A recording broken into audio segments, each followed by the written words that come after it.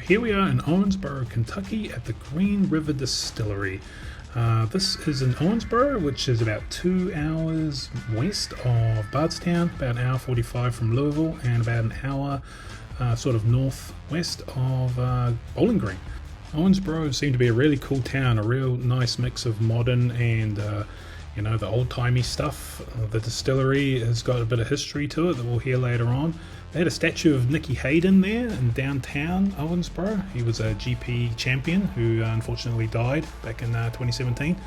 But as you can see in here, beautiful place, an event center. There was a wedding going on here tomorrow. So yeah, they had a lot of history. They had a gift shop coming up here. And later on in the video, at the end, I get to thieve straight from the barrel some wheated and rye, which you can't get anywhere else. And spoiler alert, it's fantastic. So here I'll run you through the whole tour from start to finish on the thieving tour, I guess it's called. So stay tuned.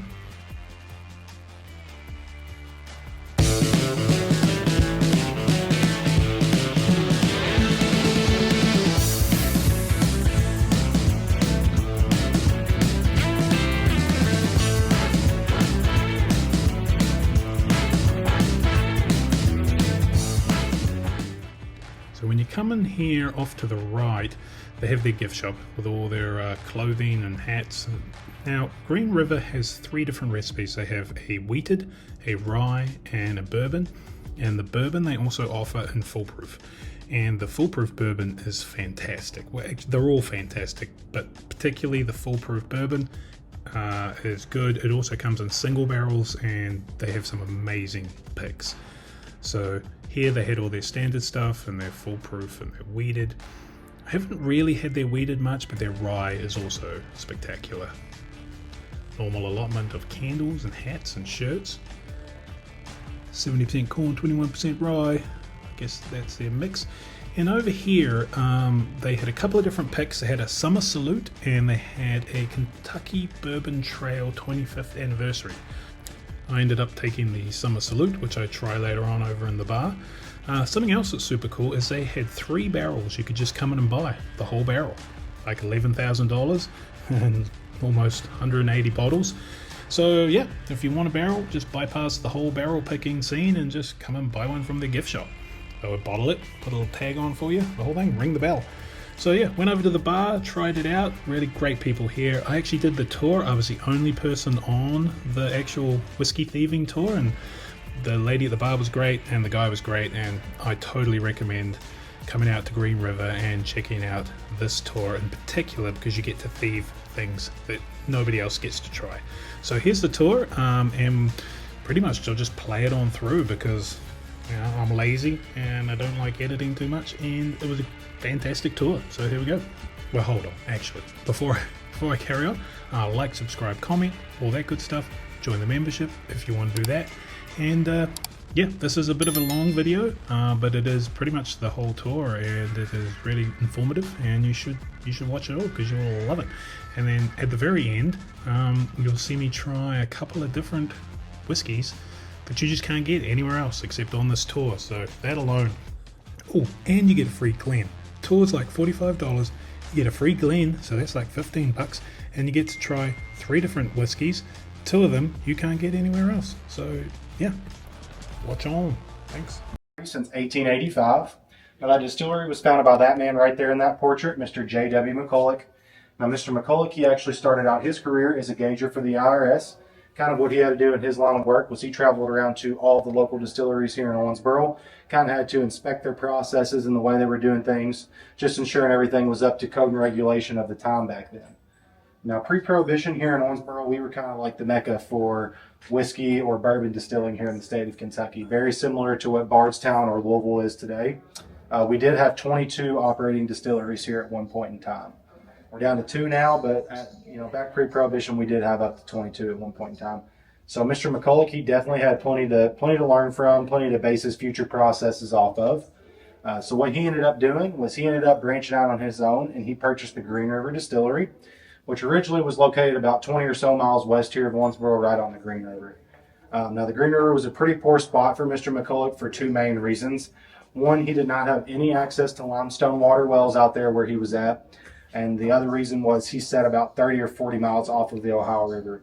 So without those limestone wells, the distillation of his product definitely did suffer because of that.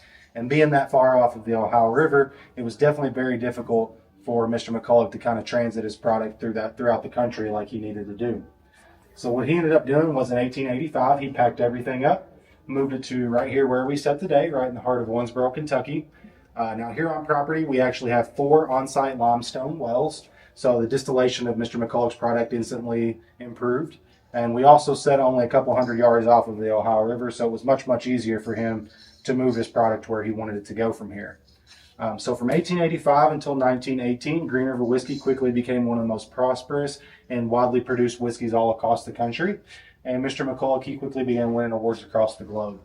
So he and Green River Whiskey, they won first prize at the World's Fair in Chicago in 1893. They won first prize at the Lewis and Clark Centennial Exposition in Portland, Oregon in 1905. And then just around the turn of the century, Mr. McCulloch thought it'd be a good idea to take his product and test his hand in the market over in Europe, which up until that point really hadn't been done a whole lot by Americans. They were still pretty much just used to like Scotch, Irish whiskey, things like that they could get from over there.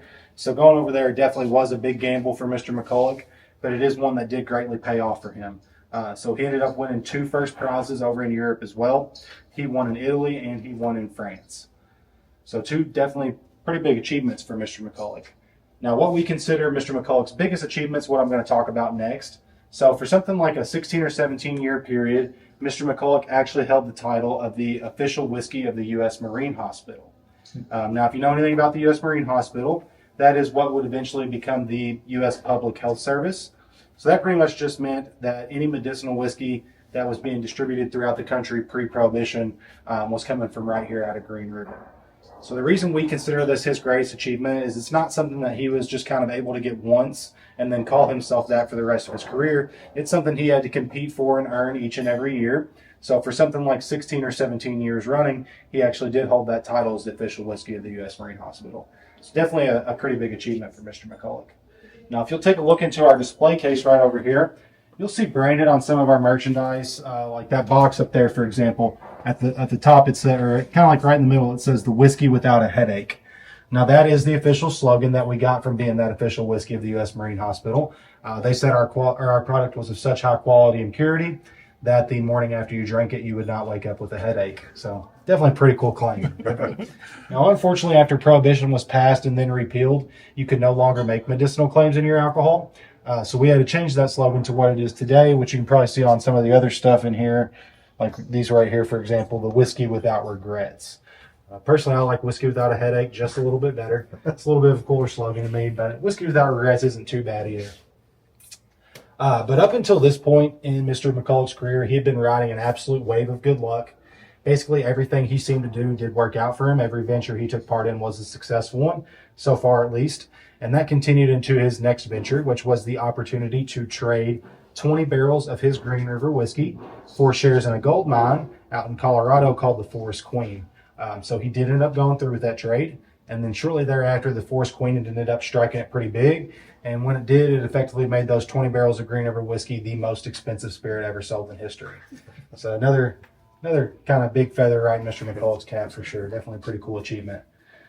Now, unfortunately for Mr. McCulloch, this is where his good luck does run out. So in 1918, at the height of our popularity here at Green River, we had a trash fire break out in one of the rail cars. It spread from the rail car to one of our rick houses. And then at that point, it just acted like a chain reaction and completely burned down the entire distillery. So we lost everything. It all burned down in just the span of about 3 hours. And by the time they were able to get a horse-drawn carriage out here with a fire cart on the back in 1918, there was just no stopping it. Once one of those rick houses caught on fire, their fire trucks today probably wouldn't even be able to stop. There's just nothing they could do about all that flammable alcohol catching on fire. Like I said, burned everything completely to the ground. All the whiskey, all the buildings, everything was lost. So the estimated value of the loss back then for Mr. McCulloch somewhere in between $3 and $4 million, which in today's money would be roughly $70 million. So definitely a very, very impactful loss for Mr. McCulloch. And sadly, it was just one he was never really able to recover from. So he did try to rebuild, but unfortunately, before he was ever able to really get going on that, Prohibition was passed. So Prohibition struck in 1920. Shut the doors of all the distilleries in the nation overnight, and it kept Mr. McCulloch from ever being able to rebuild. So unfortunately for Mr. McCulloch, he did die during Prohibition. He passed away in 1927, never lived to see a repeal, never lived to see all this kind of brought back up to its former glory. Fortunately for you guys, everything that you will see here today on tour while you're walking around was built back just after Prohibition repealed. So we reopened here in 1936 under a new name and new ownership. The McCullochs, they just didn't have the desire to be in the whiskey industry like JW did. So they sold off the grounds to a local family here in Owensboro, the Medleys. So from 1936 until 1992, we were operated by the Medleys, and we were the Medley Distillery. In 1992, Charles Medley, who was the last of the Medley distillers here on property, he decided to go ahead and cease distilling operations, and he shut the doors on the plant completely. Two main reasons why. The first is the outlook on bourbon back in 1992 just wasn't what it is today. Bourbon is a lot more popular today than it was back in the early 90s. Also, the buildings were approaching 60 years old at that point in time, so there was definitely some renovations that needed to be done to them. So instead of spending the money to fix everything up, he just decided it was in his best interest to go ahead and close everything down at that point. So that is what he did. He shut everything down in 1992, and then we sat vacant for the next 22 years. So from 1992 until 2014, we were completely vacant here at Green River. No operations going on at all whatsoever. So obviously when we purchased the facility in 2014, we did have quite an undertaking on our hands. There was quite a bit of stuff for us to do. So it took us 2 years and $20 million to get everything here back up and running again. So in 2016, for the first time since 1992, we did have an operating distillery here on property. Those first few years being back up and running again, we were fairly limited as far as how much we were producing. We were doing about 18 or 19,000 barrels per year for those first few years. So like I said, pretty limited as far as bourbon production does go.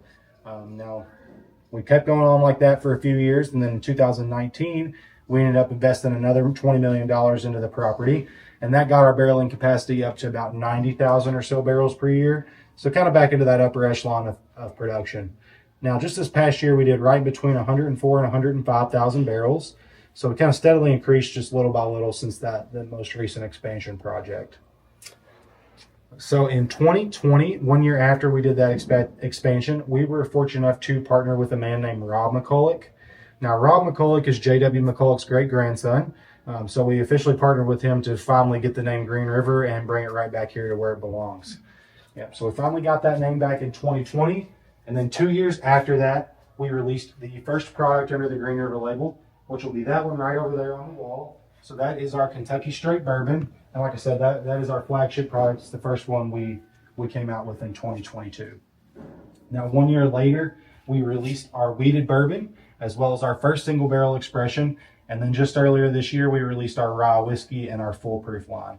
So we now do have 5 products. 4 of those are mainline products you should be able to find readily available anywhere that does sell our stuff. And that 5th product, that single barrel, it's a little bit harder to find, kind of hit and miss. We do always have some here at the distillery, but as far as going and looking for them in liquor stores, that can be a little bit more challenging. That does give you guys a complete rundown on all of our history and all of our bottles from 1885 up until present.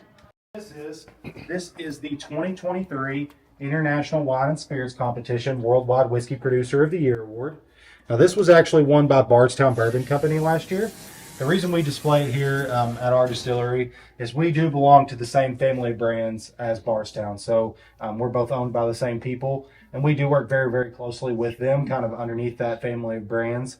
So the way we work with Bardstown, if you guys have ever been there, they're a very big blender of different bourbons and whiskeys. They like to outsource bourbons and then blend them together to create their own thing. So we supply them with whiskey or bourbon they're wanting to use for their blends, and then in turn they help us out with distribution. So that's kind of how we just work very closely hand in hand with them within that. So we do feel as if we play at least a small role in winning this award, and it really does tie a nice bow on our history. Brings me all the way full circle back around to those awards that Mr. McCulloch was winning as far back as 1893. Yeah. All I do know is the car runs. It's a Lucky House here in Owensboro. It really is. Yeah, it'll start up and go. I bet it runs just flames too.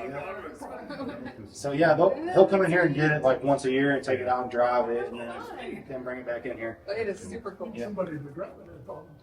I've sat in it a few times. I can't imagine it going down the road like it's like you sit on it like this and it just like it moves so far. Like, this is just a prop. There's no way this thing is actually real.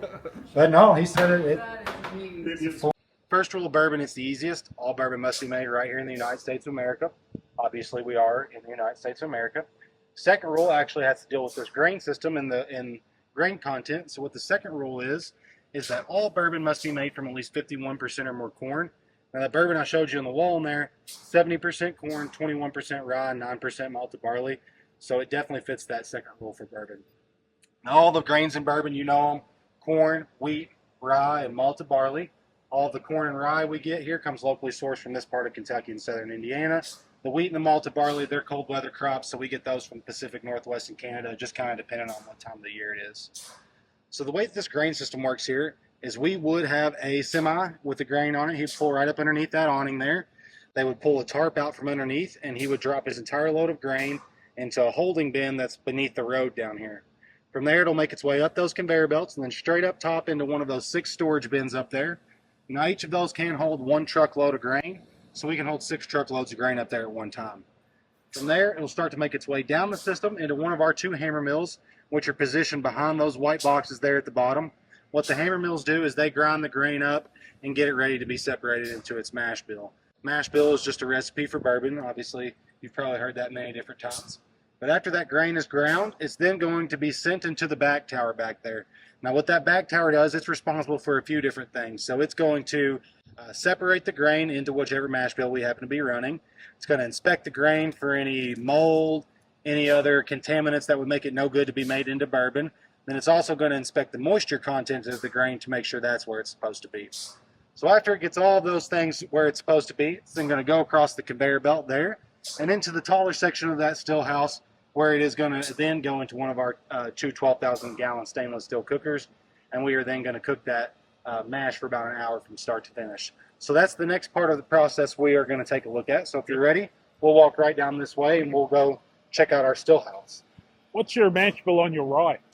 The rye whiskey, Yeah. it's a 95% rye, 5% malted barley. So it is a very high rye. Now, for me, it doesn't drink like a high rye.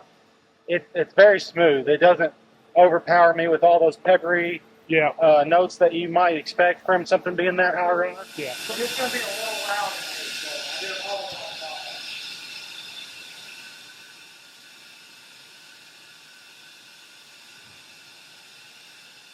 All right. So here's that big list. Obviously, you got us up there at number 10 with some of the bigger names like Heaven Hill at 1, Four Roses there at number 8. You know, some of the more popular names that you definitely probably recognize. The Fuelwood right here at number 24. So 24 is Glenmore Distillery. That's actually the only distillery besides us that's still left here in Owensboro. It's the only of those 22 that made it through. Now, if you go all the way down here to the bottom, you'll see Mixers, Angels Inn, and Bardstown. They're all part of this new numbering system. So at some point along the way, they quit going in numerical order, and they started giving them all out from 20,000 to onward. So if Mr. Medley had not renewed that distillery license for us, we'd be right here in between Angels Inn and Bardstown with some big long DSP, KY, 20,000, 30, whatever. Not near as full as out in that number 10 way up there at the top. 10 seems way better. Yeah, 10 is way better. We'll walk up these stairs here and check out the still.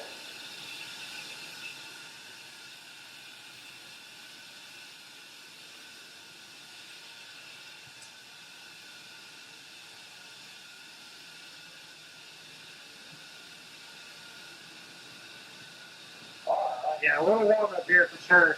Hopefully today's not too bad. It gets pretty bad here when it's hot outside. Now this building that we are in here is called the Still House. Also because of that right there.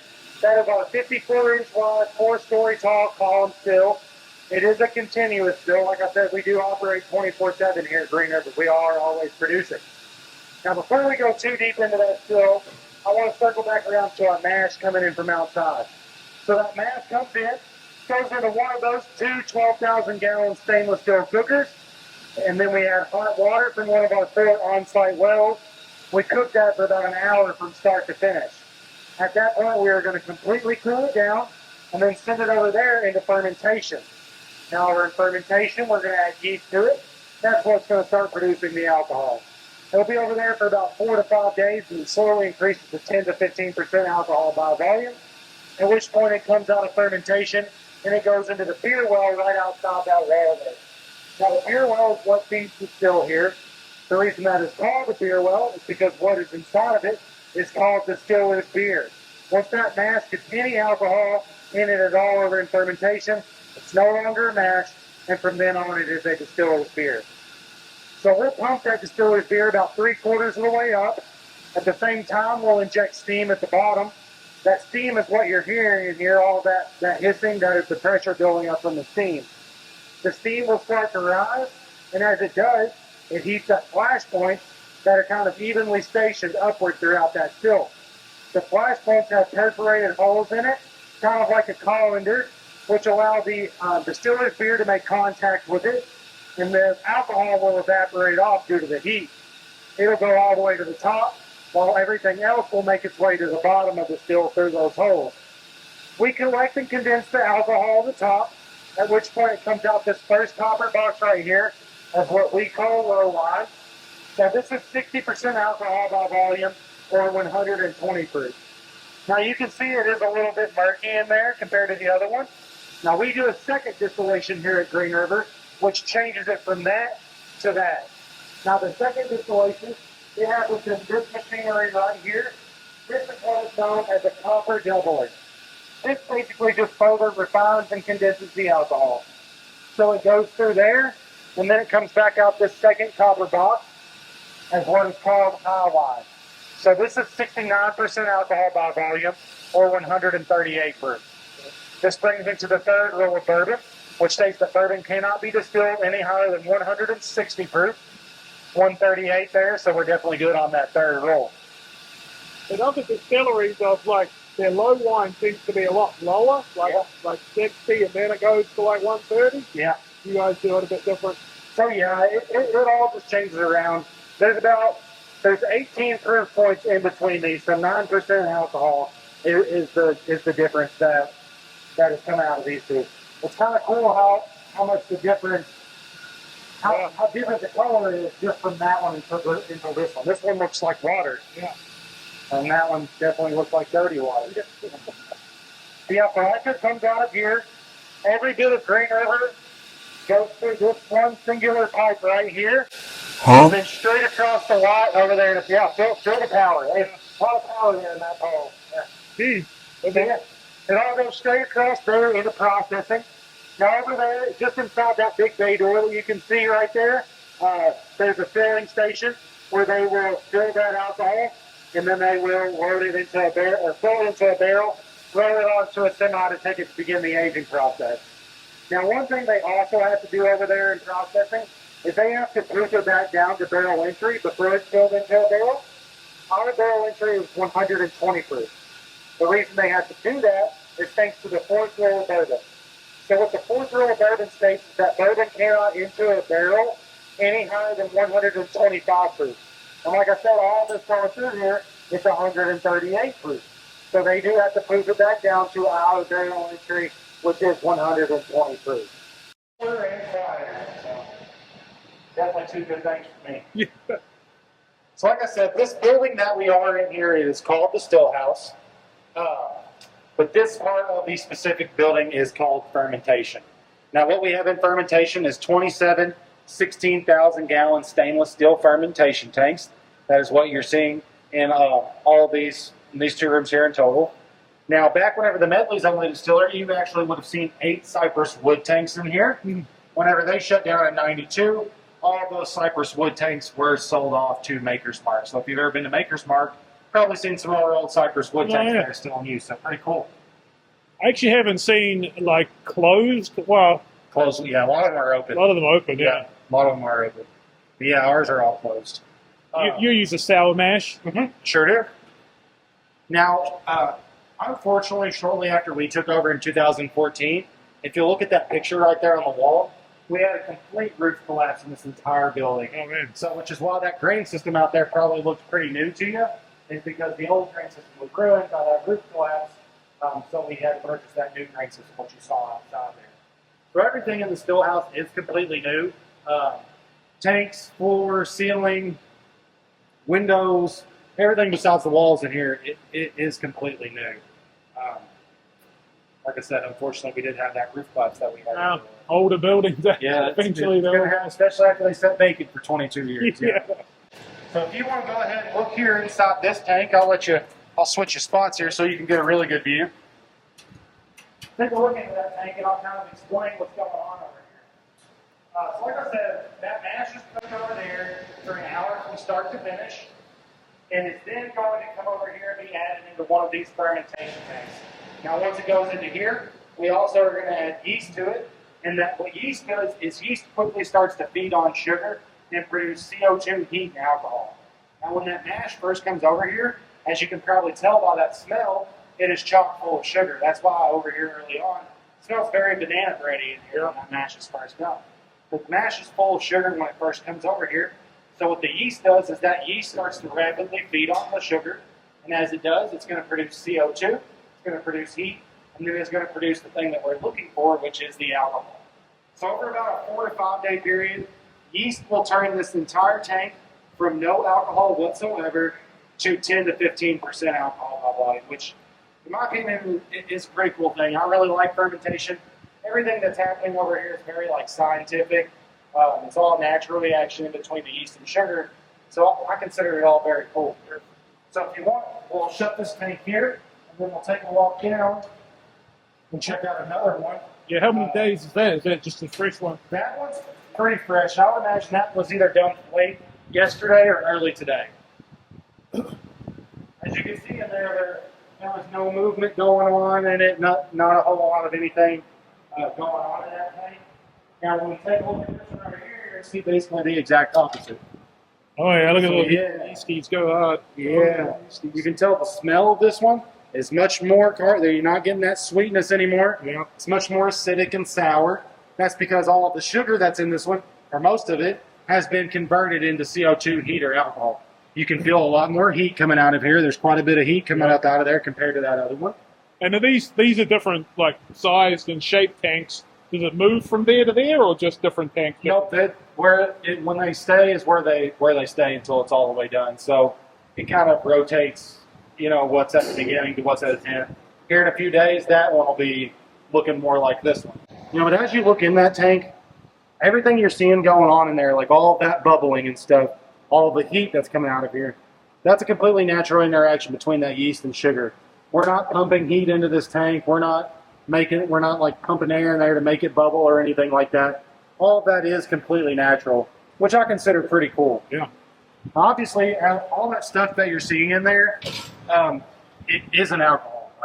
Most of it, as I said, is not alcohol. At its most, it's only going to be 10 to 15% alcohol in here, which leaves 85 to 90% of other stuff that's not alcohol, like a grain, water, slurry mixture is basically what it is. We refer to that as stillage or slop. So it's basically everything that makes its way to the bottom of the still over there, everything that's not the alcohol. So we produce roughly 100,000 gallons per day of stillage or slop. Now with that, obviously we cannot store it all here because we would run out of space very, very quickly. Yeah. So we actually do something I consider very cool with it. We give it away for free to any farmer at any time of the day can come and pick it up from us. They'll take it back to their farm and dry it out and use it for animal feed, cattle feed, things like that. Obviously, farmers are the ones that are responsible for producing the grains we need to make bourbon. So, it's good for us to give them a little bit of a kickback, give them a little bit of free animal feed. They also help us out by taking it away. Like I said, we couldn't really do anything with it. And do they take all of it? They take mostly all of it. So we do keep a very small percentage because just like you said, we use the sour mash process. So what the sour mash process means is after one of these tanks was dumped, we would clean it out really good, and then we would add the new mash to it, we would add the yeast to that, and then we would add a little bit of what we call setback. So that's the part of the stillage or slop that we keep. It's called setback. We add that to it, and what it does is it kind of acts like a sourdough bread starter. Basically kickstarts the interaction, allows for all of this just to take place a little bit quicker, happen a little bit faster. Though we have about 17 more off-site in a couple different locations outside of Owensboro here. Do you guys get all, anal with the whole, these are brick, they've got to be brick, or do you have different manufacturing types? So all of our ones here are all made out of this here, which does look like brick, but it's actually clay tile. Oh, yeah. And then all of our off-site ones are just sheet metal. like black sheet metal buildings. And they are also, all the offsite ones are also palletized, where it's not a rig, like it's not a traditional rig house. Yep. So everything's just kind of on a pallet. And like I said, these buildings are made out of clay tile and not brick. And I do always like to explain why to everybody. So back in that, whenever the Medleys took over just after Prohibition, they were looking for a way to get their product onto the market as quick as possible. Obviously, they weren't able to age anything during Prohibition or produce anything, so they were basically starting from scratch. Now, back then in the 30s, it was very common knowledge based on, or amongst all the whiskey producers back then, everybody back then thought that bourbon or whiskey basically quit aging during the cold months of the year. They thought that it wouldn't work its way in and out of the wood as much, so it basically there was no aging going on. Today, that is no longer thought of. We know things do happen during the cold months of the year now, but back then it was not thought of. So they were trying to come up with a system to get their product onto the market as quick as possible. So what they did is they built all these rick houses out of this clay tile. Now this clay tile is designed where on the inside of each piece there are 3 individually sealed air chambers, and those work as very, very good insulators. You can probably feel that cool breeze coming out of here. It's because these buildings are very, very well insulated. Now they made them insulated. They put this building right here on the ends of each one of them, which used to have a furnace and a fan in there. Then during the cold months of the year, they would have pumped hot air throughout these rick houses, essentially doing what they thought back then was fast aging their bourbon. Now today, that's not anything we use. Everything is completely traditionally, naturally aged here now. That is what they used back then, kind of a neat little piece of history. A couple more things here that I'm going to touch on at the bottom floor of this rick house, just a few more minutes of spiel. And then I promise we'll go right upstairs and we will thieve a couple of barrels. Then while you're drinking that, I'll kind of touch on the last couple of things. Is this a picked one or something, or is this a special one? Yeah, so that is a special barrel. I always do like to talk about these 2 barrels here. First thing I always talk about in the rick house. I'll start with this one. So this is our 300,000th barrel filled. It was filled on this date, April 20th, 21. I like to point out this barrel because it makes it very easy to see how we put a barrel date on all of our barrels. So it shows right here the date this one was filled. Very easy to see. Now this is actually the way that we would tell a barrel date on all of our barrels, this 21D20. The letter is going to be the month of the year. So A would be January, B February, C March, D is April. The last numbers are going to be the day, so April 20th, and then the first numbers are going to be the year, April 20th of 2021. Very easy to tell on this one. Yeah. Now here, for example, this is I-1520. That is September 15th of 2020. This barrel was actually filled the day that we got the Green River name back. So the day that we got that name back from Rob McCulloch, we filled this barrel. All the employees that were working here at the time went ahead and signed that barrel. So whenever this is dumped, these folks will all be fortunate enough to get a bottle of the first ever Green River product. So cool. Pretty That'd neat, be nice, yeah. What's your oldest? So we do have some 2016 products still sitting in here, and I can kind of now the old. Let's go thieve that. Yeah. So yeah, there is some on the back side of the rick house. We have some like MGP from Indiana that people are aging here. Right. That is about that old as well, but that won't go for us. So that'll kind of go for them. I was just talking to the lady at the bar, like, your stuff's so damn good at what, 4, 5, 6 years. Yeah. I can't wait till it gets, older than like 10. It's Yeah, going to be once we hit that ridiculous. 10-year-old, I'll be pretty excited to try it for sure. And we're only 2 years away. So Yeah. only 2 years away. Now, as we walk down here, as we walk down this, obviously this building we are in here is called a rick house. It's called a rick house because of these right here. This is what is known as a rick. Rick is just what is going to hold all of the barrels. Now, inside of this rick house, if it was completely full, we'd be looking at 5,000 barrels on each floor, 20,000 barrels in here in total.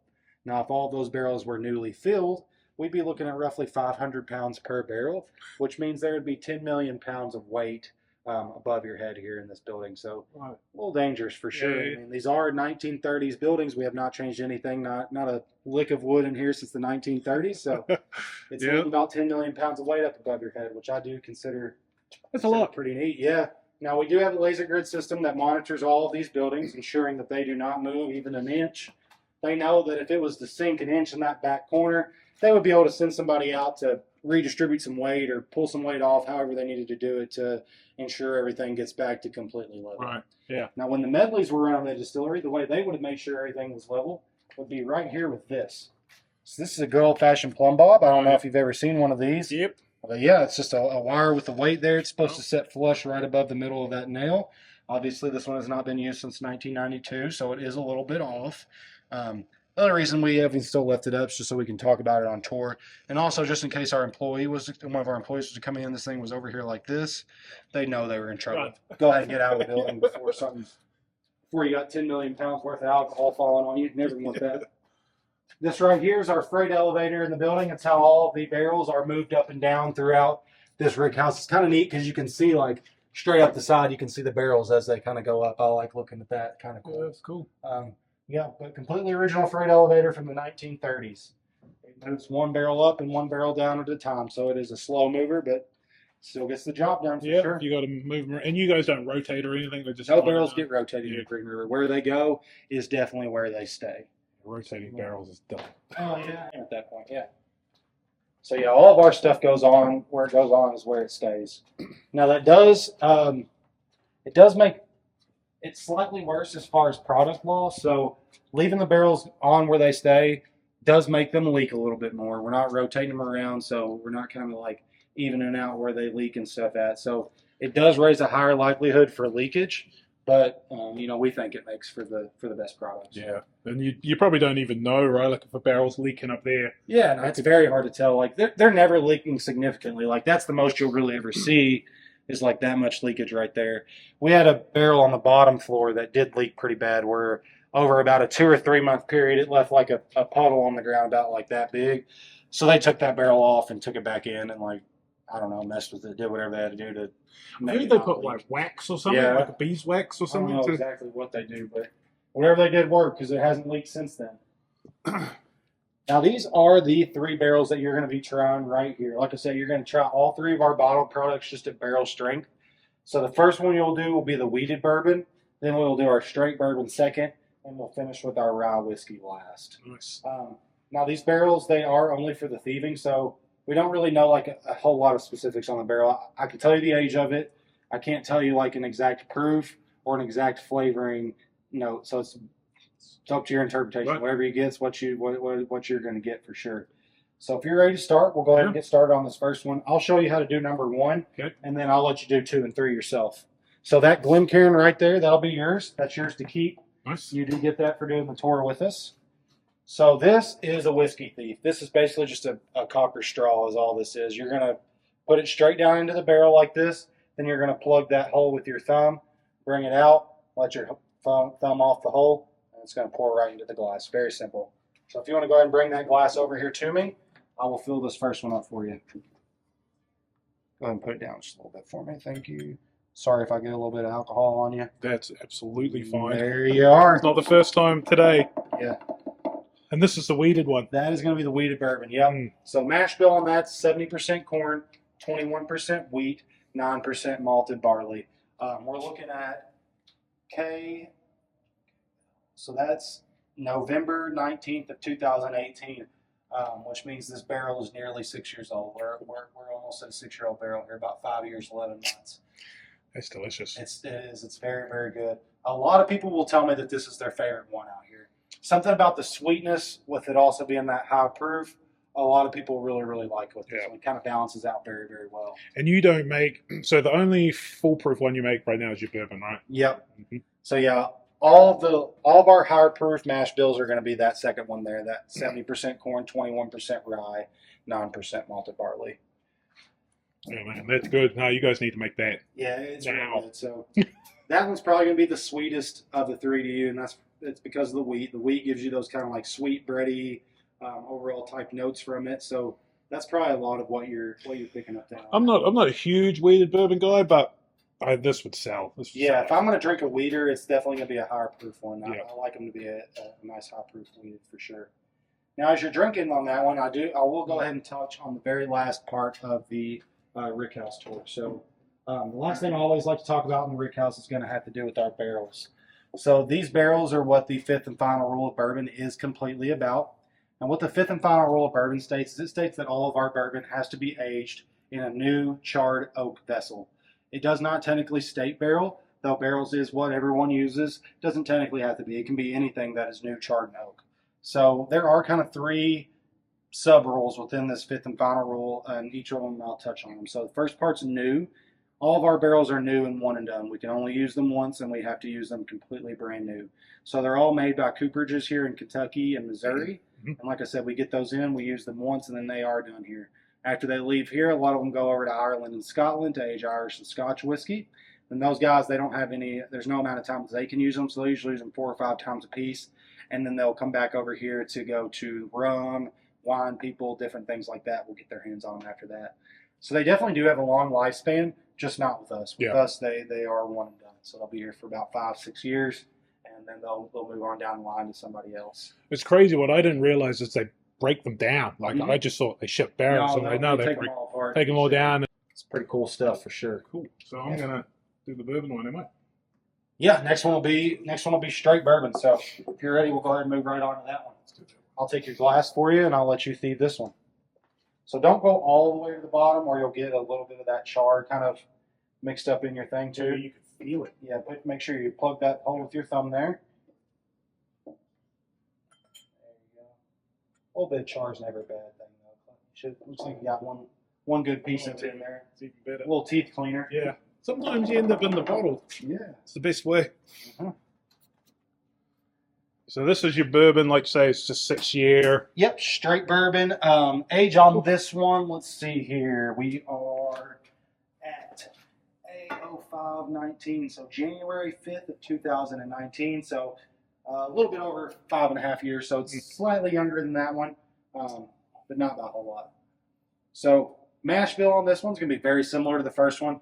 It's got the same 70% corn, same 9% malted barley. It just changes out the 21% wheat that was in the first one for 21% rye here in the second one.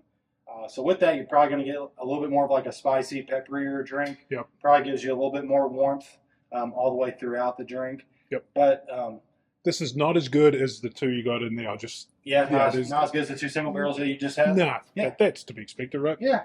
But they're all amazing. This one just has a slightly more, you probably made it slightly younger, rainier flavor to it. So yeah, both of those in there are at least 6 years old. One of them's closer to 7, so they are a little bit older for sure. But it's still real good. Yeah, still really good. I just like rye. Like the wheat's fine, but there's so much more complexity and stuff going on in bourbons with rye. I agree. I like a rye bourbon much better than a wheat bourbon. Yeah, for sure. But yeah, so very similar. First 2 barrels, like I said, it's just that 21% wheat that changes out for 21% rye. Yeah, this is what I'm excited for, the rye. The rye, you're excited for the rye. Yeah. So it's definitely my favorite of all of them out here. It's my favorite of the bottled products too, though. So this one's the oldest. I do know this one.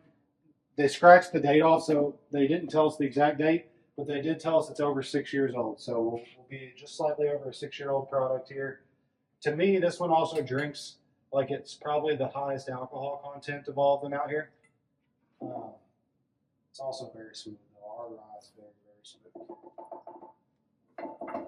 Yeah, the rye is like, when you guys brought that rye out, it was such a game changer for like, what is it, 35 bucks, yeah. I was at Bardstown where the waiter showed me that. She showed you the game? Yeah. Yeah, so with the horseshoe on the bottom, pretty cool for sure. Yeah, we show everybody that. They usually get a really big kick out of that. I've got a couple of coins, but if there's any more, I'll take some for my wife because she loves it. Yeah. Well, this is delicious. You guys need to sell this. Yeah. Can I get a bottle of this right now? I hope that's the one that we end up coming out with next is that one myself. Yeah, you can tell that one has the best color. It's like the darkest. It has such a good color to it. I think that's a spectacular glass right there. Yeah. There's nothing wrong with that glass. Nope. And like I say, that's up to like E.H. Taylor Rye's sort of, and then you barrel proof it. Mm-hmm. There's warehouse season. Yeah. That's what I'm saying. You need a tornado. Yeah, knock something down. Yeah. Green River tornado Tear it survivor. all up and charge 5 times more than we should for it.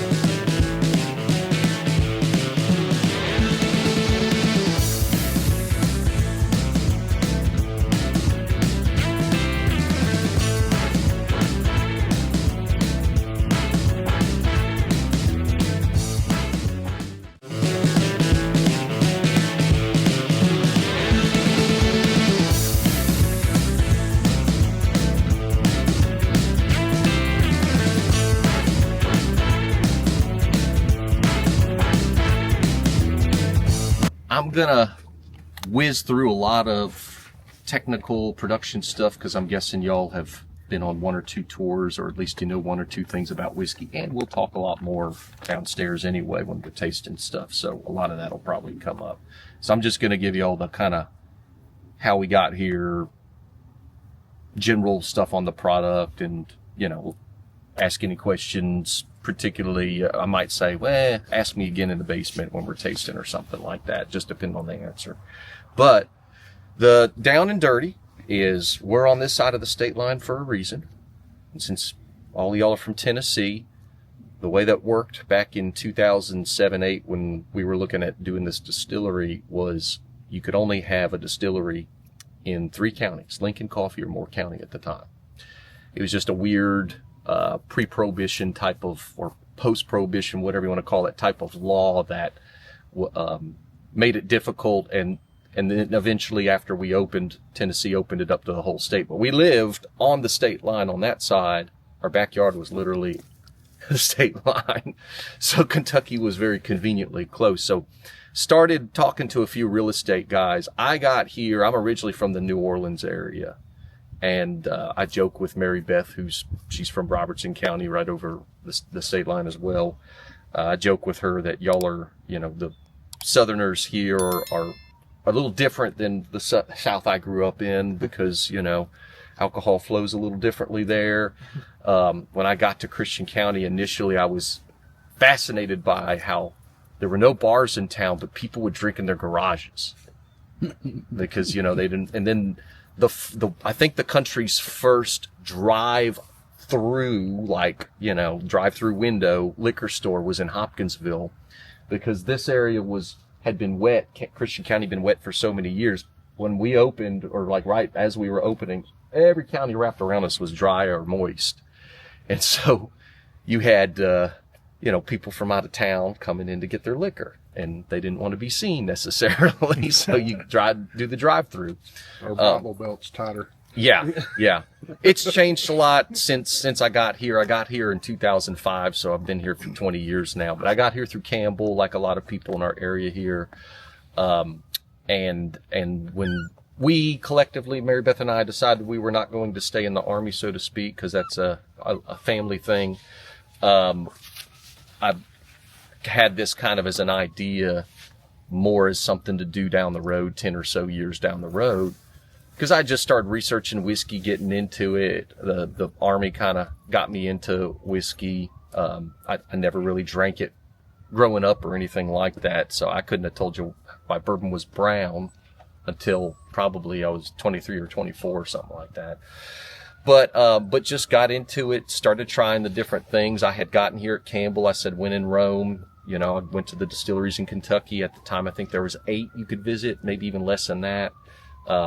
Went to Jack Daniel's and George Dickel and Pritchard's Distillery, one of the first craft distilleries. But this area was pretty bare on smaller distilleries, and it was pretty much just the big boys back then for the most part, as far as stuff you'd find on a shelf.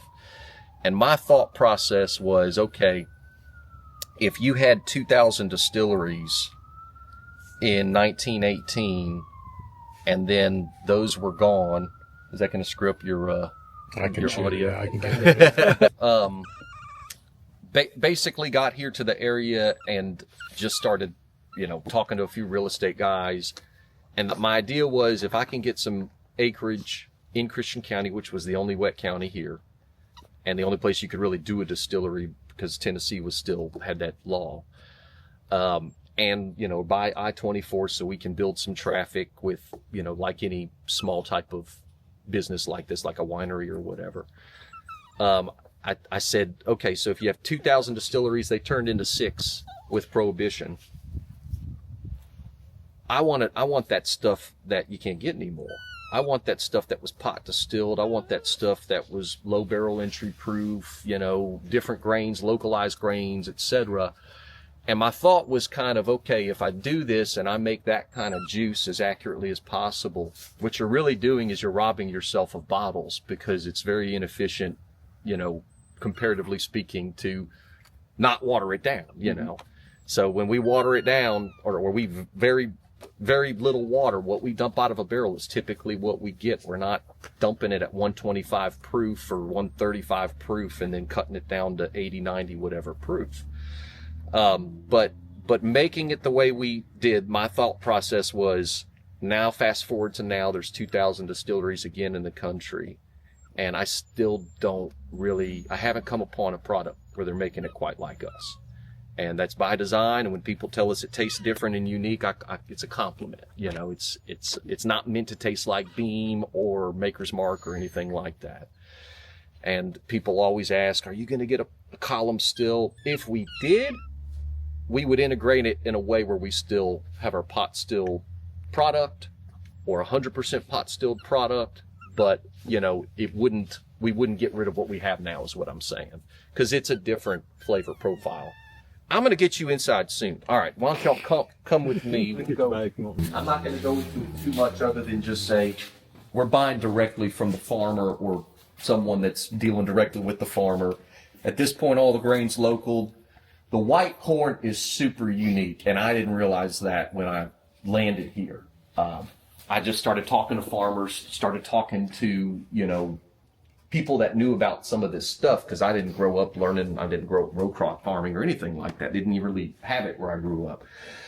And so go up to the granary, start talking to them. Okay, well, then I start looking into it and thinking about it. And this is food grade white corn. It's never been used for industrial stuff. So it's kind of unique. It's also unique just to have the type of supply because he sells it to tortilla companies and grits companies and stuff like that. So that was a no-brainer. Get the white corn. That's going to give it a distinct flavor and characteristic. At this point, all the grain, red winter wheat, rye, malted barley, it's all grown / malted in Kentucky. And we got a little sample of our dark fired corn here. I can let y'all smell. That's what we use for our dark fired bourbon. About a third of that in the mash bill. Wow. And we smoke it ourselves, hardwood smoke. It's going to be hickory, maple, oak combination. And this is probably the one of the coolest things we came up with. Yeah, there you go. We came up with everything here. If you come to this general area, particularly later August into September and so forth, you got your barn smoking with hardwood smoke, and they've been doing it here for years and years. Very unique process to that trade, as I found out over time. But basically, your smoking process that they use is kind of how we created our corn smoking process. So it's very much modeled off of that. It's a cold smoke. It takes several days for it to smoke the right way and everything. So it's something. It's crazy how that flavor profile carries over to the bourbon. Yeah. I mean, it was When we cook mash, it smells like a Waffle House or Cracker Barrel kitchen. You know, it's freaking awesome.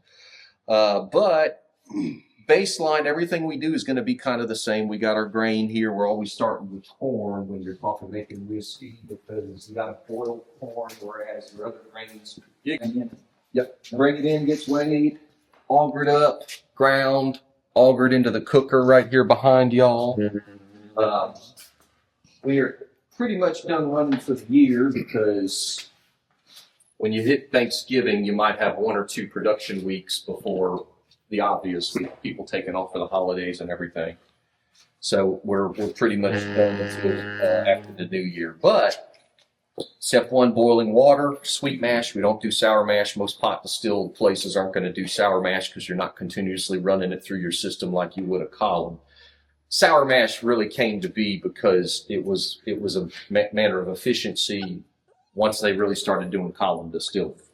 But sweet mash, it's not really a flavor thing. It's more of a, I guess you can call it just, you know, you're not carrying over some of that flavor from the previous distillation run. And since we're pot distilling, I'll explain that in a second, you're going to create a hell of a lot of flavor with your pot distillation process. So 600 gallons, boil water, corn goes in. It's grits corn. It's basically a big vat of grits when we throw that in there. Boil that for about an hour. Afterwards, we're bringing the temperature down. We hook up that pump with these tubes right here, and we've got a jacket around the tubes, and we'll just pump it for 30 minutes or so, cool it down to our 170-ish 5 world where we'll throw in the other grain, whether it's rye or wheat. We don't do a regular 4-grain mash bill. It's either going to be rye or wheat in our mashes. And then bring it down again at 150 or to 150. Once you get to 150, you're throwing in your malt and you're letting it sit for about an hour to get all of your stuff converted. And it's the same process whether you're making bourbon, rye, whatever. It's corn first and then followed by the other grains and then your malts last. So when we do our malt whiskey, it's like a little bit of corn, some rye, and then a whole bunch of malt afterwards. And it's all done out of this one? Yeah. So as far as the cooking process, once we get it down to 85, after same thing, we'll just chill it down. It's step by step. Once we do our final sack rest for an hour, then we're just chilling it down to 85 degrees. Goes into there, nothing to really see in there right now, but open tanks. But we will send it in there and it'll be fermenting for 3.5, 4 days. That is climate controlled so that, we keep it happy essentially. If we get bigger fermenters ever, then we'll probably chill them on the outside and this whole thing will be opened up.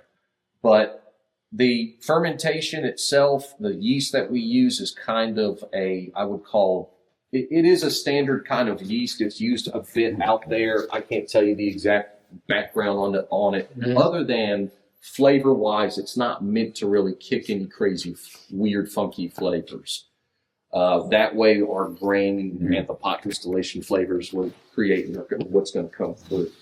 So after fermenting for 3.5, 4 days, then we go to the most important step, and that is this pot still right here. I say it's the most important step because if you go to a distillery and you see a column and they run their stripping run through a column, and then they run it through a pot, it is not going to have that distinctive pot distillation characteristic you get. And here is why. Because you're taking your 600 gallons of now fermented beer, 11, 12% alcohol, putting it in here, turning this on. It takes a couple hours for it to heat up to distillation temperature. And then you'll be squeezing juice off for approximately 4 to 6 hours. But what happens is with the column, you're rushing that mash through with that beer, running it through, and within a matter of minutes, it goes through the process and it comes out the back end white dog, and then your water and grain pretty much separated out. This guy is cooking with all the grain in the system, and you're cooking it over a period of several hours. So you're going to create some distinctive flavor characteristics that you just don't get with column distillation. I call them, and really what sings in our juice is those dark fruit flavor characteristics you get, particularly with our bourbon. And rye, it's in there with the rye too. But basically, you're kind of just slow cooking that, and it's going to build those characteristics as well as it's going to have a little bit more mouthfeel and viscosity that you're kind of building that will carry over on the final run as well. And that's another distinctive thing that you tend to get with even if you taste our white dog, there's a little bit of this creaminess that coats your mouth, and it's from this guy right here, the stripping still. 600 gallons will get turned into about 135 gallons-ish. And then we'll do another one behind it. So now we've got 260 or 70 gallons to work with. Put it in that 300-gallon still right here. And this is the easiest part to me. I mean, I say it's easy because it almost is foolproof, the way it works. This guy, you got grain in there, something goes wrong, and you might be diving inside to clean it. So this is more of a pressure point. But once you get to here, you've got 4 times the amount of alcohol that we had in that guy for one run in this 300 gallons representative in the 300 gallon stills. Twice as much alcohol, half the size, so it's really 4 times the amount of juice in there. You turn this thing on, and it feels like 30 minutes later, it's ready to put juice out. We're going to put our low wines in there. We're going to put some heads and tails, which I'll explain more distinctively here in a second. Goes in there for 300 gallons. And basically, when you turn this guy on, you're just watching your vapor up there. And when that starts walking up, that's when you're going to have juice out on the other end. What happens with distillation? Well, distillation, we're going for ethanol. That's the good stuff. But there's also methanol and acetone and other things that come from your production process. It's in your column distilled juice, a certain amount, and it's even in our juice. But the beauty of a pot distillation finishing run is that very first stuff that runs off the still for about 5 or so gallons for us for a few minutes. It's going to be a sweeter characteristic and aroma. It's going to have a lot more methanol and that acetone in it. And we can separate that out, and we don't put it into the center part, the hearts, if you will. That'll be, like I said, 5, maybe 7 gallons. And then we're going to run about 110 or so gallons of White Dog. The proof it comes off this still, I don't feel like it matters. And what I mean is a lot of people ask, that's why I'm bringing this up. A lot of people ask, what proof does it come off the still? That's kind of a loaded question if you don't know that when you ask that question, and particularly with a pot distillation situation. And here's what I mean. The juice coming off of this at the beginning of the run is like 160 proof, which is right there at the line for what whiskey is, or straight whiskey. It's got to be distilled at or below 160 proof. Luckily, it never goes above it. It always will start that, and we're pulling it for heads anyway. It's not even real product. Then it'll be, call it 155 to 157. It'll hang there for a minute, and that's the first of the hearts that we're pulling off. It'll walk all the way down to about 115 proof, and that's usually, we do our last cut around 117, 118. And really what we're trying to do is avoid carrying over a certain amount of the cloudiness and other non-ethanol components to a point to where you start getting, things in the actual spirit. But we want to carry over as much flavor as possible. So that's why we bring it all the way down to that proof. It's a lot of flavor on that back end. That's really where all your flavor is from your product. Before that, it's much lighter in character. So you put all the hearts together, it ends up being about 142-ish, 145 proof in that neighborhood, somewhere in that zone. That proof really doesn't matter that much. It's just what the gross proof is of all the juice coming off. We'll run another few gallons of tails, about 40 gallons. And then those heads and tails will go back into the next run. So not wasting any alcohol. This guy right here seems like he's so easy to run. It runs real quick in a few hours. That alcohol just wants to come out. And so that's the easy part. Again, this is where your problem might happen right here. How do you pick your tails? Just by smell and taste? And well, what we did for each product, once we were running exactly like I've described here, is you actually pull samples through the run, and you can line up these samples, and you will see at what proof it starts to actually get that fogginess in it. And that's why it's usually around 115. We back it up just a little bit, 117, 118, to keep any of that out. But basically that's stuff that'll get in there and make it look cloudy, and you start having flavors you really don't want to carry over at that point too. Mm-hmm. It's just an old moonshiner's trick. You line up your bottles. The real easy way is you go home and then you come back the next day and they're lined up, and they'll be even cloudier after sitting overnight, especially if it gets cold or you're basically giving it the chill haze, if you will. So that is the end of the distilling style. Mm-hmm. RO water in here for proofing down. We'll proof everything down from that 140 something down to about 105-ish is our barrel entry proof world.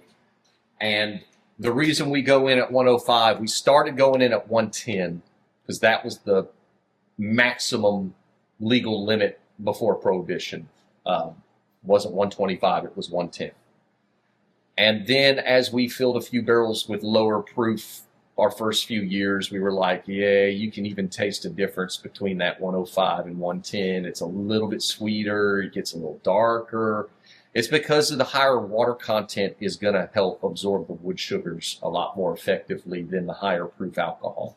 And little side story, the government, the reason they knocked it up to 125 is because going through Prohibition and then World War II, which was basically Prohibition round 2, They ended up asking the government, lobbying the government, can we raise the barrel entry proof so that why you can make more whiskey with less because you're putting it in at a higher proof, and then you can cut it with water on the back end.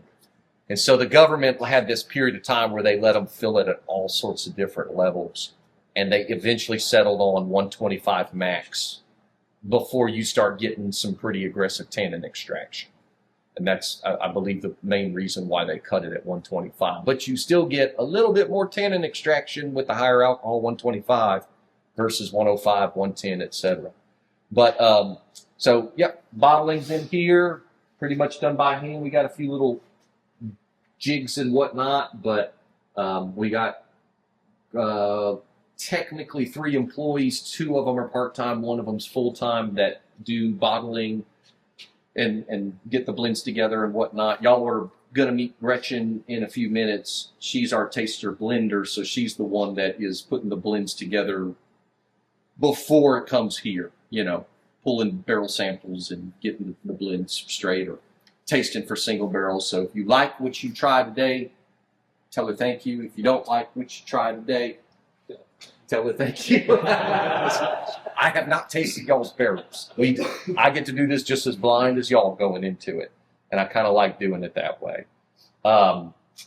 But any questions before we go to the fun warehouse? We won't be there that long because we're going to be drinking whiskey in a minute. No, all cold. That's what our production in here can do. So we're set up for a minute. I'm not going to need to build a new distillery for a minute or 2 or get a bunch of equipment. But that was how we did everything with the warehouse, as we wanted it to be sized accordingly to this guy. Yeah, that's good. And then the scaling's really hard too. Once you get too big, it's really hard to keep pot stills burning and all the rest, I'm guessing. Yeah. The problem is, once we buy some barrels and get all these people interested, and We're it's going to have to make more. Yeah. There's some fun things in there. That's Mary Beth, one of her little side projects. Pet project. Yeah, so you'll take a look after you do your tasting. So I'm assuming Mary Beth is your wife. Correct. The MB Roland. I'm a horrible tour guide. The MB Roland is Mary Beth Roland, her maiden name. Okay. And the reason why is I like to say, He didn't want to have the Tomaszewski distillery. I didn't want to have the Tomaszewski distillery, and I didn't want to try to name the distillery off of some historical figure that we have absolutely no connection to whatsoever. So I didn't want to go buy an old trademark or, try to find some background on Jedediah Sutherland, the local distiller that made whiskey once, and he's our inspiration. Yeah. Some church that burnt down and barrels got basically magically burnt from the inside only. Yep. Well, I went to, Heaven Hill. And I'm not trying to talk shit about another distillery, but it is a big boy, so they're not going to hurt from it. But Heaven Hill, when I went to their first tour I did at their place, this was like in 2007. They sat me down in this room with a few other people before the tour, and not even a flat screen, big TV on a cart. And they turn on this video, and it's like this whole thing about how Elijah Craig had his barn catch on fire. It charred the inside of the barrels, and then he used it for whiskey, and that's how bourbon came to be. And I'm like, how the hell did that happen? Like, they showed on the video and everything, your cheesy historical guy dressed up like Elijah Craig and everything, looking at his burnt up barrel. I'm like, did he take the lids off first? How did this happen? Yeah, some fucking bullshit out there. What did Gaffigan say? Bourbon's got to be 51% corn, 49% bullshit. Yes, that is 100% true. There's so many stories of how bourbon. If I can get in here, this turn on. The beautiful And harvest on the side of the Rick House. Oh yes, that mural. Yeah, Oh, the mural. beautiful. The mural. Beautiful. All right, come on in. Mural. It's like, I used to. Nice on Sunday or almost afternoon. Yeah, 2 minutes. 2 minutes. And the Titans are about to lose to the Browns. Wow. I think the way it happened, because I've done so much research and talked to so many people through the years on, is there a bourbon origin story? And there's really not anything you can truly historically point to and say this was it. But like when you think it through, all of your settlers, if you will, in Kentucky initially were actually war vets, and they were getting land claims based on their time in service. A few of them got it on French and Indian War, and then of course Revolutionary War, same thing. And these guys were setting up homesteads, and a still was part of that process because you were using your excess grain. You were going to be able to sell it. It was medicinal, Guess it still is, kind of. Just can't say it. But he, they'll set that up. And the closest example you can kind of watch or observe is Jacob Spears and his son Noah. And I like to point to Noah because he was the second son, and I'm the second son. And Noah basically was quarterback for his distillery and eventually turned it into a full-fledged operating business later on. But he actually took the product down to the river, rode it down to New Orleans multiple times, rode the damn horse back up, the Natchez Trace and all that good stuff. And basically, the stuff would go in a barrel, and they probably accidentally or they just gave it an extra toast or something to give it a little char. And as they are seeing what it does, and as they send it down to New Orleans, that's where you kind of create this dynamic where everyone just starts copying everyone that's successfully sending it down. And so you just have this bourbon whiskey getting floated down to New Orleans. I still don't know what the name came from. All right. So product wise, our stuff is dark. It is not amber. It is red or brown. And that is because it is non-chill filtered, unfiltered when it comes to, some of the stuff that's in there. And because of what I told y'all earlier, lower barrel entry proof. It's going to absorb those wood sugars more aggressively. And these are wood-fired barrels. Now, I don't think that has anything to do with the aging speed or process, but what it does have to do with is the flavors that come, and it's that pre-prohibition style because they weren't doing gas fire back in the day. It works for food. I think it probably makes a difference. Kelvin, who we buy our barrels from, they do wood fire over the white oak scraps that they use to make the barrels. So they're using white oak to char the white oak barrels, which is kind of cool. Other thing that I'm sorry, can I? So you're saying, Kelvin barrels are actually like wood fire charred? Is that part of what makes, the Kelvin barrel has a little bit of a mystique to it? You hear somebody say it's aged in a Kelvin barrel. Yeah. That's kind of a big deal, but is that what is making the difference? Yeah. The fact that they're actually doing it from a wood char versus a gas fire? More authentic. Yeah. Yeah. It's just, less industrialized, truly hand done. Let me pull up a fun little video for you. It's fun. We keep learning little tidbits here and there. Tidbits about what make the cooperage really seems to be a big piece. It's a huge part of it. The distillate, it's got its own side to it, but the cooperage and how they choose the staves and how they age the staves and then how they char the staves, it all just... It's not on a conveyor. They sit it on top of your charcoal chimneys. Wow. And That's wild. They let it char for, roughly a minute, 50 to 60 seconds to get that number 4 char. Is that what these are for? Yeah. Char for? Yeah. And pretty much everyone's using 4. There's some using 3, there's some playing around with 1s and 2s, but there's an effing reason why number 4 char is the reason, or is the one everyone uses, because there is more wood sugars caramelized. There's more charcoal created for the spirit to kind of filter through. it's going to be bolder in flavor. So that's kind of what, you know, bourbon has become to be, is that classic number 4 char. Number 3, to me, we've done some barrels. You can't taste a huge difference. It's not enough worth playing with. I thought about, well, okay, maybe if we put a few number 3s in our blends, it'll help it be, I don't know, just a little bit more distinctive, and it's not enough to really matter. But the one thing I'll point out is this warehouse. Now, this time of year, we close it up, but when we open this door up, especially on certain days, it'll be like a wind tunnel in here. And so if you go to your big distilleries and you see those giant warehouses, what ends up happening technically happens here too, just very minimal. But when you put these barrels together in a space, you're creating an artificial microclimate with those barrels. And so the bigger the stash of barrels, if a warehouse is 50,000 barrels big, the more it's going to slow down those interior barrels.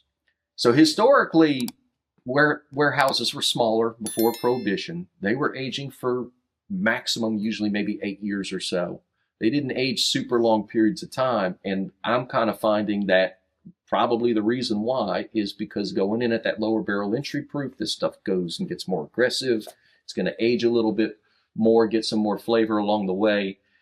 But our angel share loss is higher typically because we don't have that artificial microclimate going on. So these barrels age pretty consistently, not completely. There's going to be variation, and half the time that variation might be the dang barrel itself, the wood, the tree, how old was the aggregate of the tree that was the staves, what type of tree was it, you know, sandy soil, was it a certain mineral content in the soil, was it a rocky soil, etc. All of that stuff to me plays into it.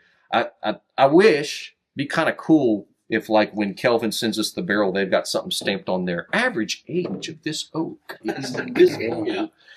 Wood was harvested from this location. It'd be kind of cool, you know. And I know that places have done a lot of playing around with that, but what I've learned in 17 years is, as long as you've got a good supplier for barrels, that's your biggest concern, and a consistent supplier.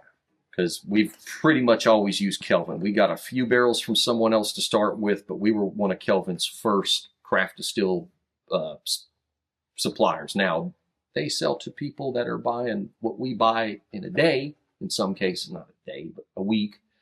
What we buy in a year, they buy it in a week, but we have been with them for quite some time. And I think we were probably their first Kentucky distiller. Could be wrong. So how many barrels are in here? About it's in the neighborhood of about 1,800, and it'll fit about 5,000. So we're good for a minute. And like I was telling y'all, I mean, until we start running 600-700 barrels a year, I don't need to worry. And even then, we got time on our side. It's going to take several years for it to kind of walk into max capacity. And I never really wanted to make a crazy volume of product. I mean, I feel like our juice is good, our blends are consistent, or being good, you know. So it doesn't take many barrels to put a good blend together. You know, most of our blends are maximum 15 barrels. You probably look at what you've got aging and think, man, I never thought we'd get to this point, right? Well, I do remember early on, like, thinking through having barrels aging, and yeah, this is definitely a different level compared to first started. You'll notice the two sizes. The 25s, we really don't fill a whole lot of those new anymore, and the reason why is they cost the same as a 53, really like $5 or $10 more.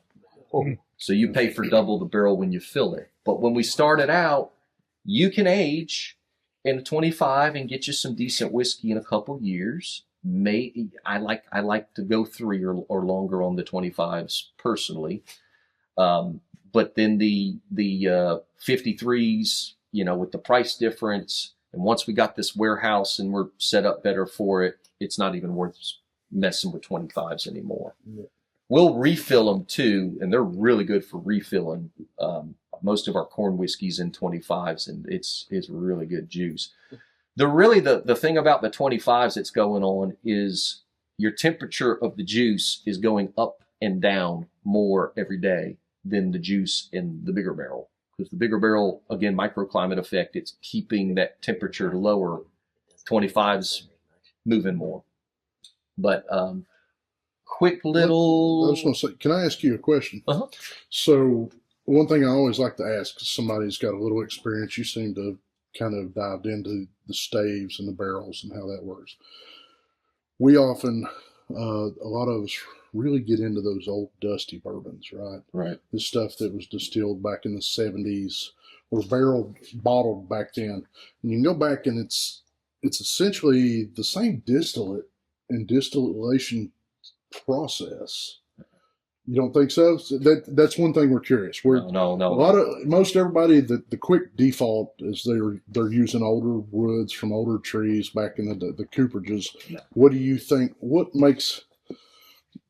And we'll throw out say like a 8-year wild turkey. Right. 101. They've been doing that one for quite some time. But you go back, crack a 1984 bottle versus what they're putting out now, and it's dramatically better by most people's standards. There's a difference. It's a few things going on. And that's the problem with whiskey. There are so many effing factors. It's hard to know which one is the real one. Okay. But I've had these discussions and I've tried some of this juice you're talking about. Now, I will say this, first and foremost, everyone has been making their juice the same way every day, every year. Since they started, or since, Jedediah Beam started the distillery 600 years ago. That is what everyone says. And that's part of that 49%.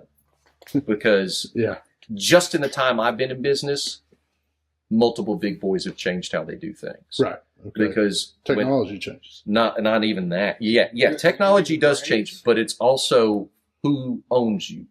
When Suntory bought Jim Beam, they changed a lot, including at makers. And so when someone buys you and acquires you, or someone, or frankly, you're just doing business, I mean, they look at stuff on a spreadsheet and they say, well, let's do it this way, because if we make this one little tweak, we'll save this much money and we'll get more whiskey on the back end. Okay. So barrel entry proof. Wild Turkey's probably the best one that hasn't changed a whole lot, but I do know they went up in their barrel entry. They did, proof. yeah. That's what I'm saying. So that's like 108, and now they're like 124 or something like that. The other thing that really doesn't happen, and it's because y'all are standing here, the bourbon boom has made it to where it's so popular, and it became so popular so quick in the grand scheme of how long it takes to make whiskey. That, back then, especially the 70s and 80s, the whole industry was sucking. So they're throwing probably 12-year-old barrels in that shit. And it's part of the blend. It's a good part, yeah. And so now, they've either gotten rid of age statements, or they've changed what age of juice they put in certain blends so that they can create more product. At the end of the day, you're running a business. Right. We're running a business. It's just that we're not trying to sell the volume of product that they are. And the difference is if I'm trying to fill 300 barrels and I want to tweak one little thing, I'm not going to save stupid money compared to their 50,000 a week. Yeah, exactly. So it could be the wood as a factor too, but I will say this, the best thing about white oak is it's a dominant weed. If you let a forest take over and just go in Kentucky or Missouri, it's going to turn into a white oak canopy forest. And so it's more about maintaining those, which they have a very specific way of doing that. I mean, it's in their best interest as the coopers, and even in our part of the industry, there's factors to kind of work on that and to see forward 100 years, essentially, because that's what you're doing. When you're planting with white oak, you're planting basically 100 years. Mm-hmm. But, the barrels themselves, it could be how they were constructed too. Maybe they weren't gas firing back then too. I don't know. Could be quality of grain. Well, it could be change in grain in that it's more industrialized. Mm-hmm. Yeah, they put more. Yeah, there's got to be a certain pesticides and right, of making it more sustainable. Back then, they weren't as. Like if you see number 2 yellow dent corn growing in the field now, It's about 8 feet tall. Every ear of corn is the same size for the most part. It's nice and big and full. If you go and get that corn out of the field and try to boil it or grill it and eat it, it has the texture of pencil erasers because it's so heavy on starch. It is made for starch, so it can be used for corn syrup. It can be used for ethanol. And there are distilleries using that exact same corn in their juice. I don't know how long they've been using that corn versus less industrialized stuff, so that could definitely be a factor. Yeah, our stuff grows in the field, and it's like 6.5 feet tall, or white corn. The ears are different sizes on it, and the yield is lower. But that's just, it hasn't been messed with. It More hasn't natural feel to it. Right. And you can eat it because it's grown for food. It's all it's ever been grown for. It's never been used for anything else. All right, y'all want to go taste some stuff? Yeah. So that was the tour at MB Rollins. That was amazing. If you're ever in that north of Nashville area, up in the very southern bottom of Kentucky there, definitely stop at MB Rollins. It's worth it for the tour. Even just driving through, man, I would definitely go pick up a bottle of pretty much anything they've got, but some of their older stuff, 6, 7, 8 years, is just absolutely magic. I'd say the only downside of this video was there wasn't enough Frank, so I just had a bit of Frank here at the end. Thanks everyone for watching. Thanks again for Paul and Gretchen at MB Rollins, and join Smoky Mountain Bourbon Society to get the down low on when this bottle will drop, or become a member of House Bourbon. Thanks again for watching, guys, and we will see you next time.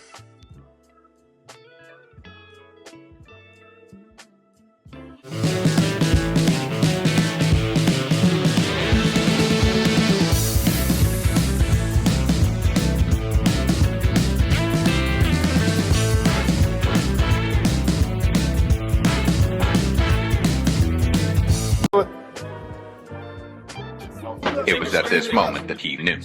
He fucked up.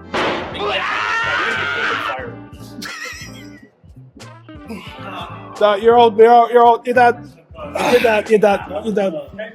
Just put it down. Yeah.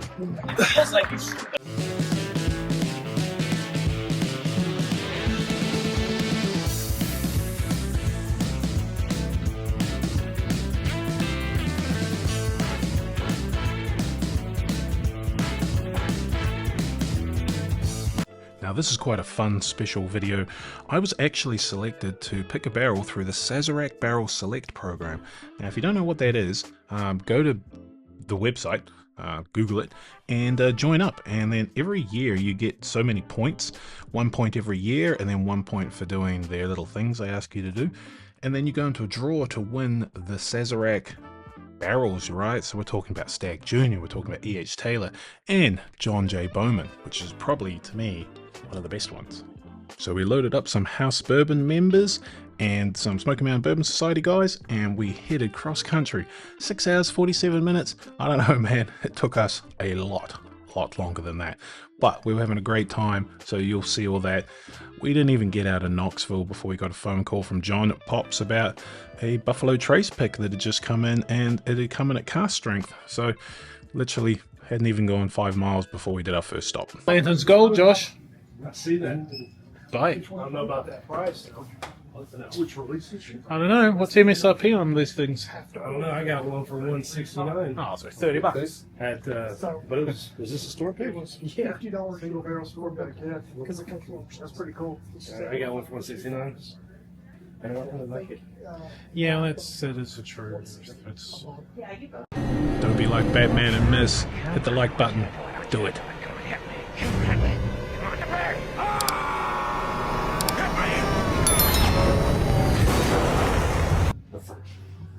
Just a quick run. So it looks like Buffalo Trace is now giving them. So before, when you did a Buffalo Trace pick, it just came at 90 proof. I think so. Yeah. I mean, it's, He did the edge. and they did the same thing when they had the Black's Gold. Those came in at barrel proof. Wow. The samples. This is our 7-hour journey, and we've made it 12 minutes. This is a worthy diversion. This is a very worthy diversion. Well, if we start driving, where are we going? Mark gets in the car and says, "Come on, let's go." I said, "Don't tell him."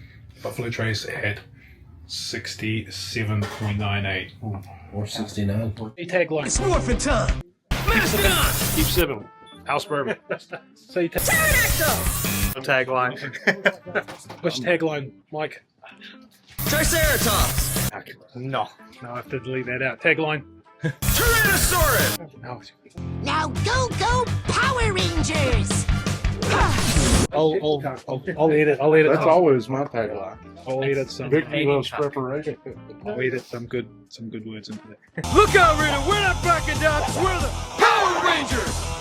So here's the wagon. Look at this speed demon of speed. Woo! I think it's 18. 18. Should brand it up 18. Well, I don't know if these come with a Hemi there, Josh. It's not a shit stang slow, bro. It's not a shit stink slow, bro.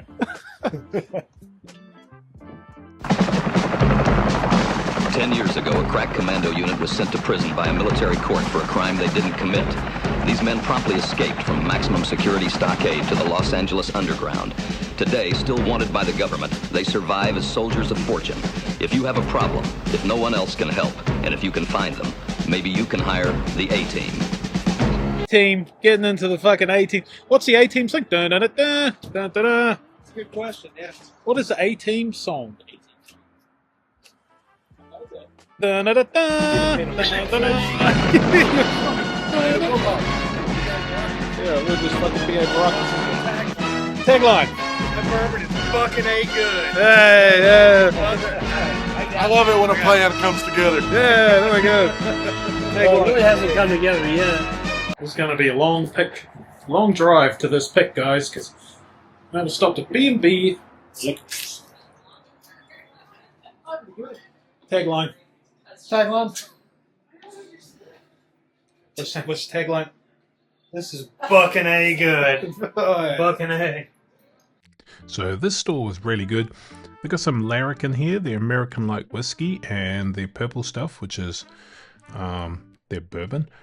Some of my favorite bourbon from Larrikin was actually a high wheat rye and a beige thing, which wasn't a Kentucky distilled bourbon. It was actually from Florida, but still really good. They had some picks over there, and then behind the case they had some really good stuff here.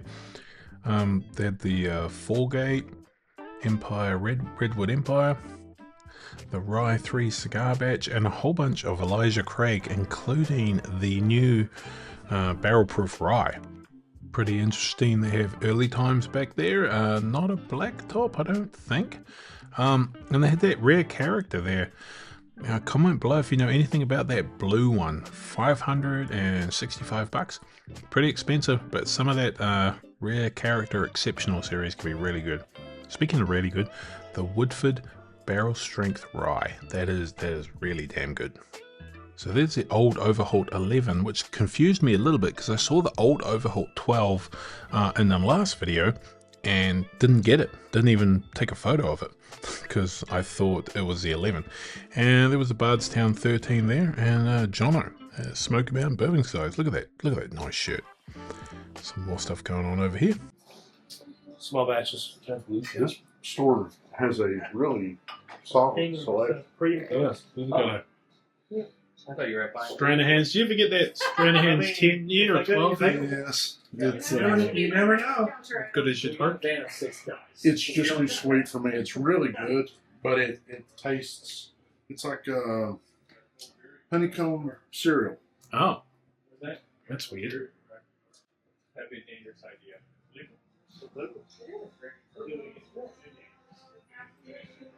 Kind of fast through here because this is not a bourbon hunting video. Now, I know a lot of people have said that Jimmy Red is really, really good. So keep an eye out for that because that could be a good one. There was that Smooth Velvet and Milam and Green, like the unabridged one. So some really good bourbons and whiskeys in this store. Balcones down there and Texas stuff. Huge selection for a little store out in Kingsport. Small creeks. Oh, anything on that case? No, just having a look, thanks. Not just yet. Where are you filming? That? What do you think? So I got a YouTube channel, House Bourbon. Yeah. And this is like a little deep. I got the 10-year Sagamore. The interesting thing about that, I've heard very good things about Sagamore. But interestingly, I looked on the back, and it's all MGP. All their stuff is MGP. Has always been MGP up until like recently. Like very recently. Yeah. So they've been distilling their own stuff, but not for 10 years. But they do age it. I think they get it from MGP and take it out to Baltimore or wherever they're from. They've got, so I guess they've started to blend a little bit of their own stuff in. Yeah. With like that. But Yeah. But I think on the 10, they can't catch up to it. Have you gotten into any of the Heart Truth stuff? Yeah, I love Heart Truth. Have you tried the Sweet Mash Rat or the the chocolate malt? No. Which one's that one? I'll pull you up on that. Yeah. You should really try that. Oh yeah, that's good to go. Chocolate malt. Oh yeah. I guess the only difference between this is they have they use chocolate malt. It's the stuff they use in stout orders and stuff like that. And you will taste that. It's really cool. You want to try it? I don't like malt. Okay, then you probably won't like this. It is technically a rye, but it has But a I am eyeing something that I would love to try. yes. Two things I'd love to try. Both. Actually, one is Smoky for sure. Yeah. Can I try your 10-year Elijah Craig? Yes. I saw that it's still available to buy. They already got you. What is that? You already got a sample right there. Ooh, that is chocolatey. Wow. Yeah, very Got a real chocolatey head on it. What's the proof on it? 110. Then we stopped for dinner at the Wooden Pickle. Man, this place is freaking amazing. It's a couple hours out in Knoxville and probably not too far from Bristol. If you're ever driving through just off the freeway there, just off the 81, stop in at the Wooden Pickle, man. Everything we had was absolutely incredible. They even had some Jack 12, I think, sitting on the shelf that we were able to sample. So anyway, great food and great whiskey. So stop at the Wooden Pickle, Marion, Virginia. So we stopped at a Love's, gassing up. Somehow the first half of this journey has taken 6 hours. Why is that? We had a couple drinks. A bit of a detour. Couple 20 bottles in there. Not me. Not Dave. I blew a 0000 with a Sheen. That looks like shit. You do. Put your head on. I blew a 9.8. Gas up. Fuel up. Wow, Yeah. Judge. Us older guys, we just had the hugest meal. I'm so full right now. And these young guys, we literally haven't even been going for like 20 minutes and he's snacking it up. This guy's got snacks, John. Snacks. You need dessert? You need dessert. And you need a Celsius stuff. To have the fucking metabolism of a fucking 30-year-old. Put your pants on again. We're ready to do our pick. Boys just had some Cracker Barrel. Me and Eric had some Dunkin', so we're all loaded up, ready for beer. Hunting for beer. John's got his camera. I got my camera. Josh got his camera. We got B and C rolls. CBD rolls. Even got the best belt. Should I bring the tripod in and set it up to record the whole damn thing? It's up to you, man. I got to make Tagline. Tagline? What's my tagline? Do I have a script? Holy interplanetary yardstick. balls. Balls. Dick. Penis. Beavers. That's beautiful. It's a beautiful. This is like beautiful. A. Smith Bowman. Ghoulies. A. Smith Bowman. Here we are. Park's over there. Got to start drinking sometime in the day. Shipley, tagline. Yes, sir. Hey, buddy. Your tagline. Big taglines. Yes, sir. Or something. You meet some random people just sitting in parking lots of things. How's it going? Good. How you doing? Not too bad. What's your Instagram tag again? It's Leah's Down Here. Leah's Down Here. Yes. Now, check them out on the Instagram only. Instagram and TikTok, although TikTok, I'm very close to losing it. They don't like whiskey. They don't like whiskey. No, because we keep getting blocked on everyone we do. It's Yeah. 13th colony. What is Representing. Heck yeah. Gosh, We're just there at their secret vault. Did you get anything? John J. Bowman Distillery pick. Beautiful, crisp autumn's day. I think last time I was here it was summer. It was also beautiful. Barrels.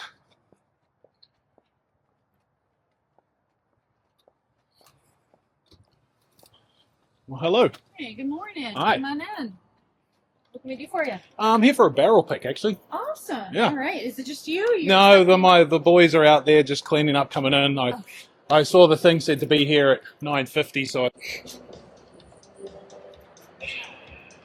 Shoot.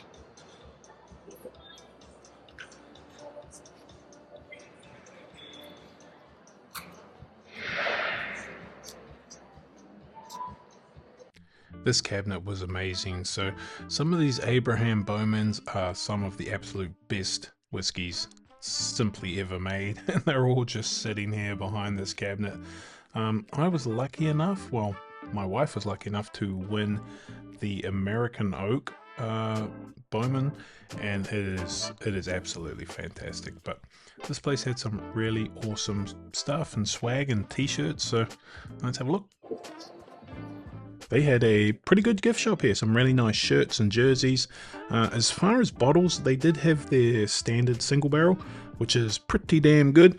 I don't think we got any because we're going to get a lot of them here soon. Actually turned out to be a little bit later than anything.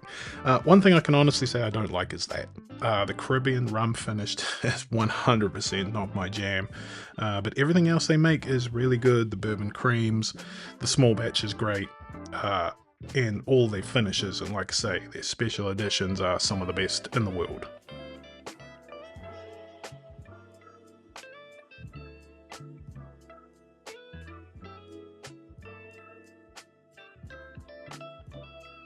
What do you think, Buck? I mean, I would like to see the A. Smith Bowman, but I mean, hey, a single barrel. We're going to have our own single barrel. No, here, it's like, yeah, why are why are you mess with that when you have the Smoky Mountain Bourbon Exactly. single barrel? Tagline. Possibly coffee, probably bourbon. That might be a get.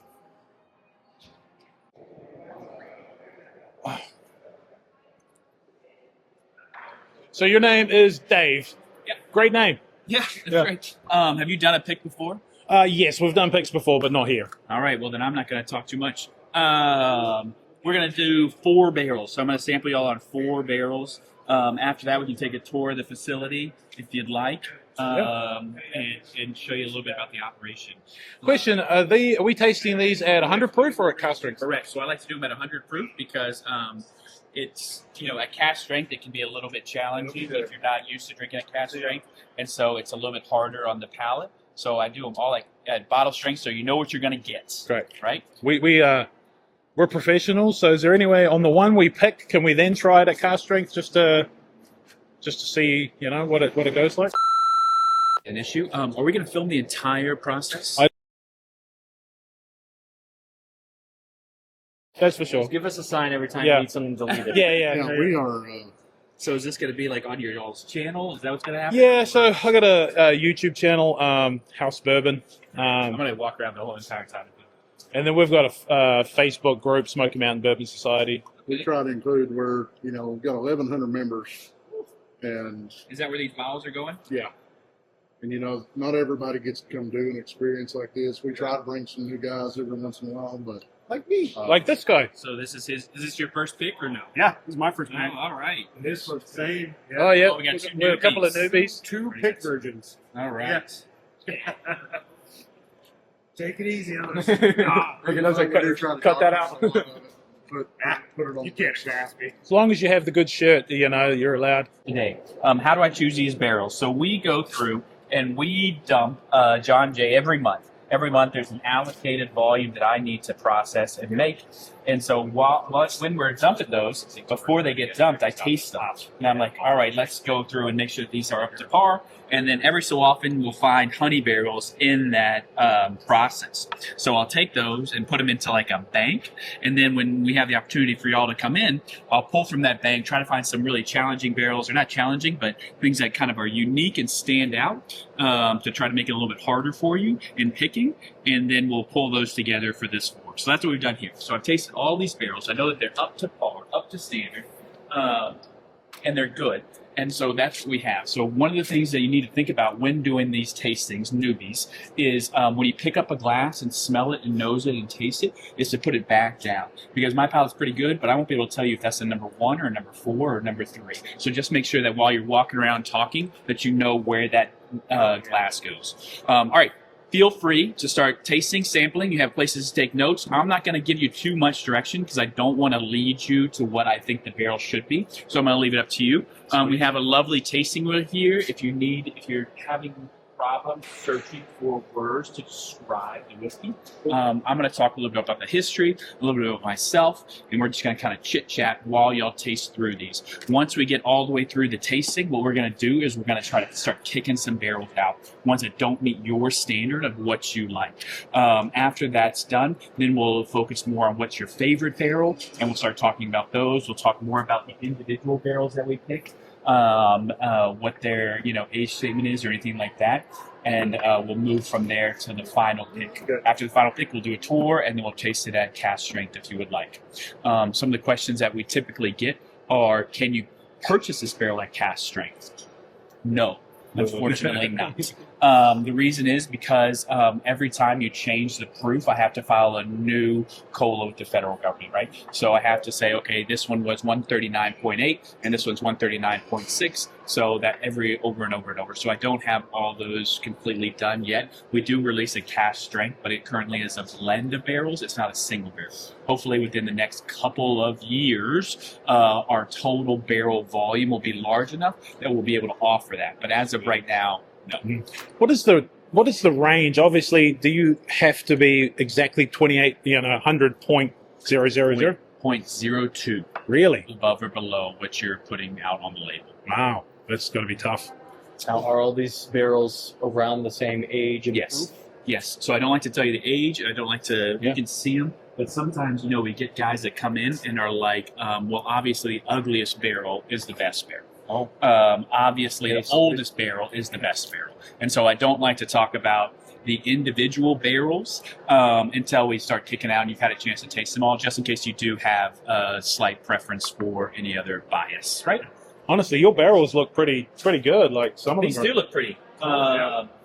It's a good size. I like them. Yeah, It's actually the cleaner the barrels. Yeah, if they're on top of the rick house, So they're the most cleanest. these are 3 barrels. Obviously, aren't these 4 barrels? We have another barrel in the back that I just didn't bring down this morning. But if it's not here, if you pick the one that's not here, I'll show you where it's sitting and we'll drop it down and open it up. Now, is it for you guys roll the top of the rick house? They're typically more the cleaner barrels. You don't get everything dropping from them. Not sort of. So when we go through the warehouse, you'll see that we do have instances where there was a barrel roof leak, right? And so we had to replace That makes sense. And so water damage is especially in one of our warehouses. Now, typically, these barrels. So they look clean. I wish I could tell you which warehouse they came from. So I have 5 barrel warehouses here on site. We just broke into our 6th November 1st. So we're starting to fill that one up. And I wish I could tell you which warehouse these came from. But I don't know off the top of my head. So y'all are all experienced, but you know that your nostrils close throughout the day. So make sure you smell one side and smell the other to figure out which one's going. You stayed in the rooms we stayed in last night. Your nostrils were closed all day too. Where's y'all staying at? Y'all in here in Fredericksburg? Candlewood and Fredericksburg, and apparently highly do not recommend. They have a 4th level smoking because hold it. I'm going to stand right here-ish and then continue to sip, continue to go. I would go 1, 2, 3, 4, let it breathe, then go 4, 3, 2, 1. Start thinking about which ones you want to kick out, which ones don't have the right nose, which ones don't have the right palate. Have some water, have some crackers, go different in and out. All right, so A. Smith Bowman Distillery was started by Abram over there in the red. He started 2 years after Prohibition. And so he ran the distillery we were the first distillery after Prohibition to open. The primary product he produced was Virginia Gentleman. And then 10 years after the start of the distillery, his 2 sons came in to join him in the distillery, DeLong and Jr., A. Smith Bowman Jr. When the father passed away, they were on a large farm called Sunset Hills Farm. And obviously the excess grain they turned into bourbon. And so when the father passed away, the son sold that farm to a gentleman named named Robert E. Simon. Robert E. Simon was a developer, and so he developed that property and that farm into what is now Reston. Reston stands for Robert E. Simon Town, Reston. And so as Reston grew and grew and grew up in Northern Virginia, it became, it slowly encroached on the distillery. And so in the 80s, they decided to move from Reston to this facility here in Fredericksburg. The master distiller at the time was named Joe Dangler. Joe Dangler did not want to put in a dry house. A dry house is what you use after the distillation is done, and you've done your stripping run from your fermentation. Everything that's left in that still is called slop. And so there's a lot of protein and a lot of fiber. And so what you have to do is you have to squeeze all that water out, you have to dry it, and then you can sell for cattle feed or something like that. He didn't want to have to deal with that because dry houses go down all the time and they stop your operations. So what he did was he contacted another distillery to make his fermentation, and our distillation. And then we get that shipped to us. And so we've continued to do that ever since, right? So the distillery that he originally contacted was Ancient Age, which later got rebranded as Buffalo Trace. And so now we say that we get our primary distillate from a sister facility within Sazerac. The reason we say it like that is because we can't claim any one of those distilleries because of production volumes, where they go, right? So sometimes we get it from over here, sometimes we get it from over there, but it's so we just say sister facility. So it's our distillate, our recipe, just made off-site, sent to us. We run it through our still a third time, so all these are triple distilled prior to going into the barrel. Right? So that's how we get a unique, different flavor profile. When that distillate comes in, it has a really heavy corn flavor profile, and then when it comes off the still, like it's doing today, we can go smell that and taste that. It gets more floral aspects, so it makes it a little bit lighter and a little bit sweeter than what's coming across, than what we receive in. Cool. Did that answer your question? It's 100% distilled off-site until your third distillation process. Correct. So it gets zero aging off-site. Correct. All aging is done in Virginia here. Correct. And would you call this contract distilling, so your specific mash bill, or are you using Yes, theirs? that would be contract distilling. Correct. And would your mash bill be exactly the same as their mash bill, or is it slightly different? We're not going to talk mash bills. Okay. But it's our recipe that we are asking them to make. It's just real. It's pretty cool for you guys. You picked like one of the most popular, tatery Before it was even before it was big, right? That was the rumors of people saying that Bowman mash bill, all the Bowman mash bills, are just Buffalo Trace juice that are being transferred here. You don't triple distill it and then barrel it. Is not true. So, It depends how you look at it. it's kind of how you look at it, right? So I can't say it's Buffalo Trace distillate 100%, right? Because it's not. It comes from a sister facility. So basically, it's not mash bill 1 and mash bill. That's what I'm trying to. It's not mash bill 1. It's not mash bill 2. So it could It's be our some recipe that we get done at a different location. And it is a different recipe than mash 1 and 2. We're not going to talk about that. That's always been the question. We've always heard it's either a combination of the two. It's still a question. Yeah, We're it's not a gonna talk about mystery. it. I just don't want to talk about that piece. I feel like we're sitting in a. that's fair. I feel like we're sitting in a what's that thing you do with lawyers? Deposition. He's used to that question, though. That's Yeah, the clearly question not- happens, and that's how I like to say it, and that's what's happening. Yeah. Is we're getting this fermentation done there. We're getting that primary distillation done there. We take it in, we triple distill it, and we put it into the barrels. I suppose could you say this when you say a sister distillery? Could it be Barton or could it be? No, it's a Sazerac. That's Sazerac. Sazerac 1792's. Oh, that is Yeah, it could be. What's the Canadian guys Now with it the can't moose be on it? Canada because I can't make bourbon in Canada. Okay, fair enough. So yeah, Can't be. So Got we it. have distilleries all over the world, right? So he's actually made it have, more confusing. It could be Barton. We have. Now you know a lot of Barton. Does Barton have a right down the distinct street. flavor, a distinct note? Yeah. Are you picking any of that? No. up? No, it Does does. Buffalo Trace have a distinct flavor note? Yes. Who knows? Who knows? It's a mystery. where Still a it's- mystery. I know. And how much does that change after the third distillation process? I can let you taste the pre and post. Oh, yeah, that would be great. great. See, That would be. hold. So I'm gonna redact some information so you can't say too much. But you'll notice the change versus what comes in and what comes off our still. Like we want to educate as much as possible, but we also we don't want to steal the mystique. We don't want to get No, you so have you never heard of that guy like Whiskey Lore? He did a book and he does all that kind of stuff. He breaks the mystique. And I'm like, that's nice. It's nice to know like the answers, but also mystique and the mystery is also part of the kind of. The reason I piece ask is that's because we like to have the right information, not just some information. But if you have information that you don't want us to say, that's why lingerie is much more attractive. yeah, well, have you single say that? Yes. Clear enough. You know, but the reason we ask the black shop is because people ask us, and I get tired of it. It's a little bit, and I don't want it to be shut. Well, Anita has like I like the way you put it as contract distilled. We were contracting out, and then when Sazerac bought Buffalo Trace, we were the second purchase. Yeah. Because they knew all the juice was good. Yeah. Because it came from there. And then as Buffalo Trace's volume grew and their production changed, it couldn't be a solo from that distillery. We had to branch out and based on production volumes. And like, are these barrels approximately 9 or 10 years old, sort of thing? Yes, 9.5 to 10 is where I'm trying to go from. And that's a huge difference, right? Yes, and then you're the one that won, right? Yeah. Okay, so it's going to take me about 6 months from this pick to bottling. Okay, that's fine. And I say that sometimes I go a little faster, sometimes I get it quicker to you, but 6 months is roughly the standard of how long it takes me before we get there. I figured as much, and we're not in any hurry. So, but that's good. That's really good to know. Yeah, but it's just going to be a straight. Our bottle line is not running right now. Engraving on the actual bottom on the back of the barrel below the label.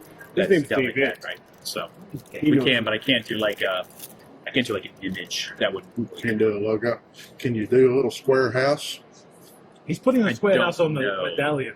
Oh, well, that's what I was talking about. Yeah. The medallion's going to get your and it's image that you perfectly want. round, and it perfectly fits the little. It would fit this good too, but I mean, Smoky Mountain Bourbon Society's second bitch, the House Bourbon. there's a little bit. So. In this case, in this pick. Yeah, well, you're third behind Deck Night. No, you got invited because we needed the spot filled. Now forgiveness. Pretty good. And What are you going to throw out? if you're going to give Blanton's, then you see it out of the Blanton's. That's right, you did that. And then give us Blanton's. What are you gonna throw out? White dogs. When I was at Maker's Market. Don't think about what you like. Think about what you hate. And then it just literally opened the box. Yeah, I know. We have white dogs bottle. I opened it up. They didn't have it ready to go. So. Yeah. We're running right now, so we look at White Dog right off the still. But ours comes off around 143. All right. Have you had a chance to taste everything? Yes. And so what I'd like to do is, like I said, kick one out that doesn't meet standard. Now that's a bad barrel. Just doesn't beat standard. You've done well. It's so honestly, it's so damn close, and I'd drink any of these. But how do we want to do this? We're going to raise hands. So we're going to think about your least favorite. Now, before I start, is there one person that has more of a say than another? Or no. Okay. All right. Because I was going to be like, what do you like? Okay. What's the real answer? No, 100%. I don't trust my palate enough to be the man decision. So, all right. So everyone has the barrel that they would like to kick out. The barrel they're going to kick out. All right. Is it barrel number one? Who's kicking out one? Barrel number two. Two. I think that's it. I think that's enough people. Two's out. So 2 is gone. Two's gone. It is gone now. You could fill us up with the rest of 2, just if you. We don't want to. Okay. All yours. So far, I have that. So that's the one. Well, That's that not two I you. tasted, it was the worst. Oh, that one's not there. No, I meant you could fill up. Oh, okay. If anybody needs some more, 2. All right, so now we're looking at 1, 3, 2. What was the Any more? Much left to 1. Let's see. Give you a little top off with 1. Right.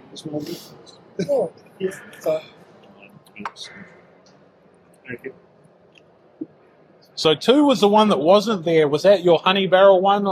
I mean, so yeah, that wasn't the one that was. Give it to somebody else. Thank you. I'll have a little bit more one. Of one? I think I like one. It makes me more comfortable. Dave just takes the bottle, puts it in his pocket. All right, now it gets hot. Yours is smaller than mine. I mean, I have He had ours. just Ours two. Look at the are big. Yeah, we got bigger. We're bigger than you. But I have the. You guys, we got one. The Navy. we got Yeah, the I like we're that wearing one. the Gen No, 1. you are. You ain't. These are Gen 1. You want me to go get my brown one out? Oh, that's the OG. That is OG. Yeah, that was pre logo design change. Yeah, but this is the first run of black. Yeah. Look, I'm not saying This is the first run of the new one. I'm not at all clear. What else? They're all roughly around the same age, right? So 4 is the only full. 4 is like going to be 10 years old next month, and then the other 2 are going to be in March and April, which isn't a big deal. They'll be 10 by the time you get them. But if that matters to you, 6 months. We got to squeeze in So it some might more be, barrel. a 10 Yeah. and a So half. I don't know if you heard that, but he said 6 months. 6 months from pick to bottling. Yeah. Oh, sounds right. Yeah, I just got too much stuff going on. Yeah. Oh no, I do. That would be 10. We just did a Nashville barrel that we literally waited in the parking lot while they put it in the. No, we We were drinking in the Rick House. Oh, okay. They were we there. were in the Rick House drilling barrels and drinking while they were So they bottling did. it. So did they give you like an engraving or anything on it? Did they still engrave St- it? sticker? They Did put it our all sticker right in. there? Custom sticker. Oh wow, that's cool. National Barrel Company's fun place. Well, Yeah. I didn't get to go on that one because they don't invite me much. But it was a good time. It's not wah, wah, No, no. Before The big you get to trom- know them, you understand. Yeah, you're the big trombone. Wah, wah. No, I just say it all the time just to say it. I know I'm not going to get invited. The bad part is we're trying to cut it down where we're on these lists. We're wanting more newbies. So when you go and say that Calumet 8 is better than Calumet 16, They lose all credibility. There is no credibility. You guys you should want someone on these picks that don't agree with everything that you agree. No, because No, not really. People to agree. I agree. Or agree. It's like I have sense Agree with about your it. disagreement. yeah, Yeah, I agree with your I disagreement. really like the taste of poop. I just love it. At least We said our sticker. Disagreeing with Yeah. everybody I think in the poop is world. bad. Well, Too funny. Yeah. This one's gonna have the best tater sticker. Hmm? This one's gonna have the best tater sticker ever after the fact. Oh yeah, he's got a good one. You just can't put it on there to sell. No. You gotta put it on after the fact. what's the taste? It's Oscar J. Barkman. Yeah. We're down 3 and 4. I knew what my winner was. Me too. Yeah, I saw it. To go find 40. And now we know what Dave's is after he tried to throw out the other one. I know what I'm thinking. That's true. Poker face. Damn it! I think we're pretty well. I know what I'm thinking. Wow, yeah. You want to take a What do you vote? think? Yeah. You don't want to throw out one more and see what happens? Let's pick 3. Who's picking 3? You want to go? Who's you go pick? first? Who's picking 3? Who's picking Yeah, yeah. 3? There's, You're picking 3. Anybody picking 3? are you picking 3? 3. 4. Unanimous. 27. This is your barrel. There it is, and look at that. Oh, Look that's at that. heavy. That's heavy. Stain there. That's a good sign. That's good. Yeah, let's open her up. Let's go. Let's give it this. This is a slosh. You know what I'll do?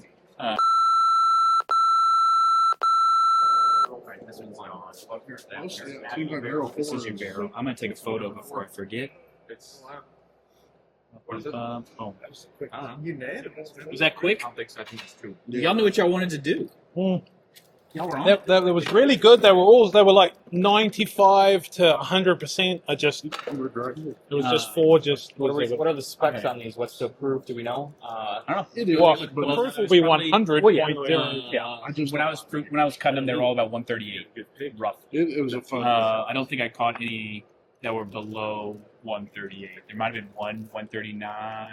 None of them did Can 140. we try barrel 3 and 4 cash strength? I'll let you try number 4, number Okay. 27. He's gonna go. Number 3's in the back of house. All right. So if you have a glass, give you just like a, I don't know, fistful of cash. you're just gonna roll it out. Yeah. How much? How much money? Like, so at Jack Daniels, they said if we could pick the barrel up and carry it out, we could have it. Yeah. If one person picks it up. I've been working on this. No, Josh said he could. It probably weighs 400 pounds. Josh, here's your thing. I've If been you doing can my pick people. the barrel up and carry it out, like you said you thought you could at Jack Daniels, barrel? the one we just picked. One right here. Which one is it? That one. I don't know if I want to do that deal. Yeah, no, we're not going to. I I just want to see if you can pick it up. No, you have to. It's No. because of the finger strength. It's because of your finger strength. It's not because of. I just want to see if you can weight pick of it the. up. Oh If you man, can't- please don't blow your back out. Blue Jays were one. Hold on, wait. Did you see air under it? No. Oh, we need to bring power. You got to just do it. It was at this moment that he knew. He fucked up.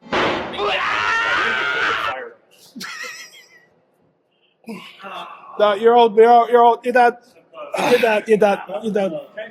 Just put it down. Yeah. It feels like you should, though, right? It feels like you should. Yeah, right? It's like right there. Yeah, good info, brother. And you can't get a good grip on your fingers. And I like that style of being like, oh, look bare. I got scared there. To pick it up like a big old sandbag. I got scared. I was a little bit worried about my buddy. Delete that footage. Homer. That's what it's become. You fucking show. All right, how about you grab a glass and then let's take a tour and let's show you around. How about that? Yes. We're gonna grab a glass of. Can we just an empty glass, or you can do it. So yeah, this was going to be a very long video. Stay tuned to part 2, where David takes us through a tour of the facility. We try some stuff straight from the barrel, some experimental things. It's freaking awesome. The pick was amazing. We picked an amazing bottle. We got to try it at cask strength, and it was honestly one of the best Bowmans I've ever had. Better than batch 2 and 3, which we tried just prior to coming in here. So if you know how good they are, you know how good this is. And even at 100 proof, my God, it just is amazing. So much better than any sort of Blanton's. You're talking almost an 11-year, possibly mash bill 1/2 or 2/1 or 1 or 2, you know, all very secretive. But it is, it's damn good. And then when they redistill it, the White Dog that you'll see us try in the next video is the best White Dog I've ever tried in my life. So hang around, like, subscribe, comment. The bottle should be coming out in about 6 months. So it's a long wait. So anyway, thanks for watching. I am Oscar J. Barkman, and I will scour the country looking for the best whiskey on earth.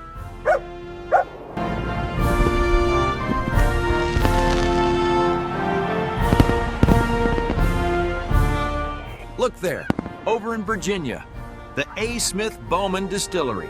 Stop there, they make some amazing whiskey. This is where I will craft my masterpiece. Become a member of House Bourbon and Smoky Mountain Bourbon Society. This will drop at Clinton Liquor Christmas or early 2026.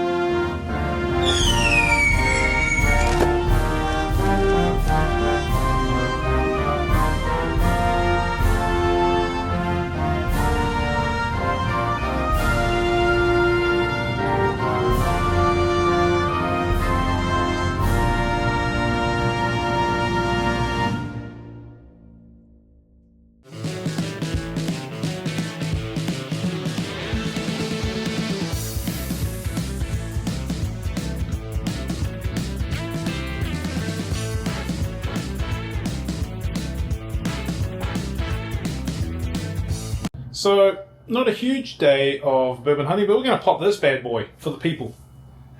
Oh, the fucking people. This is Old Fitz, 11 year. I'd like to say that was the first time I popped that. We'll just say that's the case. Got House Glens here.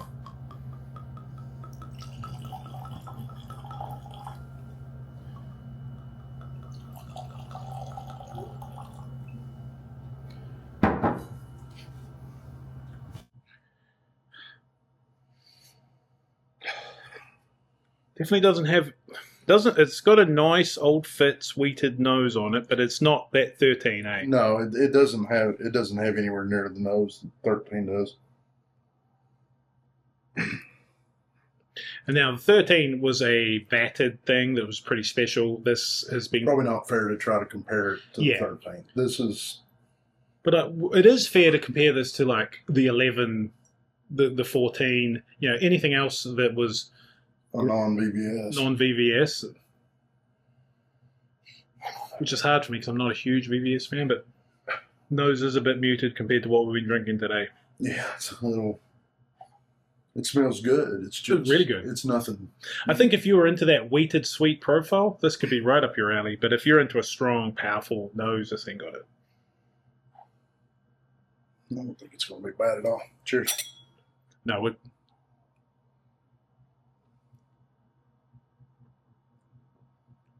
Oh. That's actually. Yeah, that's hitting a little different than most of the old Fitz. Yeah, it's got a different. It's got a hell of a. It's got a hug going down though. You don't really get it under proof. That's pretty good. That flavor profile is like completely off the track from a normal old Fitz. Yeah, It's been a minute since I've had one, but I don't ever remember them having. But I think I remember the last 9s and 10s and 11s, the greens and the blacks. They've been good, but this is pretty good. This is really good. Yeah, this actually it's better than I thought it would be. But not a 13. So secondary value. This is getting a lot of hype because of its red label that I don't know if it deserves, but it's still really, really good. So if you can get it for MSRP, do's it. Low secondary, maybe wait. Or no, actually, unless my buddies are selling it, then buy. Yeah. Yeah, we've had a bit of a think about this. This is a really good bottle, and for the price, it is an amazing bottle because I'm pretty sure this was $149. Now, don't quote me on that. Maybe it's $169, but it was definitely. I think it was $149 to $169. Yeah, at that price point, this is delicious. Compared to the $200, $300, $400 bottles we've been looking at today, this is really, really good. So way to go, Heaven Hill. Way to go, Old Fitz.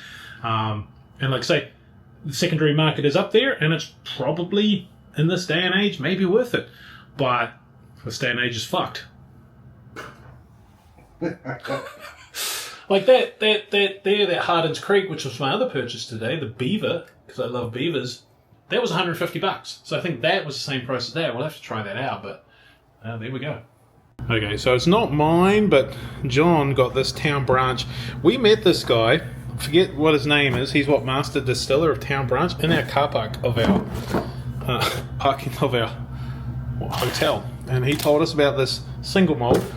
John is a huge single malt fan, and this is a 15-year Town Branch single malt, which honestly, you know me, not my thing, but man, it's pretty damn good. And this was what, $2.99? $2.99, yeah. So not cheap, but also not as expensive. It comes with this cool as shit little challenge coin, which I want. That's badass. And a little book here, all about it. But this, for a single malt, guys, Town Branch is doing some good stuff. 100 proof. Is it only 100 proof?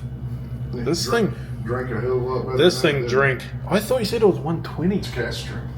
Yeah, man. I thought this thing had It's 127. It shouldn't be. Goes in at 100 proof. No. But it did not drink. It drank like powerful, man. 27 of 108 bottles. So this is a good one. If you guys see this, and then we'll go back to that. Money, get back. I'll mute that because that was bad. So 15 years single malt American whiskeys. Town Branch. Town Branch. Oh, I hate. No, they don't pop. Glass cork. Single malt peoples. I'm gonna convert him before it's over with. Well, we'll see. That looks like dog piss to me. What do you guys think? Dog piss? Looks good in the bottle. Looks way better in the bottle. Fuck. It actually smells pretty good. Nice shirt, by the way. These will be available on SmokyMountain.com soon. Coming soon. See, I don't like that. Yeah, it is. It's finished in beer barrels, which I think gives it that really orangey note that I don't know if I've picked up on many things. And it's got to be the beer because that dark arts is so orangey. And you got to remember, I tell people when you're going into single malts, don't go in expecting bourbon flavors. No. It's a different animal. It's far from a scotch. It's not a scotch. It's nothing like a scotch. But it's an American single malt, which means it was distilled at one distillery. Yeah. So, and you're better off going and thinking it's a scotch because you'll get pleasantly surprised if you're going for a bourbon. Getting a little bit. And I will say, this is, I think he did tell me this was aged in used bourbon barrels. Yeah. I have typically preferred new bourbon barrel or new oak barrels. They did better. That new Woodford is quite well, and I think that's the thing. boring. Like, it's the thing with Scott. The thing with malt is it's hard for it to stand up to a new barrel, right? Because it'll the oak will dominate the fuck. Because malt's got no flavor. It's got no sweetness. So it's a fine line between too much oak, and then especially when considering this stuff's got to sit in a barrel for 15 years. Maybe that's the thing. If you put a malt in a barrel for 15, 20 years, it would be destroyed from oak. A new barrel, yes. Yeah, new barrel. But but like I'm saying, with new oak barrels and American single malts have been delicious. Yeah. But it is a game of timing. If they don't time it right, it can over oak and turn almost funky and and finishing is quite good. Like in American single malt, there isn't the whole stipulation of going into that cask and never coming out. Right. So they finish it in some really this is finished in what beer barrel. These are ex-beer. So they had their bourbon barrels. They filled the bourbon barrel after they pulled the bourbon. They filled it with beer, aged the beer in it for 6 months, and then take it out, and then finished this in it. So they do like their bourbon and cherry colas. They have a beer as well that they bourbon barrel. Yeah. Bourbon beer barrel aged beer, bourbon aged beer. But anyway, on the nose from a malt hater, it's pretty nice.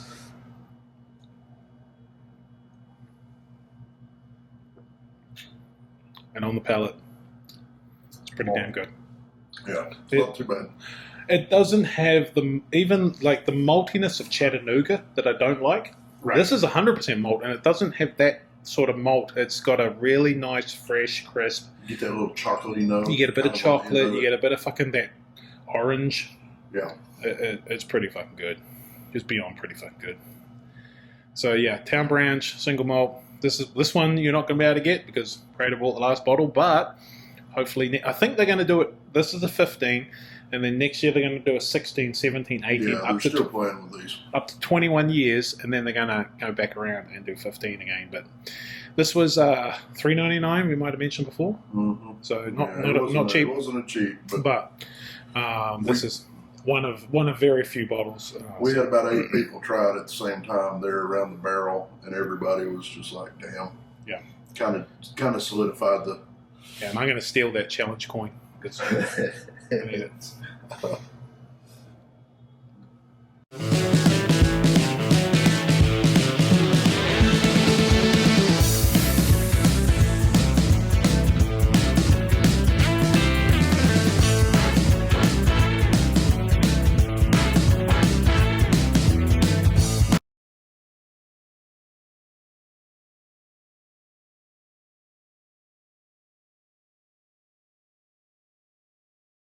Clear back.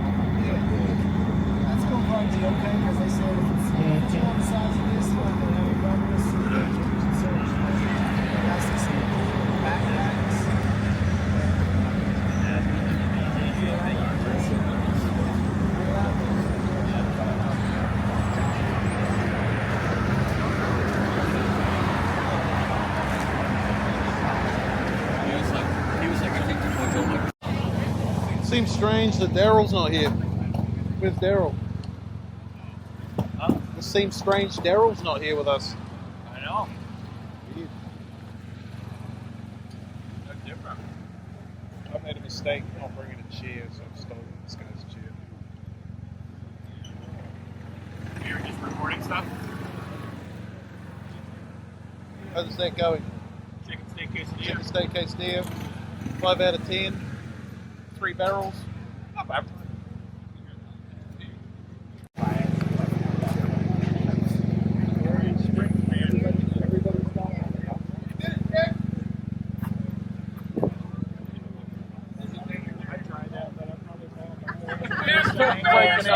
And then you're done. If they're both facing the same direction, it won't scare you in. You're going to hold up the ladder and run over you.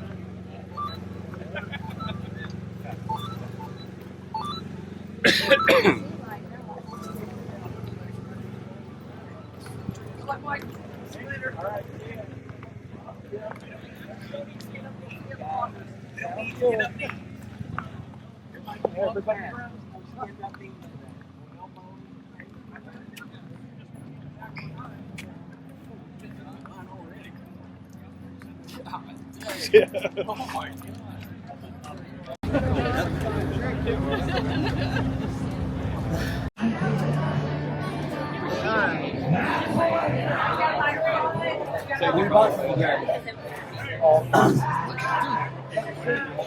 I'm going to give you a last.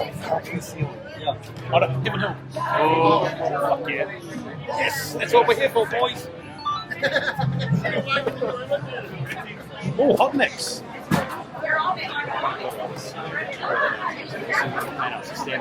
Thank you.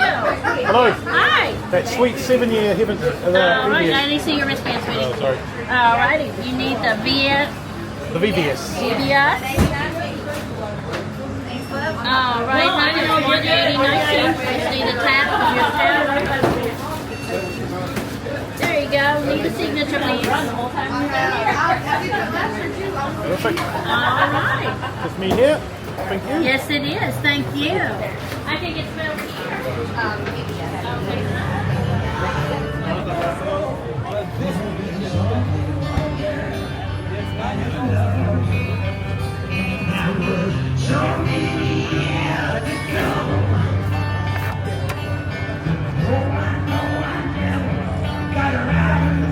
Broken.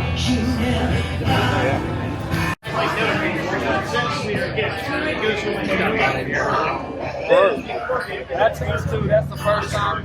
Yes, I know he does have one of those. Yeah. It's a new one? It is the new one. Look at that. You're gonna probably Keep going. You're probably about had a bottle by now. Keep going. Are you guys doing anything with tokens? Not yet. When is Do it. So, what's your names and where you from? Kelsey and BJ Yeah. from Orlando, Florida. Oh, Florida. So, what are you going to get here? Oh, we're gonna get a Hardin's Creek. I think we're gonna go with the Owl, Yes. the highest tier. Sounds good. Yep. Talk me into it. I get one of those two. You're gonna get one? No, you're gonna get all three. Get the shirt. Oh, get the shirt. Yes. Yeah. See, that's the thing is, if you buy all three, you get a shirt. It's only $450 shirt. It's the best shirt ever. Hey, thanks. House collection. It is 3 different bourbons. Same mash bill, 11 years old, 110 proof. Aged on 3 different levels of the warehouse. First one was aged on the 1st floor, second one on the 5th floor, and the last one is on the 9th floor. What have you tried them? Have not. We have just released them. Well, I haven't had a chance to and try they're them. all 11 year. I'm going to go with the Beaver. Okay. I need a warehouse B. B for Beaver. Anything else for you today, sir? No, that's all. Thank you. Okay, 159. There.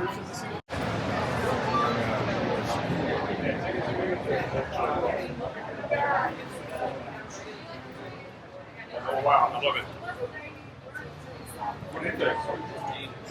Copper toy.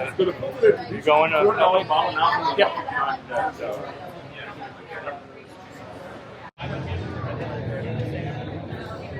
No,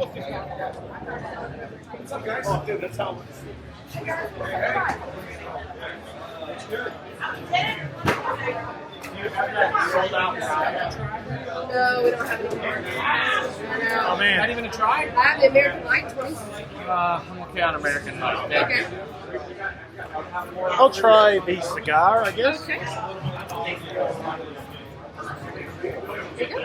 I will try.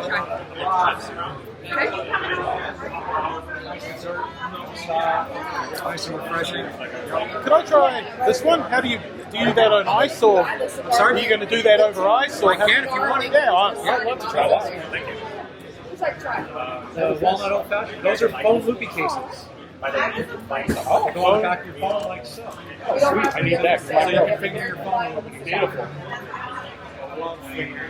Even at church too. We all are supposed to not be on your phone. Where's that rye? We have this. How many of the bottles of the rye did you have? We only had 50. We're sold out.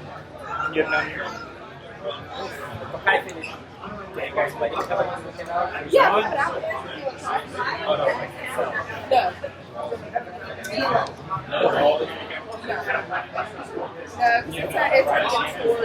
I just finished it. Just finished it. I'm sorry. No, that's for me to look later on. Yeah. Cheers. Cheers. Cheers. That's really good. So, are you ready? Yeah, go. Oh, you're denied. I know, right? So, E.J. Curley is a heritage label, resurrected a few years ago. E.J. Curley was a contemporary of E.H. Taylor, but believe it or not, we're actually doing cast here. Oh, I'm sorry. It's okay. It's okay. Look, it's okay. It's resurrected, right? Yeah. No, they're cool. Resurrected a few years ago. We have two SKUs: a small batch, which is 95 proof, and a single barrel, which this year is 125 proof. They share the same mash bill. The small batch is 5 to 6 years of age. The single barrel is 7 years in age, and it's always Kentucky straight bourbon whiskey. Our master blender, wherever she is. Oh, there she is. This is our master I blender. hadn't sat on this side for a while, so I was like, I'm gonna come over here and share them then. So Ashley actually selects all of the barrels. The small batch is 20 barrels or fewer. That's pretty small for a small batch. It is. Yep. It is. True small batch. Any other questions? No, that's good. Thank you. Have you guys distilled your own? No. So this is sourced in Kentucky. In Kentucky. Are you guys going to distill your own, or are you guys just going to source? No, this will be sourced. But really the magic is in the blending. Yeah, for sure. So Ashley has experienced not only a Buffalo Trace, but also 4 Roses before coming to the blending house. Pretty decent prices too, which is good. You know, like we were just talking about how all the bottles seem to be like $2.99. Exactly. You get $60 for a 7-year. Yeah. I can confidently say that this is the best value and quality that we have. Take 2 pours of your 14-year proprietor thing. Well, it will be back. Okay. Yeah, That's shitty. you know, it's one of those things that you have for a little while and then it's gone. And Everybody, you'll have an 18. we did it at 12, 14, and 15. You'll have an 18-year proproprietor soon one day, won't you? You never know. Yeah, right. You never know. Are you guys sourced? You're mostly all this old stuff sourced, right? Yeah, we also are laying down our own new fills, and we source just from a few places, and then our master blender Ashley Barnes, makes it our own. Cool. I always say she could have 100 barrels of the same thing and make 10 different brands out of it. Yeah. So, Probably can't say it was the 14-year proprietor. Does it rhyme with sugar? So this is our small batch. We were lacking something a little lower in proof, 90 proof, and I think it came out really good. We worked hard on it, and it'll just be Lucky 7 small batch. We usually name all of our SKUs. Yeah. But this is just going to be Lucky 7 small batch. Not in stores yet because we just did our first run of it. I like the gold label too. That's nice. Like I said, we name everything. Proprietor, the holdup. You guys submitted already. If you asked, are you going to do more 14 or 15 years? It's one of those things that we have some. I think our oldest right now is about 8 years. The earliest we would do the white label is probably 9. But then our original source will get the crack soon. I would say. So it's one of those things that could happen tomorrow. It could happen in when it's 2 ready, more years. Ready when it's ready. Yeah. I'm actually really excited about the barrels that we have laid down there. Yeah. Got a couple of years to go. But yeah. What do we try next? This is the barrel pick for the festival. Oh, yeah. 6 year, 120 proof. Howdy. Can I get you a pour? Actually, we have 3 for sale, but we could pour up to 5 different. We have the holiday toast. I mean, the holiday toast and the Frenchman, which are barrel finished expressions too. Those are delicious too.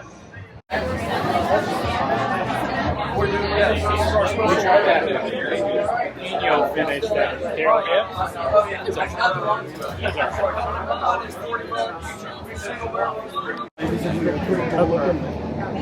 Can I try that cognac one? Yeah, let's do it. Cool. Take that up. Let's try the cognac. I haven't had the. Yes, this is our newest product. Try it. Let me know how it is, so then I can decide if I want that. We got like a transformer. That's pretty good. That's very good. I'll do the 12 years. All right. Yeah, I'm going to try the 12. Where's your 14 year? Where's the 14 year? Oh, the XV? 15 year. Not released yet. TBD on date, though, but I have tasted it. It's pretty good. Yeah, man, I'm looking forward to that. It's the first barrel proof release out of the distillery. Any idea on the price point that's going to be at? I don't actually. You guys are always reasonable. Yeah, I can tell you this. I mean, it's not going to be a ridiculous price. That's not how hard it is. So that's something I love about this place. So. Yeah. You guys sell all your good stuff to all the craft guys, and then they. Yeah. If you want good bar juice, go see them. Good call. Cheers, buddy. All right, sounds good. That was a good call, dude. Oh no, I liked it. Yeah, I liked it, but I didn't like it that much. I think 11. So is this their latest 18 year? Yes. I think it was 129. Yeah. That's a nice color on that. It's really probably quite really. Cheers so much. Cheers. We got fancy glasses. Yeah, let's get it. Vincent was raving about that 24-year barrel. It's 24-year Canadian. He's just like, oh my god, this is the best pour that. Vincent has trash palate. Oh, it's recording too. Do a bit of a bid. Here's Daryl Shrimp. There's Daryl Shrimp. Dave, you want to play? No, I just got both my face. Grab the bottom.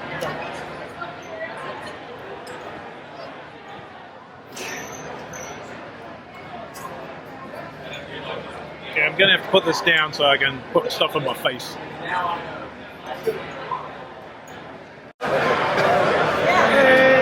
We'll see you on tomorrow's morning's video. Just come to talk to you all and share some things. All right. Oh, Mary Dowling. Ooh. You doing pours or you just showing off? You're in the VIP lounge, right? Yeah, we're doing pours. Yeah. Getting ready. I like the Armaniac cask. $8.99. Finished in Armaniac. Yeah. 9-year-old. Pretty sure it's $899. Yeah. I had the race car one. Someone sent me a sample. Race King? Race King? Race King. All right. Which one do you want to taste? This guy, my man. Yes, please. Yeah, this is. This is Rabbit Hole Founders Edition. 108 proof. 108 finished in Armagnac? Armagnac, yeah. Armagnac, yeah.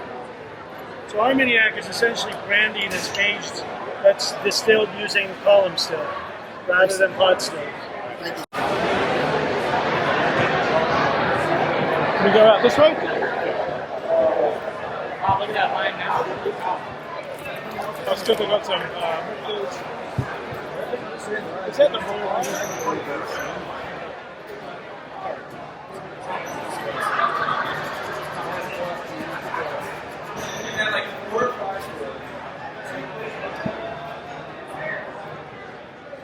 Shrimps. Eggs. Those hot wings are damn good. Not bad. I don't know. Fucking $899. No, it's not $899. Good. I don't know if there's many things $899. Exactly. That's all right. We complain about $2.99, $3.99 whiskey, but there's $8.99, $9.99 whiskey. Damn 9 years. Yeah.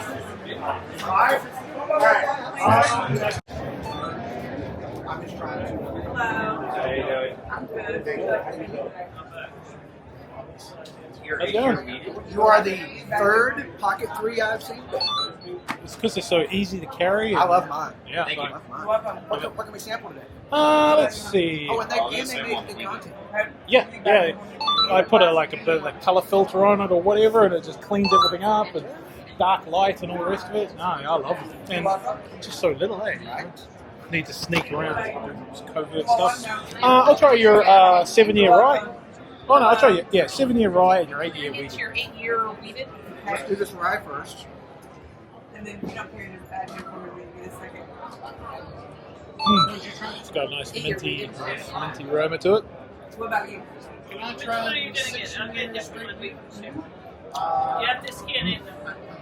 It's good. I don't normally like really minty ryes, but that one's sweet. So we made a conscious decision not to release anything that was bad. Yeah, it's good.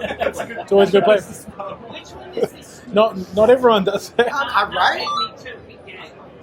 I would say I'll eat it. I'll try that 8-year wheated. Right, same one, yeah. Recycle. May as well, right? Yeah, if you don't mind. What is that? 6-year one that's only for the event. Thank you. You're welcome. I had some journalists talking to me. They're calling me for an article. For what? Because they were How to shooting the flip. shit with me. They were asking me what I do, like, do you hunt and everything. So I told them my hunting stories. Oh god. And when I tried it, it was very, very similar to my Coastal Brent Oak, which is the finish that we do. So I decided to name all my finish bourbons after the old Zephyr. Careful with everything. Unsigned bottles and if you're right,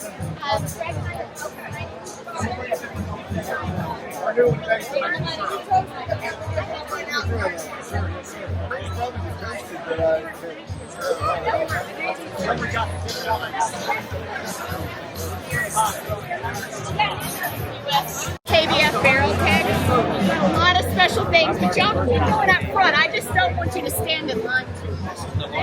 I got that one at the house. Yeah. I got this. This is really good. Oh, you know. Well, Good choice. I want to try this. I love this flavor.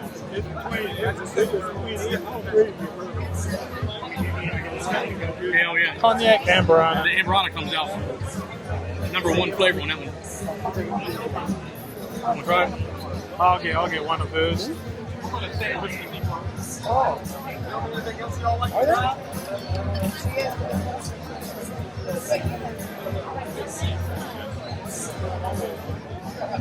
The biggest mistake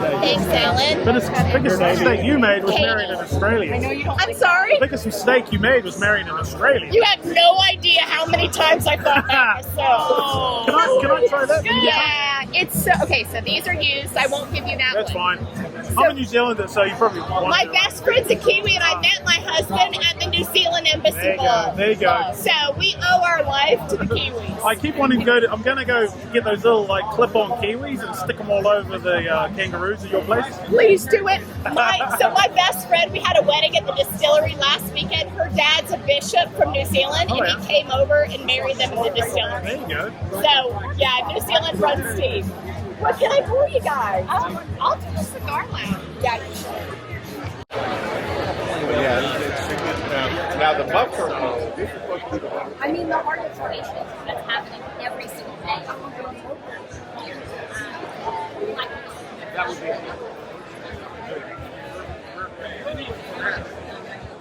That needs to go off. There's the Iceland. Oh, there we go. Don't fucking leave me with Peter Pan. I got so mad at RNG, I put an H on the end of his name.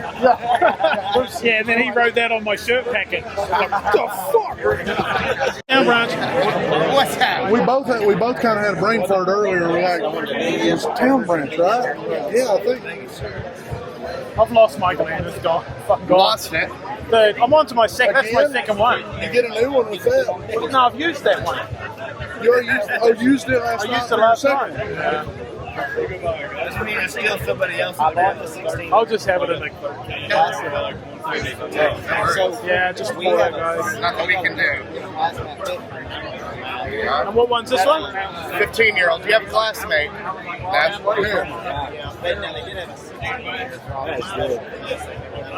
This is your single malt, eh? Yeah. Oh. At cast strength, 15 years old. 127 proof does a little something for it. 127 proof single malt. 15 years.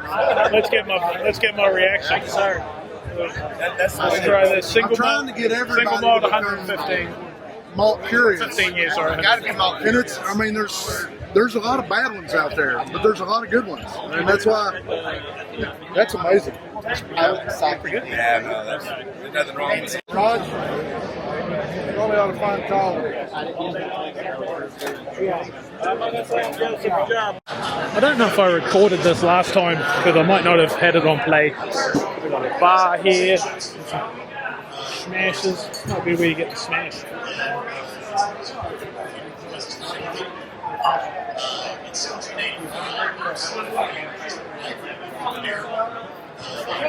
I have my new.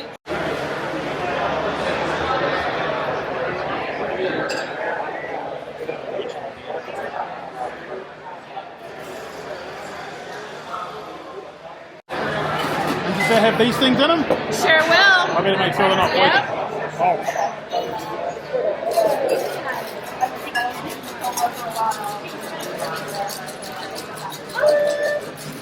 I think we should be okay, honestly. Yeah. So what is it? It's a mix of different Angel's Envy or? Yep. Fresh lemon, peach. What else? And that is sparkling lemonade.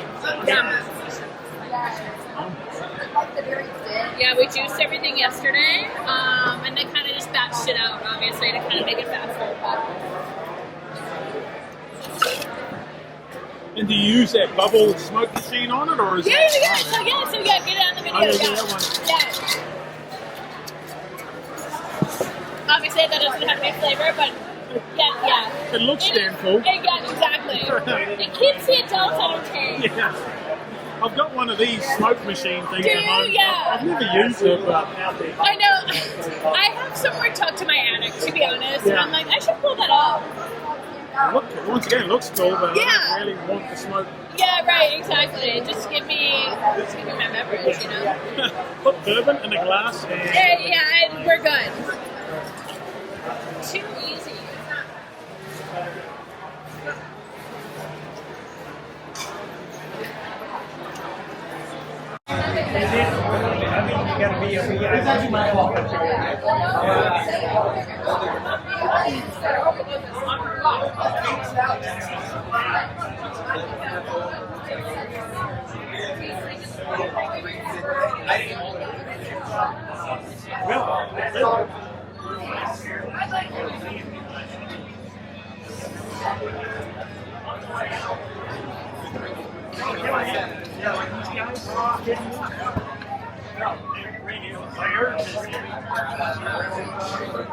What is this?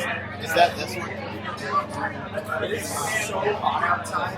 Because that's not shining. Yeah, I think Can I try the 18 liquor? Absolutely. So we are selling it. Yep, how much? 500. Ouch. But it's a very nice looking bottle. It is a gorgeous bottle. So we also have the Calumet Bottle and Bond and the Calumet Rise. What's the proof point on this one? 118. Yeah, 118 to 18, 117.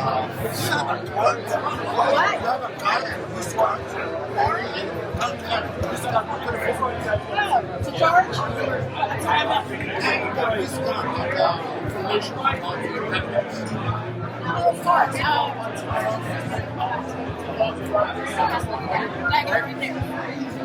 Damn good looking presentation. Thank you. What's your name? My name's Jeff Weiss. Jeff Weiss, I'm going, Dave.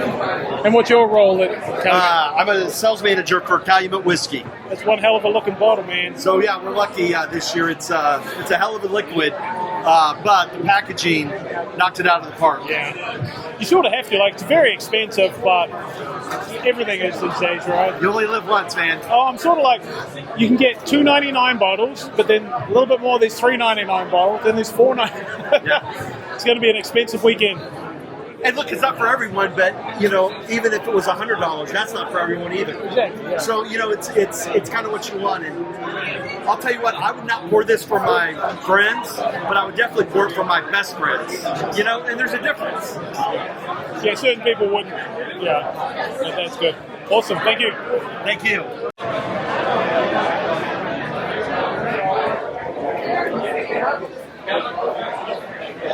I don't know, do you think that really... Yeah, if I could do that too. What is it for? Is it just I think it's just a track, like for next year, to see how much we need. Like, I can put in the word to get more bottles. Yeah, more DVS and partners. Yeah. Sorry. What was I going to pour? Yeah, that, two of those. Please. Two of them? Yeah, one each.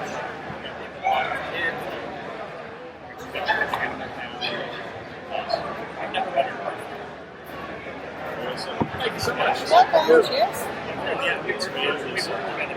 if you like penis coladas? It's really good. I'm trying to get over here.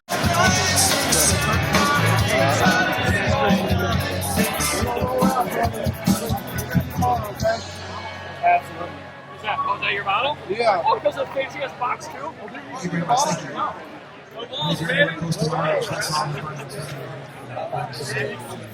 Oh shit! Can't get my box open. Open the box. What's in the box? Georgia fan here. Whoa, Jesus! Whoa, look at that topper. Yeah.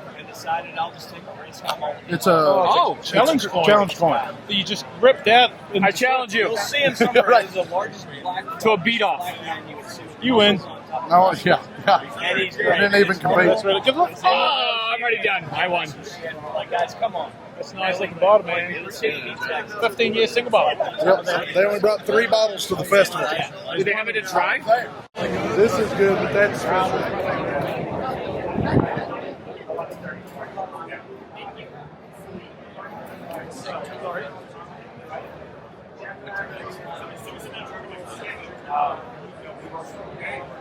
Yeah.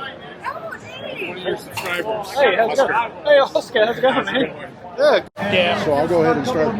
Just go out to VIP, go to the corner, make a right, and go to the store. You'll see us. Well, good to meet you. We know we tried to ask Homer and Amy to stay with us at our place. Oh, yeah? No? Yeah, I tried to get them to come here, but...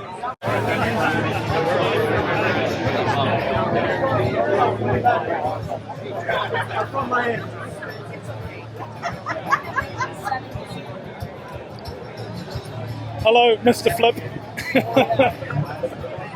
Are you in for the whatever this is? DLS, come on.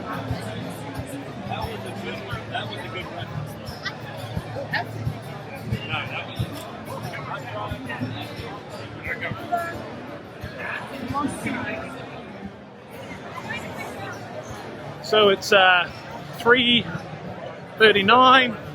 I've been standing on my feet for like 400 hours. Too old for this shit. So me and John are going to head home, have some more pocket pours, and maybe go to some sort of special events and stuff. So that was a really hot, long day. It's good though. For a while there I was thinking maybe VIP was not the way to go, and maybe next year I just will go GA and not really chase bottles. But then I went into the VIP tent, and the air conditioning and the food there was just fantastic. So I don't know, I'm on the fence. We'll see how tomorrow goes, fill you in, but thanks for watching, and catch us tomorrow for Saturday. Can't believe it's only Friday. It's been a long week. It's been a long fucking week, man. Is this where the gay stuff's happening? No, it's behind Denny's. Oh, okay. I like Walgreens because it's a little more classy. It's classy, yeah. Yeah, Walgreens is a little more classy than Denny's. I hear that.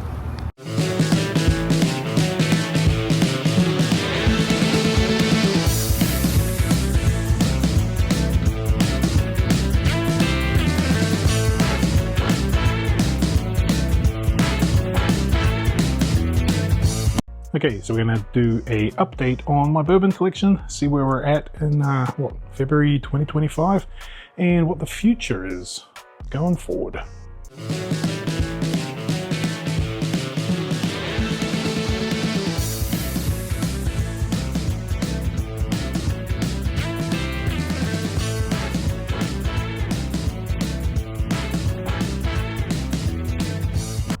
So in general terms from my last update, which was probably about 12 months ago, it's all pretty much the general same size, trying to keep to a set size so things don't get out of control or don't get any more out of control. Let's start up at the top shelf, shall we? So over here, Colonel E.H. Taylor Barrel Proof. This is batch 13. It is an absolute banger. One almost second in my top 10 for the year. We got a Michter's 23D 10-year bourbon back there. That's unopened. Haven't really got to that yet. And I might do the front row, then I'll do the back row. This is a real banger. This is Abraham Bowman.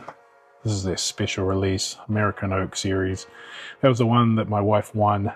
It is incredible. They're really doing some great stuff there at Abraham Bowman. This is a Dusty Blanton's Gold from Japan.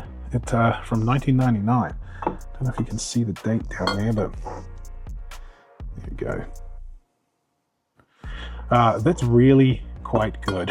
You know, you can sort of see how Blantons have changed over the years and definitely gone downhill. Buckner's 17. That one there is another good one. Picked up, buddy went to the Augusta Distillery, Mr. Darrell.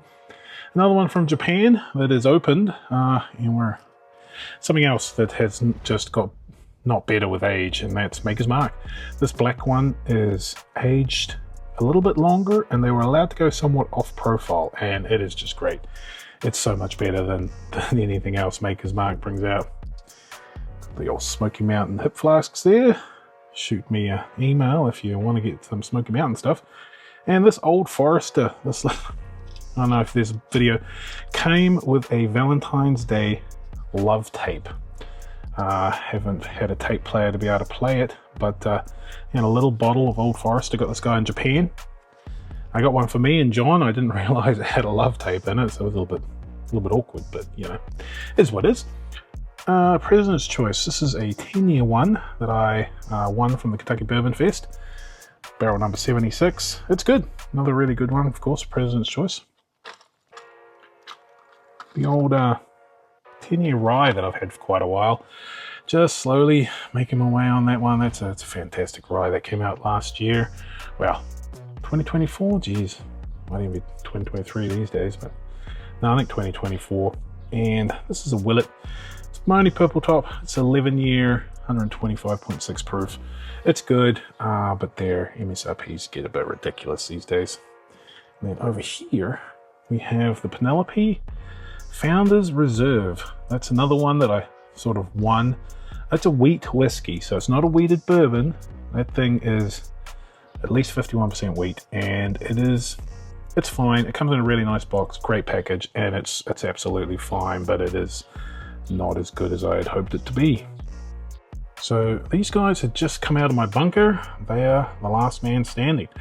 Always a bit of a worry, but we've got the single rickhouse Camp Nelson F, which is my favorite of the single rickhouses so far. We've got Russell's Reserve 15, absolute classic. That's my last one. And William Heaven Hill 17, another classic. Just pulled them out, sitting back there. Well, you know, when you don't have any more left and they're your last one, and maybe the last one ever, it sort of sucks. But to be made to be drunk.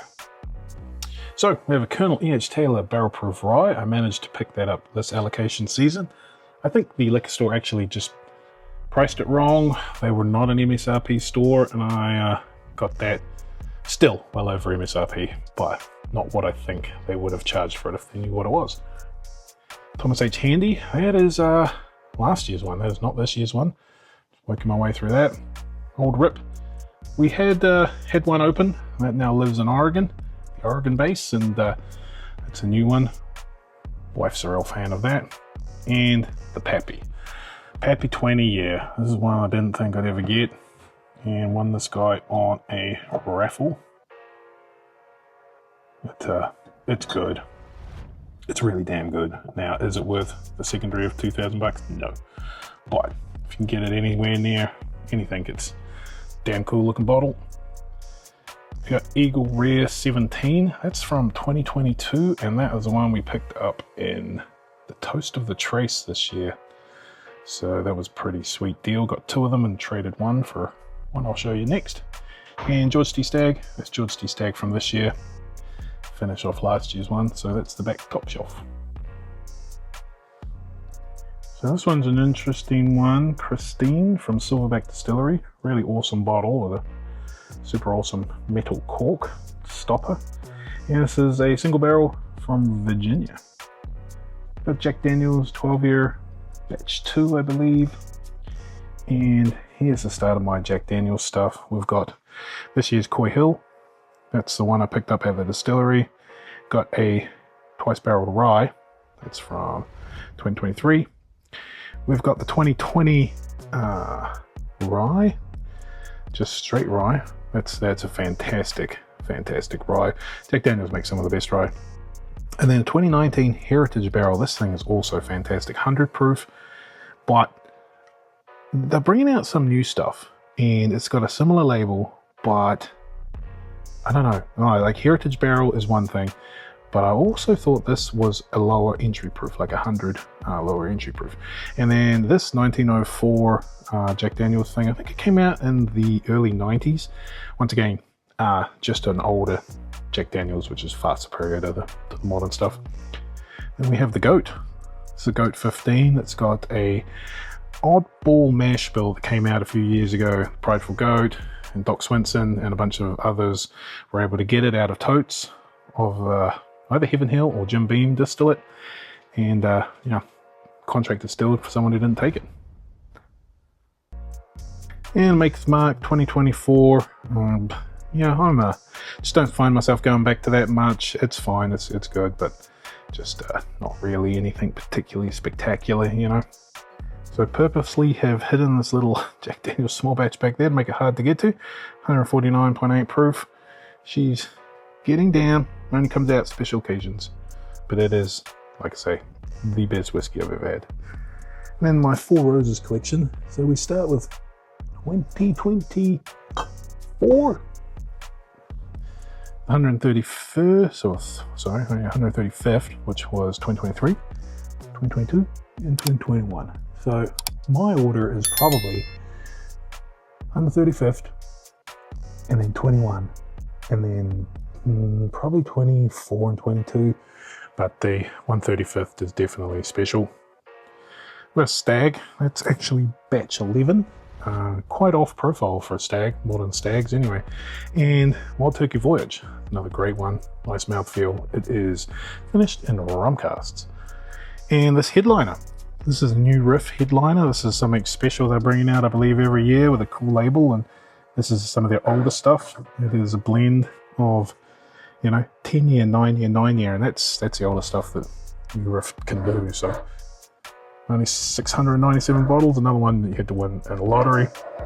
And then a Sealback 15, that's the Buff Turkey Batch 2. Another fantastic bottle. So let's detour back up to the top, some of the stuff up here. But what I'm doing this for is really, I haven't done any hunting videos because I just haven't been hunting.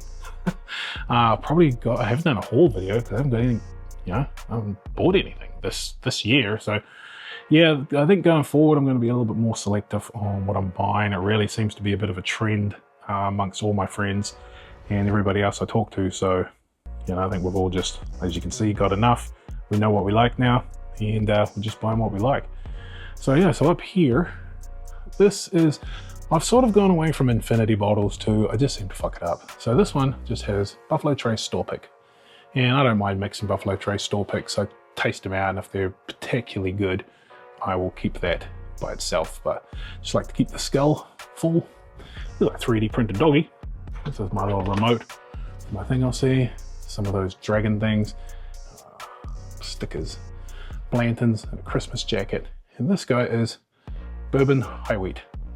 This is not another Pappy, that's just the cool as F bag they come in. But what is that guy got? I think he's got my backup Prideful Goat 15. Let's get these other things down. So most of the stuff up on top there is pretty much unopened, apart from the King. And once again, I keep it in its tube because tube is cool. And it's one more step I have to take to pour it because it is seriously drinkable, so good. So Heaven Hill 18, fantastic bottle. I don't think it gets the credit it deserves because of the Big Brother 17. It is better, but you know, it's still a great one. Like I say, that is not a Pappy's. That is, look down in there, it is the Prideful Goat. Cool bag though. The King, 16 year, 67.05 proof, and bottle 50 or 57, real short barrel, delicious. We've got a single barrel, Colonel Edge Tail single barrel, man, they're good. And then a couple of barrel proofs, batch 5, which is ridiculously good, and then a backup 13, which I had to secure because 13 is just fantastic. Jim Beam Lineage, this thing's pretty cool. This one is signed by Freddie No, which makes it even harder to sort of open, you know, and I have tried it. Buddies have got theirs open. There's a bit of a trick to this, someone told me, but I'm not going to open it, but super cool. Little plaque there. You know, sometimes you get things that you just don't really feel like opening. That might be one of them. Jack Daniel's 27, this is the Maplewood finish one. This has been discontinued. You can still find them, and I suggest if you find them, you pick them up, because from what I understand, they're not going to make them anymore.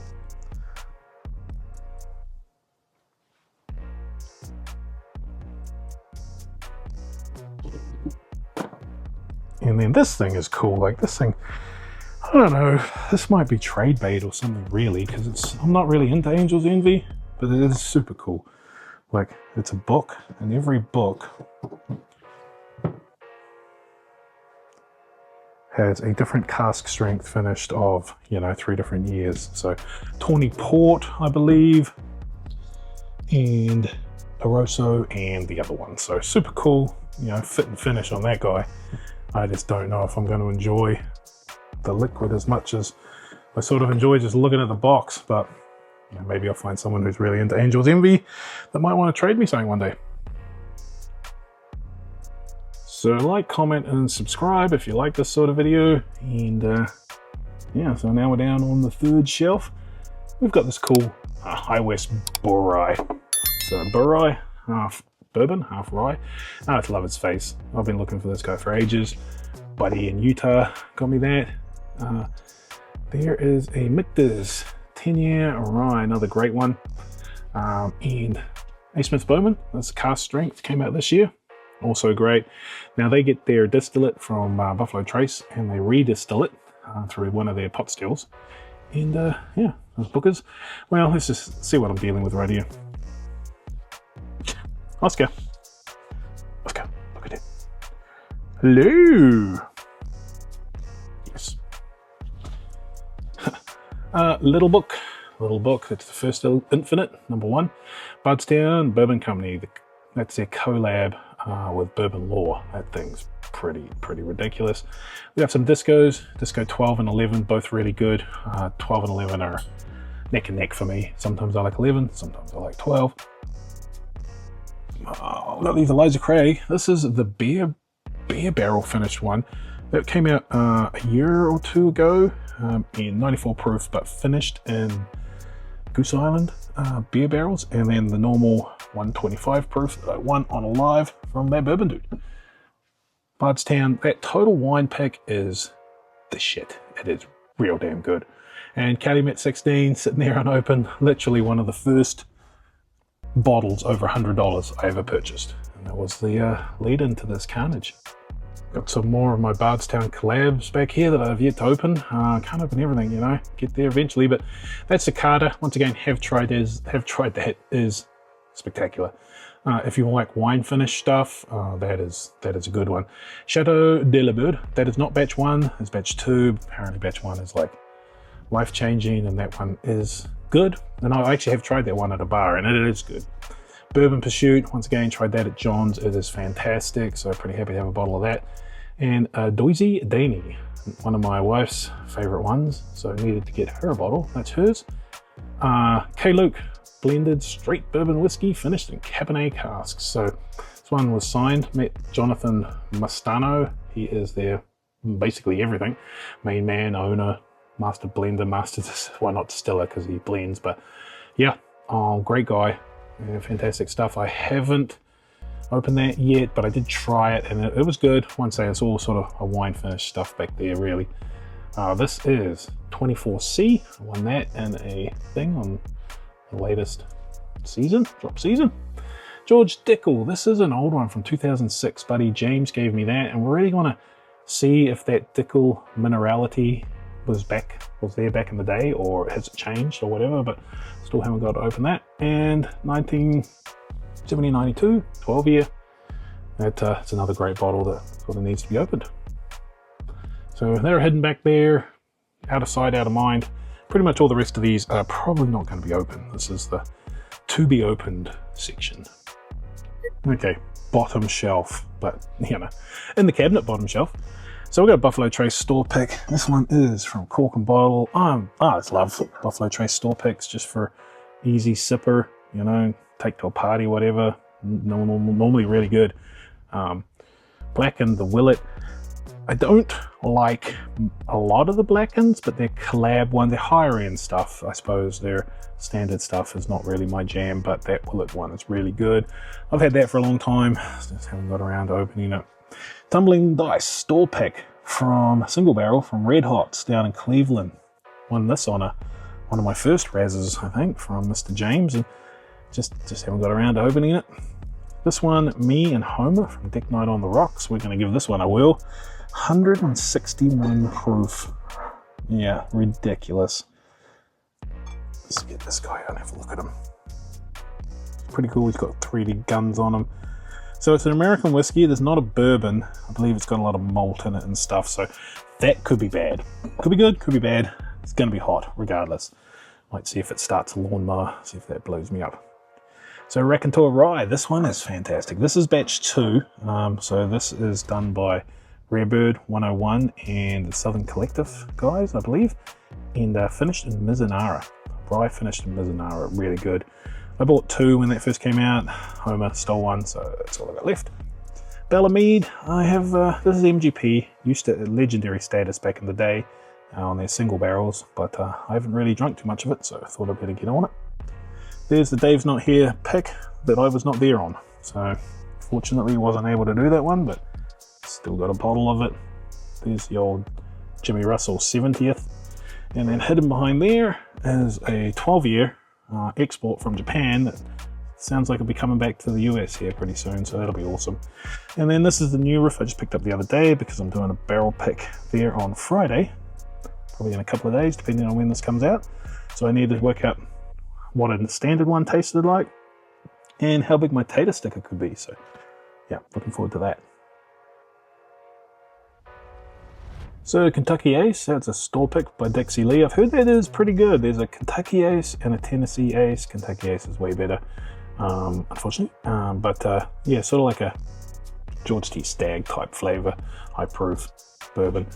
Whiskey Thief. I did this myself. Look at all the char down in that bad boy. I thieved this myself when I first went out to Whiskey Thief on pretty much one of my first ever trips to the look at that. But Whiskey Thief, man, they've just come on strong. They're making some great stuff, and all that char just adds to the flavor. That thing's just aging in the bottle there, isn't it? Green River, that was their summer salute that I picked up when I went out to Owensboro. Checked out their distillery. I actually tried their wheated straight from the barrel. Now they have a wheated pick, cask strength wheated pick, so that'll be awesome. So there's a Jack Daniel's Heroes Rye. I've got a couple more of those and a standard one, but look at the proof on this guy. If you can see that, let me get it to focus. 139.7. That's bloody high. Regardless, very close to hazmat. Pick this up at Campbell Station Wine and Spirits. This is a collab between them and Point B of the Hirsch single barrel. Tasted really good when I tried it. So picked that up from Mr. Nate. And a couple of 15 stars. I heard about these guys when I just started out in bourbon, and oh, they'd won an award. And this is before I realized everybody wins a goddamn award. So that rye is actually pretty decent and relatively good priced. This bourbon, I don't even know what it tastes like, to tell you the truth, but it was expensive as all hell. I actually thought it was for two. I think it was like $2.80, but I thought it was for 2 bottles, and it wasn't really until I realized it was not for 2 bottles. They were $2.80 a piece. Yeah. Live and learn. And Jephthah Creed, this is their Kentucky Bourbon Fest pick. I picked up to be open still as well. So that is the cabinet. Yes, I'm sitting on the ground. So while we're down here, sitting on the floor, let's start down here and work our way up. So the little thing I found at like, I don't know, Hoblob, just to take some of the overflow out, little ladder looking thing. But yeah, what are you guys doing with your collections? You guys slowed down? You still buying up a storm? Yeah, comment what's going on with you. So this is Jack Daniel's Green Label. Used to be super common. Apparently it is, what they say, a little bit milder. It's aged a little bit less in some of the lower levels of the rick house. I remember drinking it back in the day, and it is still a really good pour. Same proof, I believe. Well, no, it's 80. So it's 80 proof, just a weaker Jack Daniel's Old No. 7. This is an older one. Not super old, but yeah, just thought I'd give it a go. Bring back some memories. Speaking of old, an Evan Williams. This is an old frickin' Evan Williams from, oh man, let me see on there. Devon. Comment how old that is. I believe it's pre-fire anyway. Comes pre-fire. It's interesting. I haven't really gone back to it. It's not good. Well, it's not good. It's just interesting more than it is great. It's good to have some pre-fire stuff. Early Times Blacktop. That is good. I don't care what anyone says. Something about the Black Times. Something about the Black Top Early Times. It's just better. And apparently it's not so much the stuff they're putting in it, like it's the same stuff, same barrel, same distillate. Just more the blenders, right? New blenders. So this is North Shore, one of the picks done over there from those guys. Dick Knight on the Rocks were involved in that. That is a fantastic Maker's Mark. It's up there with the Heart release, which I also rate very highly, and probably put them both above Cellar's Age, to tell you the truth. Speaking about better than Cellar's Age, pretty much everything for me. The BRTO1 and BRTO2. So they were their experiments to see what would happen if you took the same distillate of the same age, but you didn't rotate it like they do, and they left one at the top and one at the bottom. And guess what? The one at the top's better. So, stop rotating. So they learned that. Did they do anything about it? Not really. They still rotate. And then BEP, it's barrel entry proof. So they're just mucking around with the barrel entry proof to see if that made a difference, and it did. But did they change anything? Not that I know. So here is my Jack Daniel's Taster collection, pretty much 1 through 14, got them all. So if you're ever seeing some of these, some of the real good ones to go for is number 4. Number 4 is the Barrel Proof Rye. Now this guy was the one that became that Barrel Proof Rye, and then eventually, that Barrel Proof Rye. So, but this is one of the best. This is probably even better than their special release. That's a good one. Some of these are not. Some of these are just bad. Like hickory smoked. No thanks. High Angel Share is good. I believe that is sort of where they realized that High Angel Share barrels were fantastic, and sort of where Coy Hill came from. So after about 2020, they changed from Tennessee Tasters to different bottle, and they became the Distiller series.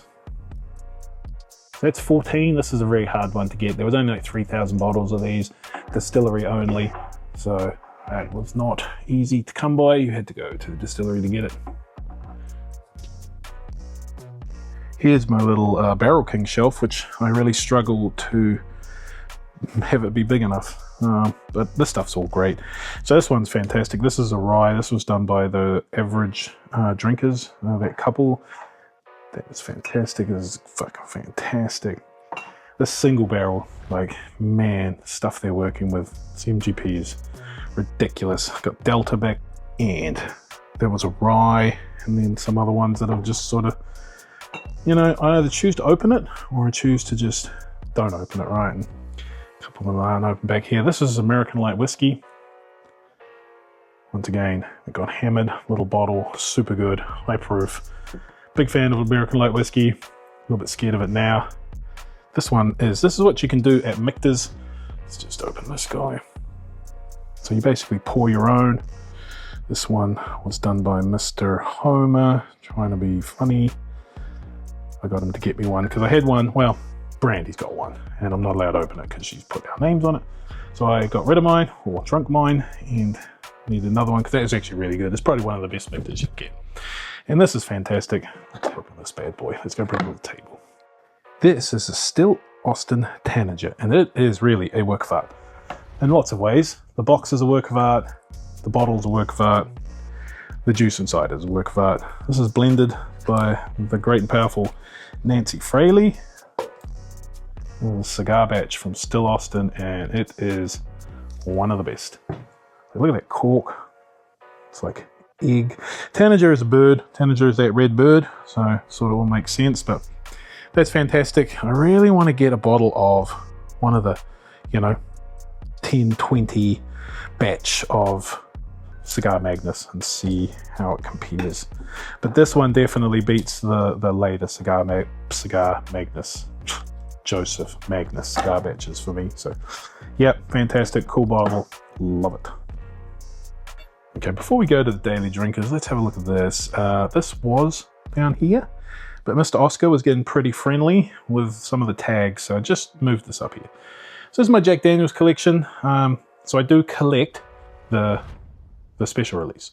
Will it be open? Maybe, maybe not, who knows, right? But the 10 and 12, that just really, I had to add that out there because I lifted them up and it's a little bit off lopsided with the little guy in the middle, so I needed to cover the lights. So they are really to be drunk once I get down to it. So yeah, there's a batch 1 12 and a batch 2 10. They're probably the two best drinkers. I probably wouldn't mind getting a batch 1 10 just to close that out. 2024, that is the highest proof Coy Hill for last year. So managed to pick that one up. Pretty happy about that. That is the twice barreled, that's their malt whiskey. Do not like. So that one won't begin open because I don't like it. And then there is their twice barreled rye. Got one open over there, fantastic. There, like I say, is my favorite whiskey that I own by probably quite a bit. Same proof as that other one. I tried a Buddy's, Dr. Nose, and once I tried it, I was like, man, I've got to drink it. But also didn't want to break up the family. So there's a Coy Hill from 21, Hazmat, 143.8. The rye from 2020, and then the 19 and the 18 Heritage Barrel. So something that you may or may not know, there was actually two of them. They look identical.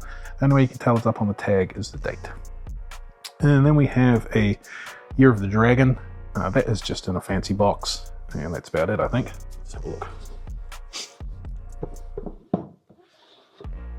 Yep, just a single barrel. And I actually put one of these up against a normal single barrel. I couldn't really taste the difference, so fancy box. And Glenfiddich 30, it's got some sentimental value. I got that when I was 30, so now that's like 47 years old. Probably drink that on my 50th. Well, long video here, guy. Comment if you're still around. So this is a pick from Chasing Bourbon. Well, Brian over there, he picks up amazing stuff, and that is a fantastic barrel pick from him. Noble Oak, Mr. Mark McGuire from McGuire Mechanisms, he gave me that, and it's actually really, really good. Double Oak Bourbon. Jack Daniel's single barrel. That's from 2006, so that's one we can put up against that Dickel. Got a Heroes Rye, but the thing is with this, I made a Heroes Burr Rye by mixing Heroes Rye with Heroes Bourbon. We've got the Peerless Bourbon, which is also great, and the Old Overholt 10, not the 11. I don't have that one yet. So Hard Truth does some amazing rye, and this Mellencamp series it's all really good. I think that is the first one. It's spectacular. An Old Forester 1924, that's from last year. I'm still only halfway through that, and I got another one I got to pick up from John's. Probably go there after this, actually. My 1915 blend. So 1915 is a 50-50 blend of 1920 and 1910. And if you go to Etsy and you do a search, sometimes, because they get taken off pretty fast, you'll find these cool labels. There's a King Ranch, that is last year's. I hear this year's is not that good, so, well, not as good, I should say. So, yeah, it's good, it's different. It's not my favorite Old Forester. And then we have a 100 proof single barrel, and we have another blue barrel strength single barrel. And I tell you what, if you're a liquor store and you have an option, take the black one. Everyone's gone the blue ones. The blue ones were cool when no one did them, but now everyone does them. So, and I just prefer the black ones. The blues can just be a bit hot, and you get all the flavor without the heat on the black ones. And then there's Green Label, which is the barrel strength rye. Up here we've got Generations. Well, no, we don't actually. That's James's bottle, but I said he couldn't throw it out. It's such a fun, cool bottle. So it has Rare Breed non-chill filtered. And speaking of Rare Breed, we have a Jimmy Russell signed Rare Breed Rye. Homer got me that. He told me to don't open it, but I got real thirsty, and so I opened it. This is Pursuit United Double Oaked Rye. Fantastic. Signed by the boys. Cheers, Dave. House Bourbon. The best. We've got some Weller. We've got a Weller store pick, which is quite off profile and not really my favorite 107. We have the Pops Weller store pick. The absolute best Weller store pick, if not the best Weller that there is. Honestly, man, if I can find some more of them. So off profile, but in a good way. It's just delicious. We have a Weller 12 that I managed to win in another drop, and we have an Anna Van Winkle, which is poor man's Pappy. Puppy dog Pappy, or whatever. You know, that's the mix of Weller 12 and 107. Speaking of mixes, well, let's start over here. We've got just a good old rare, Eagle Rare store pick. It comes from a place that I picked up from, can't tell where. We've got a Shinks Bomb Burger. Like, I mixed an entire bottle of Bomb Burgers. Shinks Burger, I should say. Yeah. Let's see what it, because, you know, people just normally mix it in the cup, but I thought, nah, it takes a while for things to blend. So let's give it some time. There's New Rip Co-Mingle. That is a blend of Weller 12 and Weller Foolproof. Once again, these stickers come from Chasing Bourbon. Go check them out, join their Facebook page. Brian's a great guy, and he makes these cool, this is the coolest sticker ever. This is his E.H. Tater 4 grain. So basically, let's get this guy down. Look at that for a cool sticker. It is 50% OWA, 48% Knob Creek 9-year single barrel, and 2% E.H. Taylor small batch. And I've put it up against the real thing, and it is legitimately close. You know, get the whole thing, and where E.H. Taylor is, there's a potato. So we got some King's American Light Whiskey Hazmat.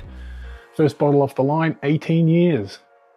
Check out King's, man. They do some great stuff. And that is far superior to this Penelope. They're both great, don't get me wrong.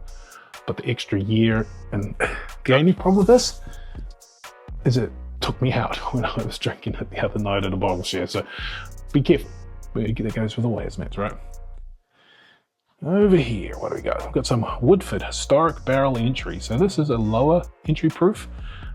Same entry proof on the house, good old 90.4, but when in the barrel, less water added, way better. Behind here, we've got some River Roots, The Guardian, picked that up in Ohio.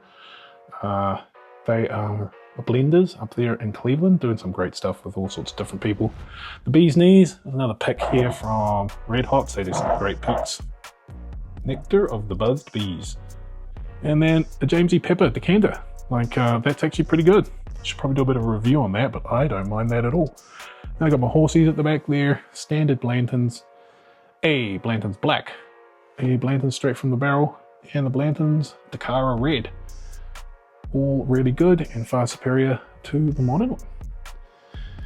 Here is my Elijah Craig set up here. What do we got here? We've got B523. That was actually, I'll show you my bunker soon, but yeah, B523 is fantastic.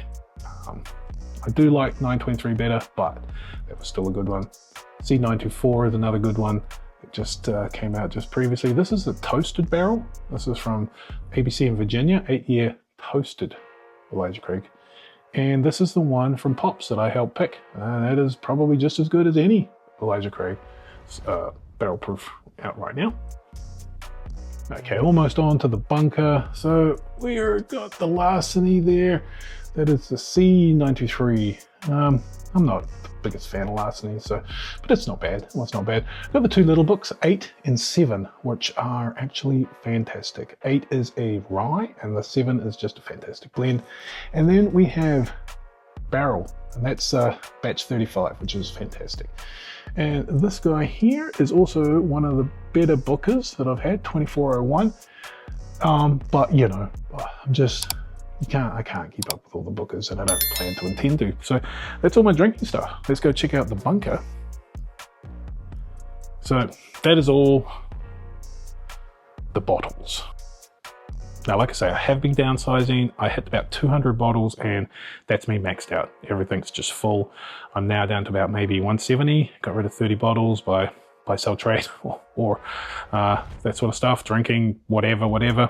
But yeah, so let's go check out the bunker, which is looking a bit sad these days, but is what it is. Okay, it's pretty dark down in here, but I have another full collection of all the tasters. A couple of little Daisy Doisies that I've got there if Brandy ever wants to take some on the road, which she normally does not. And we've got a pick of the rye that I picked up from one of my subscribers that wanted to do a bit of a trade. So I think I traded him a Dietling, which he couldn't get in his area, for that, because I'm a big fan of that. This is the 13th Colony cask strength. This is pretty average really, but it's just nice cask strength MGP really, so that's pretty good. Up here we've got some stash. So it was a lot fuller than this, but I do have one of my favorite stags, which is a 22A. That's the first stag I ever had and is absolutely one of my favorites. We've got one of my favorite Elijah Craigs, C923. Got some Coy Hills because I love them. So I got a 130.4 new one and a almost hazmat 139.8 of the 2021. Now, why is it a hazmat? Because I got it before it went crazy, and that was actually reasonably priced. But for 0.2% proof to add another $200, you know, that's fine for me. I got the Bardstown Series 12. This was a relatively small batch, so I got a backup for just in case, you know, as you do. And this was my first ever drop bottle. This is where I met Mr. Homer from Deck Night on the Rocks. We stayed out all night, and I picked up that. Cost a lot of money. So I want to get it signed by Jimmy. Honestly, might not ever open that one too if I get that guy signed. It's a fantastic bottle, don't get me wrong. And when I say never, I mean not until very special occasion. Got a couple of President's Choices. These are the better of the two. So this is a 12-year one, barrel number 48. That's really good. I've tried that. All my buddies got that when they went on that pick for the Dave's Not Here one. I didn't go, but they still got me a bottle because those guys rock. And then this one is President number 45. There's a Trumposaurus bottle. So I was gonna maybe open that when he won, but you know, good or bad, however you want to take that. Pretty cool to have his bottle. Maybe I'll see if I can get him to sign it. And I got a backup Bourbon Law, which may or may not be John's if he ever wants to buy it. He saw it there. He hasn't got one. At the time, he didn't have the money, so I picked it up off the old secondary because some of these things you just can't get. I got my first one actually. I purchased that through just being quick-fingered and being on their thing. Okay, so there is my collection as of February 2025. That video, 40 minutes. Jeebus! But pretty detailed one there, so I hope you guys like that. Leave a comment, like, subscribe, follow, all that good stuff. And let's see how this progresses over 2025. Does it get bigger? Does it get smaller? Do you guys plan that your collection's going to get bigger, smaller, stay the same? What are you guys hunting? Let me know in the comments, and yeah, thanks for watching again, and we will see you next time.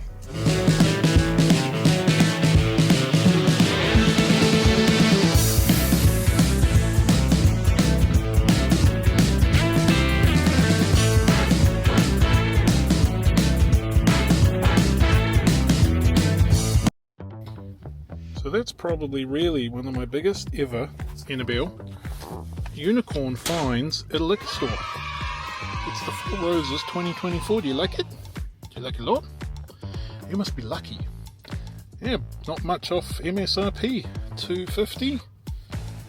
Pretty sweet, limited edition Four Roses. This is the one that we didn't bother to wake up in the morning for, so nice one. Add that to the collection. Of Four Roses, which I've got to sippy sip through. What do you think, Annabelle? Dog roses?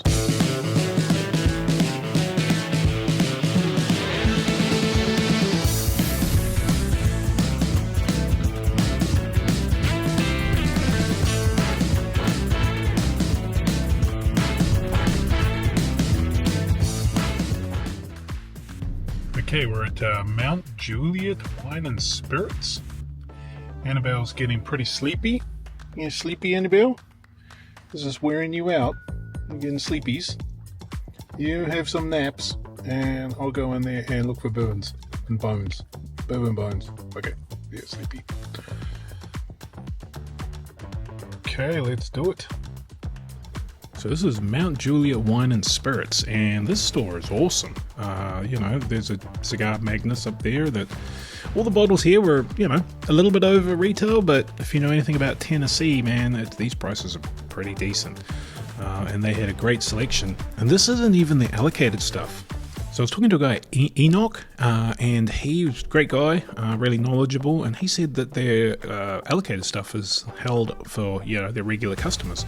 But on the shelf, I don't know if you spotted it, I didn't spot this for a while, you know, I was busy looking at that, Basil Hayden 10. You know, that's only like $20 above MSRP, and the Dickel 17, but I am having a few camera problems, long story, but then boom. Four Roses 2024, $255, and I was like, man, what is retail on that? And yeah, so I had to quick look up, and retail was like $220.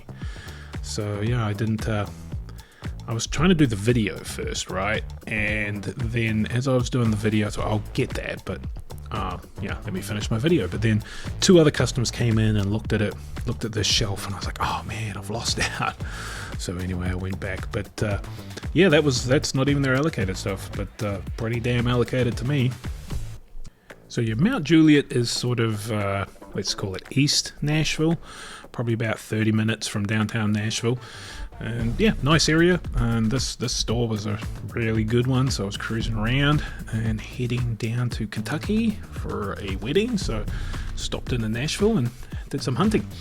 So yeah, all the standard stuff was there, all pretty good selection of different things, good old new riffs and Basil Hayden's. Like I say, my camera was not focusing great because I had it on a single point focus. So anyway, because I was doing something else with it and I forgot to turn it back. That Leaper's Fork, that'd be pretty interesting. I'm pretty excited to actually go check out that distillery, which is not far from Nashville, just sort of south of Nashville. There's a Claren Jack Daniels there. So yeah, I probably wasn't doing a good job videoing because I had one eye on that Four Roses, and I thought, screw it. I went back, I need to get that in my hot little hands. So yeah, so I went and grabbed it and walked around with it for a while, but then handed it over to Eoc and said, hold on to this for me, my man, because I'm buying it. Like I say, it was at the Kentucky Bourbon Fest, and me and John had a pretty big first day, and we just could not drag our asses up at 2 in the morning to line up for that. So hey, it was a good score, and everything happens for a reason, right? So now I'm walking around with it in my hand. I think I might have passed it off, but pretty excited here, so probably the rest of the video in this store is just going to be all over the place. Yeah, I said, hey buddy, hold on to this for me. There he is, the man. So yeah, Mount Juliet Wine and Spirits. It's a really good one. I would definitely go and talk to Eoch. I hope I'm saying his name right. E-N-O-C-H. So yeah, really good guy, really good store. Check it out, man. I've just got stuff sitting on the shelf like that. I know I'm going to stop in every time I go past Nashville now, because yeah, great store. So this is a general look around in the store. They have a lot of barrel picks there too. He was saying that they do a lot of barrel picks and a pretty good selection of bourbon, really, for not a humongous store. What do we got here? I think that's that Woodwork Collective. They teamed up with that Rare Bird 101 to do the Raconteur Rye, which I will have a review for. But yeah, there's just some other stuff. There's Baker's Rye that's sort of just come out. Single barrel, 1972 is always pretty good. And some Heaven's Door. Getting nice and close to that. Come around, there's some purple stuff. Blue. Oh, great blue. And Buffalo Trace, just cases of it sitting there, which for Tennessee is not always that common. Some places don't ever have it, right? So, but yeah, this place did. So Mount Juliet Wine and Spirits, if you're in the area, go and check them out. So that's probably really one of my biggest ever Annabelle unicorn finds at a liquor store. It's the Four Roses 2024. Do you like it? Do you like it a lot? You must be lucky. Yeah, not much off MSRP. $2.50. Pretty sweet, limited edition Four Roses. This is the one that we didn't bother to wake up in the morning for, so nice one. Add that to the collection. On Four Roses, which I've got to sippy sip through. What do you think, Annabelle? Dog Roses? So by here I had fixed my camera somewhat, so slightly more unfocused. But this is Vintage Wine and Spirits, sort of on the same road, but you know, relatively far away from that last place. That's pretty interesting. That one, I haven't tried it. Bacata, that's pretty decent. Jefferson's Ocean. It's different oceans, different saline things. This one was pretty cool. The little bag there. But this is all their store picks. The Rye 3 whiskey one. I've just got a rum finished one that Buddy gave me basically, so I'm gonna try that out. But this had a really big selection of whiskeys. Town Branch there, another store pick I think from Town Branch, and they had the Frank August. There on the neck, can't tell if it's a small batch. So they have small batch, and then they have like different series. The case study ones are pretty interesting to me. Like I think they have one that was finished in Mizunara, which I seem to quite like. Hey, that bourbon wheated, that is fantastic. If you see it, $54, it is really good. But anyway, yeah, Frank August, good stuff. Gypsy, it's then another Rye through the cigar series. I should have probably picked that up. Heard really good things about that, and don't really know why I didn't. Probably because I just spent $250 at the last store. But yeah, I probably would have got that. Lock, Stock and Barrel 20 year. It's a bit expensive, and I don't really know the backstory on where the 20 year stuff came from. Well, with the power of the internet, now I do. It says it's from Alberta Distilleries, but it also says the only US-made 20-year-old rye whiskey, so I don't know. Alberta's in Canada, isn't it? But anyway, there's the old Boss Hog. That's normally really, really good. Great box, but also very pricey, $600 or $700. So, but it's not like it's bad whiskey. There's that Bacta, I think. Let's call it that. Hill Rock, not to be confused with Rock Hill. Maybe, probably better, but who knows. Kentucky Ace, I got a bottle of that I picked up from my local store. I think they do a lot of picks. The Kentucky Ace is apparently much better than the Tennessee Ace. This one comes in a blue bag. I don't know what that is, but Jack Daniel's store picks, always got to check them out. Check out the proof. Anything 140 or above is a buy. Starwood, I think it's single malt stuff. Not a big fan of malt, still not. Don't know if it ever will be.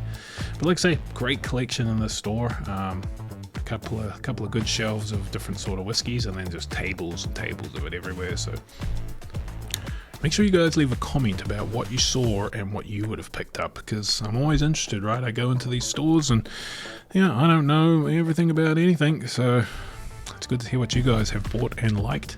This is Nelson Bros. I did actually pick up something similar to that in another store, but that's coming up a bit later. Jägermeister. What the frick is that doing then? Whiskey.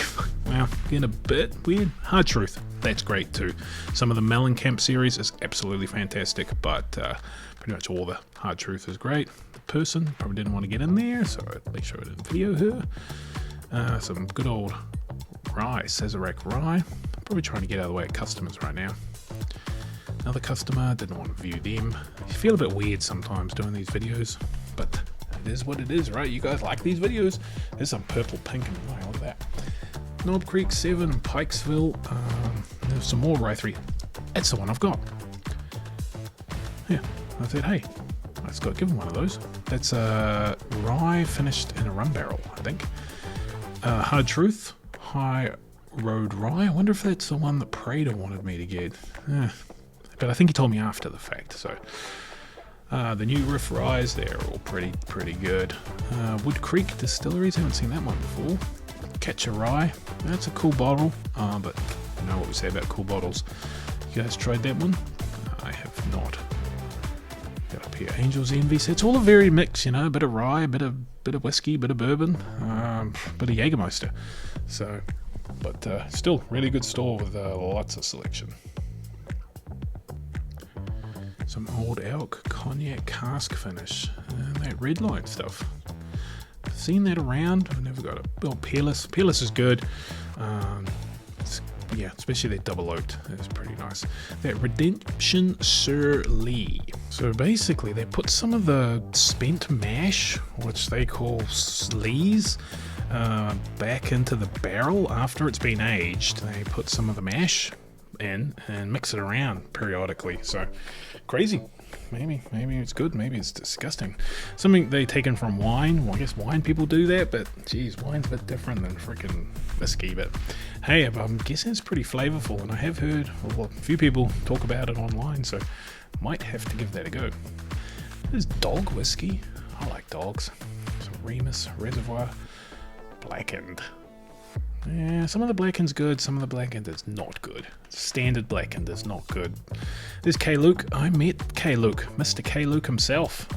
He was at Party Sauce. Jonathan Massano. And K. Luke is actually named after his two kids, I think, like Catherine and Luke. But super knowledgeable guy and really awesome, and he does some amazing stuff. Like his K. Luke is great whiskey.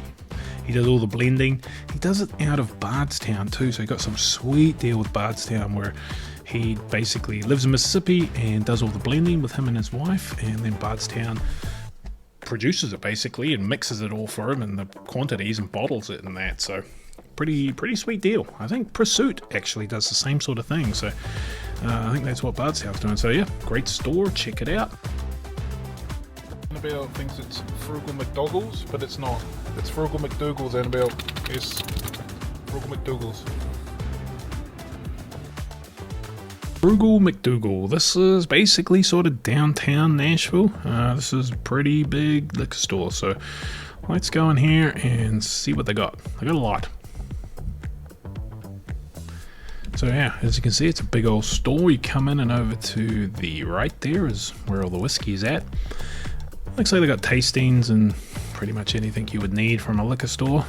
It's a big one. So here we go. Some more Sazerac Rye and 2XO. Looks like a Ezra Brook store pick there. Whole mountain shaitan of Maker's Mark. What do we got down here? Pretty cool little statues and stuff. Statue bro. So I thought that might have been one of the heroes, right? But it's not. It's just the standard single barrel rye in a box. So it's not even the barrel proof. But the Heroes Edition basically is a gold label one in a green box with little dog tags, and it is made on Oh, it's aged on Coy Hill. So yeah, the lower levels of Coy Hill, and it's not as old, but it's still fantastic. Nashville Barrel, that's another distillery I really want to go check out over there in Nashville.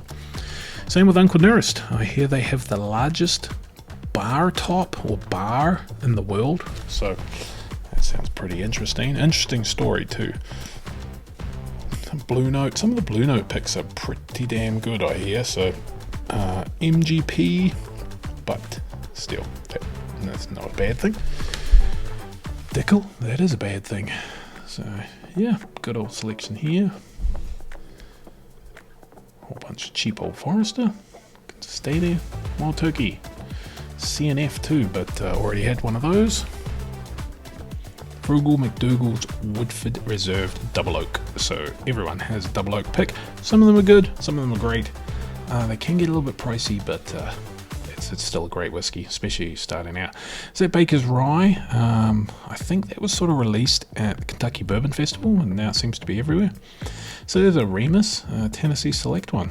Huh. Ross and Squibb, that's MGP by another name. There's that Wheated again. And there's that Ajax Turner single barrel that I've actually even seen on secondary. People selling that, so maybe it's good. Some of those single barrels are great. I got a Total Wine one. It's absolutely fantastic. A short barrel, El Jefe Trece, finished in Mezcal tequila barrels. Sometimes that sounds disgusting, but like the Jack Daniels one, the little taster, it's actually pretty good. It doesn't really taste anything like tequila. Barrel, they make some great stuff. Just came out with a 20-year. Bella Mead, I haven't seen that stuff for a long time, and it was literally cases of everywhere in Nashville. So anyway, spoiler, I picked up one of those. Bardstown, it is the 10. So I was looking for a 12. I would have bought a 12, but I found a 12 later on.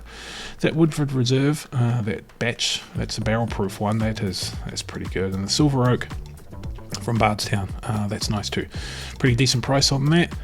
The 15 stars, that is expensive. I do have a bottle of their Platinum. It was a ridiculous price, but and then Blue Run, I've heard mixed things, right? I think it's just sometimes their pricing is a little bit high, but hey, speaking of high pricing, that cognac, $5,000. TX Whiskey, I actually just listened to an audiobook from the distiller of TX Whiskey. They're doing some interesting stuff, but it's Texas whiskey, so I haven't tried it. Went to the Sycamore distillery, that's on one of my videos, so go check that out. Cool place. Sagamore too, not Sycamore, you dumbass. Bardstown, now that Bardstown Rye, people have liked it. Oh, who's this? Fucking Annabelle. Dog in the store, don't poop, don't go potty. She loves to go into stores and poop. I don't know, man. Just every store we go into, she'll just drop a big turd. Don't know why I'm looking at Canadian Mist, but there we go, trying to get the gimbal to work. John's a big fan of it, and I tried it. It's finished in like a couple of different stave profiles. Gimbal action.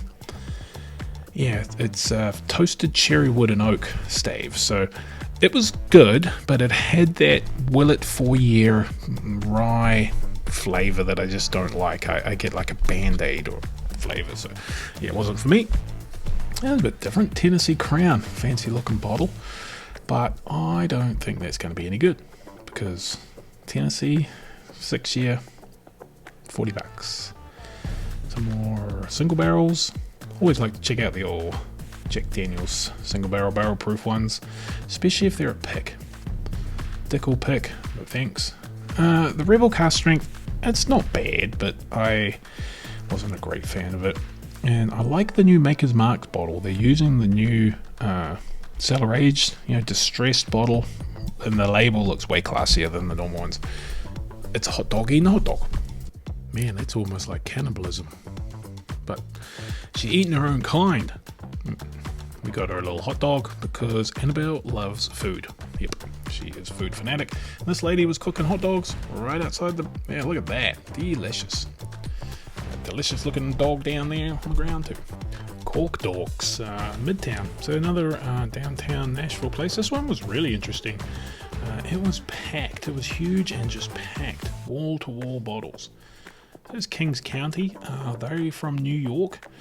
very interesting. They do some pretty interesting stuff. They use smaller barrels and to get their age and color, and some of it's hazmat. They got a hazmat one, and they do some great picks as well. This is a Hard Truth. Another, like I say, Hard Truth is really, really good. Sweet mash, which means they basically don't use the back set, or you know, the left spent over from the previous mix, right? The mash to they start with a clean one. And the good thing about doing sour mash or putting some of the previous mash back in is it's acidic or whatever, right? So it helps kill the germs and gets the yeasties going before the bacteria can get going, and other yeasties you don't want to yeastyize. So yeah, sweet mash, you got to keep things a bit cleaner. So yeah, here's their cabinet. Garrison Brothers, I have been thinking about getting one of the hazmat Garrison Brothers. Rare Perfection. You got to read that font there and make sure it's not Canadian. If it's a bourbon, Kentucky, some of those are fantastic. Some red spot, some Irish whiskey. But like I say, look at this place. It was a freaking maze. And they were loading stuff up on ladders, like really high, so it was all a little bit awkward, but he dealt with it. Looks like the Crown Blackberry is back in stock in Tennessee, so for anybody. Foregate, big collection of Foregate there. I think I tried that rye, and it was pretty good. But it's also pretty pricey. Catches rye again, let me know if you've had that. New Riff, their stuff's great. Their 8-year stuff is fantastic. Single malt is probably still not my cup of tea. Tin cup, it comes with a tin cup, believe it or not. Nelson Bros, Uncle Nearest. This must be the rye section. These guys keeping it. There's a 13th Colony rye down there. MGP. MGP. And yeah, 1776. I think someone mentioned that. That company, that, well, there's that Rye 3 again. Rumcus. That's one I got. And there's that 15 stars. That's really good, right? But it's $180, so that should be pretty damn good. Good times. That's always a good times at good times. Cask Strength High West is pretty delicious. Not a big fan of the that Campfire. Ugh, it's like a mix of peated frickin' whiskey and nope. Interesting Nashville Barrel Company bottle there. Some Hard Truth here. See, I was looking at it here and thinking, is it the one Prater wants me to get? But I didn't get it anyway. Probably should have asked. Old Elk and some Boulder Spirits, probably from Colorado, you'd think. Now, it's a bit awkward here because I think they are stacking the shelves next to me, and it is, like I say, it's pretty packed, so there wasn't much room to move. But very interesting store. You could wander around here for hours. Widow Jane. I do like the Decadence, and haven't really tried many of the other ones. Murray Hill Club and Joseph Magnus Not Cigar Blend. Oh, that was even signed by Dixon Deadman. So that's pretty cool. Signed bottle of that. So there's Hill Rock. Once again, not Rock Hill. Pursuit United, and yep, there's a guy. See, had to move in and out. Getting in the way. Not cool, Dave. It's Jack Daniels, yes. And then up here I find Gypsy. I think that's the fancy one, right? That's the old guy, Mr. Eric Church. He did a lot of stuff with Jack Daniels. Came out with the Eric Church sort of bottle. It's super cool. Tastes pretty average, really. It's just like a good 100 proof store pick. But he started his own thing, and from all accounts, doing some pretty decent whiskey. There's that Bell Mead again. Some barrel. Not really looking at very. So that Blue Label one. It's what is that? Oh, that's that wheated one. Yeah, that, in a previous video, go back and check it out. I tried the wheated one straight from the barrel, and it is delicious.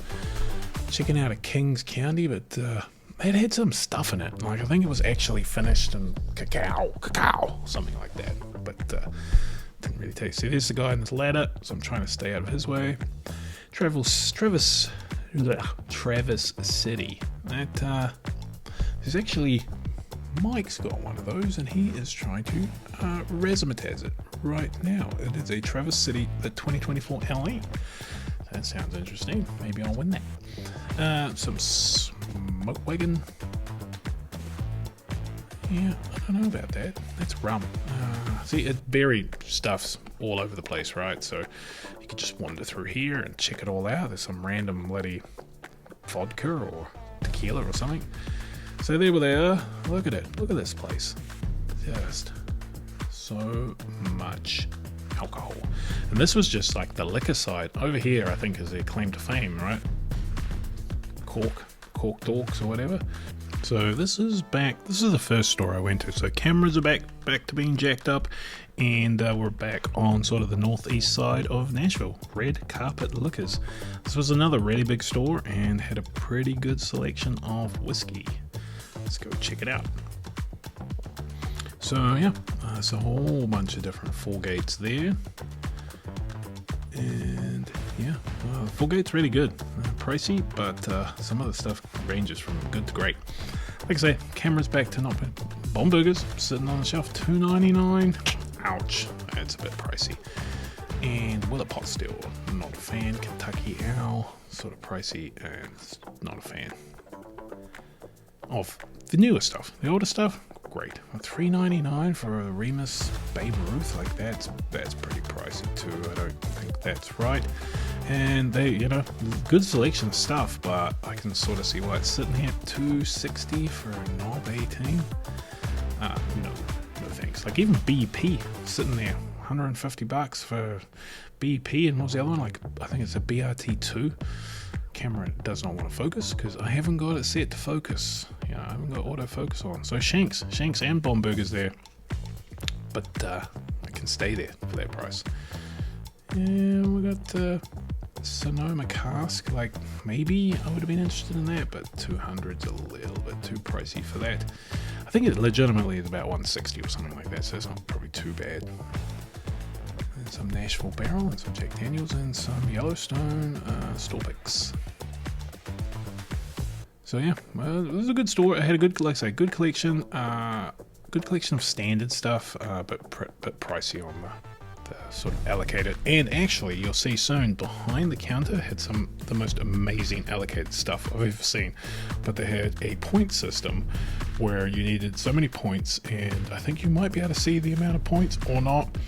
But for example, they had a Bella Mead honey cask, which is legendary, and I think they wanted like $1,200 and you could buy it, which is about secondary on those things, or you could buy it for retail, which was $150 or something, but you needed like 700 points, which equated to spending about $3,000 or $4,000, so a bit pricey.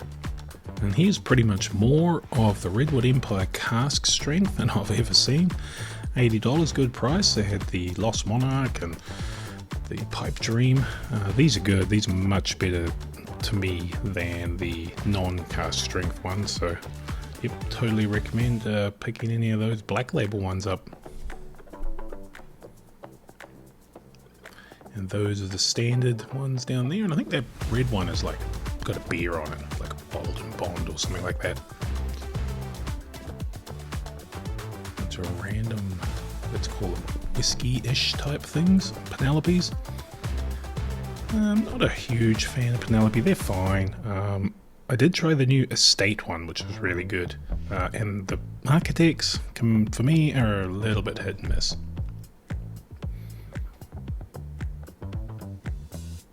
Coming around here. Some High West. Once again, High West cask strength is probably more up my warehouse, but yeah, and there's just some of the High West ones I stay away from. Heaps of Bardstowns there. There's that wheated. Is that the wheated? No, that's a collaboration one, I think. Yep, the collaboration one. So they're all a little bit pricey. And then there's Discovery, and I think there was a 9. Not focusing very well, but 9s and 8s, I think, in this store. So I've got a bit of a collection of the old Bardstown now that I got to sort of start trying out, and a lot of their sort of collaboration ones are really good, but they're can be a little bit hit and miss sometimes. And that down the bottom, that is the new wheated one, which is just a hit. About $54, 55 bucks, I think, is the retail price. And then the black and the white ones are like bottled and bond. They call these Origin series. I think that might be their, I don't know what the blue one is, but the Origin series is their cheap one. Check out all this Bella Mead, just mountains of it. And yeah, it's just not something I really come across all that often anymore. The Bella Mead label has been discontinued, and the Nelson Greenbrier is the new owner, so they got their new labels. But yeah, that did not focus for shit. But yeah, I actually ended up picking up one of these just because that's a cool label, and yeah, I got the black one because it is higher proof. Heading over here, some Smoke Wagon and Desert Door.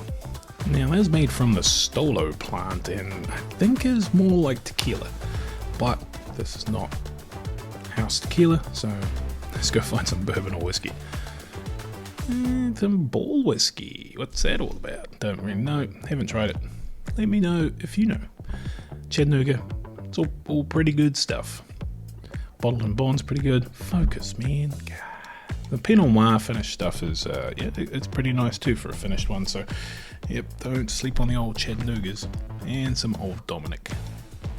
Always pretty good. Some more Tennessee stuff. And more Tennessee stuff. Jack Daniels, trying to check out the proof. Still not hazmat, not focusing because I don't have autofocus turned on because I'm an idiot. So as long as I don't bring things up to the camera like this, the focus is okay. But anyway, there was a store pick. They're all good. I've just got so many of them that I can't keep buying all the ones that I see. Some standard Jack Daniels and the McLaren there. Good old number 7. There is a new bottle of number 7. Apparently it's more rounded. I think that was the old one. So yeah, keep a lookout for the new bottle. It's just a new bottle. I think they're going back to what it sort of used to look like back in the day. Big old keg Fireball. That's probably allowed them to get maybe 1 Blanton's. And there's some aged Fireballs, so if you want to be classy, rednecky, but also classy at the same time. See, this place had an amazing collection of whiskey and bourbons, so yeah, if you're in the area, this is definitely one to check out. Just sort of scanned around here looking for anything interesting. Not much to say really, so just let it play. What do you guys see? Pursuit United, that's pretty good, especially the white label ones with the double oak. Been Holidays, always great. Pretty decent prices. Some more Bardstown, some picks, the wheated and a bourbon and rye pick.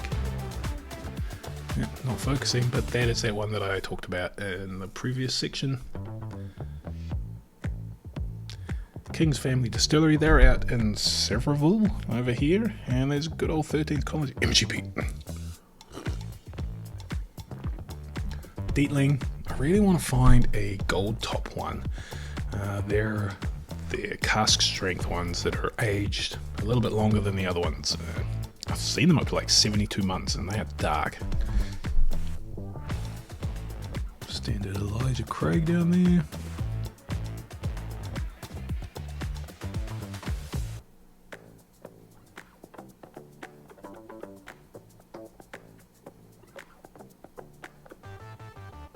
Short Barrel, they do some really good stuff, especially some of their picks.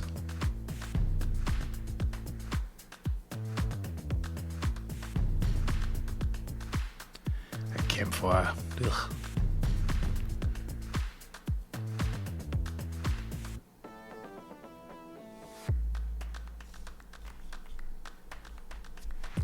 A good selection of the 2XO releases up there. Bourbon Tucker, Leap of Fork.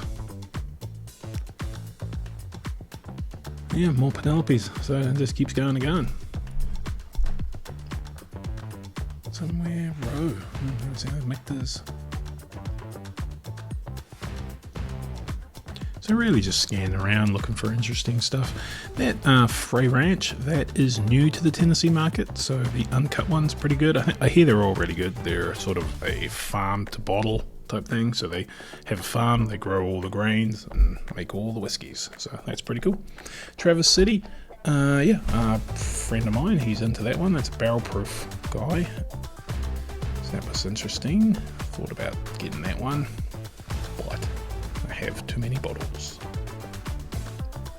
So we'll cut over to checking out, and you get to see the amazing selection of allocated stuff they have behind the counter. They are all selling the stuff at full-blown secondary pricing if you just want to pay cash.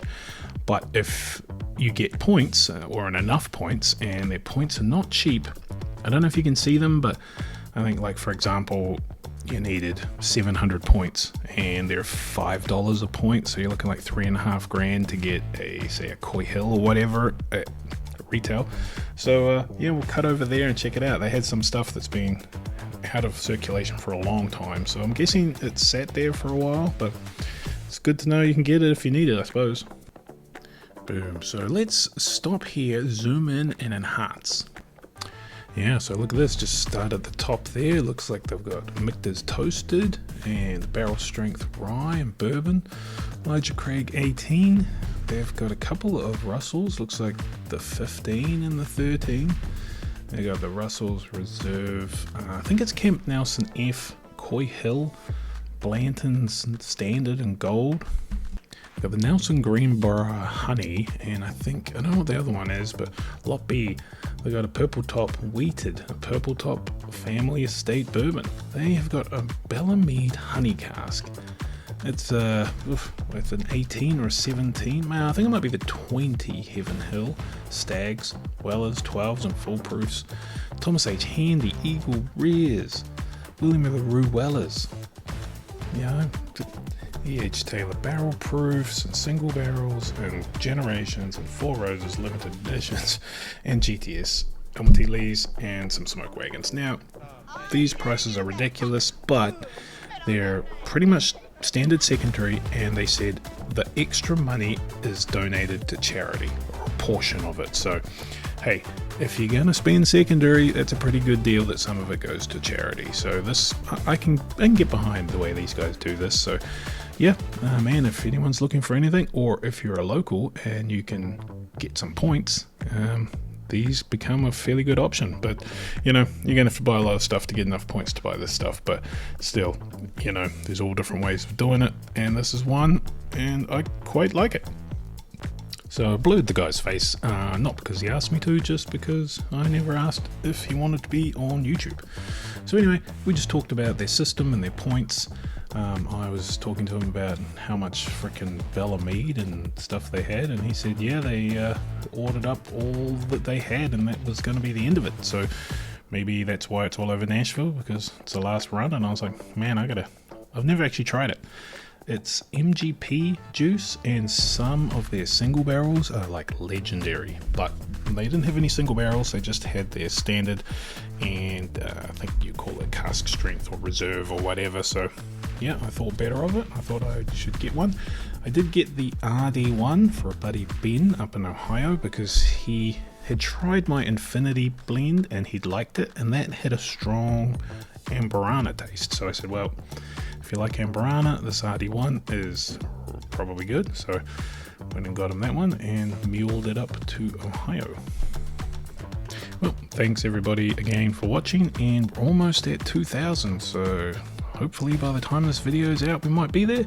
That's fantastic. So thankful for everyone that subscribes. So thanks everyone that's watched this long, and thank you to all the members. You guys are awesome.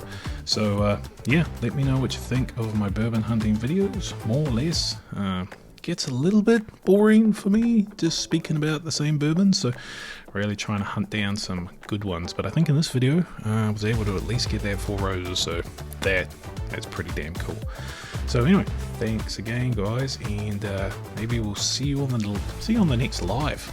All right, Dave out.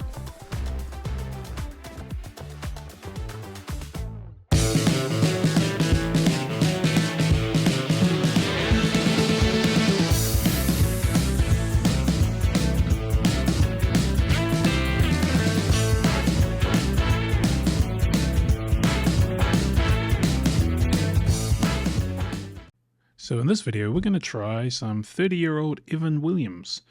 We're also going to try Ben Holiday's Bourbon Lore blend and a distillery-only 13th Colony whiskey that was aged for 7 years, finished for 7 years in rye barrels. We also rambled a lot, so I'll put timestamps here to, if you just want to jump to the reviews, if you call them. All right.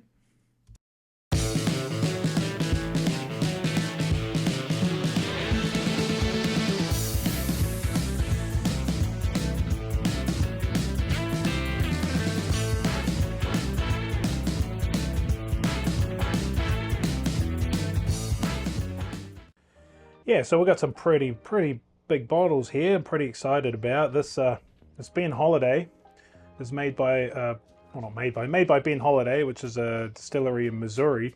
And this Bourbon Lore is like a bourbon group, similar to, you know, like East Tennessee Bourbon Fanatics, but on a bigger level. They've been around for a long time, and they made a blend, but I think they went there and they were doing a barrel pick, from what I understand, but they started just mixing them together and they came up with a mix. So I believe this is like a 17 barrel mix, 18 barrel mix.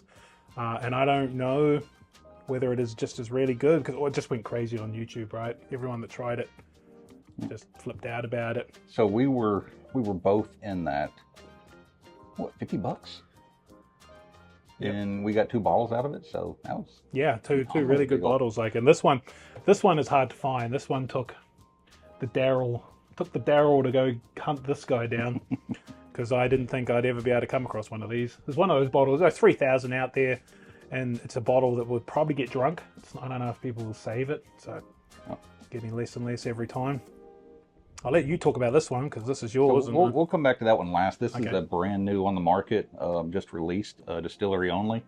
So whenever we get through everything else, because that's going to be our last one, that's our finale. But that is supposed to be a really great bottle. Not a lot of people have gotten it or even know that they don't even know that it's don't even know that it's out. It's been and gone.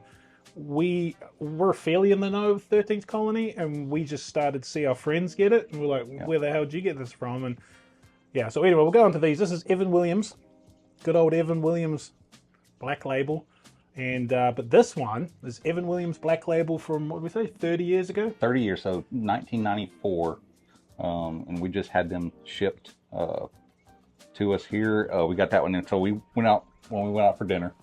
We ran into a little local store here and grabbed the new one, so we could do a side by side. You know, you could do this and be like, that's good or that's bad. But I want to know how it drifts. You know, from the last 30 years. Well, and I'm not really a big. I've never had either. Cheap I've never had a drinker, so yeah, I've never drunk that before, well, that I can remember.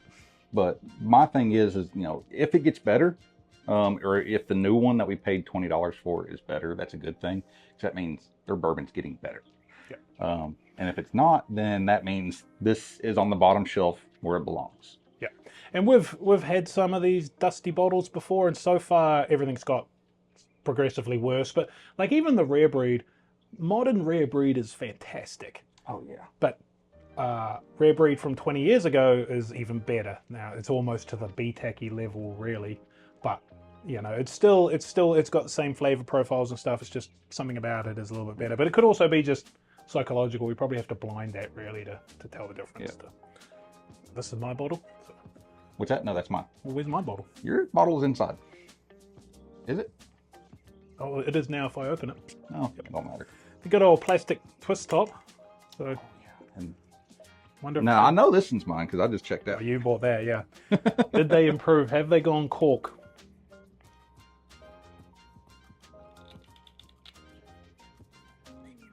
I don't know, because it stopped. Look, halfway. Oh. So. Oh, this thing's gonna test me. No, it's still a screw cap. So we're just gonna force it.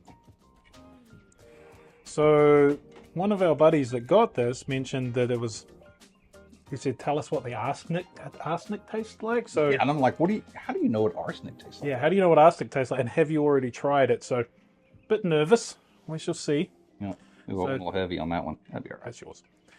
So this is old, new, old, new. So we need to line them up. There we go. Which one do you want? Let's go for the new first. Yep. Let's see what all the tweakers are ravening about. Pretty similar in color. Oh, that smells cheap. It really does. Does like that? The nose is different. It's totally different. I still wouldn't say either of them is good. I don't get it. It's not like a unicorn. It's not something I'm gonna chase. You know. You know, you don't. I don't. But it is different. This one here, the new one, just tastes like goddamn fucking. Did you already taste it? No, sorry. Smells like almost like a. Has this got neutral grain spirit in it? It's a bourbon, right? No, it's a straight Kentucky bourbon. But there's that slight. Yeah, it's like just straight corn. It's like. Yeah, straight corn with a little bit of vodka-y type. It's almost like the people who do the. They make the moonshine and then they put it into a barrel and try to call it bourbon. That's kind of what it like the craft distilleries. Okay. You can tell it's not going to be good. Going in. Yeah.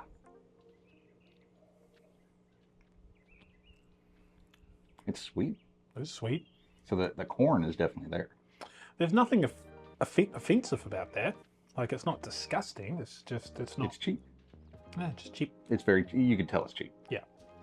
But that would actually make a good mixer. Yeah, that would be an excellent mixer, I think. I think the flavor profile with the vanilla. Yeah, and something would definitely pull through. Something you could pour quite heavy with Coke and still, because I think Coke would overwhelm it, but I think that's what you're going for at this point. Yeah, that's to make an alcoholic vanilla Coke. Maybe even an old fashioned. I don't know. I like my old fashions high quality. Well, I'm talking like sugary to hell old fashioned. Yeah, but just the citrus I think would really help this along. Wow. So different to what Yep. I don't want to be a bit of a bourbon snob, but so different to like what I normally drink. Yeah. This is not our stash that I'm not gonna put that bottle out on the shelf. No, that goes. It's going in the bunker and it's gonna stay there, and I'll bring it out As when for this actual thing. I think this. Yeah, it's great for this, but if some of my family members come over who I really don't like, I'm breaking that out. That or the Traveler. I'd put it right there with the Traveler. Yeah. No, that actually is on par with the Traveler. And I don't dislike Traveler. I'm not like it's not hater. offensive. Yeah, it's not it's offensive. Just not high quality. Exactly, and but I would say this is probably a few step ups from Traveler. Got to give it its dues. But hey, it's $20. $20. Yeah. So we're gonna try This one smells way more differenter. It's definitely got some more complexities to it. Yeah. And it is darker. There's something in there I don't like in the smell, but there's something in here I don't like as well. But so I don't like looking like that at the color. I like to do it like this. Mm-hmm. So if you look, that's darker. Yeah, it is darker. You can tell, not by much, but it's. Which in '94, that could have been an 8-year barrel. Could have been a 7. There's no age statement, so they don't care. No, this is whatever they pull. Yeah, this is just like Heaven Hill throwing in. Well, let's go.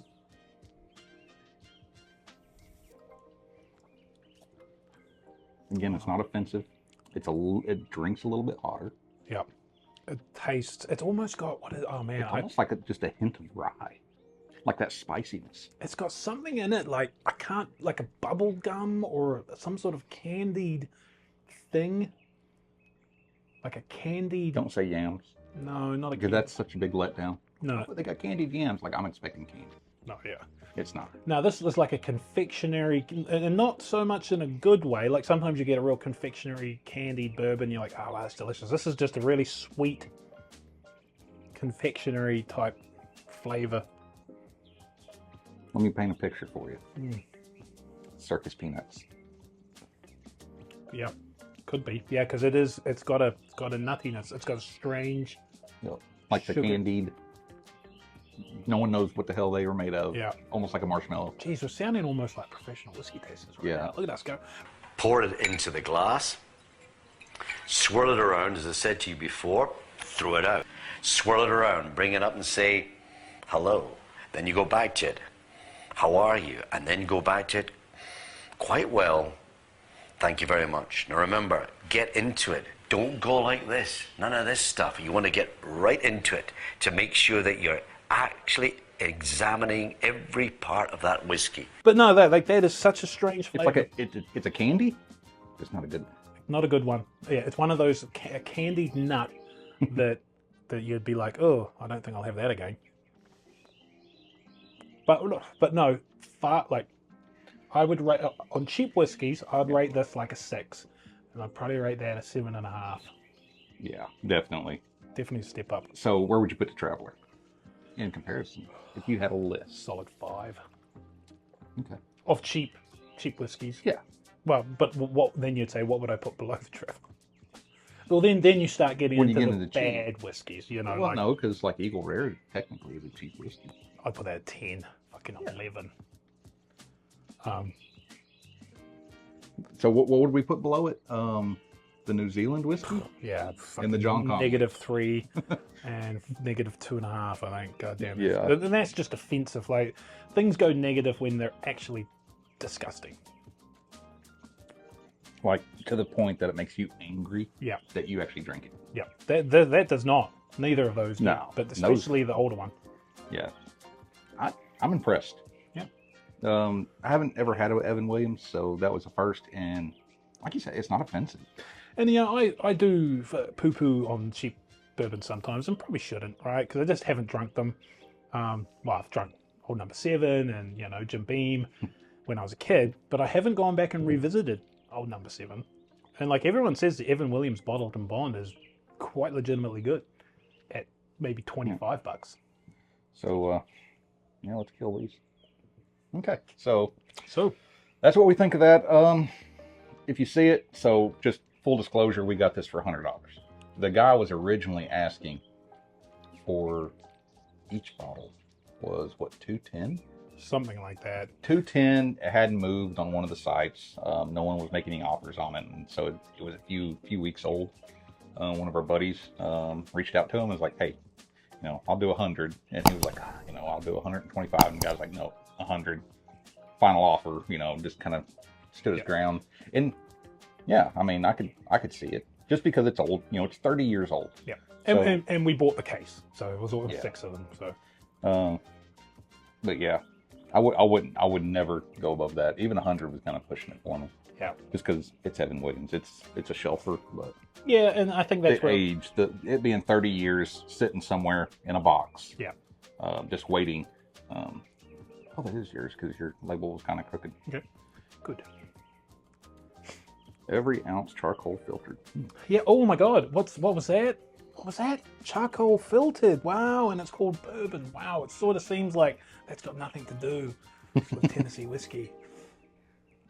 Okay. So now we're going to do this. Ooh, the Ben Holiday. Ben Holiday. I have not had any Ben Holiday. So this is going to be a little bit, this might be stepping it straight up. It's 118.6 proof. It comes from floors 7, 6, 5, 4, 3, 2, and 1. Oh no, sorry. Austria. Austria? Well then, good day, mate. Let's put another shrimp on the barbie. There were 5 barrels from floor 5, 5 barrels from floor 4, 4 barrels from floor 2, and 4 barrels from floor 1. So their stuff is probably like just everyone else. Okay.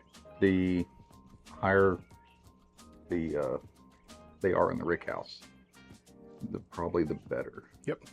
Youngest barrel was barrel 2125, and it was distilled on December 2016.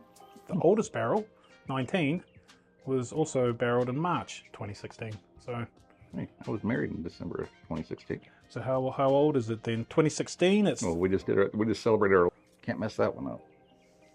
This has more of the traditional bourbon nose. It's not a huge, strong nose, and we are outside. We decided to go outside. House Bourbon needs to sort out where the hell I'm going to do videos going forward because I've been all over the place. But a couple more subscribers and I'll change my stuff around. Ooh, we could actually build like a little bar out here. Could do. Like a little outdoor, just a something simple. Yeah, like over there would be quite nice. Yeah. That smells better. Like it's not, not a huge nose, but it smells much better.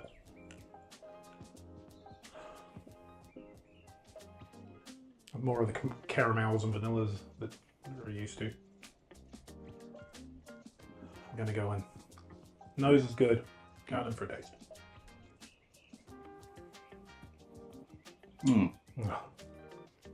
Much better mouthfeel. That is amazing. Yeah. But we did the Evan Williams first. Yeah. So you do the Evan Williams 90 proof, Schilfer. Yep. You follow it up with something like that. Of course, it's going to be amazing.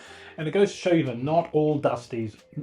I do not believe that all Dusties are better than all modern bourbons. Like this. Yeah. There's definitely a fine line because that's a great. My thing is, I don't want to get in the habit of being, tasting something and like, this is amazing on every single thing. Like, I want to be honest. This is good. Mm-hmm. This is really good. And we've had some bad stuff. We've had some mediocre stuff. But this is good. This has got a great mouthfeel there. This would be probably one of my top 25s. Yeah, I think so. Of I'm talking like from everything I've ever had. Top 25. And Missouri, not from Kentucky. Mm-hmm. Got to give it to those Missouri boys. That's a couple of these guys, and then the Barrel King guys. I've got 2 Ben Holidays here at the house I need to open. And I think you need to come over and we need to do it together. But definitely. It's the Rick House proof. So it's the Missouri Straight and Sweet Red Wheat. Sweet Red Wheat, yep. Yeah, that's 2 I just got.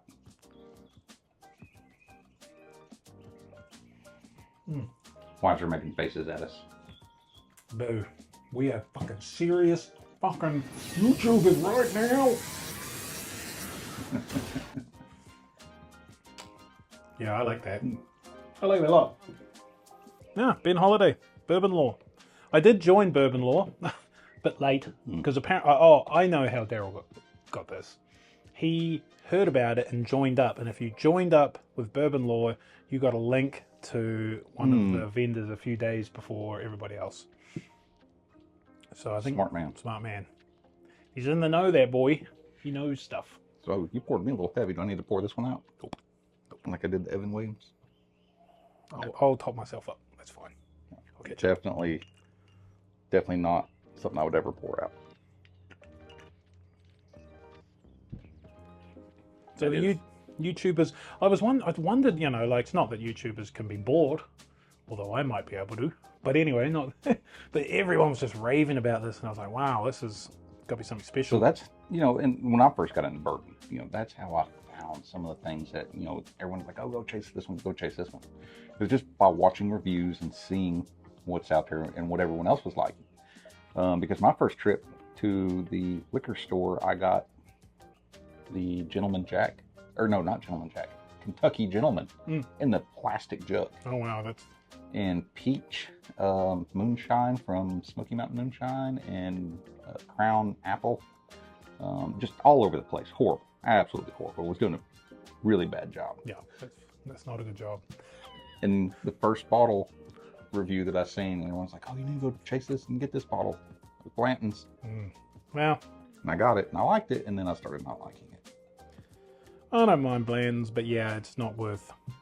I paid, $300. I think I paid for the first 120 or something like that. Just thinking, whoa. I was the same way. Everyone's got to go through that. But then my palate started changing as I started learning and following, stuff like what you do on YouTube and some of the other guys. And it's just about, hey, what are they trying? I do find with my channel, I'm not drinking overly attainable bottles. So, but who cares, right? Like, a lot of the bottles I put on my channel are a little bit unattainium. Not really. Not to the people who've been in it for a while. You think about it. When you first got into it, everything we have was unattainable. Oh yeah, that's what I mean. It's just as you get in more and more into bourbon, you learn how to get those bottles. Because everyone's like, "Oh, you'll never get an Eagle Rare BTAC or a George T. Stagg," and it's like, "Yeah, you will." Once you learn it and you learn the system, it's very attainable for anyone. Yeah, it just requires money. Well, when I first got in again, $50 for a bottle of bourbon, I'm never paying that much. I said that. Yeah. And then I learned. Like, sometimes you just gotta. You can have that mentality, but you're going to get that. Yeah, a little bit. And then, there's also like, there's time, cost of money. The money, cost of time, or whatever. You can spend days and weeks hunting bourbon, or you can find out how to just get it. You just got to, we're not talking huge money. We're talking maybe $100, maybe $200 over MSRP, but at least gets that bottle now, and you can try it. And so one thing I am enjoying now is after having, like the unicorns and stuff, and all those high-end bottles, is finding the stuff on the shelf that I really like. Yeah. Like Wild Turkey Rare Breed Rye. Can't beat it. Jack Daniel's single barrel proof rye. Yeah. And they're just a regular barrel proof. Can't beat it. Yeah, I think It's a shelfer. You do go through phases, eh? There's the Blanton's phase, and then you get into the high proofs, and you get into the hazmats, then you get into the unicorns, then you get into the dusties, and then you sort of done them all, and then you sort of come back down to start it all over again. Yeah, I mean, what do you go after once you've had the unicorns? And there's a lot of stuff that I passed up. Yeah. So now. So this is an old label. Like this is. So that was one of their first labels. Yeah, this is the Southern Whiskey old label. They've got little, and we'll do some B-roll and put it in here, of the like little stickers they've put over the thing. Bottle 2024, aged 10 years. Yeah, I noticed that. The little proof down here, 131.48 proof. This is actually signed by Graham, Master Distiller. So this was distillery only. And a little tip is, periodically these guys just do some stuff and they just put it in the distillery. They don't tell anybody about it, but if you go in there, do a tour or whatever, sometimes you can ask them and see what they've got. Yep. So when I seen that the other day, the guy we got it from put a picture up, and I was like, that's the old label. I was like, oh, it's an old one. So I reached out to him, and he was, no, this is a new one. He gave us the whole rundown. It's been it started in an oak charred barrel for 3 years, and then it moved over to a rye barrel for 7 years to be a 10-year. And I'm like, well, that's different. So what does that mean, though? It was in a normal new charred oak barrel. Means it's whiskey. No, but then they put it into a barrel that previously held rye. Yep. Okay. And so he gave us the whole spill. What was that? What was over here? Day before yesterday? Yeah. He gave us the whole spill on it and like the backstory and everything, but I can't remember it. I think that was pretty close. That's yeah. pretty close to it. We wanted to get him on camera, but he doesn't. Witness protection. Witness protection. Yeah. But yeah, he doesn't like being on camera, so I just tried to recall everything that he told me. But I think that's pretty. So I went and that's pretty much right. So it's obviously, these guys don't even state that they're bourbon on there, and being new charred oak, that would make it bourbon. But then finished for 7 years, like that's not real. That's in not really Georgia. That's not really finished anymore. That's more like that's in Georgia though. You think about the weather in Georgia for the last 7 years. Well, it is not as dark as some of their other 10-year-old stuff. Like, it's got a really funny, I don't know, we'll do some B-roll, but it's red, right? That's really red. I haven't seen that sort of color. Ooh. Their corks are notoriously hard to get out, man. Yeah, I went and picked that up this morning on the way over here, which is why I was late. That's why you were late. Sorry. Do you first since you're the guest on my bottle. They're not the easiest bottles to pour, eh? Well, you grab them like this. Yeah, that's how I find it easier, just to grab the... Okay. Grab it by the butt. Yeah. Cheers. Cheers. Ooh. Well, that is... So it reminds me a lot of their anniversary on the nose. Yep. Which, I mean, it's the same thing. You know, I think it's got a lot to do with the stainless steel pot still that they use. I was in Lichburg. The video actually just came out today, but they have there's a little distillery that's in Lichburg, and they had stills that are even smaller than 13th Colonies, like little mini ones, man, like really cute. Like we could fit in your basement. Oh yeah, easy. Start a distillery. I'm sure the HOA will be stoked. Wow, that does smell way more rye. Yeah, and I don't think there's that much rye in the mash bill. It's just coming 7 years out of that rye barrel. Yeah.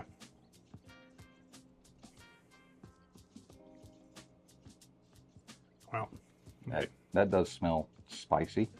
Like I said, it reminds me so much of the anniversary bottle that they put out. We should go grab that.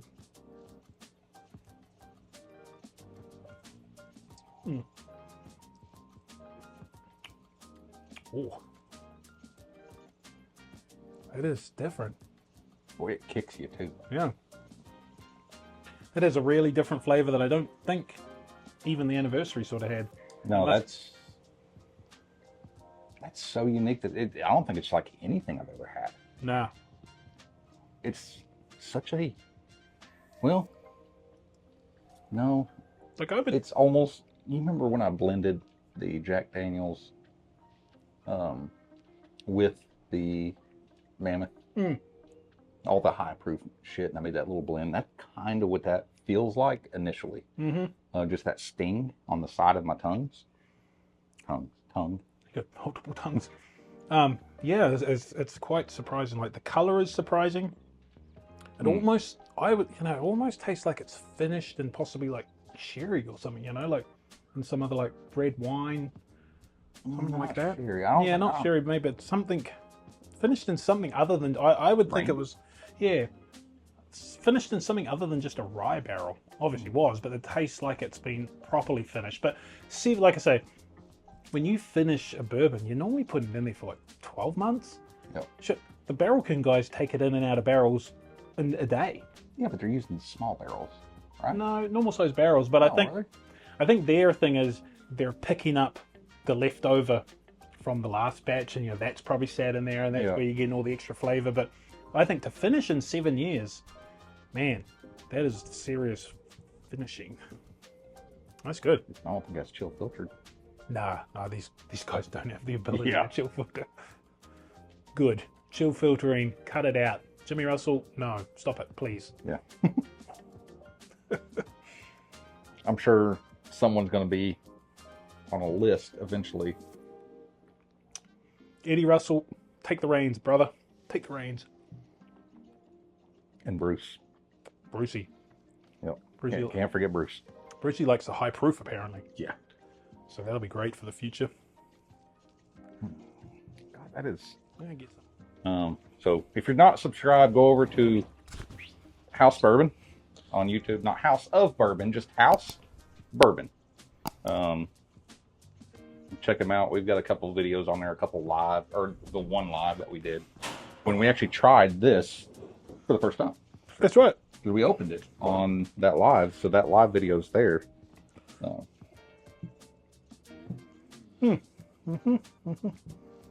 many glasses do you need? You have next. So that's one. I'll redo that.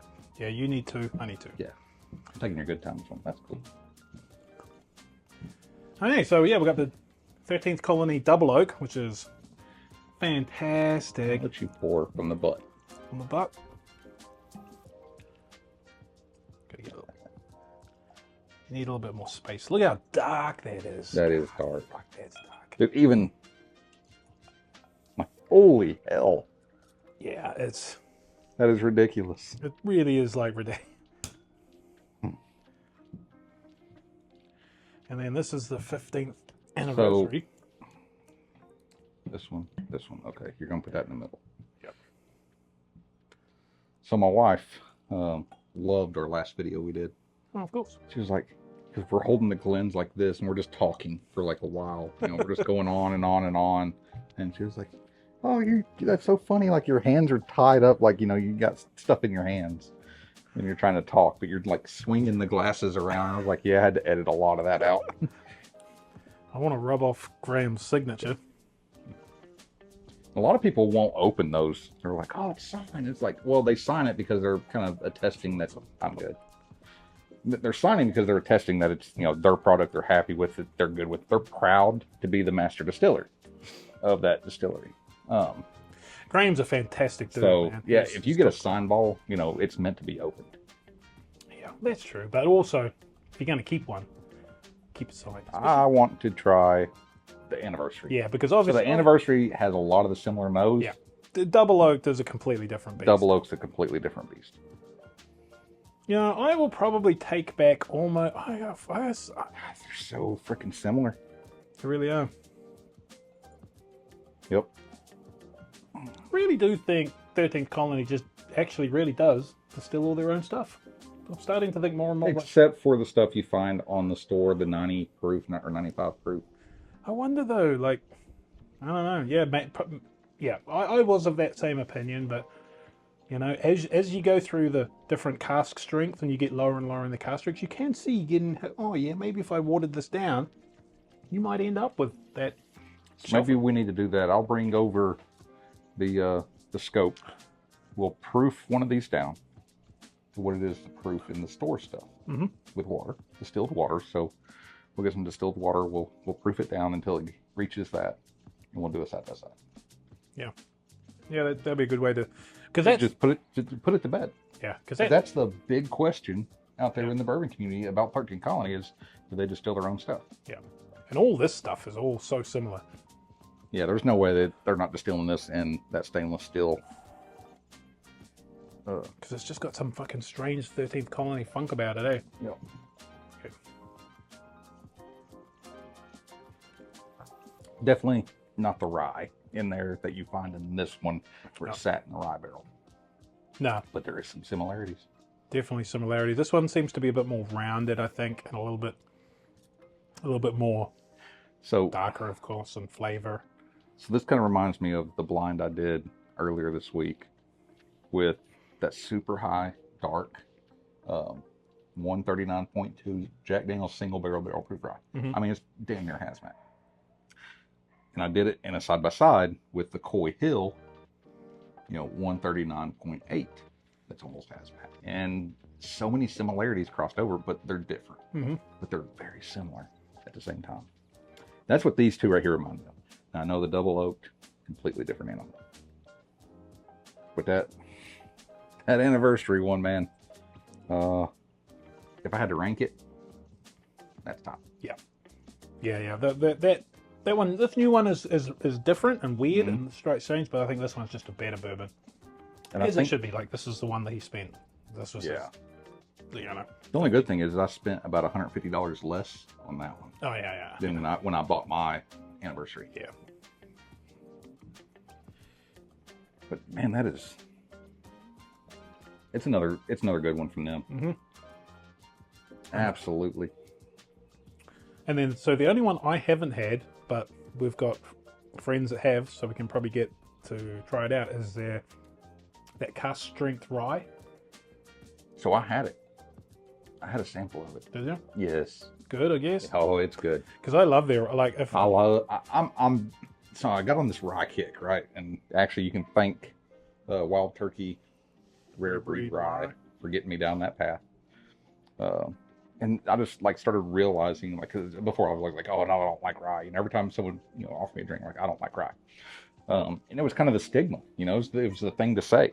You're not supposed to like rye. You like bourbon. You like corn whiskey. But there's so much complexity that comes with rye now. I'm learning it can be spicy. It can be sweet. It could be a whole bunch of different things. Whereas with corn, it's good. You're always going to get the same thing. You're going to get that corn.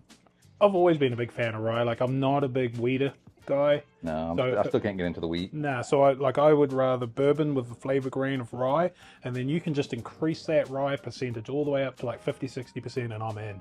Yep. If you go 95.5, I'm still probably in, depending on which one it is, but there's some full ryes, 100% is.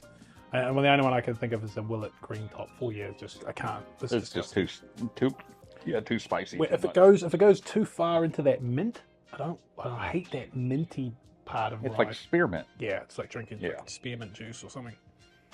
Now, this is the double oak. I'm going to give this a go. Are you going for the double oak Double now? oak now. The 13 colony cask strength double oak 136.8. Batch 2. I'll go with you. Even though it's not my favorite, and you know that. I still like it, but it's definitely not up there. It's just too much oak for me. It's got some oak. It's got the most oak. Now there's like, you take wood for double. That's like the perfect balance. You take the double oaked, and it's like I'm a beaver building a dam, chewing on a piece of wood. Yeah. That's what this one right here reminds me of. It's not as bad as the double oaked on the oakiness, but it's pretty stout. Yeah. I like it. I like that burnt flavor. The burnt, all those flavors have been set on fire. So I quite like it. I probably prefer it I prefer it over the 15th anniversary, but they're pretty close. So for me, it's 1, 2, 3. It's 1, 2, 3 for me. So it's 1, 2, 3. I'm still gonna put that. I'm just not a big oak guy. Mm-hmm. But this right here, and I know 10 years is a good age statement. If it had just a little bit longer in the oak barrels before it went into the rye, yeah, I think I'd be happy. Yep. I would probably put that one above that one. It's still good, but I think that right there would be perfection because I do like the rye, but it's just a little bit much, and that's why I had to put the anniversary up there. From what I know about 13th colony, I bet you that was a mistake. I can't see you aging something because I think the story is their normal stuff is aged about 3 or 4 years, right? Mm-hmm. So obviously they made their normal stuff, and for some reason they thought maybe it was no good. Maybe just because obviously it's one barrel, so they put it into a barrel and then they left it for 7 years. So who did that first? Are they the first ones to do that? I don't know. I've never heard of anybody. We just learned about it up at Wild Turkey. The Forgiven. Oh, you mean to make a mistake? Oh yeah. Well, no, just the putting it into the mixing the rye and the regular straight bourbon. That's how the Forgiven came about. Yeah. But she was like mixing it when it went into the tank. Yeah, and So pulled the wrong lever, but burr it's a mix. Yeah. And so, there's something there. I think you're going to see a lot more of that. Well, burr because ryes, that Forgiven was pretty damn good. oh yeah, and burr ryes are great. Like there's a lot of burr ryes out on the market, but this isn't a burr rye. This is a bourbon that lived in a rye barrel. I don't quite understand it. So it's technically a finished, Mm-hmm. but it's finished in rye, not in Yeah, and I've even not Armagnac or anything like that. Yeah. I mean, like that's similar to like the Barrel King guys. They finish their stuff in bourbon, like they've got Willet barrels and Stag barrels and whatever. But it's just in and out. It's just the length of time, which seems crazy to me. Yeah, 7 years. 7 years in a rye barrel.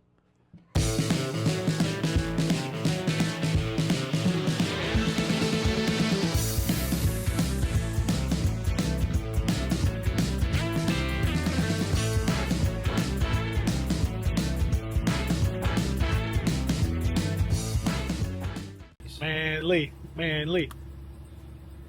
Why are you so fat? Why am I so fat? Because I hang out with you too much.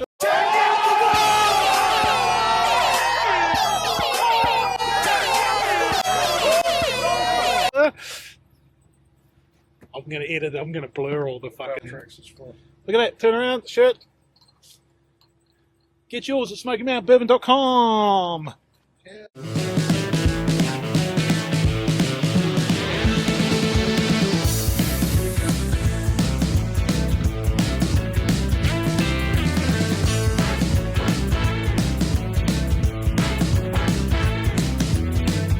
So let's go see what we're going to do here. We're going to thieve some barrels, John. I think so. So here we are back at Buffalo Trace in Frankfort, Kentucky. This they called their Father's Day single barrel thieving experience. So we weren't too sure what to expect, had some high hopes, but all in all, the tour was really good. We did get a special bottle at the end, maybe not being the one that we had sort of hoped, might have hoped that Eagle 12 was the one, but that actually came out on Sunday. So this is me and John, Pray to the Tater, and Homer from Deck Night on the Rocks. We're going to walk you through. If you've never seen or been to Buffalo Trace, man, it is an awesome tour with some real history. This here is Warehouse C. This was after the floods, so you'll see some of the flooding. It, to me, looked very more black. That black moss that grows on alcohol. I don't know if they hadn't done their clean because of the flooding and stuff like that, but yeah, I don't remember it being this sort of mossy. So here we just poke our head into Building C. This is where all of your E.H. Taylor comes from. Pretty dark in here. Smells good. God, somebody make me a candle. Yeah. So straight ahead there is the gift shop, and that looks very black. So once again, you can probably sort of see where the water came up, actually washed off a bit of that black moss.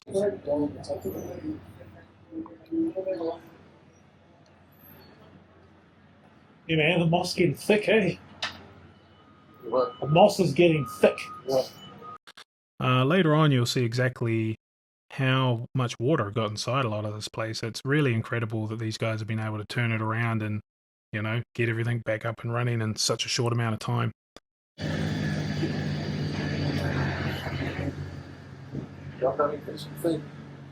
Got any blends? Spoiler, they did have Blantons.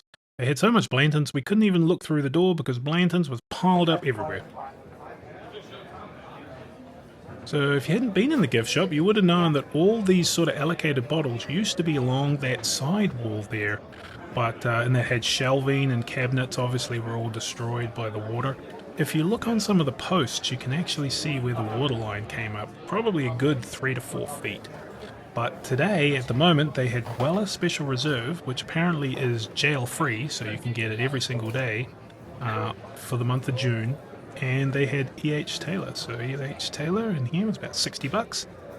And later on in the day, they had a special thing else that came out. So, yeah, let's carry on with the tour and have a look around. Can you play?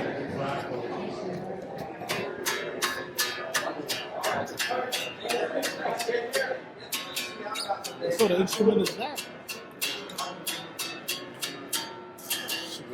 Hey guys. Cigar box, frickin'. The double eagle, very rare stave for the neck. Very deluxe curly cherry for the fretboard. Buffalo nickels at the bridge and a buffalo horn for the nuts. And the same cedar pegs we use to make minor repairs in barrels. What's that thing at the top?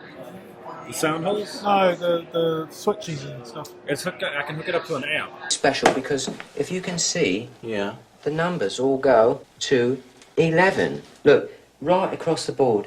11, 11, and most of 11, the amps go up to 10. Exactly. Does that mean it's louder? Is it any louder? Well, it's one louder, isn't it? So I can actually rock out with this thing. I regretfully could not find the aux cord this morning. I was in a hurry, so you get the acoustic version. That's freaking cool.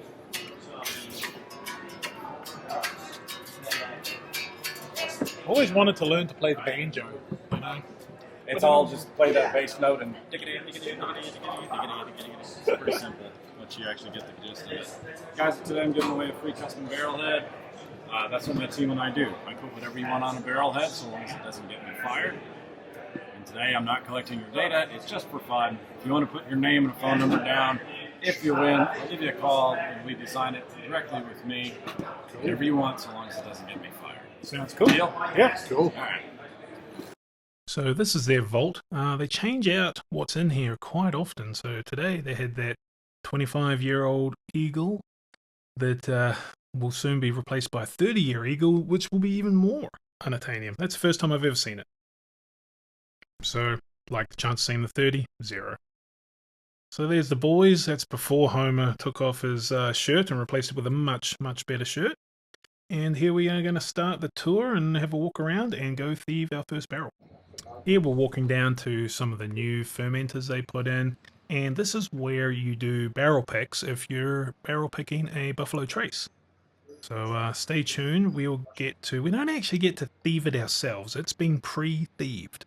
But Buffalo Trace, straight from the barrel at like 130 odd proof, FYI is delicious, especially when it's picked by Freddie. All right, I wanted to get us close to the building. That way, if it does start raining, we've only got about 20 feet to go there. Anyway, welcome to Buffalo Trace. My name's Jimmy. I'm just going to give you just a little bit of history, and then we're going to go in here. Water, and they can sign either barrel head, not both. Okay, sure. And they need to keep their glass. Okay. All right, guys. We've got 12 glasses on each table. Each one of you, you can go on and grab your glass. Also, each one of you can sign the barrel head, but you can only sign one barrel head, one or the other. And there's water on the table as well. And water on the table. So let's go on and get that taken care of. Y'all want to go on and do your signing? So in this room, we came in here, were able to sign some barrel heads. I'm not too sure actually what happened to them. And they had pre-poured us some straight from the barrel, Buffalo Trace, probably about 130 proof, so full barrel proof, and picked by Mr. Freddie himself. And if you don't know Freddie, he is a very famous tour host guy here that has worked at Buffalo Trace, I think his whole life, and his family has worked there. So you know they hooked him up with the Primo barrels, and it was delicious. Spoiler.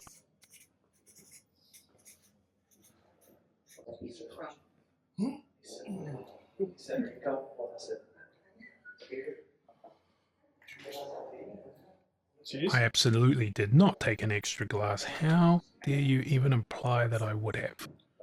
Just leave it. Well, we got late people coming. Don't drink them. Which barrel they want to purchase. These barrels have been, the ones with the stickers on them have been purchased. They also sign their barrels, so that's where these barrels come from. These barrels are deemed Buffalo Trace by our team.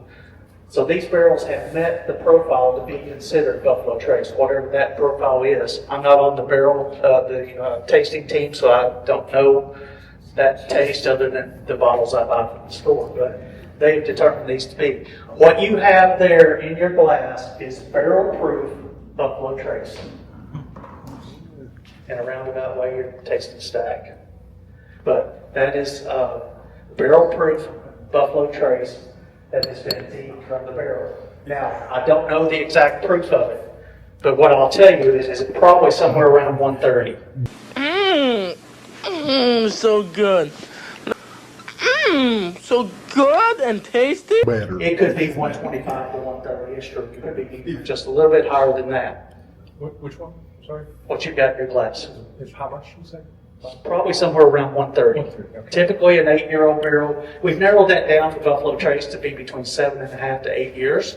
So what you have is Buffalo Trace been thieved by our team, and it has been thieved from the barrel. Uncut, unfiltered. That needs to go on the market. Oh, it probably is. It probably is. So this would be like if you went into a store and bought a barrel or bought a store pick. They came in this room, picked their barrel, but those got proof down for the bottle to 90 proof. This has been uncut, so it's the step right before that. Okay. All right. Is anybody familiar with the thieving process? So yeah, this was probably a real honey barrel because, once again, it was picked by Freddie, but it was fantastic. So maybe a younger age stag might be the way to go. Then the skies opened up and it was torrential, so we had to hang out here a little bit longer. We got a little bit wet still, but man, we would have got saturated if we'd tried to leave too soon. We haven't chill filtered it, so the texture of this is going to have that little oily texture to it. Personally, I think unfiltered bourbons drink a little easier than chill filters do because maybe that oily texture is coating your mouth a little bit and kind of dispersing the alcohol. So you could taste it a little easier for you. I've got a question for you. Sure. I know with the Antique 107, typically when you're doing those picks, you have the option of doing a non-chill filtered. You can have it. Do they offer the Buffalo Trace in a non-chill filtered, or even more importantly, would they let you buy it at a cask strength? I've never seen a cast strength Buffalo Trace, but just curious. No, I don't think that's an option, but your first question about the non-chill non-chill filter, you know, there's some that they offer that non-chill filter, but I don't know that Buffalo Trace is one of them. I'd have to ask and find out. So Maybe before we get out of here, I'll run into that's somebody that knows up there, but I don't know exactly. But like you said, I've never had a uncut Buffalo I was Trace. gonna say because that extra viscosity really makes a difference. Could be the proof. I'm not sure if this is politically correct, but basically what I said earlier, you're in essence drinking Stag right there. Yeah. You know, Stag's just slightly a little bit older. Normally we use 7 to 9 years old for Buffalo Trace, but they hadn't told us they narrowed it down 7.5 to 8. My tours I still use 7 to 9 because every time I say 7.5 to 8, I go back and they're dumping a 7-year-old barrel or a 9-year-old barrel, and they kind of blown my tour out of the water because I told those folks one thing and now we've looked at something different. So, and typically Stag is 9 plus years old. Uncut. How old is this thing? How old is the Bourbon? This barrel was been made in March. 17, March of 17. So, right at 8 years on this one. So if you look at what we see in the progression, it's probably somewhere around 130 proof. Could be slightly higher. That's good. All right, guys. Glad you started us off. Set down there, we let it sour itself. It takes about 10 days down there to do that. So those barrels are part of that OFC Pompeii. All right. Okay, it looks like they've got some Blanton's straight from the barrel that they want us to drink here. I'm happy with that. Shame. Well, I insist. So, if you will come up here and bring your cup with you. So this was back in Warehouse C, and they had this Blanton straight from the barrel lined up here. So got to sample that. Would have been cool if we'd done this in Warehouse H. But anyway, still really cool. This is like the oldest brick house on site, and it is just got some history. A lot of these lower level barrels were flooded, and they are also some of the most oldest and expensive barrels they had. 127. Cheers. Thank you.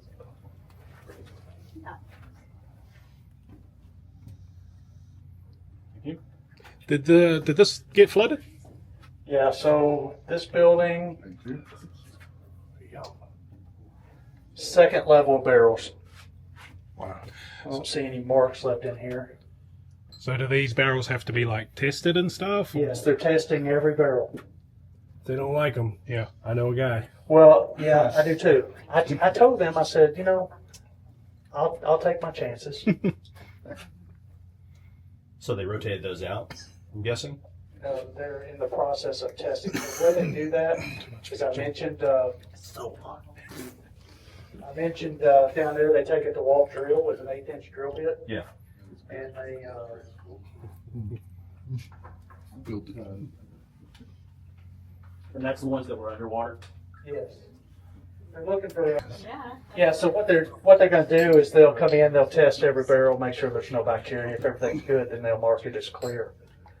Here's my thought. And this is just Jimmy thought. This is not anything official to do with distillery or nothing.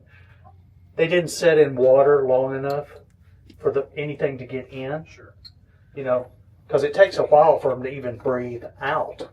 So that's just my thought, but they still, because of liability purposes, they have to test every barrel. They're tight enough to hold bourbon in. They're tight enough to hold water out. Yeah, so the evaporation that takes place, we call it the angel share. So the first year we load the barrel, we could lose up to 10% of our product. Dry wood takes part, and then the evaporation takes part. And every year after that, we could lose up to 3 to 5%. For an example of that, in 2020, we dumped 68 barrels of 23-year-old Pappy. On a 23-year-old barrel, on a good year, you might have 8 gallons left of the 53. On a bad year, 5 gallons. But on a 2020, we had a really, really bad year. 7 barrels were totally empty. So a lot went to the evaporation. Now, there's a lot to do with the evaporation. Water molecules are smaller than alcohol molecules. So when the evaporation takes place, it's safe to say that the water goes first. But it's not just because the water is smaller than alcohol, because if you set a glass of alcohol out here and a glass of water, which one evaporates first? The alcohol does. The environment, the humidity, is what's helped drawing the water out of the barrel. So on low humidity, it's like an empty sponge. It's kind of like it's wanting to suck the water out of the barrel. But on high humidity, the air can't take no more water. In that case, the alcohol does go first, and that's where you can get some barrels that have a lower proof than the 125 that we put them in the barrel with. So there's a whole lot more to it than just saying water molecules are smaller than alcohol molecules. So I had to do my research on that to figure that out, because I have to make sense of this, you know. To me, not just that I have to talk to you all about it, but I have to understand how that really happened. So we're going to see a Colonel Taylor flood survivor? You know, I get that question a lot. Figured. So here's how I explain that. This flood was so devastating. I mean, so devastating. We lost so much. You know, maybe not so many barrels, but just the fact that when I came back on site on Saturday, the water receded on Wednesday. They let employees start coming back on Friday. I was here on Saturday. At that point, they already had 500 ServPro people on site working 24 hours a day. They had big floodlights up. And down here in I don't know if you saw those. Those are big dehumidifiers. They had those running on this building because 2 to 3 feet down there was dirt. Now it's river mud, or it was river mud, so they had to put dehumidifiers so they could get rid of the chance of mold and stuff like that. So they run it on I right now. So, like I said, this is the first time anybody's been in these buildings today. I couldn't imagine what the gift shop looked like. You know, it just if you go in there and look on the poles, it's about 2.5 feet about here. You can see the marks still on the poles in there. And the problem with the whole situation was they said, oh, the crest is here. Nope, sorry, we missed it. It's not here. Nope, it's here. Oh, sorry, it's one here. And it got within an inch of being at the 78 flood, and that's the worst ever. But if you look on our Taylor building back there, it's higher than the 78 flood. Mm-hmm. Well, I had to figure that out too. This stuff has to make sense. How is that? Well, I've lived in this area all my life. Used to be in 78, barges ran the river, going from Ohio River down, locking through Frankfort, going south, and the sand lot in Frankfort's just south of the dam. They used to dredge the river out. Now there's no barges. They don't dredge the river. So guess what the bottom of the river's doing? The sediment is growing in the bottom of the river. So where they do take their measurement from is a little bit higher than it was in 78. So it shows that, you know. It makes sense. I don't know. All those poor little stuffed buffaloes. Yeah. Drowned. Proof it down. Domestic Blanton's is 93 proof. Blanton's Gold is 103 proof. There are a couple of versions, the green and the black, that go overseas. They're 80 proof. Takara Red is the same as the 93 domestic, but it's 2 years older. It goes to Japan. I don't know if you said, has anybody seen the white bottle, White Horse Blanton's? Yes. 40th anniversary, came out in late 24. It went to Japan. It's bottled at 124 proof, by design. But this is 127, which means it's uncut, unfiltered. Uncut, we didn't put any water in the process. It just, where that barrel went in the copper vat, we processed it, and it went into the bottle without any water. Also, unfiltered means that we didn't chill filter it. So chill filtering is where we lower the temperature to 30 degrees. It clumps up the fatty acids and goes through a filter, and then actually changes the texture of the bourbon a little bit. With this, it should have a little oily texture to it. Like I said down there, it coats my mouth and kind of helps dissipate some of that alcohol. Helps drink smoother, I think. But not everybody wants to drink unfiltered bourbon. One thing that happens when it's non-chill filtered, if you introduce moisture, maybe some ice or things like that, it causes your bourbon to go a little bit cloudy. So I guess it'd be a whole lot like people don't want to drink cloudy water. You don't want to see their bourbon cloudy. So with this here, you might get a little bit of a cloudiness if you introduce moisture to it. Okay. There's just something super cool about walking around these super old rick houses that have gone through all these floods and all this stuff over literally hundreds of years, doing the same thing. And all the different people that have probably walked down here. George T. Stagg, Homer T. Lee, Blanton's. So, yeah, super cool environment. If you guys ever get a chance to hit the Bourbon Trail, totally recommend it.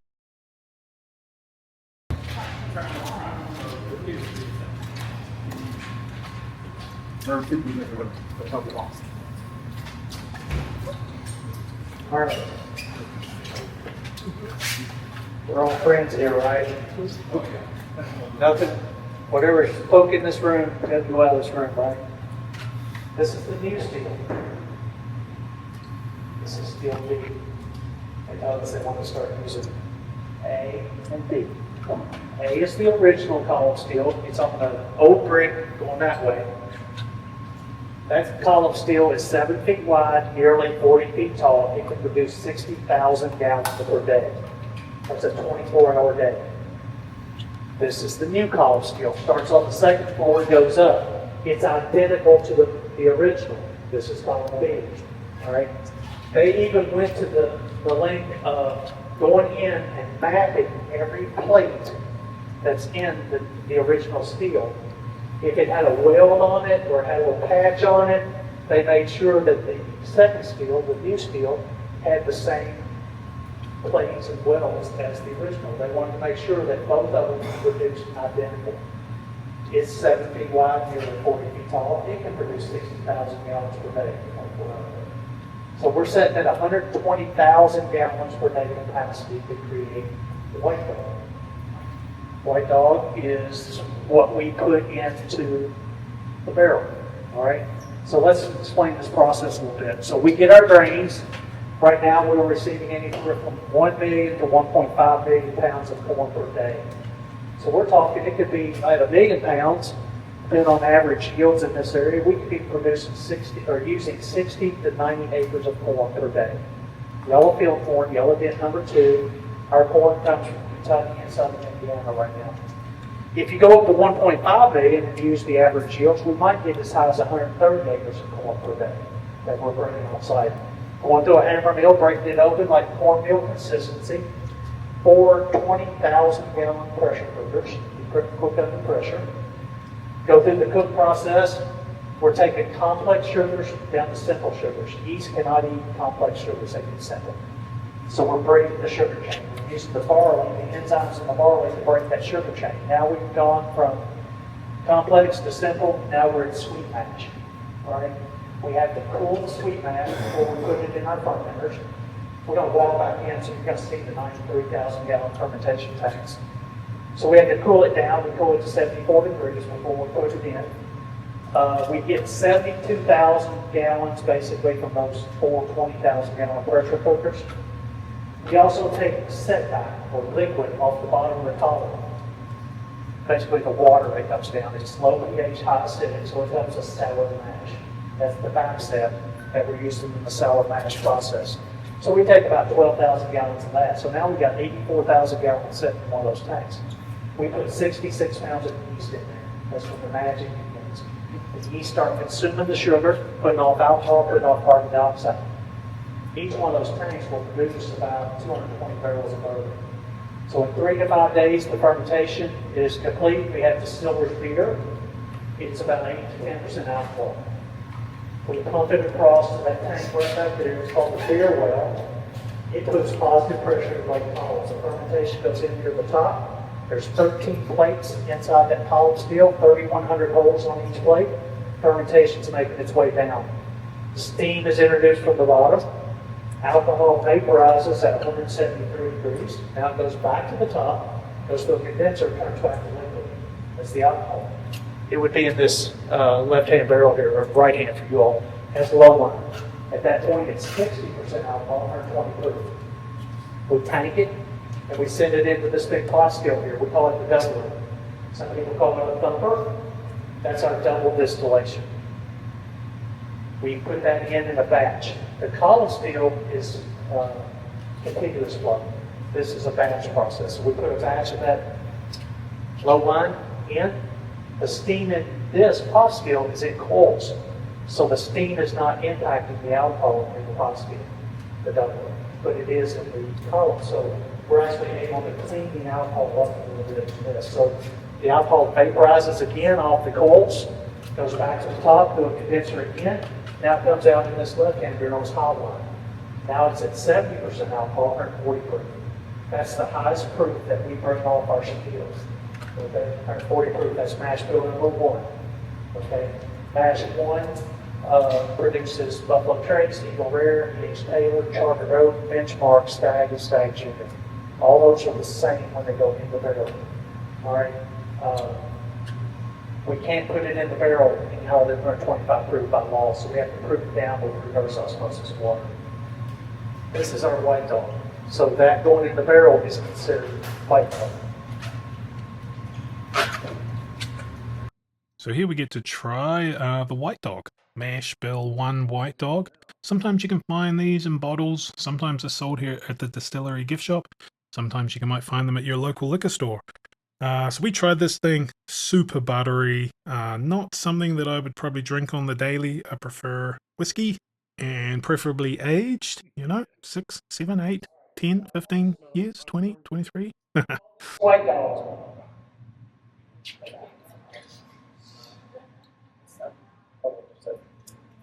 So I call this white dog. Does anybody know what else it could be called? It could be called moonshine. It could be called white lightning. You know what else it could be called at this point right here? Just I'm talking about this point right here. It could be called corn whiskey. Can't be bourbon yet. Anybody know at what point it becomes bourbon? 2 years in the barrel. In the barrel. Once again, in the barrel. As soon as it touches the barrel.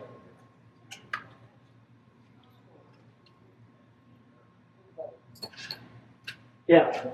So at this point, it can't be bourbon. It can be corn whiskey. There's another rule about it being corn whiskey. It has to be at least 80% corn. So I don't know if they're telling us anything about our recipe or not, because our company's privately held, they don't disclose. But they might be telling us something there. But they told us that can be considered corn whiskey. So as soon as that, if you put that there, and let's say you bought one of those small barrels at the gift store that are 3 char, pour it in, guess what? You just made bourbon. There are 2 exceptions to when it becomes bourbon. Hazelnut bourbon. Labeled as straight bourbon on the bottle, like Kentucky straight bourbon on Buffalo Trace bottle. It had to stay in the barrel for 2 years. Or if it's going to be bottled in bond, it has to stay in the barrel for 4 years. Some of them here. You saw the other 8 new ones sitting outside, so that's our 20 that make up our new tanks. And then on the other side of that wall down there are Blanton's original 92,000 gallon fermentation tanks. The difference is, so I guess he was way ahead of his time. Those tanks work so well, we just copied. The only difference is we put tops on these. The tops really just help us with cleaning. We can blast steam down through them and help us do the cleaning process. Those over there, they have to use a caustic and water hoses, spray them down, things like that. They still use the water hoses here, but they can still blast them with steam and help us control bacteria and stuff like that. We'll make our way up here. My nemesis. Bubble gum. But one thing I forgot to tell you while we were in Warehouse D, the Buffalo Trace barrel that you all tasted, that was Freddie's barrel pick. So he picked the barrel that you all tasted today. So just so y'all know, in case somebody asks you, Freddie picked that barrel. So this was towards the end of the tour. We got led back up here. What you'll see through the store is upstairs in Buffalo Trace. And sometimes it's always worth going and checking upstairs. It's where you can get free tastings and do other things. But also sometimes they have drops of their special bottles up here. So nice big open spaces with lots of different rooms for doing tastings and a bar and all sorts of cool stuff. It's good. Yeah. Over yet, but yeah, it's pretty good.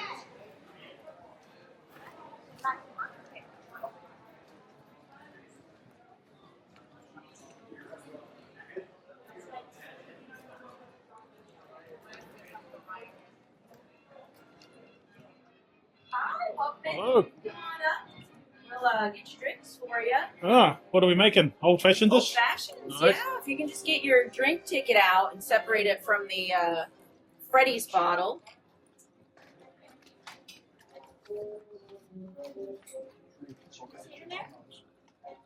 Get your drinks.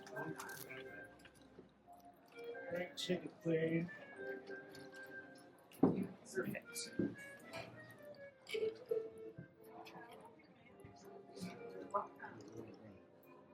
Nice tour. Yeah, it was good. Great.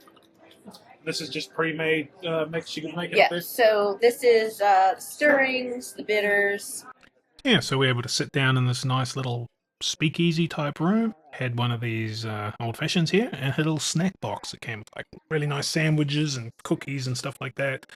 Then we were able to pick up the special bottle, which was the Buffalo Trace Freddy's pick. Now, we've tried this at John's already, and it is fantastic. Like, don't sleep on Buffalo Trace store picks. It really does depend on who picked it, but when one of the most famous people from Buffalo Trace gets to pick one, you know he is getting hooked up with some of the honeyest of honey barrels. So there was also this, which was just a general Buffalo Trace store pick, the Father's Day one. We didn't get this only because I figured the Freddy's one would be better, and I already have one in my decanter. So anyway, it was a great trip. We're going to show a little bit more of the history that I cut out at the start, because this is a pretty long video. But there it is there, Freddy's pick. Really delicious thing, pretty awesome trip here from Buffalo Trace. And then we went on to Louisville to do the other thing we did at Old Forester. So I hope you liked this extra long video with the whole tour and everything like that. Some of the sound wasn't the best, but yeah. Thanks for watching, guys, and like, subscribe, comment, and if you like the history, hang around, and Jimmy will tell you a bit more about it. A couple of quick things. We are the oldest continuously operating distillery. We're sitting on the area that was settled as Leestown, Virginia back in 1775. You know, Taylor bought the distillery in 1869, sold it to Stagg in 78. Taylor left here in 1886. Established what is currently known as Castle and Key, so that's where his story continued. Then we have Blanton getting hired here in 1897 when he was 16 years old. He eventually becomes the president of this distillery in 1921. He gets us through Prohibition by hooking up with Shinley. They held the license to sell medicinal whiskey, so we didn't have to shut down during Prohibition. The only way you could get it was if you had your doctor write you a prescription. You know, so my two thoughts on that was, first, contagious. Whole family caught it. Take everybody in. Everybody gets a bottle. My second thought is chronic. Stay sick for 14 years. That's how long Prohibition lasted. As long as your doctor would keep renewing your prescription, you were set. You know, had a nice supply of hooch coming in. Didn't have to really worry about it. And then we make it through Prohibition. Blanton does an expansion. And then Sazerac bought the distillery in 1992, rebranded us in 1999 as Buffalo Trace. Pay homage to the buffalo herd that led the early settlers across the river into this area. They are American bison, they're not buffalo, so sorry to bust that little bubble there, but I can't really change that for you because the buffalo stuck years ago. But anyway, Sazerac took over. They go through an expansion. How long has it been since y'all been on site? Been a while? Oh, okay. But did you see these last time you were here? Those are the 8 new fermentation tanks. They're 93,000 gallons. Notice they're sitting outside. They go with our 12 new ones that we put in place part of our expansion. So we've got 20 new ones and 12 that Blanton put in place in the mid-1930s. All right, the significance of these sitting outside, it's like, well, how's that going to work?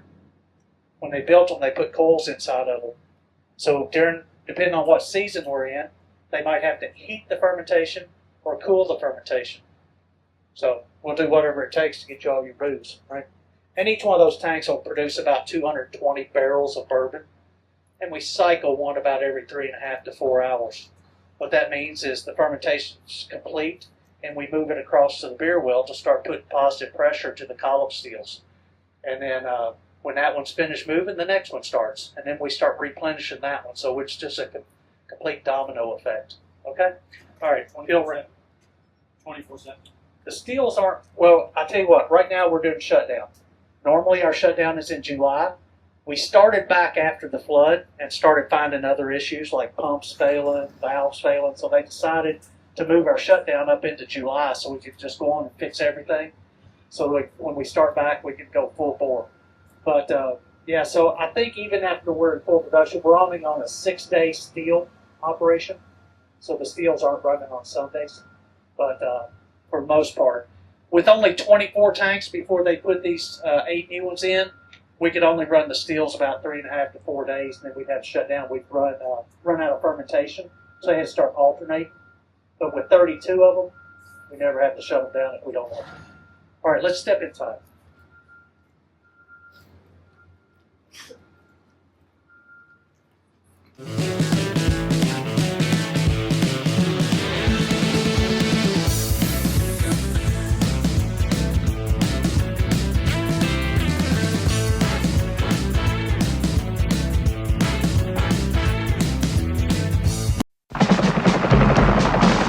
Years ago, a crack commando unit was sent to prison by a military court for a crime they didn't commit. These men promptly escaped from maximum security stockade to the Los Angeles underground.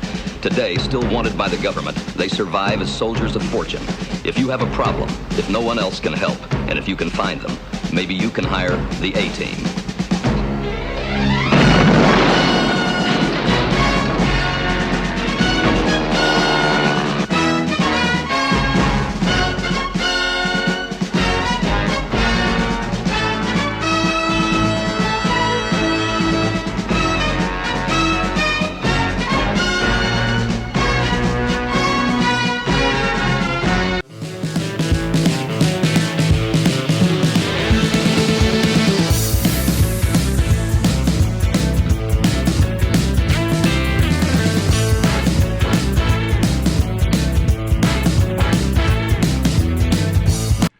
Hello, so this is a really good video on a pick that went somewhat sideways.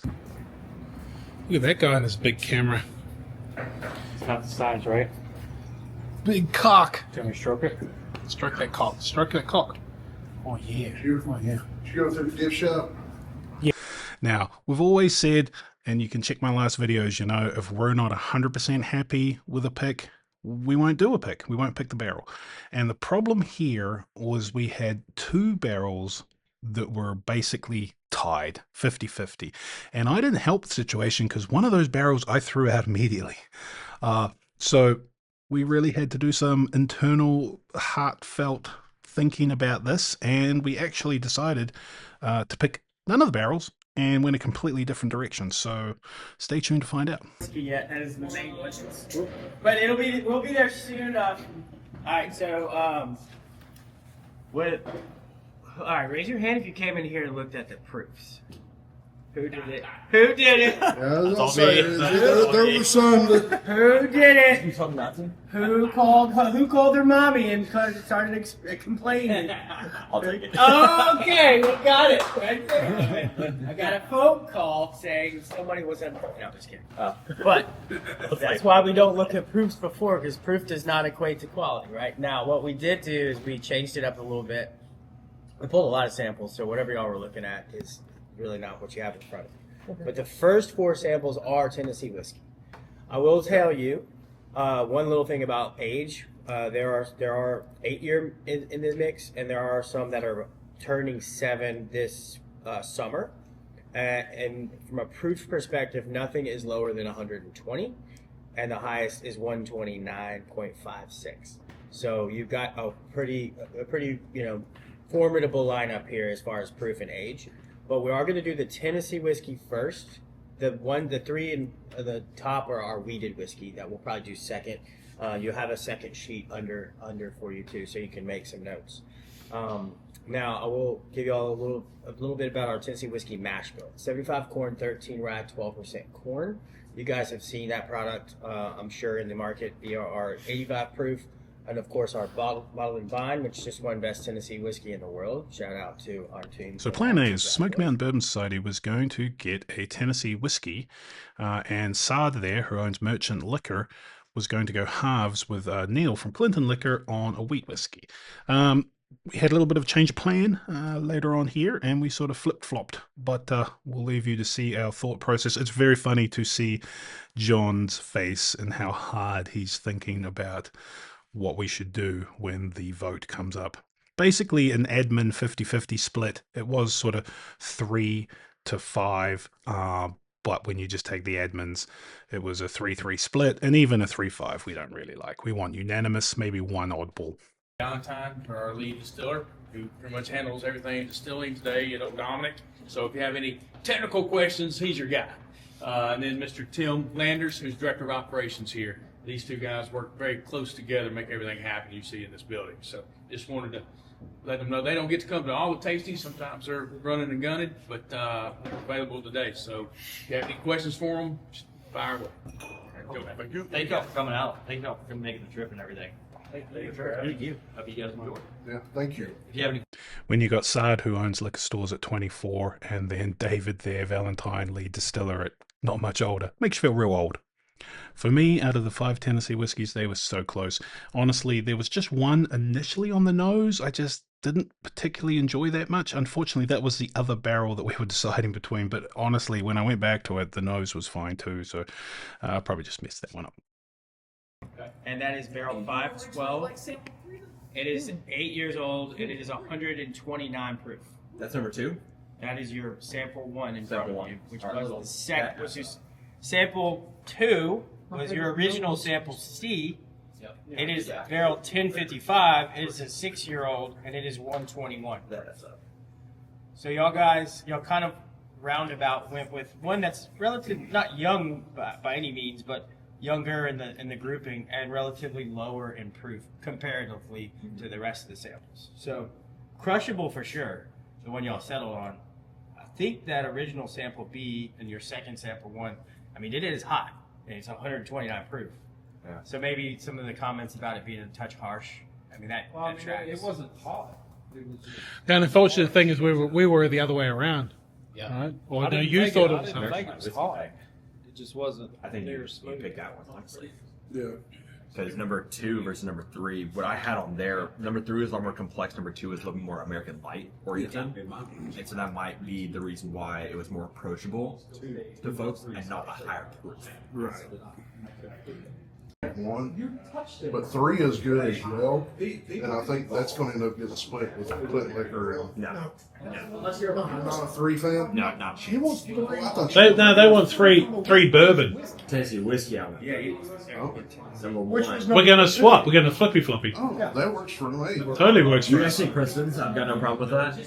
So yeah, I think we found the best of both worlds. Sard really liked that number 2, and it was an excellent one. So Merchant Liquors and Clinton Liquors should be getting that one. And Smoky Mountain Bourbon Society through Liquor Vault and Christie's will be getting the wheat whiskey. And it's exciting for us because we're going to get a wheat whiskey, which we've never done before. And they also get the good barrels over there at Merchants and Clinton Liquor. My friends, every store So we decided to forego the Tennessee. I'd rather do business that way than sell it out there. Tennessee whiskey. I'm not. And go with this wheated because this wheat is leathery, spicy. It's a full. It's one of our best wheat barrels. Our best wheat barrels get this real good, like honey. It's a very grassy flavor to it as well. It's a much softer palate than our regular barrels. So it's definitely going to be honey forward. It's oak forward. It's going to be 7 years old. It's around 120 proof, so it's very balanced. It's not too sharp. And just really awesome floral notes. It's very botanical. So a little bit of like rose petal, like some chamomile, kind of that wheatgrass type flavor.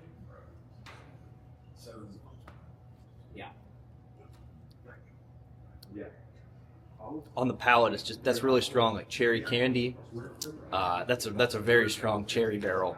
Yeah. A little bit of that honey as well on the mid palate, and then some of that balance, a little bit of spice on the back end there. That's a really good barrel. Nice one. That's got to be a consensus pick. Yeah, right there. we were really happy. Not a lot because- of our wheat barrels have that cherry aspect on that tip of that tongue, but Yeah. that's a really good. We've come across a couple of your barrels and it's been weeded and they've just been mind blowing. Like compared to the, the Weller full proofs out there, just the flavor level that you guys can put into your wheat is just night and day. Thank you. Yeah. We wait 7 years on all of our wheat barrels. We have not put a wheat out that is younger than 7 years old. It's not that it's bad at 6 years old, but we've seen it at 7, and why waste it at 6? Yeah. Can't wait to see how your stuff goes, as it keeps aging out. It's got to be fantastic. Our stuff's coming up on 9 right now, and it's changing a little bit. But certainly as we get 10, 12, you've seen our aging loft upstairs. We're the only distillery aging climate like this for the entirety of the barrel's lifespan, from the barrel fill till the time that the barrel is dumped. We're the only people doing this in downtown Memphis, so it's going to be truly unique. We haven't gotten there yet, but it'll be unique. Cool. Well, thanks, Dave. It's awesome, man. Thank you, sir. Thank y'all. There's nothing to do with that. That's on them. I am too. The Weeder's what I want. Wheat is what we're getting. Listen, the Weeder came out 8-0.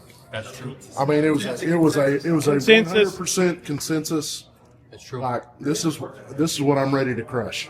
Yeah, On a regular basis. it's absolutely. This is going home. This is our boy. This is what we want. We don't like 5-3 splits. That's tough. It is. We're not doing that. We're not doing that. We're not doing a split. I like. We keep on drinking I'm until okay we find. Sweet. Oh, sweet. We keep on drinking until we find one we a consensus. Smoky Man Bourbon City. Man, he can fill up some leaves. No, this is our bottle. Let me see this. We're taking it home. No. Let me That's see all that's left. I make nothing. Zero. Zilch. By the time I pay all my scientists, all my people in my research department, lab coats, it's a wash. Well, why you do it then, baby Billy? For the likes, subscribes, and comments, and of course for. Well, because I'm selfless. That's Is that the weeded? Is it on the top pallet? It's on that far back and the back. Of course. Oh, on the bottom pallet. Go figure. I saw that number and I was like, I better get moving before they get See. So ours is back here. Makes more sense though. So ours is F18. F18 is our barrel? What? F18? No, they're all F18. Oh, they are. Oh shit. Okay. Should be 867. 867. That's what You know, listen. This is no lie. How awesome would it have been if it'd been this barrel right here? Could have been 865. 865. Like, I'm telling you, that would have been. That's our area code. Yeah. But now look, you got your 6-7. 6-7! Oh my god! So fucking funny! I had to do it. I got a 12-year-old and a 15-year-old. You know how often I got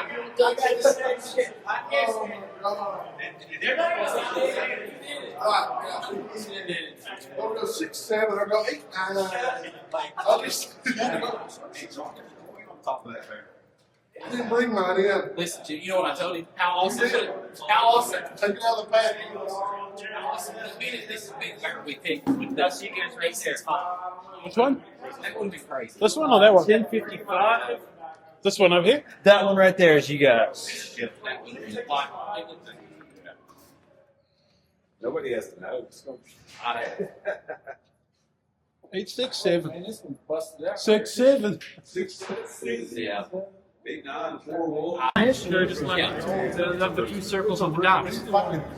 It's eyeballs. Smiley face. America's oldest From my neck of the woods where I come from, to do you something. Where you come from, that's what they are. That's a ship. How'd we get these cocks? Why you do uppercase? We'd have to pay for this. Hey, I can do what look good. Every man I dreams of fucked doing up the H, and I had to fix it. What's up, buddy?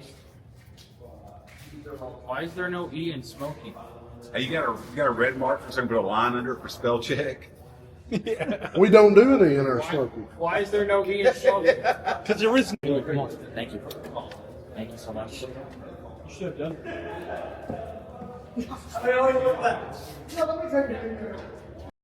Okay, so that was the pick process. So join Smoky Mountain Bourbon Society and learn about when these bottles will be dropping. The rest of the video is the tour that they took us through beforehand. Really interesting stuff. They have some really unique, even though they're fermenters, they're so crusty. So anyway, hang around, check it all out, and learn all about Old Dominic. All of our water comes straight from the Memphis Sands aquifer. That's one of the biggest things that makes our whiskey unique, right? And where you've got great water, as you know, you can make great whiskey, all right? The thing I love about it, again, transparency. All of our water is city water, right? It's the same water that I had in my little jug thing. It's the same water that you're going to have on the tasting, and you're going to notice a difference. I didn't realize it was that critical until I moved away from here. And I moved to Baltimore, Maryland. Their water is not the same. I will tell you, it comes out of Chesapeake Bay, and it is not good, right? So we're real proud of that. Matter of fact, we have a benevolent side of our organization called Glass Half Full. And one of the things it does, it supports organizations like Protect Our Aquifer as an organization. And we try to make sure that, water runoff is going to be safe, right? But then again, our water comes from 500 to 600 feet below you, and it's been sitting there for, they say, as long as 700 to 800 years. The Memphis Sands aquifer is huge. It goes all the way to Louisiana, all right? And so it filters all that water. So that's why we get such great clean water. We don't get anything out of the river. You don't want anything out of that river, all right? You can't distill with anything out of that river. Maybe up in Minnesota when it's this wide, but not down here. So, but y'all know how whiskey's made, so we're going to visit all these little areas. When you leave, if you go down that way, you're going to see that building, which was the original warehouse, where they kept those 86,000 gallons of whiskey, and it's now an apartment building, and there's a place called the Deacon Alley Flats across the street, but about 4 blocks from there is our aging warehouse. Okay, we use the warehouse now.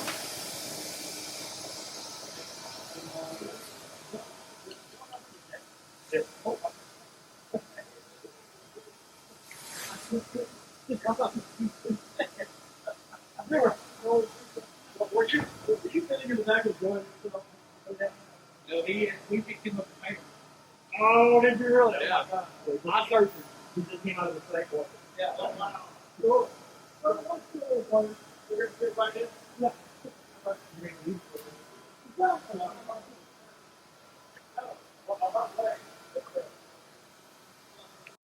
Oak grows like dandelions in spring. I mean, it's just everywhere. So they were able to source our own wood.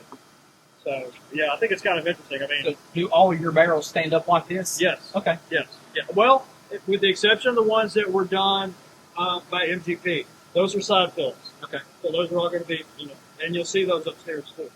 So, Is there a reason why you store yours standing up versus laying down? not necessarily, other than when we use palletized warehouse. Gotcha. So we're not using a rick house where we'll lay it on the side, so we're just stacking them like that. So, but back here, you ever wonder what that V cut's for? That's to tell the labeler the front from the back of the bottle. It sits in there and it starts spinning. Now, anytime you guys see a bottle that's engraved, right, you're going to be looking for that V. Doesn't matter on a wine bottle, doesn't matter on a square bottle. But I was like, whoever designed that, they live in a much larger house than I do. So, it's very, very cool.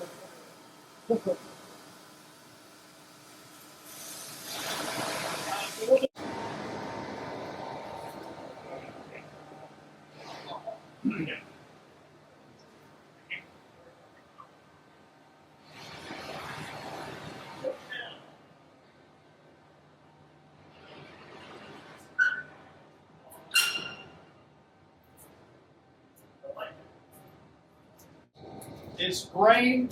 Yeah. It's what else? Water. Barrel. Yeast. Right. Those 4 things. I'm sorry. Yeast. Yeah. That's what I heard you say. Heat, but I'll take food. I thought I heard you say yeast. But yeah, so that's what I heard. It's basically those 4 things. And if you think about it, it's a very simplistic kind of way until you get into the rabbit hole on each of those things. Right? But it takes those 4 things to make whiskey. Let me open this gate. And you can see our grain.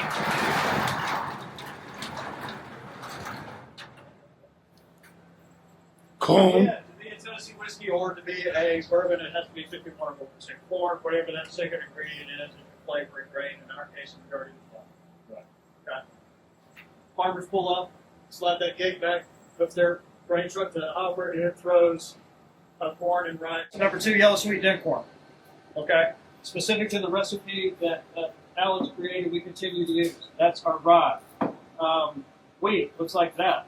Malted barley is the one that I was always intrigued by it because I didn't realize what it did. Barley is Scotch, right? Malted barley means it's sprouted, right? See how it is? So it's germinated. And that's when you add this in the cooking process to the starches, you get sugar, right? So all of that gets ground up right in the milling room where there's 3 sets of roller mills, right? So they turn at different speeds and grind it all up. From there, it comes out. You can see the pipes going through here into the cooker. It's 1,800 gallons. It's going to cook it for about 2.5 hours. It's going to start about 185 to 200 degrees. We're going to add the corn, cook it for a half hour, drop it down to 135 degrees. If they're making the high rye bourbon, let's say. And then they're going to add the rye at that point, cook it for another half hour, drop it down to 85 degrees, add the malted barley. And that they're cooking for another half hour. You got 2.5 hours in it. You got back set in it too. And you can see from the bottom the steam pipes rolling into it. So that's kind of the way we cook it. So for 2.5 hours we cook it. After that, we're going to take it into fermentation. And by the way, these things behind you, our trans stores, our totes, that's what we put everything in before we take it over to bottling. That's why you see everything listed. Like HRB is a high rye bourbon. Behind you is a wheat whiskey. There's one that says Toddy over there. So it kind of gives you some idea of actually how this place works. So those reused? Yes. Okay. Yeah. They steam clean them every time after they use them, and then they like if they're going to dump barrels, they'll dump barrels into all the barrels you see right over there are the ones that are coming in to be steamed. That's why you see that pipe laying across the top of them. Okay. So that's where they bring them all to steam them first, and they weigh the barrels and everything right through on that scale. So anyway, all right, come on back. Me, your stills over there. Pardon? Stills over there. Oh yeah, stills. Oh yeah. Okay. Yeasties. Can't see the inside of it. This is what it looks like when it's not full, right? When I first started, when you add yeast, you get 3 things. You get heat, you get CO2, and you get alcohol. You smell the CO2, right? And then when I first started working here, I'm like, oh, okay, so that's to keep everything warm. And they're like, no, it runs cold water because the yeast will overheat itself. It will just continue to do that. And if it gets too hot, it's going to mutate. If it gets too cold, it's going to go to work. Leave it between about 78 and about 83 degrees. So we're going to ferment it for about 5 days. It's going to be in here about 5 days. And at that point, we got the pH down to a level that we've extracted the maximum amount of alcohol. Make sense? I'm just kind of curious. So, in doing distillery tour, we've seen multiple sizes of these things from 3 times this size, sure, even smaller than this one. Is there an advantage, disadvantage, changing anything by the size of the? Not in my opinion. I think when it was designed, each of these. So you're saying you distill for 5 days? That seems to be quite long. You know, other places like 3 days, 4 days. 5 days is as long as we're going to leave it in. All right, and we've got a fresh one. So what I want you to do is everybody come down one more. This one just came in, so we're going to try it. This is about where I've seen it. I don't know if I've ever seen it this dry. Yeah. We're going to try it. See what it tastes like. I'll go first so you won't die. What's it taste like? Okay. Cereal. Cereal. It's got a sweetness to it, right? Yeah. All right, let's dig in this one back here. This is after 2 days. All right. 2 days. This is 2 days later. Okay. All right. That's 2 days. It's 2 days. Oh. And that's just because the temperatures went up and dried it out to. Right, because the yeast just started eating all of the sugars, started spinning it around. What you can do.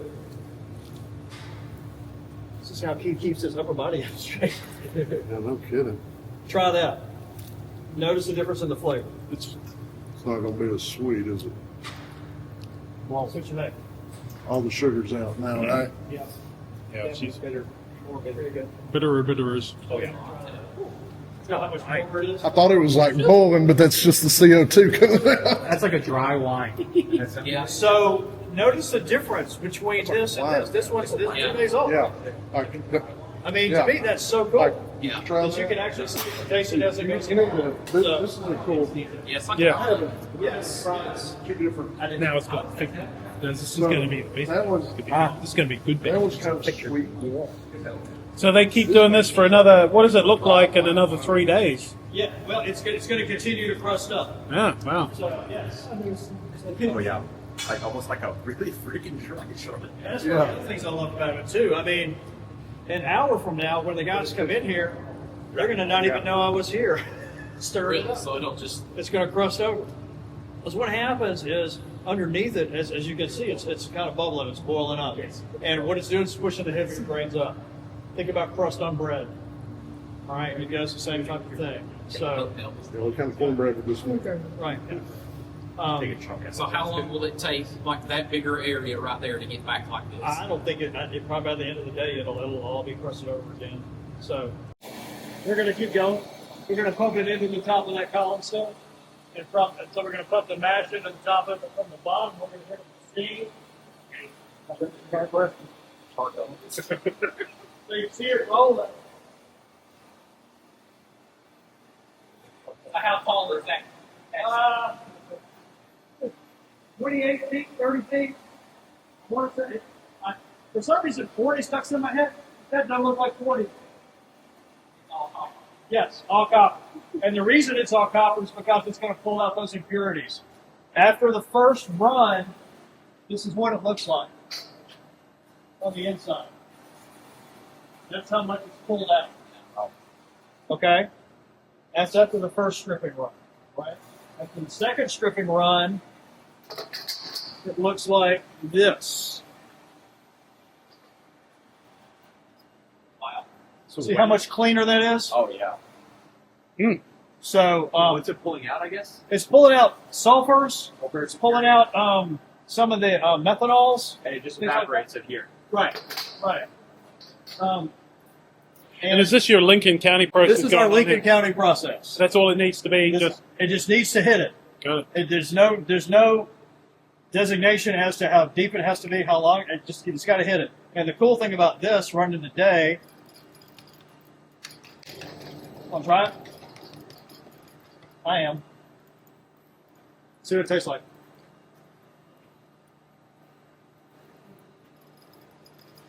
I don't think I got enough of that. Get a little bit. Now, this is for display, right? Or is that the full, it's actually doing it. That's the full charcoal filtering process. Right. That's it. Come try it. Do you see a major difference between a lot of charcoal versus a little bit of charcoal? Nope. Yeah. Any reason you went with the designation of like Tennessee whiskey rather than just bourbon? Well, this makes it Tennessee whiskey. I know. And the state of Tennessee. And what does it do? It takes out some of the fatty acids, some of the congeners that typically make bourbon a little more bitter. That makes sense? Yeah. Do you ever make any bourbons and just cut? Oh yeah, down? absolutely, Oh, yeah. absolutely. That's what I'm saying. Today it's on, so I know where it's running. Got it. But you Another can distilling. bypass it. Tennessee whiskey bourbon. Correct. Ah, Correct. Just switch that over, and all of a sudden you bourbon got switch. Right. So I pulled some of this. The other one's how we doing? Good. Oh, that was good. Mind your way, always. Good.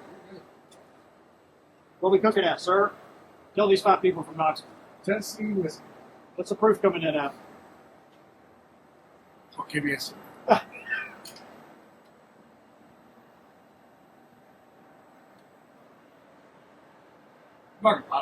We're a little low on proof. Are we? Okay. Typically 130 will come off. Okay. Sir? And that's after the second strip. Dion, this ain't going to kill anybody. Nope, not that one. Not that one. That was yesterday's accident. We would never do something. Lots of people we like.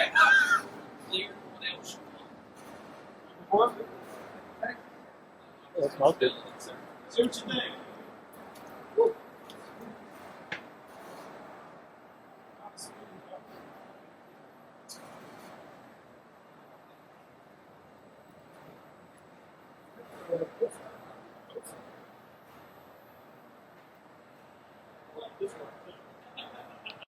Oh yeah. Almost looks like a perspective thing to make it seem further than it is. Right.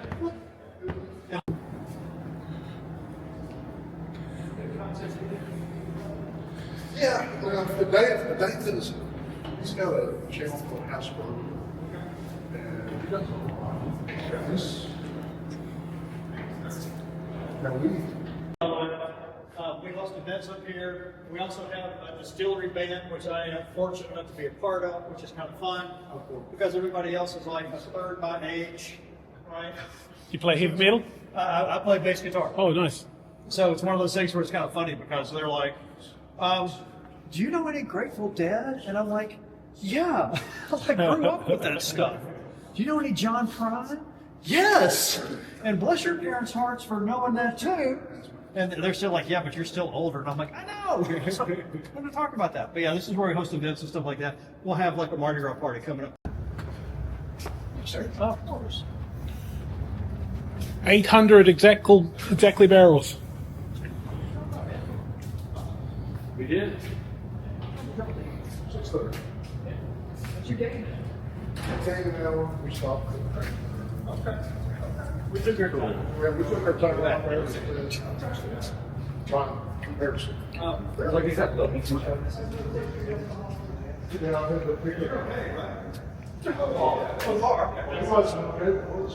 That's what she's there for that. Physically, yes. Yes.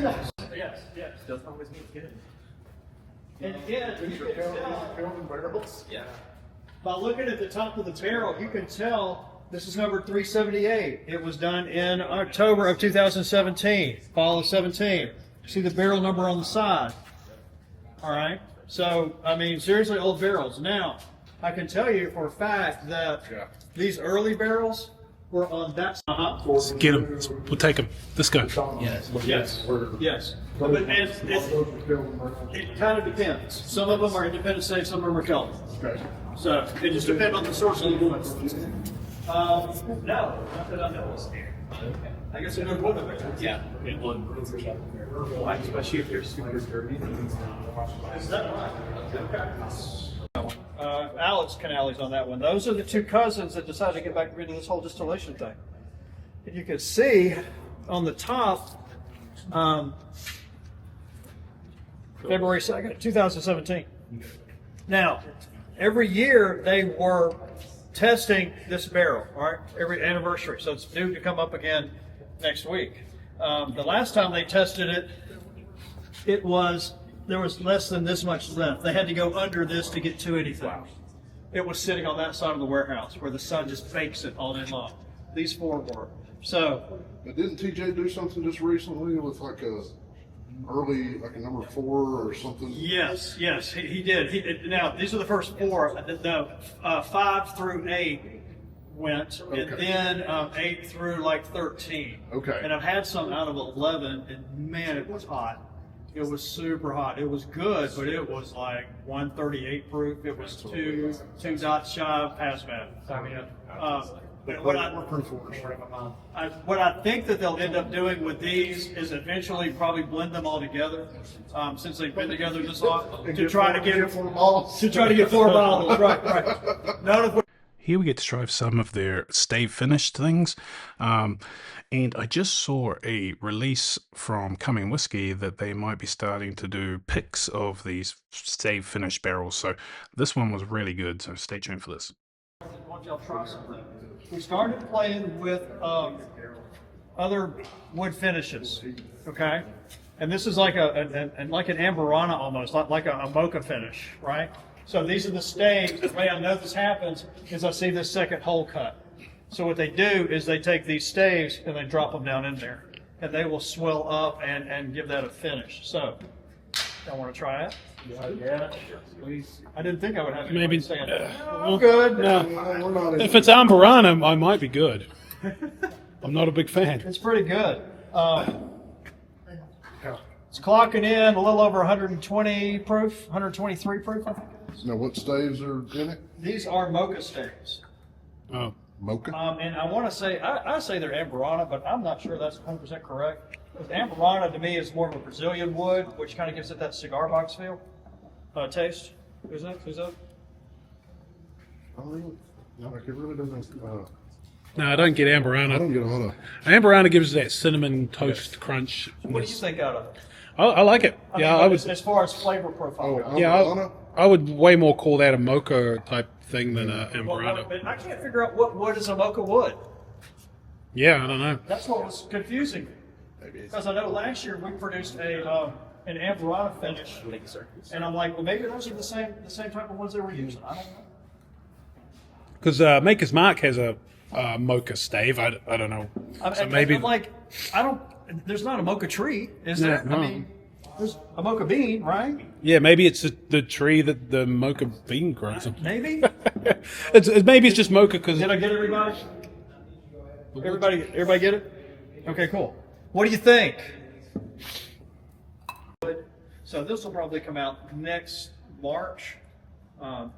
Is what I'm thinking, because it's still, I mean, even with that finish, it still tastes kind of young to me. A little bit, Yeah. but I mean, you can taste where it's going. Yeah, That's the thing. It's got, I mean, big time. Would they sell this as a single barrel with what it is already inside, or are they? That's exactly right. That's what they'll do. Is they'll take that one and they'll barrel just that one, and it'll come in 375 milliliter bottle. So just so it's like that. Correct. Yeah. Correct. And you sell it here? Downstairs in the gift shop. Right. It's under the R&D stuff. White labels, 375 bottles. Is this the first time they're going to do a distillery select? Like, No, they've got one down there now. Okay. Yeah. Well, they've got this one, and they've got Not this type. But not the little different one. Yeah. Yeah. these two barrels here are what they call hybrid barrels, because this is American white oak. On the ends, one of them is a French oak, and the other one is a European American oak on the heads, right? okay. So that's why they're on their side, and so they're doing some experimenting with that. These on this side, you see where it says Tennessee SP? That's a spice profile. Experimenting. So it's also it's a toasted barrel. Wow. So it's the difference between that level 4 char and just a toasted barrel. Oh, dear. What about the one that says coffee? That's an interesting one. They've tried that one 3 or 4 times, and they tell me that it's still questionable because not everything is going to hit, right? Yeah. So we send it over to a coffee roaster. We dump the barrel into that stainless steel thing that you saw down there, and we sent them the barrel. They roasted Guatemalan coffee in it, sent it back to us, and we've had it in here for a couple of years now. And every time they test it, they're like, we just don't know. We're just not sure yet. What do you mean they roasted the coffee in the barrel? I'm not sure how they did it. I don't know if they just let sit there and let it turn, or if they heated the beans up. Apply smoke to it, or Yeah, whatever, with yeah. the beans inside. Right. So We can't try it, can we? well, yeah, I don't know that you want to really. For sure. This is an interesting one too. This one just came in a couple of weeks ago. This one is from Crittenton Distillery. So apparently we're going to be doing some cross branding stuff. We love their stuff. But these down here are even more interesting to me. Kelvin Cooperage here. On the side of this one, it says Speyside. So I'm thinking it's got to be some kind of Something that came back from Scotland. kind of Scotch thing. Yeah. I mean, that was his chocolate. Speyside Cooperage. A couple of these are 100% malt, and a couple of them are 100% corn. So again, this is kind of the experimental aisle of what we're doing. So if you follow us on Instagram, you'll see that from time to time, and you'll know what to be looking for there. Is that cool? Make sense? Yeah. Good? All right.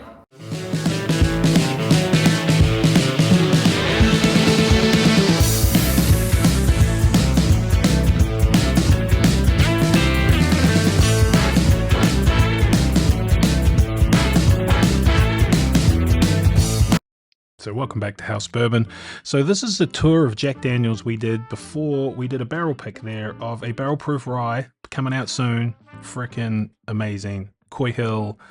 I'll do that video next, but man, this tour is amazing. Jack Daniel's is such a cool place to do a tour at, and if you haven't been to Mrs. Bobo's, you need to go. This is the first time I've been here, and man, they had to roll us out of this place.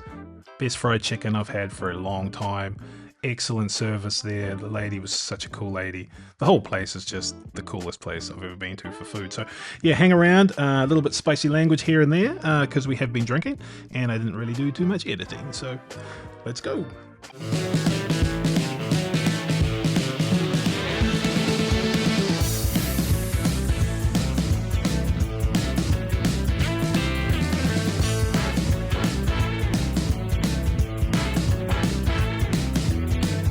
So we're off to Elmer T. Lee Daniels to do a pick of their barrel-proof rye for Clinton Liquor. So Elmer T. Lee, what? What? Elmer T. Lee Daniels. Or Jackie Daniels. Oh, that's right, because we're hoping Sassy buys out Jack. Could be better than... I don't like that at all. Yeah. No. Better than Dave got. I got fucking excited at the line. Perks of Everybody riding with Dustin. Perks of riding with Dustin. You get to park in the handicap spot. Yep. Everybody loves the line. We're bourbon guys, and we love dude. If you don't, there's a fucking line. Let's go. Matter, just get in it. We going to Milo, or you want to get in the line? We're gonna get in a fucking line, dude. We're bourbon guys. You gotta get in a line. No, Chris, I have a line that big. Yeah, but they don't. This is a lot. Fucking line, guys. There's a line. Yeah. Woo! Woo! Yeah, I actually never pulled up here before with the line. Dude, that was the Yeah.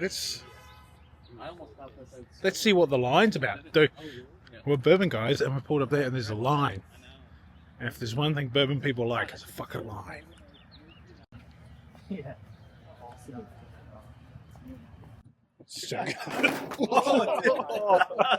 What are we thinking we're getting here? Probably the 375 rye is what I'm hearing. Special release. Oh, nice. Sweet. Sweet. Yeah. No. Coming through. Oh, sorry. Oh, sorry. Hey, guys. Blue.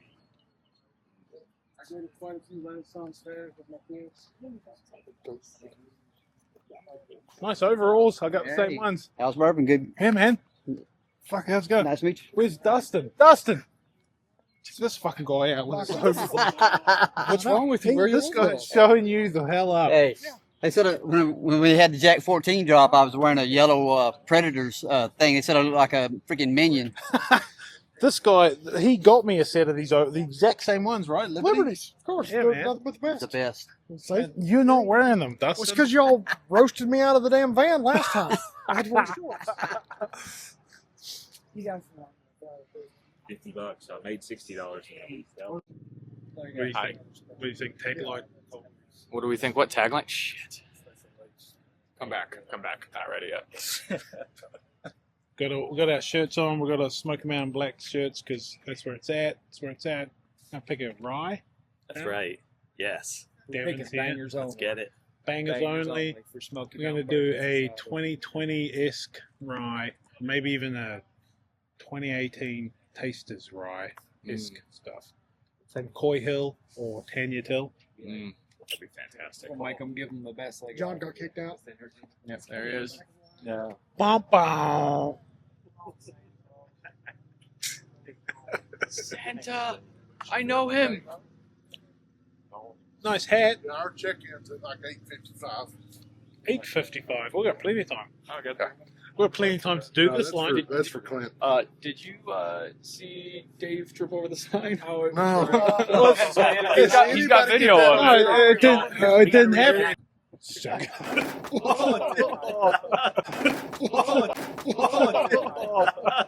What do we baloney. He was recording the whole time. It absolutely did not happen.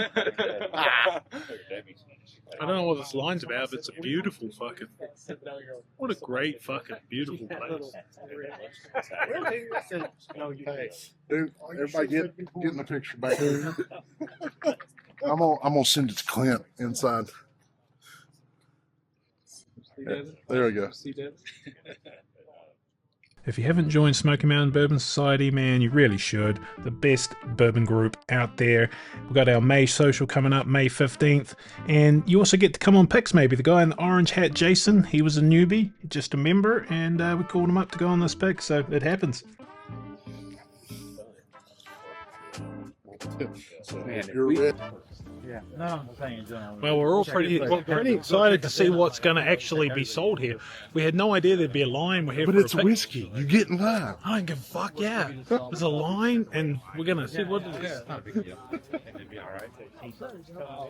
Watch, subscribe, and follow to see what the fuck we're going to get at this fucking... What the hell are in line for? Yeah. It's no big deal. Yeah. God damn, this place is beautiful. It really is. Sunny. It is Mecca. 375 sour Alma Tea We've Leaf. got some maple syrup table bourbon. I got some of that shit. Oh, they're awful. Alma Tea Lee Daniels is looking pretty quite nice right now. Says the Daniels. Says the Daniels. You think they have Uncle Nearest here? No. Well, they do. They would have the real stuff. Like Daniels. I can't wait to drink that. Yeah. Frozen. It takes it up $10. $10. Gotta pay for the chilling. Chill filter. Ice is expensive. Yes, ma'am. So yeah, unfortunately it wasn't the rice. They were dropped the next day on Tuesday, so that sucks a little bit. But we were able to get Jack Daniel's 10, and we actually were able to go through the line in the morning and then after the pick, and there was more. So we picked up a Jack Daniel's batch 2 and a Jack Daniel's batch 4, because we'd just actually tried a bunch of batches, and batch 2 had come out on top and was just really sweet, real banana-y and delicious. I was going to push in, but I felt really bad about myself, so I didn't. What's that? I was going to push in, but I felt really bad about myself because I went for a piss and I was going to sneak in. I sent that. That's not what Smoky Mountain Bourbon Society is The about. whiskey thief is gonna be my. It kind of is. Oh, sweet. Let's do it. Let's do it.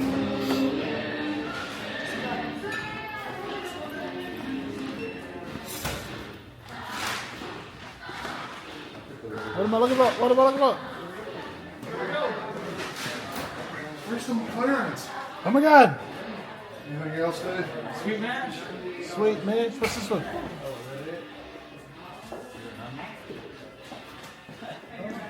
Somehow I lost my position. Oh, it's up there.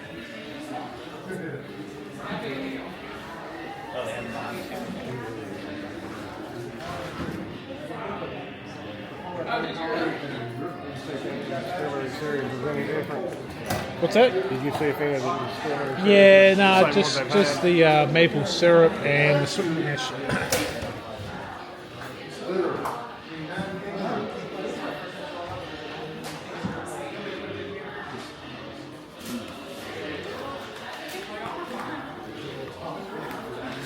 Hello. Do you have a choice of the different batches? Batch 2, 3, or 4, and you can get 1 bottle. 2, thank you. I see your ID. Yeah, some cards it reads them like it's a gift card for some reason. I don't know why it does that. Thank you. 98.54. There you go. All right, buddy. Got batches 2, 3, and 4. Batch number 2. Thank you, sir. 2, please. Thank you. Have a good day. Thank Very much. you.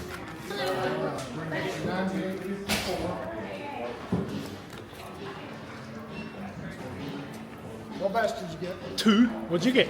Of course. The deuce. We just found out the 2 was actually probably the best. Lucky we did that trial in the vehicle. Yeah, no, that would be illegal. We didn't do that. Yep. Thank y'all. Thank you. Good day to pick a barrel. It is. You're fucking out, I'm fucking in. Go be a winner and like and subscribe to House Bourbon.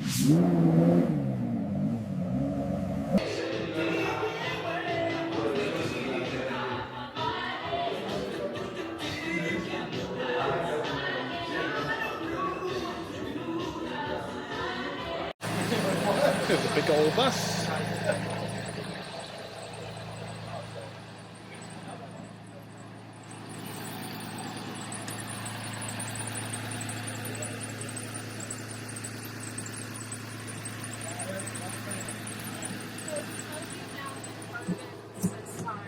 Is that just like That's going good too. Club, like a whiskey club? Yep, the best one there is. Well, yeah, you're in the mountains. It's a huge group. There's about 9 of us in the group. Think about being owned by the French. We are not owned by the French. Well, what if you were?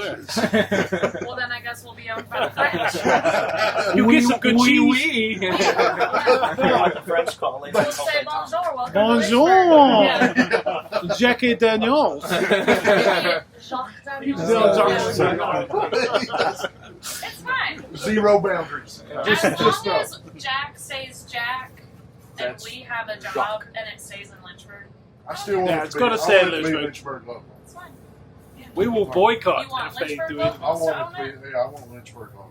You cash up the cash. Oh, I Cough know. up I was the like- cash. Yeah. It's like, We get to start drinking early. Yeah. A little bit. Fucking nice.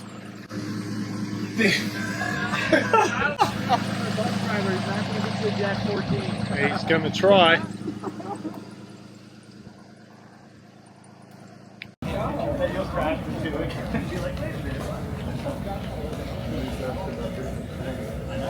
I favor the 10 and 14 over the 12, but our master distiller said that the 12 was his favorite one.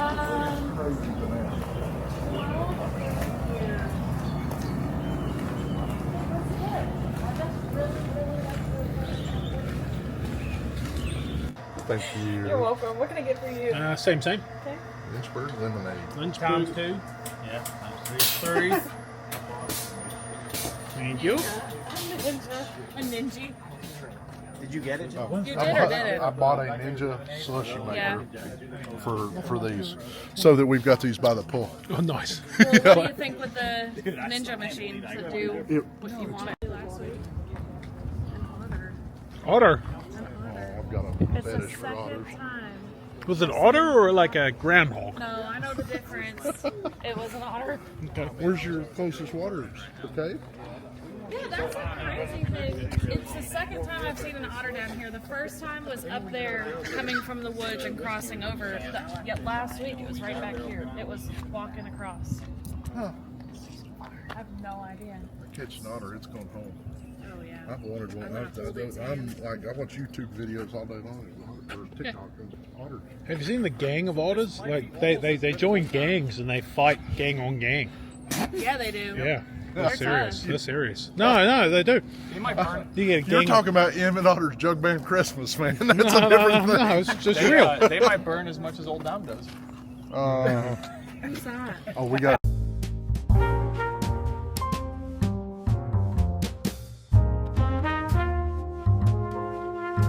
We do 4 ricks per burn, usually 4 times per week. So it's like giant Jenga. 16 of those. 16 ricks will equal 10 feet of charcoal that we're going to see later. And it lasts for about a year. So the burn itself, we make it sound really simple where we're like, light her up, put it down, we get charcoal, but it's truly an art. Because if you were in charge of it, we were in charge of it, we might end up with wet wood or ash, and that's like the craft side of it. So it does burn for about 90 minutes. Its temperature is around 1800 degrees, and then after that they work it with water for about 30 minutes. So it's not just like, oh, hose it down. It's stirring it up, pouring it out, spraying it down, and it's constant for 30 minutes. And then after that, we don't go put it up into charcoal mellowing, just in case any of those pieces are still burning. It goes into that barn over here and it sits there for days to make sure if it is burning, it burns out over there. Yes, and not in charcoal mellowing. Little white dog So- just catches on fire. Exactly.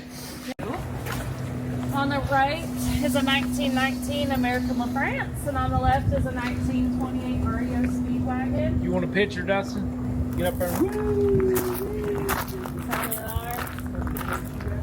Clinton said he's been ready since 6:30. Bring it on. Get more people here? No, Dr. Clinton made it. Is this Elmer T. Lee? Shut the fuck up.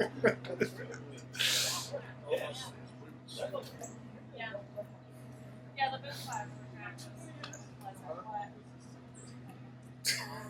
Drop them in that water. Just drown them. No, don't take the water. Just drown them. Yeah, that's true. We don't want no. Is that- we don't want no foreign substances in Is there. that Pernod Ricard? What'd you say? Pernod Ricard.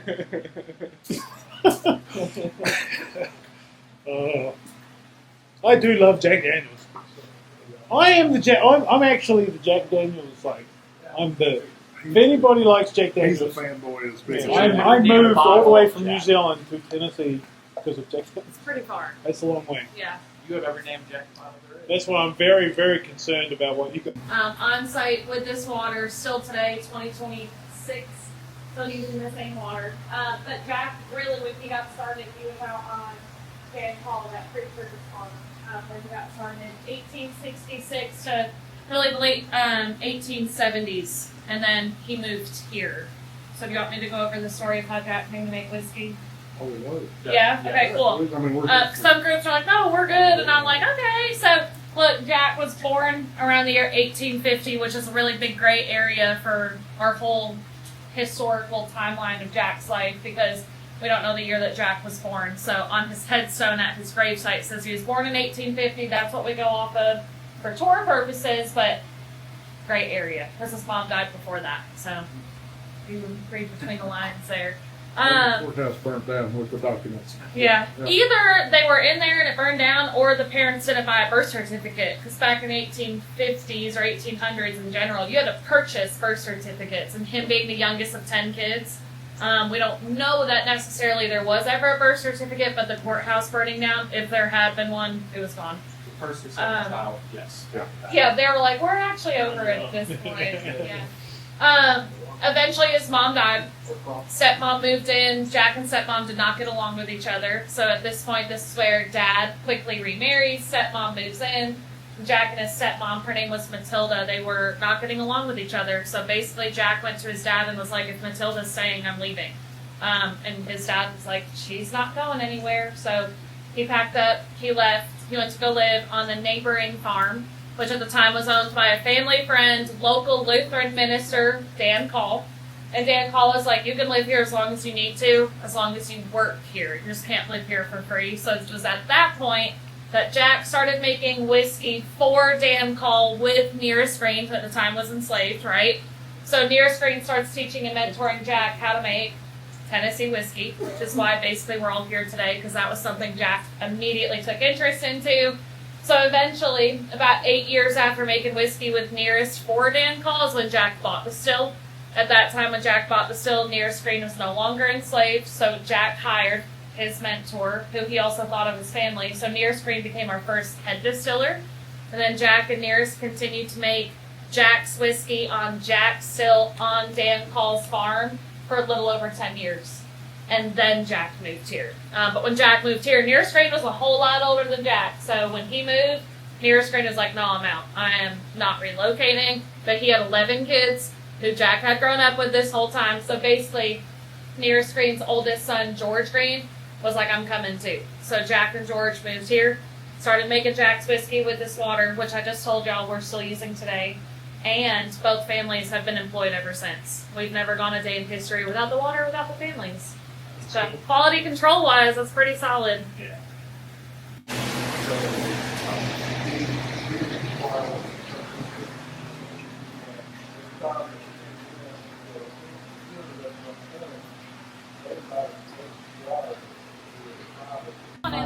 Do not kick the safe.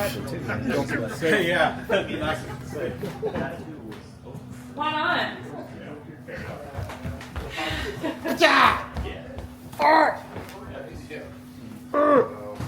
This day and time we got antibiotics. Yeah, He antibiotics. was just a few, I think, just a few years shy of antibiotics. Yeah. I mean, by the time, I don't know. I think it was like 7 or 8 years shy when he kicked it. By the time he died, he was like a year or two behind. Some whiskey or whatever. Oh, I'm sure they did. They were probably cleaning the amputation instruments with his whiskey on. Knew of or claimed, which is another great area of Jack's life for us. So Jack's sister's son, Len Motlow, started working with Jack about 17 years old. When he started working, Jack was like, you're going to come to work first day, every day. First thing, open up the office, get everything up and running. So by the time Jack at this time was known to be more of like a night owl. So he was never here first thing in the morning. It was like later in the mornings that he would show up. Well, normally the office was up and running for him. So this is Jack's original main office. It was built in the 1880s, and it was our headquarters for the distillery all the way to the 1950s, which is, that's a long time in a small building like this. But one day in 1905, Jack showed up to this building first. So for the first time in over 10 years, basically, Jack started unlocking the doors, starting opening up the office, and at that point, Jack realized that he'd forgotten a combination to his safe. So he lost his temper. He kicked it with his left foot, ended up breaking his big toe. Right after that, here comes the nephew. Nephew gets it open, and Jack carries on about his business. Because honestly, they don't even do much about a broken toe in 2026, let alone in 1905. So he's walking on this broken toe, it's fine, but then it gets infected. He keeps walking on it, not fine. He starts walking with a cane. And then eventually he goes to a doctor. And the doctor's like, well, you have gangrene in your toe, and you'll be fine. We just have to amputate it. So they amputated there, but it was kind of the too little too late situation. So it started spreading, second amputation at the knee, kept spreading, third and final amputation to his hip. Because really, you can't go further. That's it. So at this point, Jack is living with his older sister. He's bedridden. He's physically and mentally not well and septic. So officially what killed Jack in 1911 was sepsis. Yeah. But it's because in 1905, he lost his temper and kicked the safe. So we always say that the cause of death was his temper, but the moral to the story is not going to work early because that's what really killed Jack. We like that one. Yeah. Duly noted. Duly noted is right. So the next room in the back shows the Silver Cornet Band. Jack had 2 bars on the town square of Lynchburg when he was alive. One was a White Rabbit, the other was Red Dog. So he had live music playing. He was inspired by Nashville. Nashville was a thing even then. So he hired the Silver Cornet Band to play live music for the people drinking at his saloons. On the other side, everything that's over there, we're going to talk about in the next building. So you're welcome to wander around. We'll pop back out the front porch. And not to jump line, but is there any truth to the old number 7? Like, truly? Yeah. No clue. No clue. Yeah. And that's the hard part is that, like, from what we know from like, oral history with the family, they basically said when he was dying, when Lalo was going to visit him, like, there's like, I told me the most important part of the thing was told them everything on Lalo. Just like, look, you do everything when I die. There's anything I can take with me that you don't need. It's that. What we understand. He intentionally died with a secret. But there's a few of us that are like, maybe we did tell that. And like, I mean, like maybe it was a promise, like, hey, don't tell anybody, or, you know. Yeah. So, Our theories.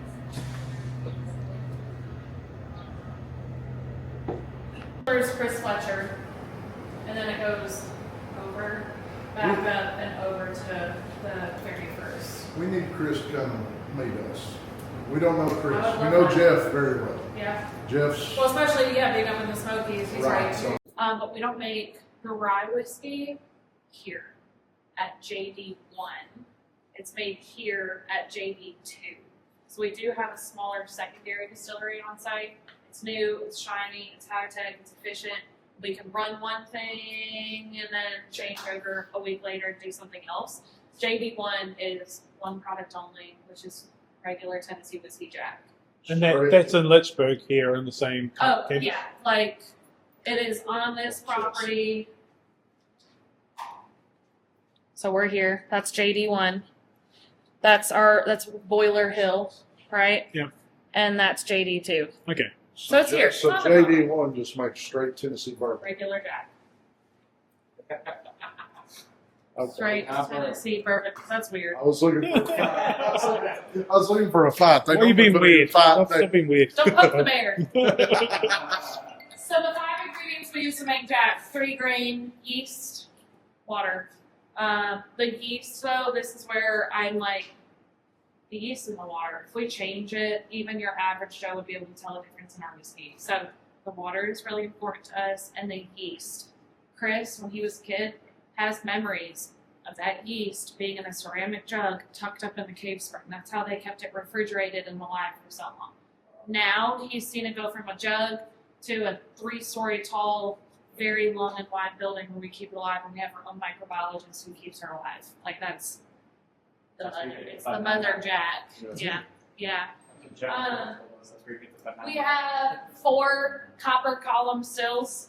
So technically for like production sake on tours, this is step 2. And then we go upstairs to see step 1, which is fermentation. So we see them backwards.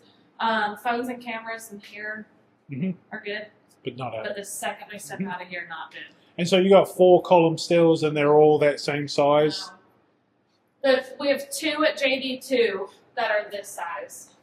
And down here, we have 2 that are this size and 2 that are that size. So basically yeah, they do double the production. That's huge. So the bigger ones in the middle produce 40 gallons a minute, and then the smaller ones on the either ends do 20 gallons a minute. So on a regular day, we either run both large or 1 large and both small is normal. So you're doing 120 gallons a minute. At all full capacity, yeah, but we normally just run 80 a minute. 80 gallons Per minute, except right now. Maybe preventative maintenance on Mondays or Tuesdays. I guess it's today because we're not running. Almost keep up with you. Yeah. So are you gonna downsize like everybody else in the industry? Like turn off the taps? I don't think so. Why not? I haven't noticed. Wait, what do you mean? Well, Jim Beam turned off their still, and no. Green River I still. don't think so. I mean, if anything, JD2 will be down, but that means that we're not making rye. And rye is like 0.2% of our sales in general anyway. Because Chris told me that if we took every minute that we make rye per the year, we make 20 gallons a minute for 2 weeks every year at JD2. So JD2 is not running like there's someone up there managing it, but it's not running all the time. Those are rookie numbers. Yeah. The more rye you buy, I really didn't realize until I traveled abroad how, like, you go to Greece and you go belly up at a bar in Greece, they've got a couple shitty scotches, got old number 7. For some reason, Bullet. That's random. Bullet rye, Bullet bourbon. In Greece? In Greece. And I'm like, that's. Good for Bullet. Jack is at every country. It's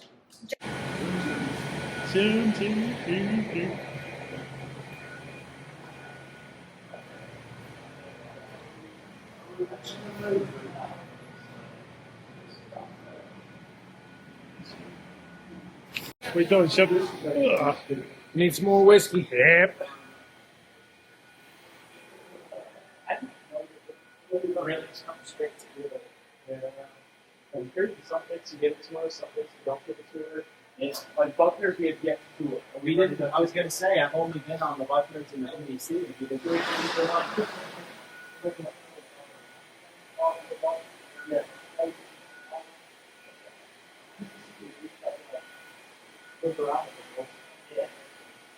Not much going on here.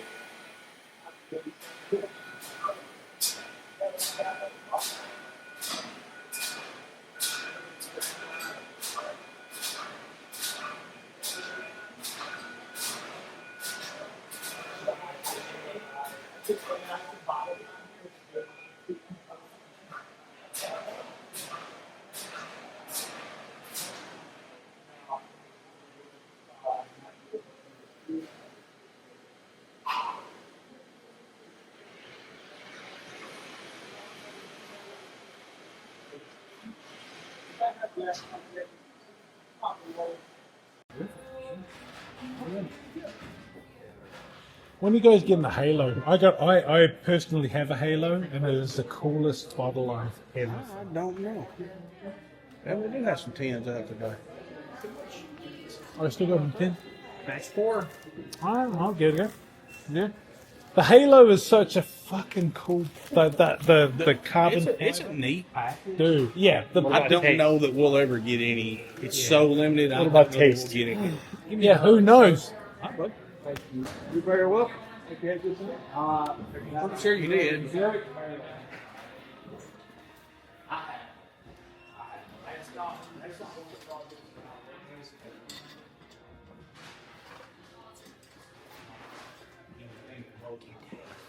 Fuck you, Shipley. might want some syrup. Nobody wants no syrup. Okay. I do want this like white rabbit fucking. It's pretty cool. You better get your ass up there and buy one. Oh, I do what I want. Your waiter will tell you what you want. They won't.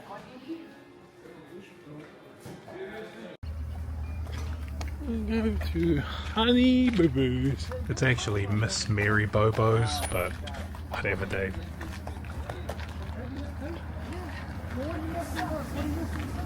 Oh, I got my daughter's dance competition. I got friends that had a campsite. Pot. Oh, fuck yeah. Everything. Fried fucking chicken.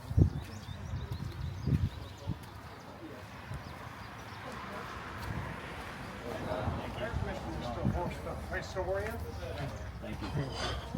We're waiting. Yes, sir. I think had a dinner with you a couple of months ago. No, we put him last time. It was very fun. Mike, very informative. What are you doing over there? I love Okay. That's what we're doing. We know him. This is like candy and it's all stuff.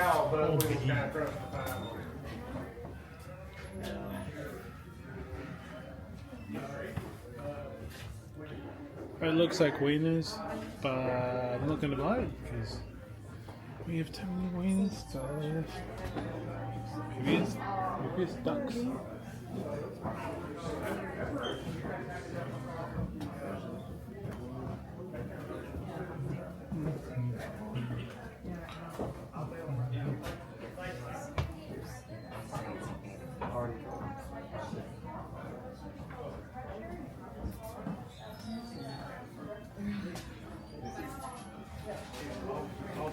Oh my god.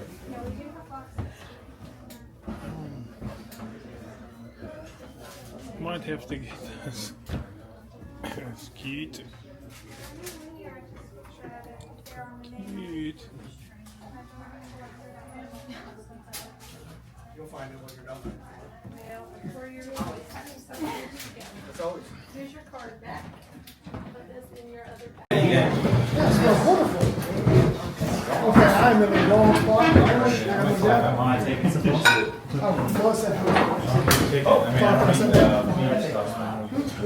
Hey, just make sure to give her your water. Hey, Dustin, you better move over, bud. Yeah.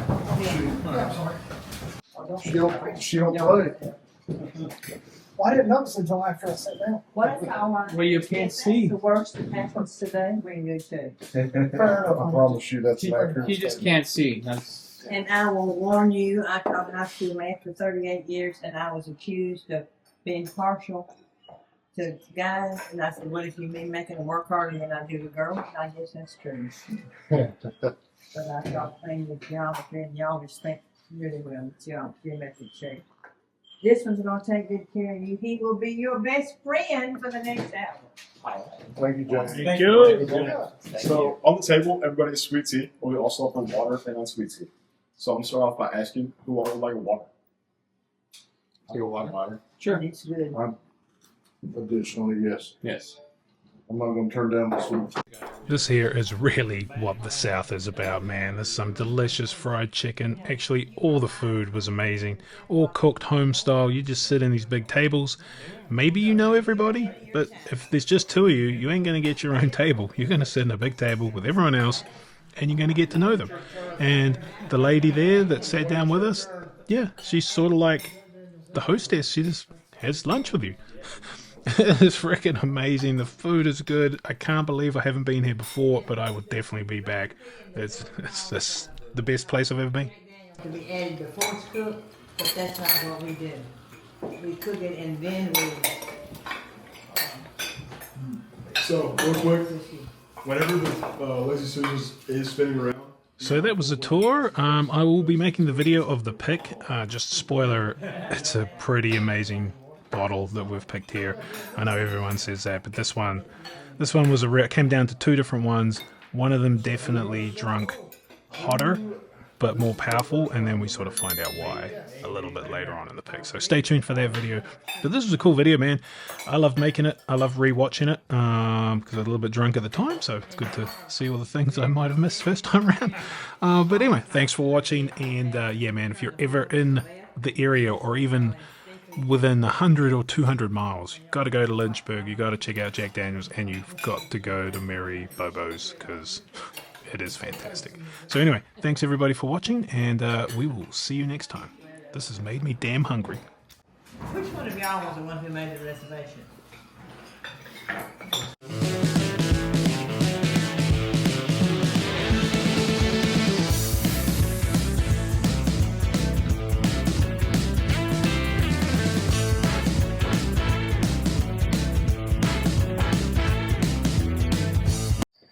You ready to hook some lips, y'all?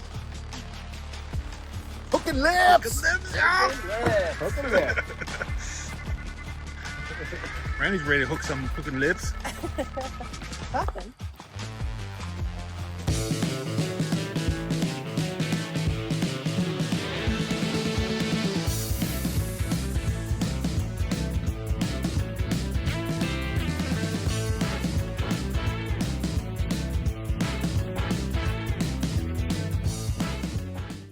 So this is a bit of a long video, so basically broke it into 3 parts. Immediately will be some bourbon hunting in North Carolina. About 22-minute mark starts fishing in North Carolina with hook and lips, and about 32 minutes is the Biltmore Mansion. Super cool. Hope you guys are going to hang around and watch all of it. Thanks. So down on the ground there they had some Middle West spirits. I think that was a straight rye, dark pumpernickel, which uses a pumpernickel rye, non-GMO stuff. Really interesting, out of Ohio. That's at Jefferson's Tropics, aged in humidity. That is apparently pretty good. They put it on a boat, send it to Singapore, and then hang out in Singapore in the humidity and see, that's what you get. Popcorn Sutton was a legendary moonshiner from sort of around these parts, so good backstory if you ever want to look them up. Blue Run, they make some good stuff, pretty expensive, and I think it's one of those labels that may not be as good as what it once was. Some good old Dickel. Pretty sure the price of Dickel was going up. And that Heat Check, now that's vodka I think, but that's made by the those Hot Ones guys. Yeah, Pumpernickel. I've really got to try some of that Middle West stuff. And there's that Whistle Pig Camp Stock. It seemed to be everywhere, and yeah, I haven't really tried that. It's relatively expensive. At 72 bucks, so yeah, maybe next time. That Woodinville, it's out of Washington State, and looks like it's won a few awards. Possibly Fred Minnick's #1 overall pick, best in show, from the 2024 Ascots. So yeah, it could be something to keep an eye on. Old Louisville, I think I've mentioned that a few times. I've got some really high proof stuff, some hazmat stuff that's fantastic, and got a pick or 2 of those. It's really good. And Peyton Manning's Sweetens Cove again. RY3, that is pretty good, especially their cigar batch one. But as far as a rye, that's a fairly good one. And some peerless there. That hand barrel, I don't know, I'd stay away from that. I haven't heard great things, and once again, gimmicky looking bottle. Celtic Honor, haven't really heard much about that. And there's some Jefferson's Reserve single barrel. I had a bottle of that, it's one of the first ones I ever bought. It's not bad, middle of the road, maybe a little bit too expensive. 2XO, that's his cheapest stuff, rather than the single barrels and the special release. Basil Hayden, Penelope Toasted. That was another one I quite liked for a while, but sort of went off it, you know. I don't know what it was about it, but just sort of went off it. That Saints Alley looks interesting. Looks like to be a bit of a mix of the guy from Iron Root, and he does some, him and another guy do a bit of finishing and French cognac barrels and stuff like that. So it could be interesting. Wilderness Trail's always pretty good. Some Rossville 6-year rye. Good old Macallan. I've always tried to appreciate Scotch, and you know, that's where I sort of started my whole whiskey journey, but just didn't really like it. and sort of found out that I don't really like Scotch. I like bourbon. Just the flavors, the sweetness is just so much better. I hate anything that's got peat in it, but even the completely unpeaty ones like Macallan, just, I don't know, just like alcohol. And when it's peaty, it's like dirt. So it's just alcohol and dirt. So yeah, it's maybe just a bit too delicate for me, and I like the sweet corn. I love corn. I do have a 30-year-old bottle of Glenfiddich that I got when I was 30 years old, so now it's almost 46 years old, so I'll have to open that on my 50th. Ardbeg from, they're really peaty, from Islay, I think it is. There's some of the, that Gem of Kentucky, once again, single barrels, barrel number 66. I've heard really good things about that, but it's $200. And there's some ridiculous barrel. So there's the gold label and the silver label, and they're all very expensive, and they range anywhere from $200 to $500. Just maybe too much of an outlay to for me to give them a go, but I have heard they're great, like 16, 17-year-old stuff, just very expensive. Some Jameson's 18, good old Jack Daniel's Sinatra.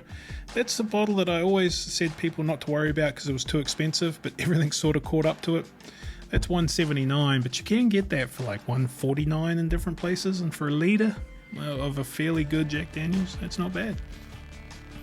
A Penelope, Penelope's not bad. I'm just not a great fan of it. And Garrison Brothers, like, I haven't tried it all. I haven't really tried much of it, but the Texas stuff I've tried has just had that Texas flavor that I'm just not a great fan of. It's just like young oak. Very, very oaky for its age, but you can still tell it's definitely not too old, and you can't keep them out in that Texas heat for too old. Now, some of this barrel stuff is good, really good. Batch 35, fantastic. I've got a backup bottle of that because that's great. So I'm not saying barrel's bad, I'm just saying the $200, $300, $400, $500 stuff is too expensive for me, but their normal stuff, their $80, $90 stuff is really worth it, and those guys can make some great blends. Basil Hayden, not a fan, and the toasted and the cask finish, I haven't even bothered to try it. Bourbon Tucker, another one I've never really tried. And Michter's, the standard Michter's, it's always good. It's always pretty available too. Some Old Elk. Old Elk's fantastic. Their cigar cut is pretty damn good. It's also pretty expensive. But their standard run-of-the-mill stuff, they seem to be making a lot more different blends, and they sort of seem to be everywhere. Some more higher end Jeffersons. That's got a history too. You can get some really old Jeffersons, some 30-year-old stuff that came out way back in the day. But now the stuff is not as old, but still really good. Bullet. I got a Bullet 12-year rye, I think I've mentioned, but I've never really been into went to the Bullet distillery, had some samples there, and yeah, it was sort of a bit meh. Good old rare breed, Long Branch. Gotta love the rare breed. Russell's Reserve, Russell's Reserve just doesn't, the 10-year doesn't really have the flavor profile that I'm looking for some reason. I don't know why. Some of the single barrels for sure, but just the standard run-of-the-mill Russell's 10 is not my thing. Not too sure what that, or even how to say that blue stripe on there. If you know what the hell that is, leave a comment. There's Horse Soldier and Buzzard's Roost. Buddy of mine, Prater, said to pick up one of those Buzzard's Roosts, and then that Woodinville, right? So keep an eye out for the Founder's Find from Woodinville. Release date coming soon, it says. So that's the one that Fred Minnick picked for Best in Show. So that's got to be good. Some Redwood Empire, look for the cast strength version of that, and there's that Pinhook again. There's probably 6, 7, and 8 year, and Heaven's Door from Bob Dylan. Murray Hill Club, Joseph Magnus, Nancy Frayling doing some great work out there. Here's the old standard Elijah Craig. Not really great fan of the standard Elijah Craig. I don't know, for $67, it's a big bottle, I suppose, but there's $34. With my palate, I might just prefer to spend an extra $20-30 and get something else. Rare breed. Even twice as much and get the, Elijah Craig barrel proof. Woodford Reserve Double Oak. That's just fantastic, right? If all else fails, you can always find that. And some other stuff I have not heard of. Chicken cock. It's a $60 one, and then tin cup. Do you know it comes with a tin cup? For sure. Whistleback 6. That's I've got one of those, and it's not bad. Some cool little gift thing there. Now these guys, Savage and Cook, they actually made that bottle before, so I answered my own question by the sound of it. Looks like they might have like a restaurant and a distillery. So yeah, interesting stuff, interesting bottles, right? But you know what I say about sometimes with the interesting bottles. Good old Grandad 114. That's always a go-to, I suppose, if you're into it. Which I am, that's fine. But it's got that Jim Beam, really Jim Beam flavour that I'd probably pick something else. Knob Creek 9, good old Dickel 8 year, $29.95. That's what I'm talking about for Dickel. So have you heard that there's this other Tennessee distillery? So when you see Tennessee on a bottle, it's not always Dickel. I always thought that meant Dickel for sure, but no. Tennessee Distillery Co. They are just like south of Nashville, and they apparently make everyone sign NDAs and stuff to keep their name all quiet. So anyway, keep that in mind. And some store picks. There was an old elk store pick back there. Looked pretty interesting. Jefferson's Ocean rye. Put that on a boat. And some Smoke Wagon. So there's a Uncut Unfiltered, which is quite good, and then there's like Uncut the Younger or something, which I've heard is maybe not as good. So yeah, Dickel 15. What's that running these days? $60. You know, $60 for a 15 year, $300 for a 17 year, or $500 for an 18 year. Now, age isn't everything and all, but I don't know. I think that's one company that just sort of painted themselves into a corner with how cheap their slightly younger stuff is. There's all the McLaren Jack Daniels bottle. I really wish they would do a McLaren bottle that was something other than Old Number 7, even if it was just slightly better. Some of the new Widow Jane stuff and some more Jack Daniels. There's that single barrel proof rye. Do not sleep on that. $70, the best shelfer on the shelf. There, I said it. It's 133 proof, man. I always keep an eye out just in case it's a hazmat, and I'll grab it no matter what. Rare breed rye, second best shelfer on the shelf. And we got some Templeton rye, Fisher. What else we got here? Defiant rye. John A.P. Connolly, stay away. Don't go anywhere near that crap. That is borderline paint thinner. I think down the bottom here, you'll see its big brother. Oh no, maybe not. But anyway, disgusting. Anything with Connolly, don't go anywhere near it. The old Whiskey Rose series. That's another. And some more of the best shelfers on the shelf. 1910, 1920. So there you go. 1910, 1920, Rare Breed Rye, Jack Daniel's Single Barrel Proof Rye. Some amazing things you can almost always go and pick up in pretty much every liquor store you can come across. So all that Sinclair, Dalton, Morning Glory, that all comes from this French Lick distillery. I don't really know too much about it. Comment if you guys do. Seems to be an old-timey looking thing, you know, which, ringing a few alarm bells, but I mean, could be great. That one's got a golf ball on top of it, or a disco ball. There's Oak and Eden, and $2.91. I'd stay clear, especially at $82 for that $2.91. Not for me. Something else that's also not for me, Jim Beam Black Label, or Devil's Cut. Nope. Pretty much anything Jim Beam is just not my flavour, man. I don't know. Growing up, it was just not something I drank, and probably when I did drink it, I drank too much of it. So now it's always got that hint of sadness and bad decisions. Seagam 7, never drunk it, hopefully never will. Like there's 2 people in line at a liquor store when it opens. Bourbon enthusiasts that are going for the top shelf, and the guys grabbing Seagram's 7. That Jim Beam Black, we tried it the other night.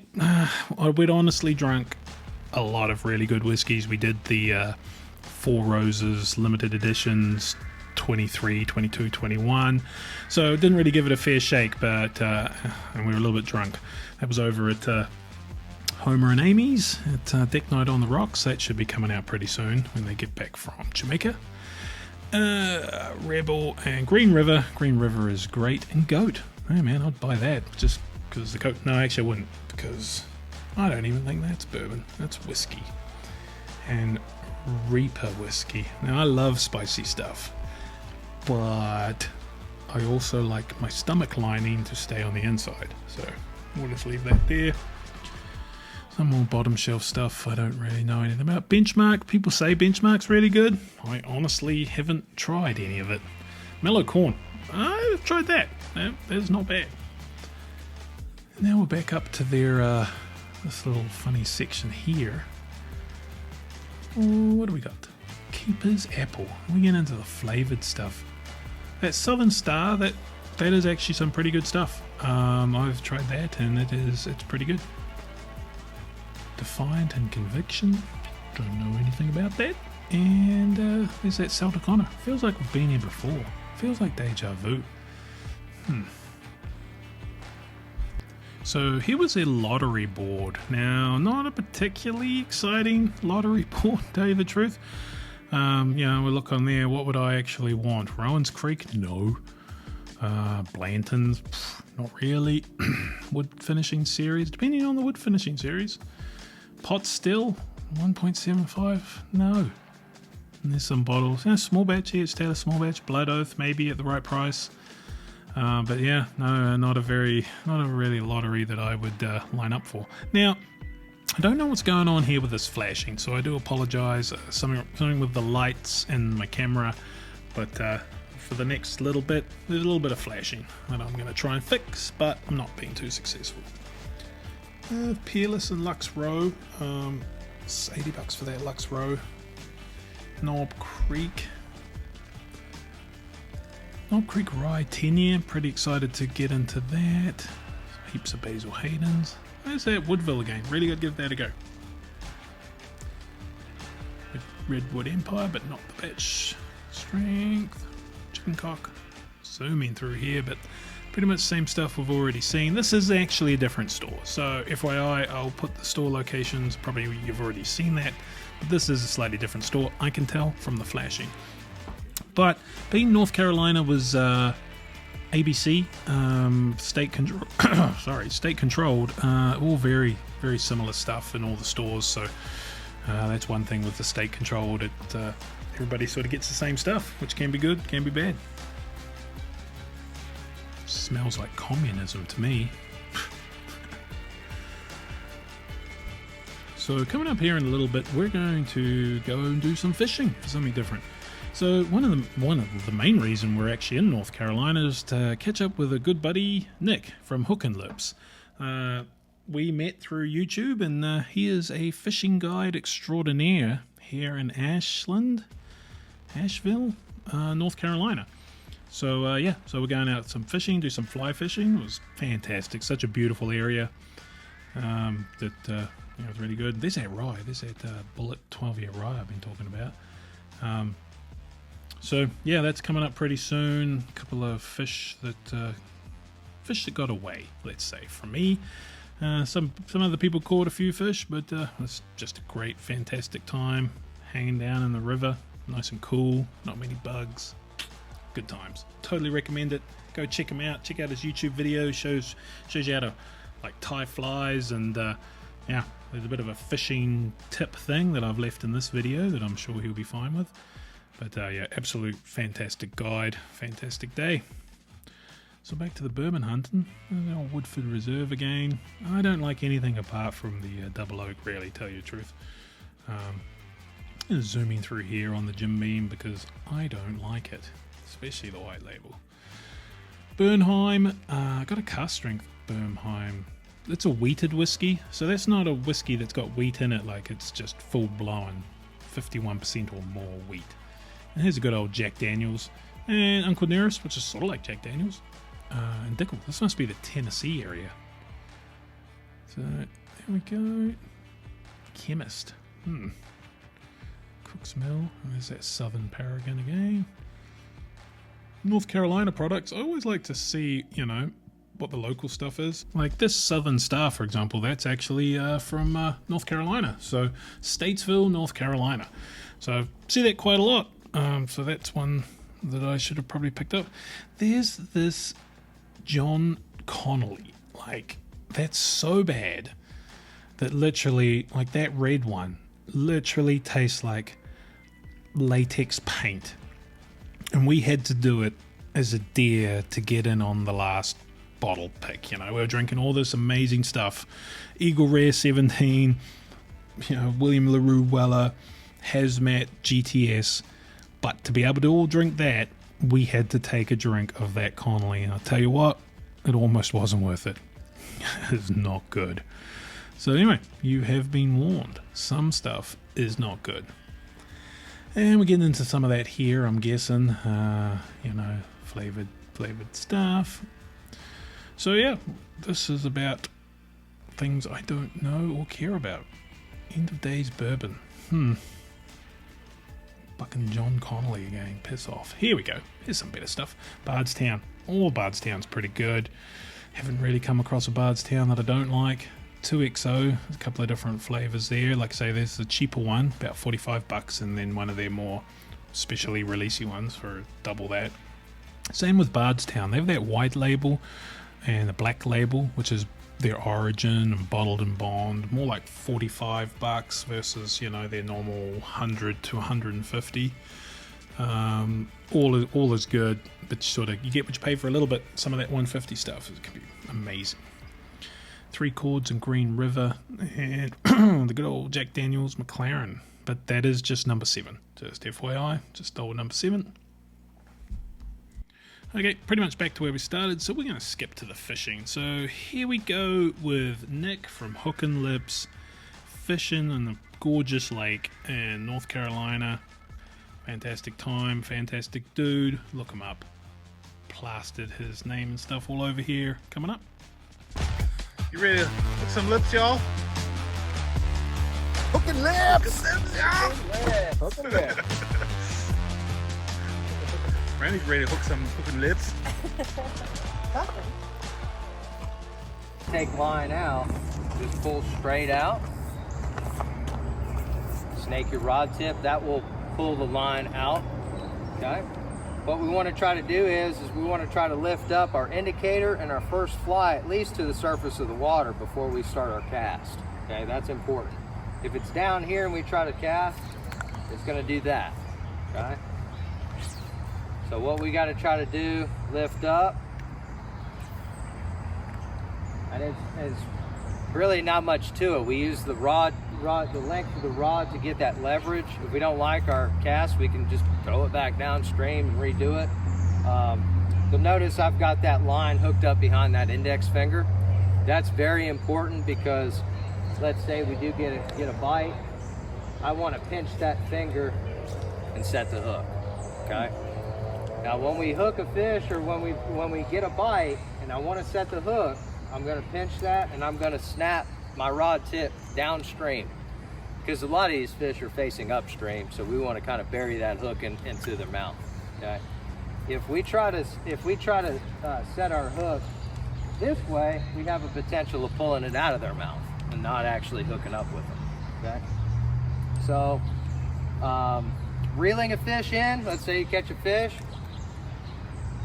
If you've got a bunch of slack, let's say you've mended some line or had to pull some line in, then what I always recommend doing is kind of pinching up here, reeling into the point, and then letting go of the line, and in this way the reel has the fish. All these reels have a drag setting, so there's some tension to that. Okay, that's adjusted on this side. You'll see a dial, righty tighty, lefty loosey. Everybody should have theirs preset already.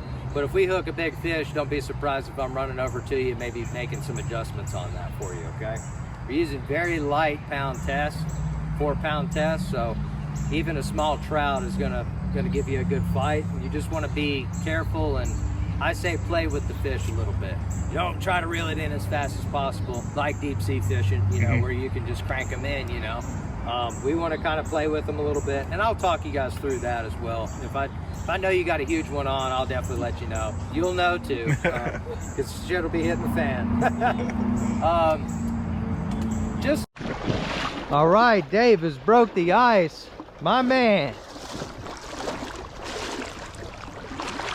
Another fish down here. Keep that line tight, Dave. There you go, buddy. All right, let's bring him downstream. So keep the line tight, but you got to roll that rod over to me now. Keep it low but tight. Roll it to the left, over your left shoulder.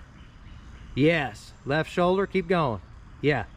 All right, now drag him to the left, over towards me. Yeah. That's a big fish, Dave. Man, right on. If he wants to run, just let go of the reel and let him go. Don't reel up anymore. Actually, let some line out. Pull some line out. It's a big brown. Dave hooked up with a big fish. That's perfect right there. Just leave him right there. We got to tire this one out, buddy. This one's a big fish. He's got to be about a 15, 16 inch brown right here. Keep that rod to the left over towards me. Yep. We want to pull him downstream out of the current. So you're going to work him over here to this shoreline. Don't pull it too tight. Yeah, there you go. There you go. See that colored line at the tip? Yep. Don't pull it in anymore. That's where we want it. All right. Dave hooking lips, man. Hooking lips. Yeah. Nice brown trout. All right, get his chin up to the surface. We got to pull him up. See how he's under the water? I can't see him to net him. All right, yep, that's it. Oh, rainbow, nice big rainbow trout. Yeah, she's gonna gas out and then get her chin up. Keep her chin up. Fucking huge, y'all. That's a monster. That's Jaws. We're gonna need a bigger boat.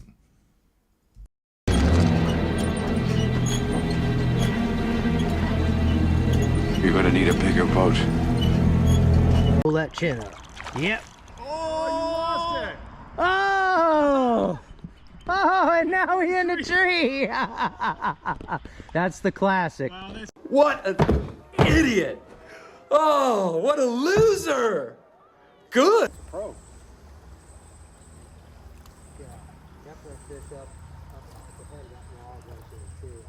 Remember that time I caught that fish and Eric didn't, Jen?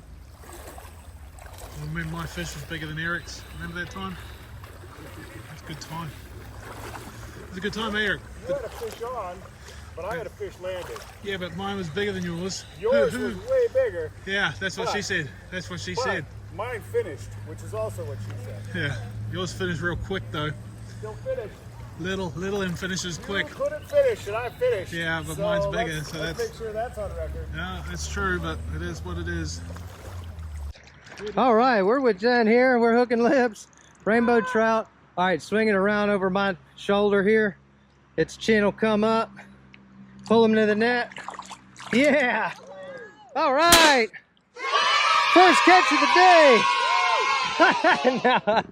Hooking lips. Awesome job.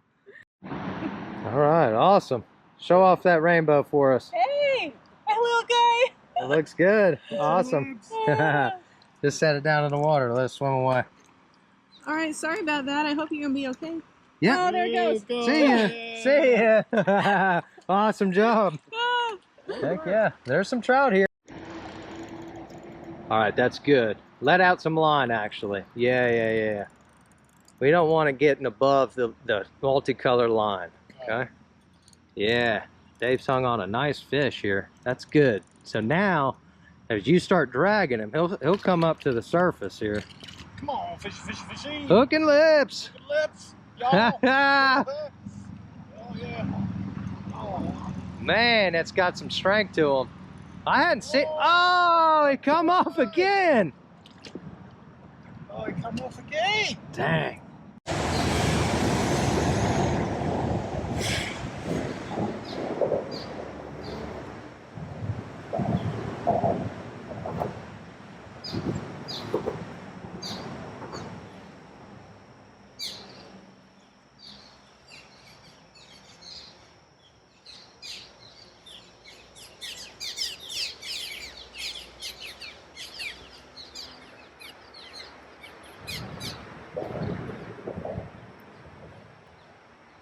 From Hooking Lips and House Bourbon.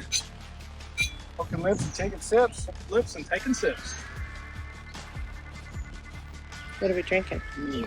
We're in a 23 George T Stag to successfully toast to Delicious. the 400 fish I caught. Best tip I ever got. Fucking Yeah. delicious. That is delicious, yeah. Amazing. That's amazing. Good old Bourbon. He did. It's a video. There's some parts of that I don't remember. Oh, really? No way. Yeah. Actually, check out the other video of Eric Dave Gets Drunk Part 2, I think.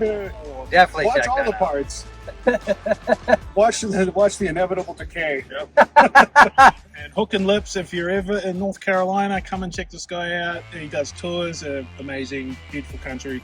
Very knowledgeable, very Appreciate patient it, with Dave. newbies who don't know a thing. Yeah. Yeah, we actually almost helped Eric catch more fish than me. Definitely caught more fish than Dave. We'll check the video there. Yeah, we got video footage of it. Proof. Yeah. The proof is in the footage. Actually, I think Jen is the only one that actually videos. Because Nick hooked up for me. All right, well, thank you very much, Nick. You're welcome. Thank you guys for coming out all this way and enjoying the time out on the water. Yeah, it was awesome. Hope to do it again. Thank you. It was good. Yeah, so after a fantastic day on the river fishing, we went back to the hotel and tried some of the select stock, brandy finished. Had a bit more of the George T. Stag 2023 and some Mictors from 2020. So next, this was the next day, we went off to the Biltmore Mansion, which is fantastic, like 175,000 square foot. Built by, who are they? Not the Rockefellers, the Vanderbilts. The Vanderbilts built Biltmore, but look at that. You know, designed to be like a French chalet castle. That's basically an American castle. This place is mammoth.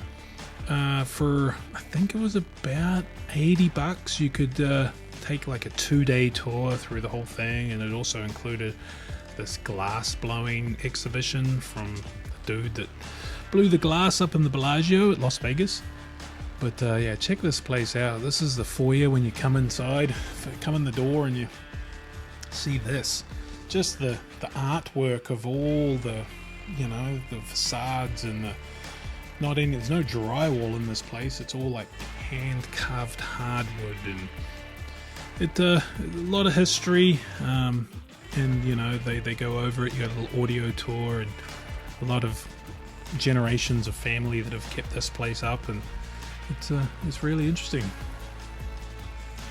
This was like the formal dining area with 2 or 3 story ceiling, and look at this. Big carved bloody pipe organ thing that was ran off some sort of electric motor, because this house was electrified out in the middle of nowhere, North Carolina. And where'd they get the power from? Where'd they get the electricity from? I guess they generated it themselves. Some moose, some deer. Look at all this hand carved granite and marble. Absolutely amazing. This is the less formal dining area where one would have the breakfasts. But yeah, so yeah, Vanderbilt family still around to this day. You know, they're through American royalty, basically, those families that control the world, or so they say. It is funny how some of the sort of opulence of, you know, 100 years ago is pretty mainstream. Like some of the details you would never be able to afford now. You just, you know, the artists aren't there to do it. This view is fantastic. But yet some of the stuff, like when you get to the bedrooms, like the size of the bed, it's like maybe a twin. So maybe people were probably smaller. There was a guy up there in that poster there that was Mr. Vanderbilt himself. Looked a bit fancy, if you would like to say. This is his library. Guy was big on reading. No YouTubes back then. Pretty much books. All the books. Too many books. Imagine if he had a bourbon collection. Could you imagine what the bourbon collection of this guy would have been like now? I don't even know if he could have had bourbon, because early 1900s, would have just been getting started down there in Kentucky, and oh man, would have been fantastic. Imagine walking through this guy's man cave. Wait, there's his bed. Look, the guy must have been about 5 foot nothing. So this is where he hung out. Separate sleeping quarters, as they did back in the day. And this is where they hung out between the two rooms. So this is where he would actually talk to his wife. And this is his wife's room. Yeah, got something to be said. This is their swimming pool. They had to refill this every time they wanted to use it because they didn't have any chlorine. So every single time they had to fill it and refill it. Could you imagine the amount of water? And these are the gardens, like really amazing gardens, greenhouses, and some pretty cool plants. But look at that thing. It looks like it's going to jump out and eat you. But yeah, super cool place. Biltmore Mansion in Asheville, North Carolina. Asheville, North Carolina, really hippie sort of place. Almost reminded me a little bit of like Bend, Oregon, that sort of stuff. And for the south, that's a lot. So anyway, thanks for watching, and we'll see you next time.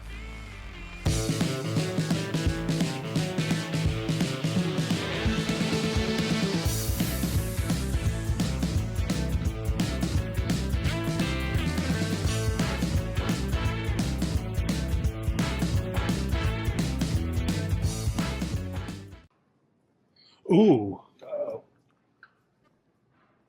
It is the small bench. So yeah, in this video, we're going to do the Jack Daniel's Barrel House Adventure and Tasting.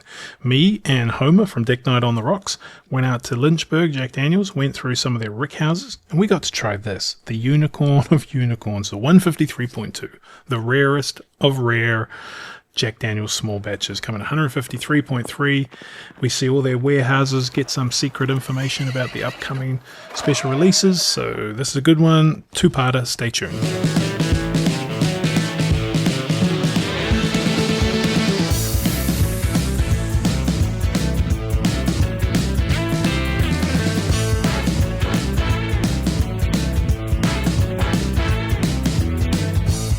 Full and active. Now later on when we hook up with Mr. Clint, he may be able to share a little bit more information with you as far as like numbers, if they're adding more barrel houses to the 98 barrel house and getting that one ready to be full and all that. But to my knowledge, 97 is the last one that's completely full and active. Now, a lot of the barrel houses on the property are going to have over 20,000 barrels, between about 20 and 22,000 barrels in them. Some of the newer ones are going to be over 60,000 barrels, so we'll get to check out one of those later on too. So we'll get to see the old school style, brand new ones, and then we'll wrap it up in the oldest barrel house on the property, 1938. Now this one that we're going to start in, Barrel House 104, is one of 13 barrel houses that are sitting on this chunk of property here. This is tract number 1. We have 3 tracts of land where we have the other barrel houses scattered out too. But we've got 13 barrel houses on tract 1. And this is number 4 on tract 1, 104. So we're going to unload and go in. Now, as most of you know, so one thing you'll notice about Jack Daniel's in this tour is how disgusting their rick houses are. And I don't care, because this is not a rickhouse beauty competition. This is a whiskey making competition, and it might be this level, the level of moss, this black moss that actually eats ethanol fumes. I've seen it before, but this in here, and I can't bring my camera in here, is thick. You can see some of it on everything in there is like that. It's a half to an inch thick of this moss black mold stuff, and the barrels all look like that, and they've only been in there 4 or 5 years. It is gnarly. But hey, maybe that's where all the flavor comes from. You never know. Don't change it. Barrel House 104, and we're on 10 and 10 Yard Hill. And then over there is Slop Hill. And I guess up there, So that one is cool. Coy Hill. There's the distillery. Well, that seems like the highest one. Wow, it could be behind this tree, you know. Yeah. That's no, what the hell that is. This is 10 right there. So it seems to be a pretty regular thing on the tour. You get to try one of their slushies. It is a Jack and Coke slushie, and I got the Lemonade Jack Blackberry slushie, and it was delicious. I got a total brain freeze because I ate it too fast. Use lemonade, please. Lemonade. Jack and Coke. Jack. What's your first? Lemonade. Jack and Coke.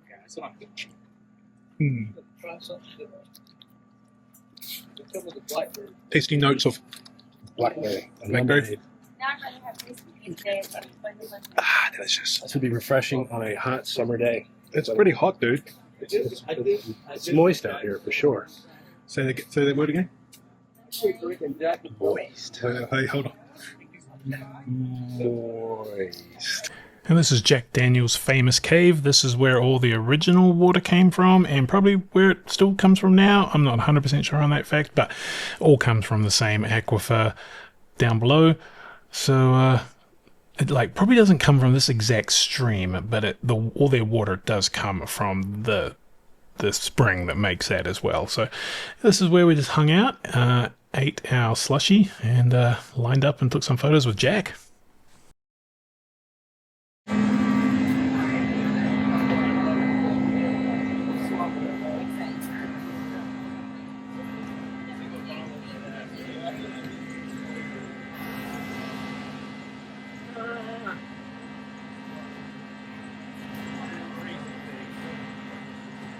So then we jumped in the bus and we went over to check out the Jack Daniel's Fire Brigade.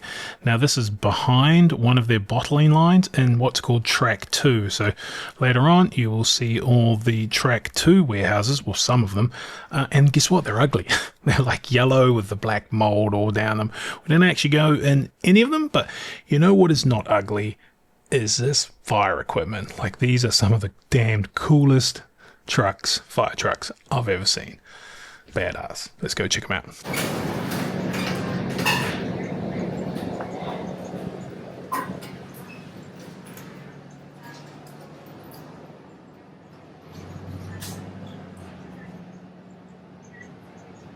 Or actually distillery operators, whether it's maintenance or anything else, all around the town. So, but they're fully certified, state of Tennessee, or through IFSAC, military, fire experience, whatever it may be. So we're no different than any other fire department. The only difference is that obviously we don't have any full-time folks. So when we get a call, they drop whatever they're doing, they're coming over here. Average call volume is anywhere between 75 to 120 calls a year.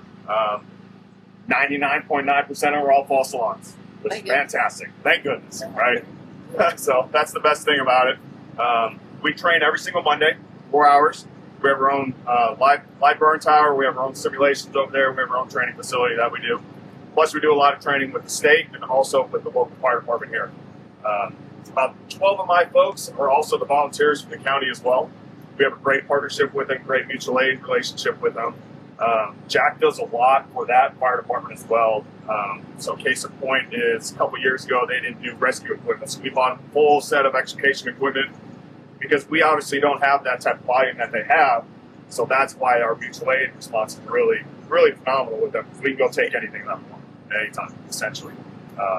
But that's also helps that some of my folks are also with the Warren County Fire Department as well, along with a couple other departments around the county.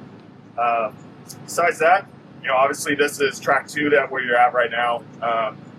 We've learned a lot, especially from Jack, from a fire standpoint, from a lot of the other distilleries and their unfortunate events, I should say, their fires. The biggest one, obviously, remember Jim Beam when we saw the Laker fire, right? So we learned a lot from that. Specifically, if you look up the holler, you can see the ravines, you can see everything like that. Especially when you guys go out to track 3 for the palletized, you'll see the spacing in between those. These houses here hold roughly about 26,000 barrels, anywhere between 22 to 26. Our mega warehouses that you're going to go see in a second hold anywhere between 65 to 75,000 barrels inside of them. We have 26 of those, but total we have 97 barrel houses that we protect, plus the county as well that we help out with. We do mutual aid, automatic mutual aid with anything on the square. We own by 70% of those buildings anyways, roughly, right? So we do anything there, plus all the schools, all the nursing homes, and then a couple of the Head Start buildings for daycares and stuff like that. That's automatic gated. Anything in town, if it's anything major, we will for sure help out because, you know, Jack built this town and this town built Jack. So we owe it to the community, really. 70% of the people here are family that grew up around here. So we want to be able to make sure that we're there. You're more than welcome to take some photos, more than welcome to take pictures, whatever you want to do. If you have any questions.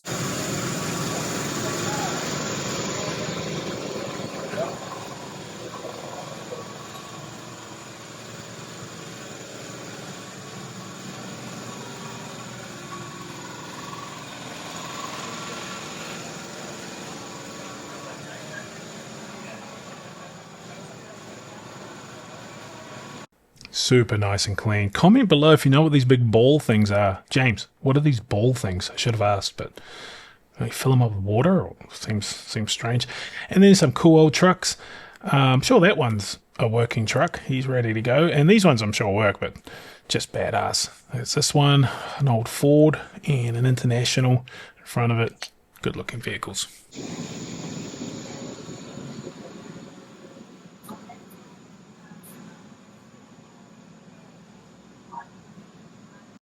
Once again, not the prettiest of warehouses looking back there, but that's not what it's about. So this is track 2. So any bottle that starts with a 2 comes from this sort of area. There's 98 warehouses on all 3 tracks, so a bit more than just these guys, but man, they're ugly.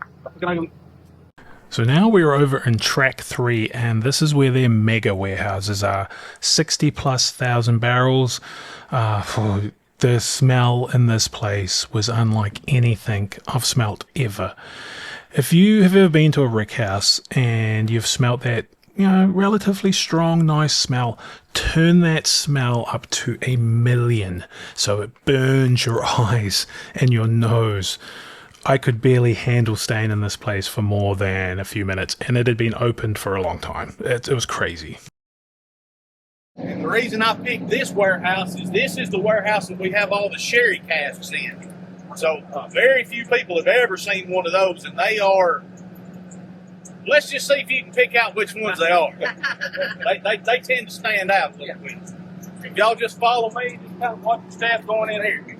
So I was not allowed to bring my camera in here, and it's not really because I wasn't allowed to record. It was just the fumes, right? They were so bad, and it's just not worth it. So this is me actually standing back outside the door. Got my little zoom on here, but look at those barrels, just stacked. 1, 2, 3, 4, 5, 6, 7 high, unlimited amount deep. And then over in the corner, those big, huge ones, they are the sherry barrels that have the Jack Daniel's single malt. And that is all of the Jack Daniel's single malt that they have. That's aging in sherry for the new Travelers release stuff and anything else they plan to do. So Clint here, he did our barrel pick. And yeah, there's Homer. There's probably had about all he can handle.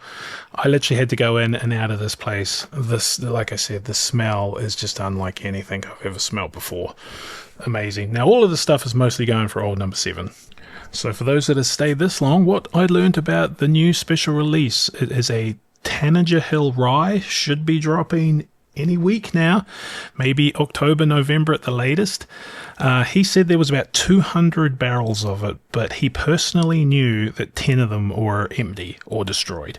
So we're talking about 280, 290 barrels. The proof, almost 150, high 140s. So yeah, keep an eye out for that, guys. It's going to be one hell of a thing, because Coy Hill was amazing, but their ryes are always better than their bourbons. So this is just basically a Coy Hill rye. It's going to be ridiculous. So now they let us off through a more typical looking rick house that you might see on other tours. This is the good looking one, not they're like production ready, but anyway, taking us to where we get to sample. Now, when I picked this tasting event, they did say it was a single barrel Coy Hill small batch, which are actually two different things, single barrel and small batch Coy Hill. So came around the corner, I was pleasantly surprised to see what they had in store for us. Ooh. It is the small batch. Not only any small batch, it is the 150 3.3, which is the second highest proof, but it is the one with the least amount of barrels, and it's also the one that obviously Jack Daniels kept the most of. It's the one they gave out to all the sort of reviewers and stuff, so very, very few of those bottles ever made it to market, and is a complete unicorn. I've seen them sell for $3,500, $4,000 for that bottle. So I finally get to try it, something I don't think I ever thought I ever would. So we stepped it up through. We did start with the Jack Daniels 94 proof single barrel, which is still a fantastic drink, guys. Then we had the barrel proof single barrel. We had the single barrel rye and the barrel proof rye, which is absolutely amazing. So, and then we have the Coy Hill small batch, the absolute pinnacle of Jack Daniels. So we'll listen to the tour guide from here on out and catch you on the other side. But the proof is going to be 153.2. When we get there, we're going to start over here. But yeah, 153.2 on that one, which is one of the really high proof. That was the rarest bottle of all the small batches they have. Out of all proof, that's the bottle that they ran the fewest bottles. I'm going to hold on to this while we're talking. I've already got my last two. Now, we're going to start with single barrel select and then work our way down. So we'll talk through the whiskeys. Now, keep in mind, single barrel is not whiskey that's going to come from that lower level that we just walked through. It's not going to come from that barrel house we were just hanging out in with Clint. Single barrel whiskeys are going to be coming from barrel houses that are sitting up in the hills, like where we started the floors of these houses, where it's like an attic. There's a lot of heat that gets to the barrels in the summer. There's a lot of cold days that those barrels are going to go through in the winter months. So that intense change in temperature allows our white oak barrel to expand and contract a lot more. That means the whiskey that's sitting in the barrels in the attic, they're going to be going through a lot more temperature change, and that whiskey's working harder. It pulls that really dark red color from the barrel. The aroma on the single barrel products is always a very complicated full aroma, full-bodied whiskey from front to back. A lot of people even say that as they sample through single barrel whiskeys, especially when they compare it to regular old number 7, just our standard sour mash whiskey, that the texture is very buttery or a little more on the slick, oily side. It has a thicker texture about it. Now, your single barrel select, the first one we're going to start with, by the way, we're going from your left to your right. Single barrel select's been around since 1997, and the recipe is no different than old number 7. We're using the same sour mash whiskey that we've been using for ages and ages, and that recipe is 80% corn, 12% malted barley, and 8% rye. That's the recipe. All of our whiskeys are going to go through charcoal. We're going to filter all of our whiskey through sugar maple charcoal. And as it becomes a Tennessee whiskey, it's not bourbon whiskey anymore at that point. The whiskey stays in the barrel normally somewhere between about 4 and 7 years. When you're talking single barrel select, it's usually between about 5 to 6.5 years on average that single barrel select stays in its barrel. So a little more time than old number 7, a little more temperature change than old number 7, and they handpick that one barrel that sticks out. It's very different. A little bit bigger and bolder than the whiskey barrels around it.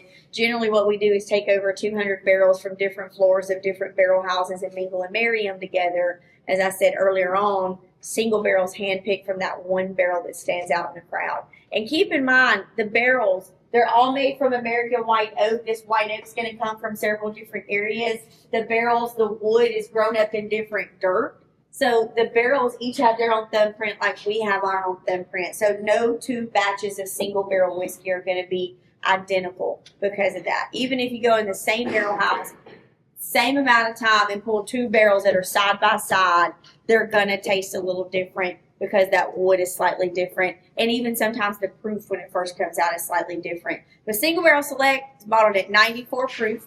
I do encourage you to nose it and actually taste it and savor it as we go through. Some people just take them all and just wipe them out in one big gulp. That makes me really crazy. But if that's the way you want to do it that way. Do it the way you like it. But I do suggest nosing it, holding it on the tip of the tongue and kind of chewing on it and really tasting and savoring that whiskey. And something you want to keep in mind as you're doing that, as you nose it and kind of tiptoe into it and get familiar, your nostrils are not identical. One of those nostrils is more dominant than the other. So I would rock that glass back and forth a little bit to really get that full aroma and think about what you're smelling and tasting. There are a lot of different aromas and flavor profiles that you can pick and pull from this whiskey or anybody's whiskey. There are several hundred different things that you may or may not taste and smell. Something that we get a lot of would be caramel and vanilla and oak, and sometimes even banana kind of pops out with our whiskeys. But there's no guarantee, depending on the person, their palate, their nose. There's no wrong answer or right answer either way with any of that. It's just what you get. Need a refill already, don't you? My one on the right's empty. Can I get a refill? Where's your secret stash of small batch? I didn't know until Thursday that we were even trying small batch on this tour. Your email said single barrel Coy Hill small batch, and I was like, well, that's not a thing. Is it single barrel? Is it small batch? Well, it kind of falls into the single barrel family, so normally that's the way it's going to be written out. But yes, and I saw it with my own two eyes when I went back to check the bottle that they're actually pouring from to make sure it was the same, and there's like this much left in there. So, and I think they let Kayla try that for the first time ever. So, not me, but Taylor. I forgot what it tasted like. Oh, she's got her own little private little taste. Yeah, she's over there. She's doing her own little takes in there. Yeah. Unprofessional. Now, I do suggest dipping a little water in between the samples so you can kind of cleanse your palate, kind of reset, start fresh. Now, I mentioned that this is 94 proof, so normally what we're doing is we're going to add a little deionized water to the whiskey, and actually a couple of different steps. Before we put the whiskey in the barrel, we're going to add a little deionized water to bring all of our whiskey from 140 proof down to 125 proof. So everything goes into the barrel crystal clear like moonshine at 125 proof. And then over time, Mother Nature gets to the whiskey starts moving around in the barrel, it's grabbing all that color, it's grabbing most of its flavor from the barrel, and the proof usually will slightly rise. Now, 125 to 135, we see a lot of whiskeys that come straight out of the barrel between that proof. Sometimes it gets higher. If you let it stay a long, long time in a really, really hot spot, it gets over 150 proof. But between 125 and 135, we see quite a bit of that kind of whiskey. So the next whiskey you're going to have is also single barrel, same DNA, same recipe, same processes, but it's not going to be lower than 94 proof like the one that you just tasted. This is tapped straight from the barrel. So this is the Wild Child. It is what it is when it comes out of the barrel. And what y'all are sampling today, well, I want you to taste it before I say that. Never mind, let me shut up. Because this model bottle is different from the actual proof. I could have just picked this up and rattled this off, but this is a lot lower than what y'all are actually tasting. So what do y'all think about that? How are you feeling? What are you thinking that one is? It's not 94. That's the only hint I'll give you. It's higher than 94 proof. Yes, the barrel proof. What do y'all feel like that one is? I'm sure it's very, very big and full, probably a little bit warmer all the way down to your little belly button. It's like 125. What he says, 125, 136. 134, 136. 136, 129. 129. I was going to say 128. 128. Yes, All I have is like a high five or a hug, so I'm just going to go and throw that out there. I don't have a prize for who wins. I just like to know what you think it is. Okay. That is 130.5. Oh, wow. That's the proof on that one. 130.5. The reason I like to ask that is because a lot of people, especially groups of folks, slightly different from this group of friends. A lot of folks that are just here for the first time, or somebody drug them out here and they didn't want to do this and they're trying it anyway. A lot of times if I were to say, hey, you're getting it ready to sample 130 proof, they pass their whiskey over and say, no, thank you. That sounds too much. sounds too big. It sounds harsh. Most people, when they actually sip the barrel proof whiskeys, they surprise themselves. They find out that it's actually not as heavy and big and bold as they think it's going to be. So I always let them taste it first. Usually they'll guess around 105, 110, and then they find out it was 130.5. Yeah. So between the barrel proof and the Select. Hill, Oh, okay. the barrel proof at the higher is much smoother and goes down easier than the regular single barrel to me. Oh, yeah, I think it's Well, got it a depends on nice what flavor. wine. Yeah, Everybody's yeah. on Especially our rye barrel proof whiskeys. I think the barrel proof rye that goes whiskeys are down really, really good. They're really nice. The regular rye is too peppery. Now, the first two that you tasted were sour mash whiskeys. We've been rocking and rolling with that same recipe for a long time. So, old number 7, Jack Daniel was making that whiskey back in his day. He gave it his name in the 1880s and never told why he called it 7. So, that's still a mystery. But we've done all these different things with our number 7 recipe over the years. 1988, they took our sour mash whiskey, that number 7, and they filtered it through charcoal a second go to create the Gentleman Jack whiskey. 1997 is when Single Barrel Select came out. Same recipe, just let it sit a little bit longer. Hand-pick those barrels in the top floors that just really have something to stand out, and bottle from one barrel instead of mingling barrels together. So we've done these different things over time. But then about 15 years ago, we started messing around with rye whiskey. So now we make rye whiskey. So this is Jack's take on rye whiskey. It's going to be 70% rye, 18% corn, and 12% barley. So when you're moving from these whiskeys that are only 8% rye to 70% rye, it's a lot like a sourdough bread versus a rye bread. They're both whiskeys. They're both our whiskeys that we make right here with oak barrels, same quality grain, same families, same spring water, but it's a whole different recipe. So from the nose to the tip of the tongue, all the way back, it's going to have a completely different aroma, feel, flavor profile. A lot of folks say that they feel like our rye whiskeys have a little bit more of a dry finish, but get a little bit bigger and bolder, moving more up front, not so much down below. It's 94 proof. The third one that you're sampling there, 94 proof single barrel rye whiskey. So same concept, one barrel at a time, 94 proof also with this one. It's just rye, not sour mash. Does this go through the same charcoal process? It does. Gotcha. Has it always been 125 barrel entry proof, or has that kind of fluctuated? That's one of the things that makes us very similar to bourbon too. It's just the charcoal that makes us so different from bourbon. Yeah. Gotcha. It is bourbon. It is bourbon. What's that? It is bourbon. Well, it's Tennessee whiskey. Yeah, but it's still bourbon. We follow bourbon standards, but we ain't calling none of this bourbon whiskey. This is Tennessee whiskey. You don't want to be associated. Tennessee You've whiskey. got to We stir meet the bourbon standards, and then we take it through charcoal. So this is not bourbon. This is Tennessee sipping whiskey. You got to stir the pot every chance you get just to start the argument, stand back and watch. She doesn't Now, find it funny. the fourth one, you're doing the very same thing you did with the first two, comparing that 94 proof rye single barrel to barrel proof rye single barrel. Now I want y'all to do the very same thing with this one, kind of nose it and taste it and kind of think about what proof that is. You may hit it right on the nose. Again, it's going to be higher than 125 proof. This one is. Did y'all love it? Mm-hmm. What do you think? What do y'all think the proof is? 135. Here, 135. 127.4. 137.4. Jeff's getting 27. right down to the decimal. 132.3. Okay. I got 132 each. I was going to say around Now that one, the rye single barrel, the barrel proof rye was actually a little higher than the barrel proof Tennessee whiskey there. That was 136.7 on the Close. Yeah. You would think it would be a little hotter, but it's. I think that the barrel proof ryes, I think that they're so sweet and smooth. I think they're some of the best ones we've made. Yeah. That's just spicy. Now, the last one, the Coy Hill.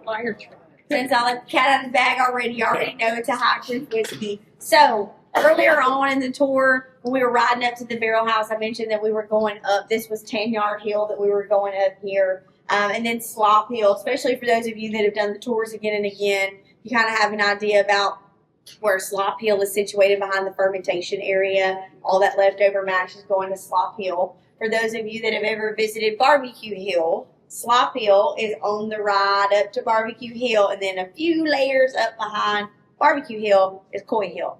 Biggest hill, highest hill we've got here on our property. We've got 5 barrel houses up there. They look just like the barrel houses that we walked in the beginning of the tour.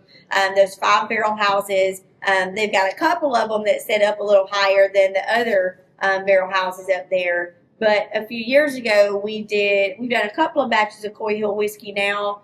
This whiskey came from what we call the Buzzard's Roost. The top floor of a 7-story building is going to have one little extra layer between that last little level of barrels and where the roof starts slanting down.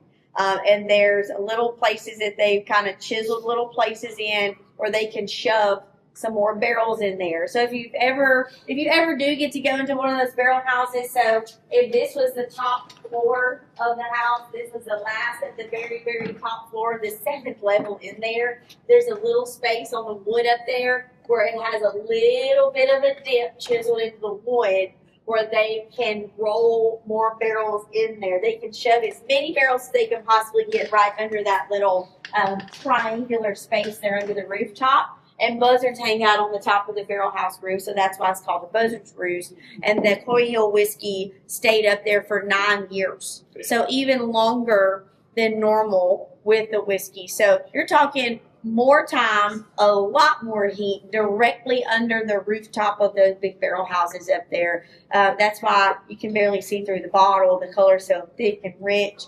The aroma, the alcohol content went way, way up on that. So again, 153.2 on the alcohol with this one here. Did they forget about them?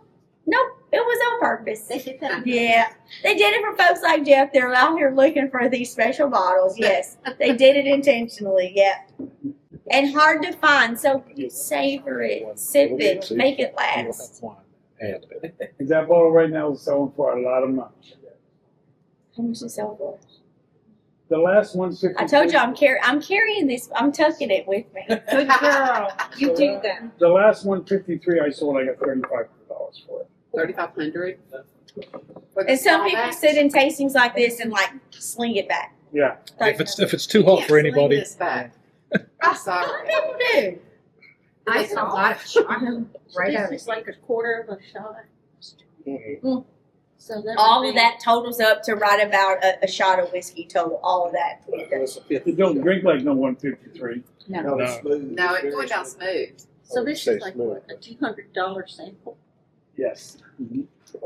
Oh my goodness, it's so good. Yeah. So soon, we're not opening up a bottle. Over all sudden,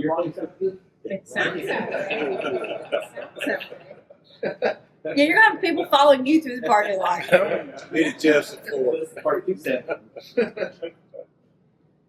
So what do y'all think about it? Y'all love it? I do. Yeah. I do. Kayla, did you love it? She's sitting down on that one.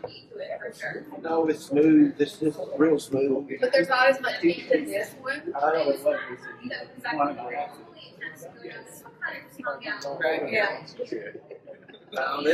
I feel right here. very smooth. Like this. Yeah, I get brown sugar with the Tainhard Hilbert. And right here. Very good. Nowhere else. I get a lot more sweet out of this one than the Lord. Do you know what proof you drunk of the Tanya Hill? It was 143 point something, 2, 3, 4, something like that. I think it was 143. No idea when that's gonna I ship. have no idea because it was in a sample bottle. I have no clue. It wasn't being bottled. It was in a sample bottle. And I tasted it 2 different times. I guess Like a week or 2 apart, and both times it was like brown sugar. It wasn't a first try. It wasn't. No, it wouldn't let me keep the whole bottle. It was a small one like that, but they wouldn't let me keep the whole bottle. So. Okay, folks, so before we go back up to the visitor center, well, when we get back in there, I'm going to grab your family photos. Like I said, that's a takeaway. You get to keep that photo and take it home with you as a little treat or a little memory from the tour today. But before we go back up there, I just want to remind you, we at the bottle shop, we do have some heritage. If you didn't make it that far before the tour, our heritage whiskey just came back out yesterday because we had been sold out for a couple of weeks. It got really big and people were buying 2 cases at a time. Now it's limited to 2 bottles per person because yes, it's part of the family now. It's not something that's going to be like crazy hard to find like Coy Hill. It's not one of those unicorn bottles that we sometimes will see, but it is not something that we're going to be putting on the shelves or barreling or bottling every day of the week like we do some of these other whiskeys, because the heritage barrels, we go heavy on the toast and light on the char, which is a little different from just a normal toasted and charred barrel. So the heritage whiskey, not hard to find, not crazy hard to find, but we do have it limited to 2 bottles per person if y'all want to get some of that while you're in the gift shop. Plus, they have these other whiskeys up here, except for this one. Yeah, the other whiskeys. So that was pretty cool. All in all, got to try probably the rarest Jack Daniel's Coy Hill there is. Well, it would be. It's the smallest bottle count, and they gave it away to a lot of like people that were tasting it and stuff like that. So never thought I'd actually get a chance to try that one. A lot of more important influencers than us, and we're not influencers. Well, you weren't even born back in 2021, so no, yeah. not at all. So yeah, no, even today they wouldn't give it to us. Well, because you don't influence. But anyway, Just suck. but no, for tasting, I think they did that when they were trying to get people tasting. So, and it was the smallest bottle release out of any of them. So pretty cool. I didn't think I'd ever be able to try that bottle. And obviously they must have kept some because they're giving them out, what, fucking 5 years after the fact. So that was super cool. But man, the rick houses, like that. Jack Daniel's obviously is all about making good whiskey, because what they're not about is cleaning their rick houses. They are disgusting. The damn dust and dirt and mold and the black mold shit that's on never seen like that thick. Never seen the grossest shit ever. Yeah, and obviously in the barrel houses we go into Kentucky, they must be cleaned up for us, because they're nothing like that. And when we went into that 65,000 barrel palletized rick house, when you go into one, it smells great. Oh, it smells so good. I love it. You walk in there, it literally burns your eyes. It was burnt. Yeah, it literally could not stand to be in there for more than 3 or 4 minutes before my nose was burning, my eyes were burning. It was. They told us it was thick, and I was like, oh, whatever. It's going to just be awesome. And walked in, I was like, holy shit. This smells like, I feel like a full-on chemical burn. And it was a good smell, but it was like, ratchet up that good smell beyond into pain levels. Yes. And that's what we were dealing with. So it was intense. So that was cool. So let's hit the road and keep on sipping.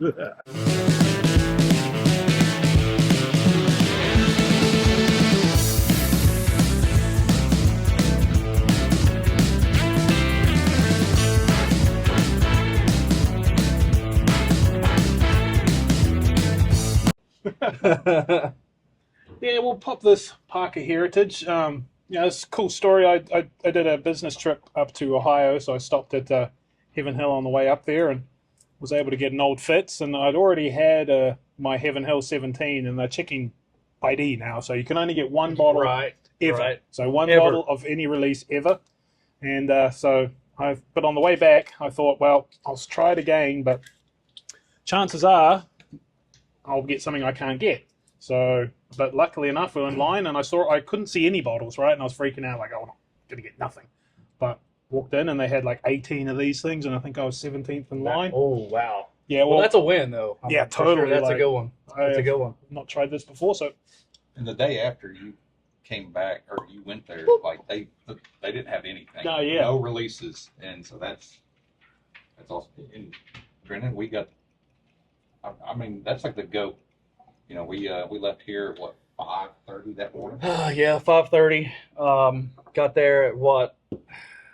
Right before they opened, like 30 minutes before they. So that would be what, 9 o'clock. Yep. And there was like 10 people in line.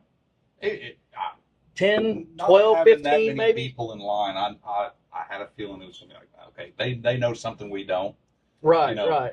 First time ever going there, we're not going to get anything. Then we walk in and it's William Heaven Hill 17. I'm like, that just blew me away. Yeah. Like so that made the whole trip. Even though, just so you guys know, if you go to hit the distilleries, don't go on a Tuesday because everything's freaking closed. Everything's closed. Yep. Mondays and Tuesdays quite often. Yeah, we found out.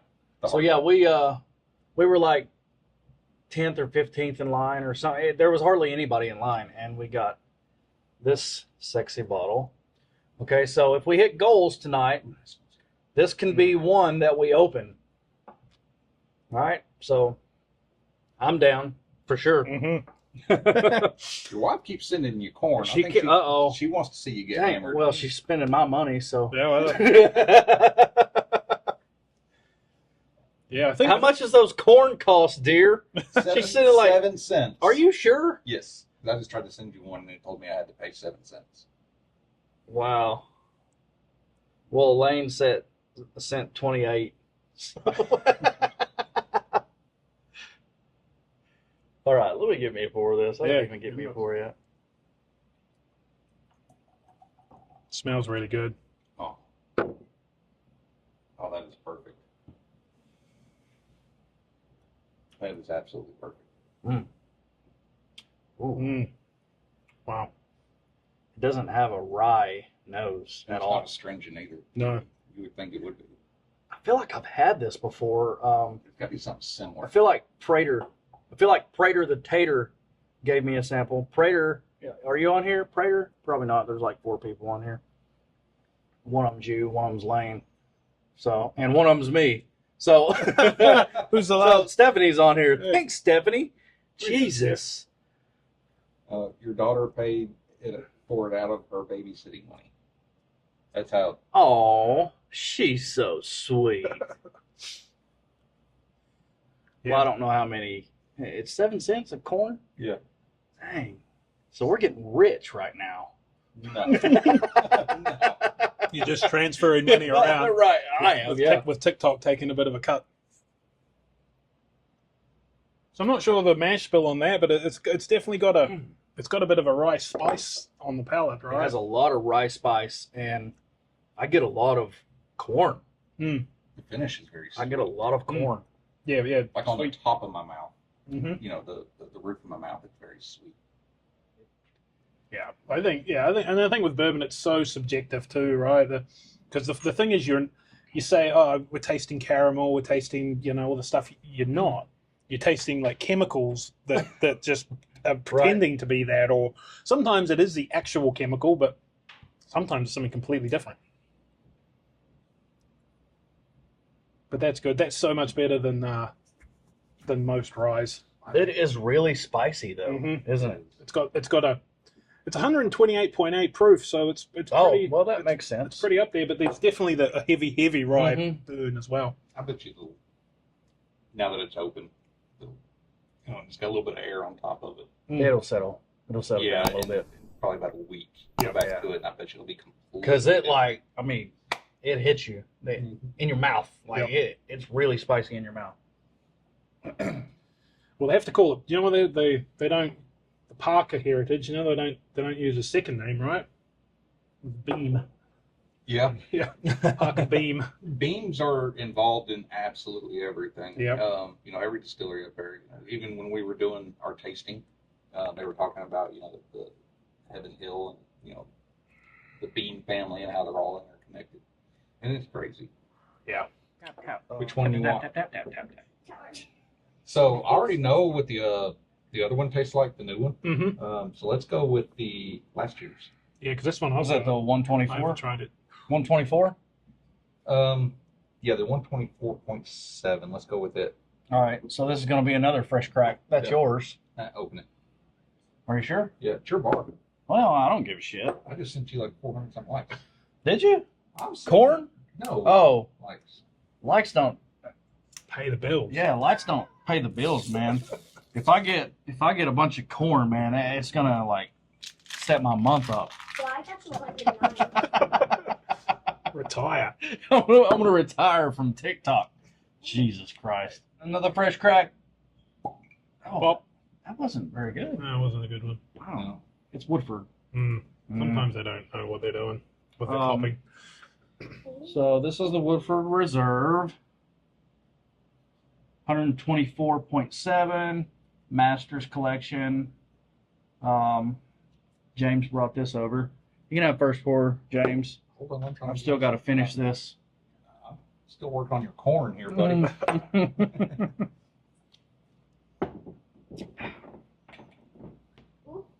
Just fine. Yeah. So the 121 was absolutely great. I have never been a fan of Woodford, so this will be interesting. Mm. I've had the double oak. Oh, didn't like it? No, Mm. did not like it.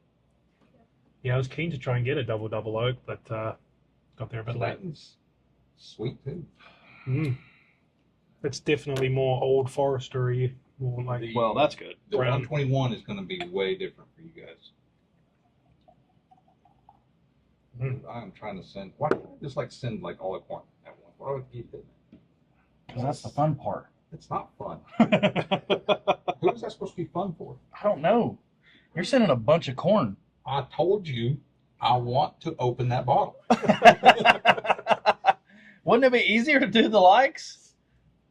You said the likes don't pay the bills. Oh yeah, well just do the corn then, buddy. That's fine. I'm sitting here, but We're gonna gonna pay my mortgage with corn this month. You are not, because this is like $8. Yeah, TikTok will take 30%. So. All right. Let's try it. It's got a good nose. Yeah, that's good. Smells really sweet. Mm-hmm. It is. It's not as sweet. It reminds as me the of. 121. It reminds me of something 121 else. is way better. It reminds me of something else I've had. I think that like a lot of the Brown Forman stuff is very similar, like Old Forester, and Maybe that's what it is. even the Jack's got some stuff. I reckon they must use the same yeast or something, eh? You just. All right, so I got. That's not bad. Yeah, that's That's good. not bad. Yeah. Yeah, I like that. This feels like water in the mouth though, Mm-hmm. compared to that Yeah. Parker's.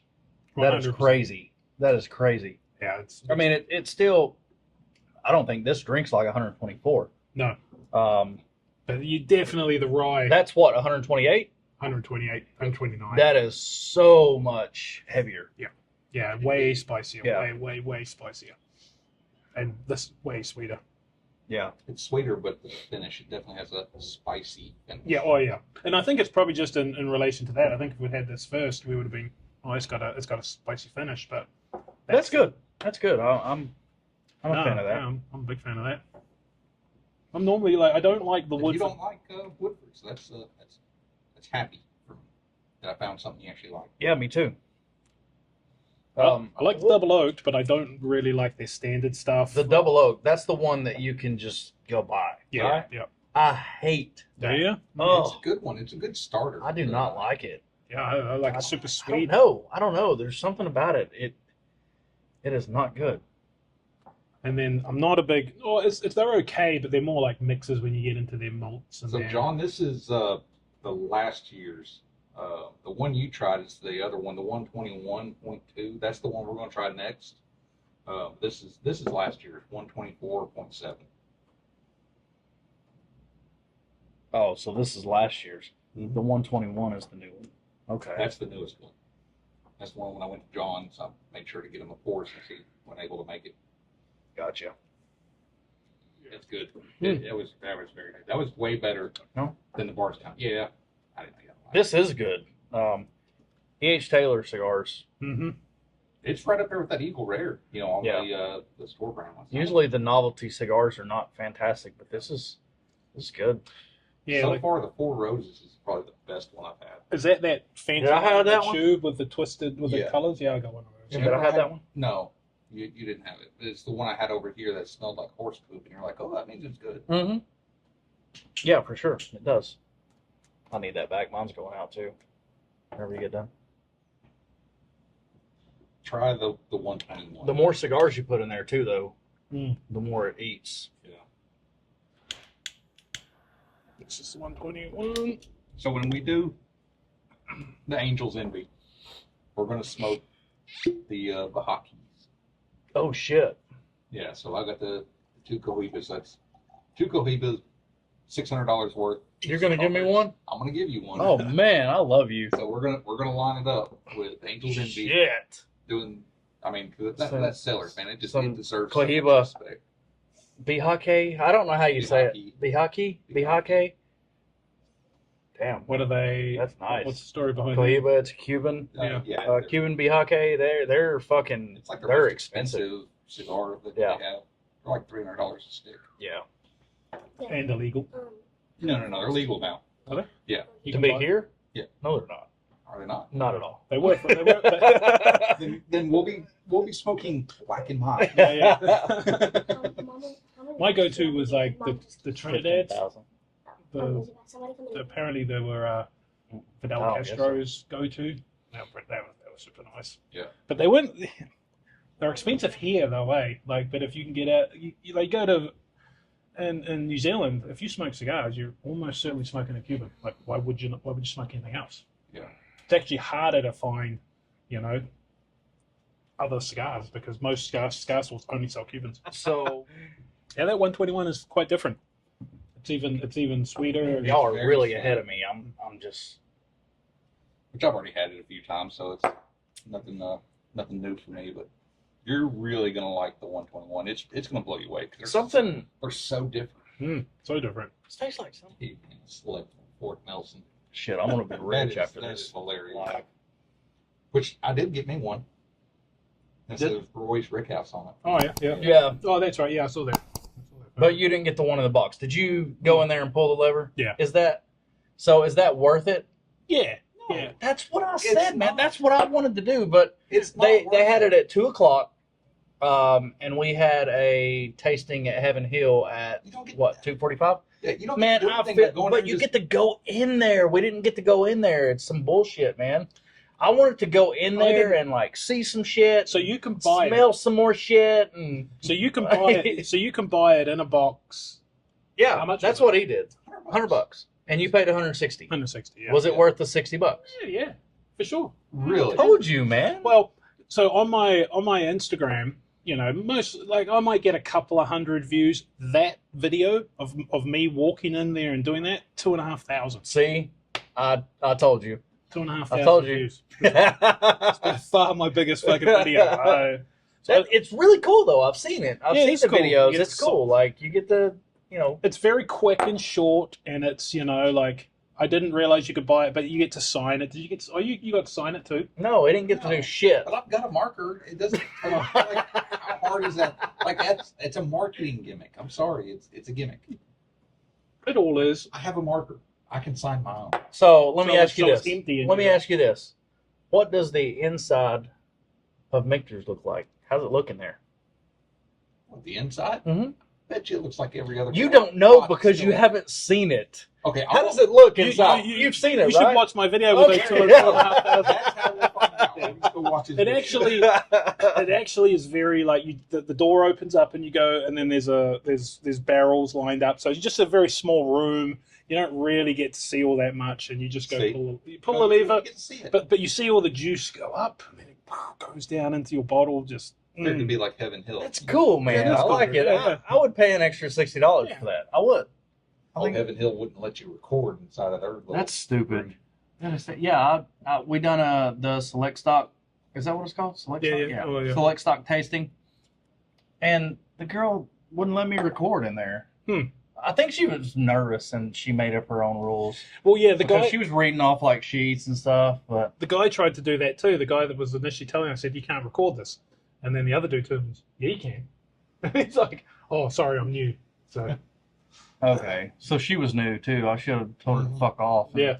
I'm recording. I mean, she read from a water piece of paper. She did. Yeah. There was some woman that was in there with us that didn't say a word, but was back there taking notes Right, the whole time. So right. I imagine she was evaluating. There was only us and like another couple in there. There was just 4 people in there. I think I could tell the difference. Tell me in the between- comments if I need to throw like a twisted tea whiskey into the mix.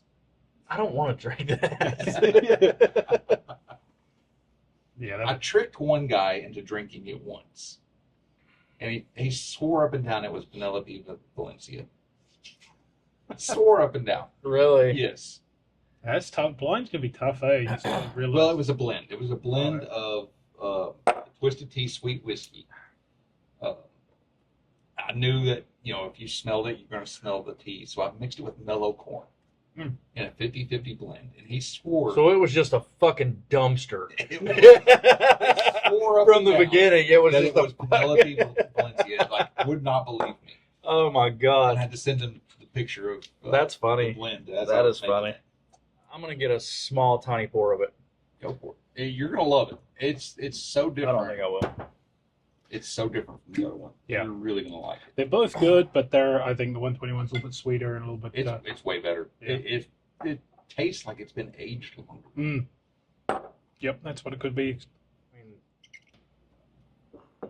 So This here one's we crap. have Russell's Reserve Private Barrel. This is a warehouse CNB. That's a CNF. CNF, 8 years, 2014. Yep, this is 10 year. Okay. So this is the most recent one that I found. I found it up in Kentucky. It's a Liquor Barn store pick from 2023. I was with you. Yep. When's that one? Who picked that one? Chris Carana, bottles and stuff. What? Chris Carana, Does it say what year? 2014. Okay. Oh, so distilled 2014, dumped 9/26/23, bottled 10/4/23. Yeah, So it's a 23. yeah. So they're both from 2023. A bit of age difference between these two too. Like this one's 10 years, this one's 8, it's a couple of years on it. I think this year's single Rick House is going to be Camp Nelson B too. So that's why I got that, because you get the single Rick House and you got F, and then I seen the B and I was like, I know this year's going to be B, so I'll go ahead and get one. See what it's kind of going to taste like, because the CNF on that tastes a lot like single Rick House CNF. Was it? There's not much difference. So I'm kind of hoping with the B it'll be the same thing. I'm just wondering if they don't go off of your private barrel selects and use that for the single Rick House. Yeah, no doubt. Just probably a little bit older. Mm-hmm. I don't know what they don't really age state their single Rick House, but probably 11, 12, 13. So we're going to do another fresh crack if y'all are good for it. Yeah. Let's do it. So this is the one that we picked up, Drennan. Yeah. Cam Nelson B. At where? What was the store? Liquor Barn. So they had some awesome prices. You got the they have a bar. I mean, Yeah, that's they have a bar. Yeah. So I was drinking King of Kentucky in there. Did that even pop? I don't know. I twisted it slowly. Oh, what the hell, man! It's too late. It's too late. It actually sounded good, actually. There you go. So yeah, they had. I had never had Weller single barrel. I've got one, but I haven't cracked it. So I wanted to try it, and they had it for what was it? $19? Yeah, it was $20? $20. $20 for it, and it was a hefty pour too. Yeah. Yeah, the dude was just some random stock shelfer guy. I don't know, but he was in there. Yeah, he was like a solid ounce and a half or more. Oh yeah, it was way more than that for him. Yeah, but that was. What'd you think of it? I've tried that single barrel once, and I was so unimpressed with it. I traded mine the next day. His I think my taster was off that day, man. He was like, "Does this smell like oranges?" And I was like, like grapefruit, maybe slightly, but nothing significant." Yeah, it was. My taster was off that day, man. It was weird. got Lane says, "Tell a story about your first drink. That might be fun." My first drink. Okay, so my first drink was Jim Beam. I was probably 10. I was at my my uncle's house, Grant Carnes. He's probably not on here, but he is a bourbon guy still now. But he, the little Dixie cups that you used to wash your mouth out after you brush your teeth. Yep. Yeah. So we was pouring some Jim Beam into those. I didn't know what it was, so I got me a little shot of Jim Beam at 10 years old, and my insides blew up and my head blew off, and that was fun. So that was literally my first taste of alcohol. Fucking Jim Beam. I was like, oh my God, it burns, I was 14 when I had my first sip. My brother, he was already in the Army, and him and a couple of his buddies decided to take me out camping. What's up, Tab? And Absolute vodka. So we're sitting around this campfire. I'm 14, have no idea, what I'm getting into. And they keep daring me to drink down to a certain level on the bottle. I'm just like, okay, swig it up. nothing, you know, it felt like, okay, yeah, it tastes bad, but hey, I don't feel anything. I didn't realize it takes a while to hit you. And then I just kept going. Pretty sure my brother almost killed me with alcohol. And ever since then, can't drink vodka. Like, even as a grown man, you know, going to the army myself, I cannot Vodka drink is vodka. garbage, man. So, what about you, Dave? So yeah, I was probably 14 too. When did you come here from New Zealand? New Zealand, right? Yeah. Okay, so when did you come here? 24. About 24 when I first came here. Okay. Yeah, so about 20 odd years now. But yeah, it was probably 14. Me and my buddy Brendan, we were going to it was like a first party sort of thing. We thought, you know, I gotta get alcohol, so made up some rocket fuel out of my grandmother's, you know, liquor cabinet, and we just went to this party and we were drinking it. We didn't even know what it was, but yeah, we thought we were cool. We thought we were super hell yeah. cool. Yeah, so we went to this party, made complete idiots of ourselves, and so that was cool. But then the next party we went to, we got an actual bottle of rum, like the Karuba dark Jamaican type rum. And yeah, I gave myself total alcohol poisoning. I was threw up for like 3 days. I was literally crawling home, blacked out. All my friends had to drag me home. Got to my mom threw me in the bathtub, and to this day I'm like, you should have taken me to the hospital. Like, I was dying.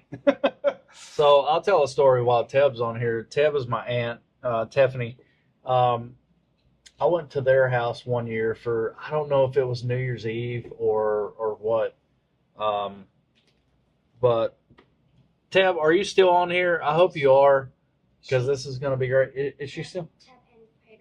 Okay. So I went to her house. I think it was New Year's Eve or something. I was probably, I don't know. I may have been 16. So, Hypnotic. Ooh. The blue shit, okay?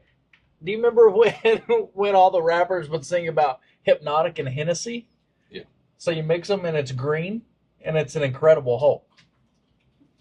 I had like 2 bottles of Hypnotic and a 5th of Hennessy, and I was fucking the Incredible Hulk. I was doing some Hulk smashing on the front porch, like puking and shit. I puked all the way down her hallway. I'm sorry, Tab. I love you. God dang, that was so bad. Yeah, it's funny the way to like say with the vodka. To this day, I can't drink rum. I can't drink dark rums. You should talk about the 5th of July. Then so I got out of the army, and I got out in 2009, and I stayed away from alcohol altogether up until about 9-10 months ago. Got into bourbon. Most people wouldn't believe it, especially with my bar. I have no you had like 1,400 bottles. But yeah, I didn't get back into it because I know how I am. It's one of those things, and you know, I know how much I'm gonna like it, and I'm glad I got into bourbon versus whiskey versus, you know, getting back into vodka or something like that. You don't have an alcohol problem Because it's so you have expensive. a spending, collecting. Yeah, I mean, you problem. Think, you know, like Eagle Rare 17. That's a $70 pour. When I pour it in my glass, and it's like, I can't shoot this. I have to make this last like all night, you know. And it's 2 ounces, and so you're trying to just sip and enjoy. That's what I love about bourbon versus, you know, some of your Jack Daniel's number 7. You know, you shoot it and chase it with a Coke. I mean, I was gonna pull the GTS 2022 down. That's fucking empty. That's not me. No. That You was Jason. participated. That was Jason. It was who? Jason. Because same thing happened to my Coy Hill. So we drank that shit on New Year's Eve. That was me. Yeah, That was me and Dylan. It was me and Dylan, and we crushed that shit on New Year's Eve, man. Like, I was so schmammered. And once you get to a certain point, I was like, Dylan, go pour us another pour of that GTS 22, and he would. And I mean, he could have poured you Maker's Mark. Yeah, he could have. He could have never known the difference. Yeah. In That's hindsight, true. it hits differently waking up after having a massive hangover on like. That's it. Finally, the Hulk story. That's Lane. Lane said that. Lane. Okay. Yeah. That's what I love about bourbon. That you don't shoot it. You don't drink it to get wasted. You don't drink it. it's more about the experience and more about the story of the bourbon than how it's made. Yeah. Than it is anything. That's why I fell in love with it, and I buy it up. And you guys have been. You do. You've seen every bottle I have. Yeah. They get opened. You know, they Right. They don't stay on the shelf. They don't get flipped or anything like that. And, you know, it goes back to the saying of, you know, holding on to a good bottle of bourbon is like, you know, having a hot girl and not sleeping with her. Couldn't save it for the next guy. I'm guilty of that. Like, I was a collector for quite a while, and I started getting into that GTS, and fuck, man, like, it made me a bourbon snob. Like, I want to get rid of all my little shit and buy the big shit, and I can have. But you like want to open it. Absolutely, yeah. So I would be happy having like 20 bottles of amazing shit rather than 100 bottles of, you know. Absolutely. Yeah. Yeah. And it is good because, you know, you get the...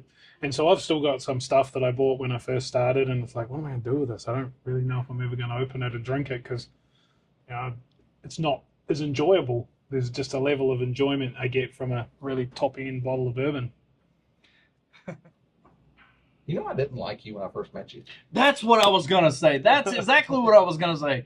Because I heard you saying that the other day when you were here. You're like, when I first met you, I didn't like you. So why didn't you like me? I don't know. I thought you were kind of like an uppity asshole. What would you call me? A cunting? Yeah. Just a cunt. No, I bought those Eagle Rares off of you. I know. And we met I remember. in the parking lot, just a little outside of where you live. Yeah.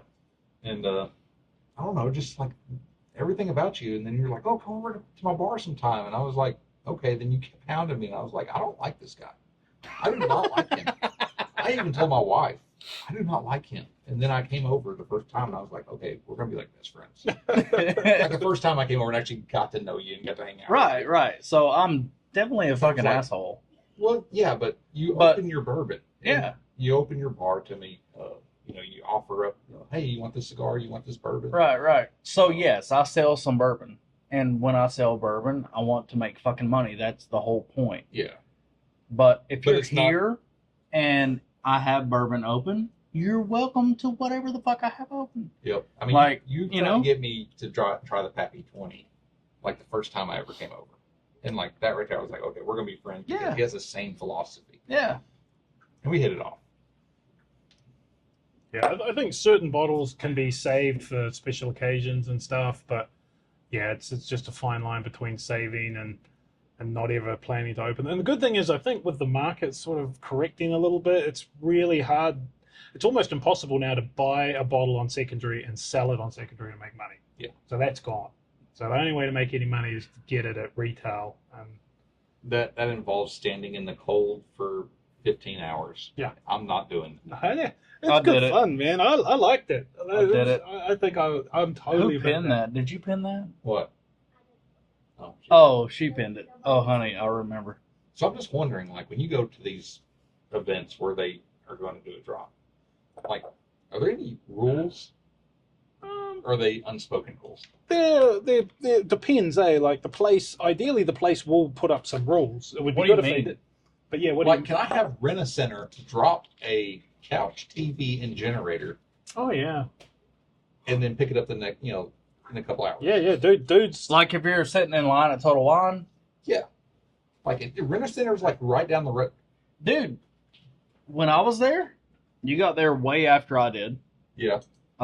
There was some dudes with some propane heaters. Yeah. No, I'm talking like a full couch. Fucking TV, do it. Absolutely. Generator. Yeah. You know, Rent-A-Center, that's one day rental. That's what? $100. At Green Meadows, they were there for like 27 hours, and he'd set up this tent, and inside the tent there was a stereo system, a TV, there was a generator running for power, and he had heaters, and yeah, man, he had it sorted, and we were the paws out the back, freezing, and then some guy brought a fire, we were hanging around a fire, getting. So I've got a pop-up tent. I've got a little portable inverter generator, the little Honda 2000, i2000. I've got a portable fireplace, gas fireplace. Yeah, I think we could make this work. Yeah, well, and especially if it's if you don't even need a heater, you just have a chair, you sit down and you're drinking you're drinking bourbon with people around. It's like camping. It's exactly like camping, but the best part of it is at the end of it. But you can't leave. No, you can. Oh, yeah, you totally can. You put your chair in your place. So there are rules, right? Dude, You put down your chair. That's your spot. And you sort of so you can go to the bathroom and you mingle with the people beside you. Yeah, like a bedpan. No. No. You go and get food. You hang out, talk to the people. Hell, people around you. So I was actually in line with Logan's mom. Logan from our group. Yep. I was right behind her, Logan's mom. So I was like, man, I am fucking freezing. Do you guys care if I go sit in my Bronco for a minute and warm my damn feet up? They're like, no, go ahead. We got an hour. So went and sat in the Bronco, got back to the line, and I'm like, man, I wish I would have brought some Starbucks. You know, some coffee, some warm Starbucks to the line here. And she was like, oh my God, I would love to have some Starbucks. I was like, I'll go grab it. I mean, if you guys are cool with me running a Starbucks real quick. She's like, yeah, I'll do a mobile order right now. So yeah, I went to Starbucks and got me some coffee and Logan's mom some coffee. Something like that. All right, here we go. What the? Oh my! What the hell? Oh shit! Oh my God, dude! And there's been so many people that I'm saying that. That is awfully light for 17 years.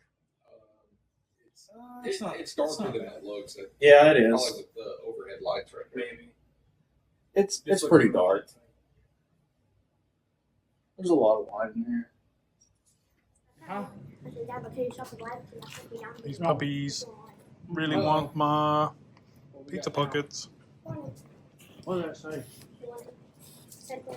Oh no!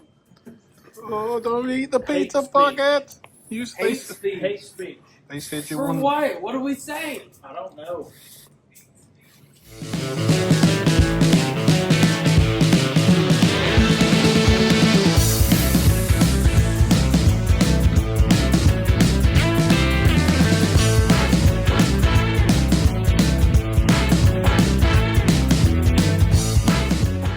So during a barrel pick, if you have too many good barrels, sometimes things can get heated. Are you crazy? You're fucking paranoid. You are fucking, you bloody bastard, bitch! You Does everyone else feel that it's very close? Fucking mother bloody fuck bitch! Bitch, you bloody fuck you!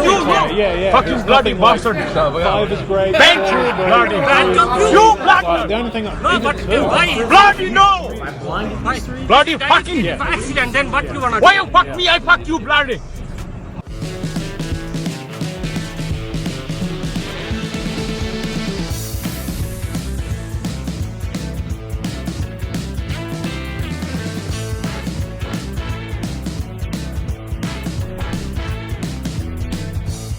So yeah, we are in Cincinnati, just south of Cincinnati, over at New Riff with Tim and Alex from the Bourbon Chronicles and Charles from That Bourbon Dude.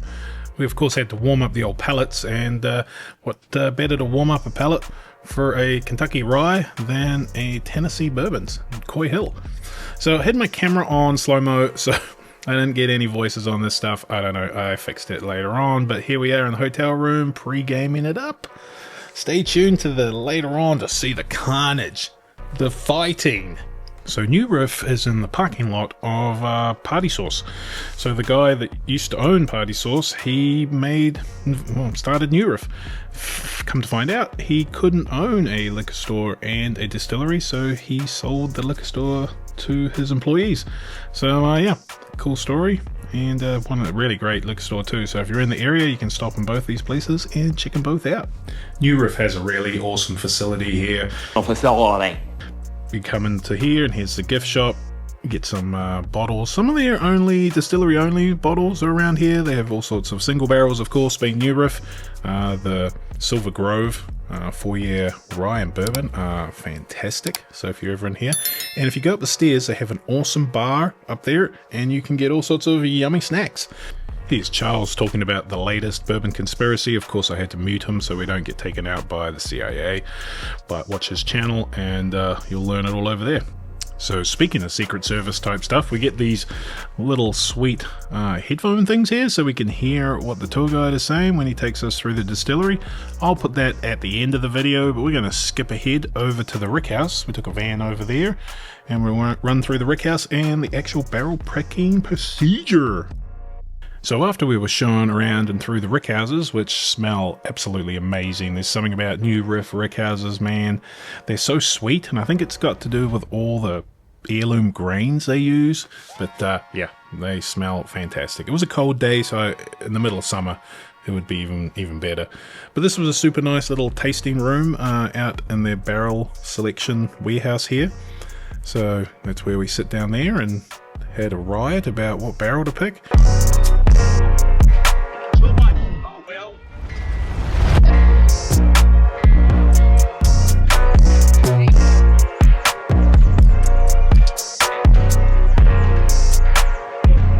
And here's some of the stuff there.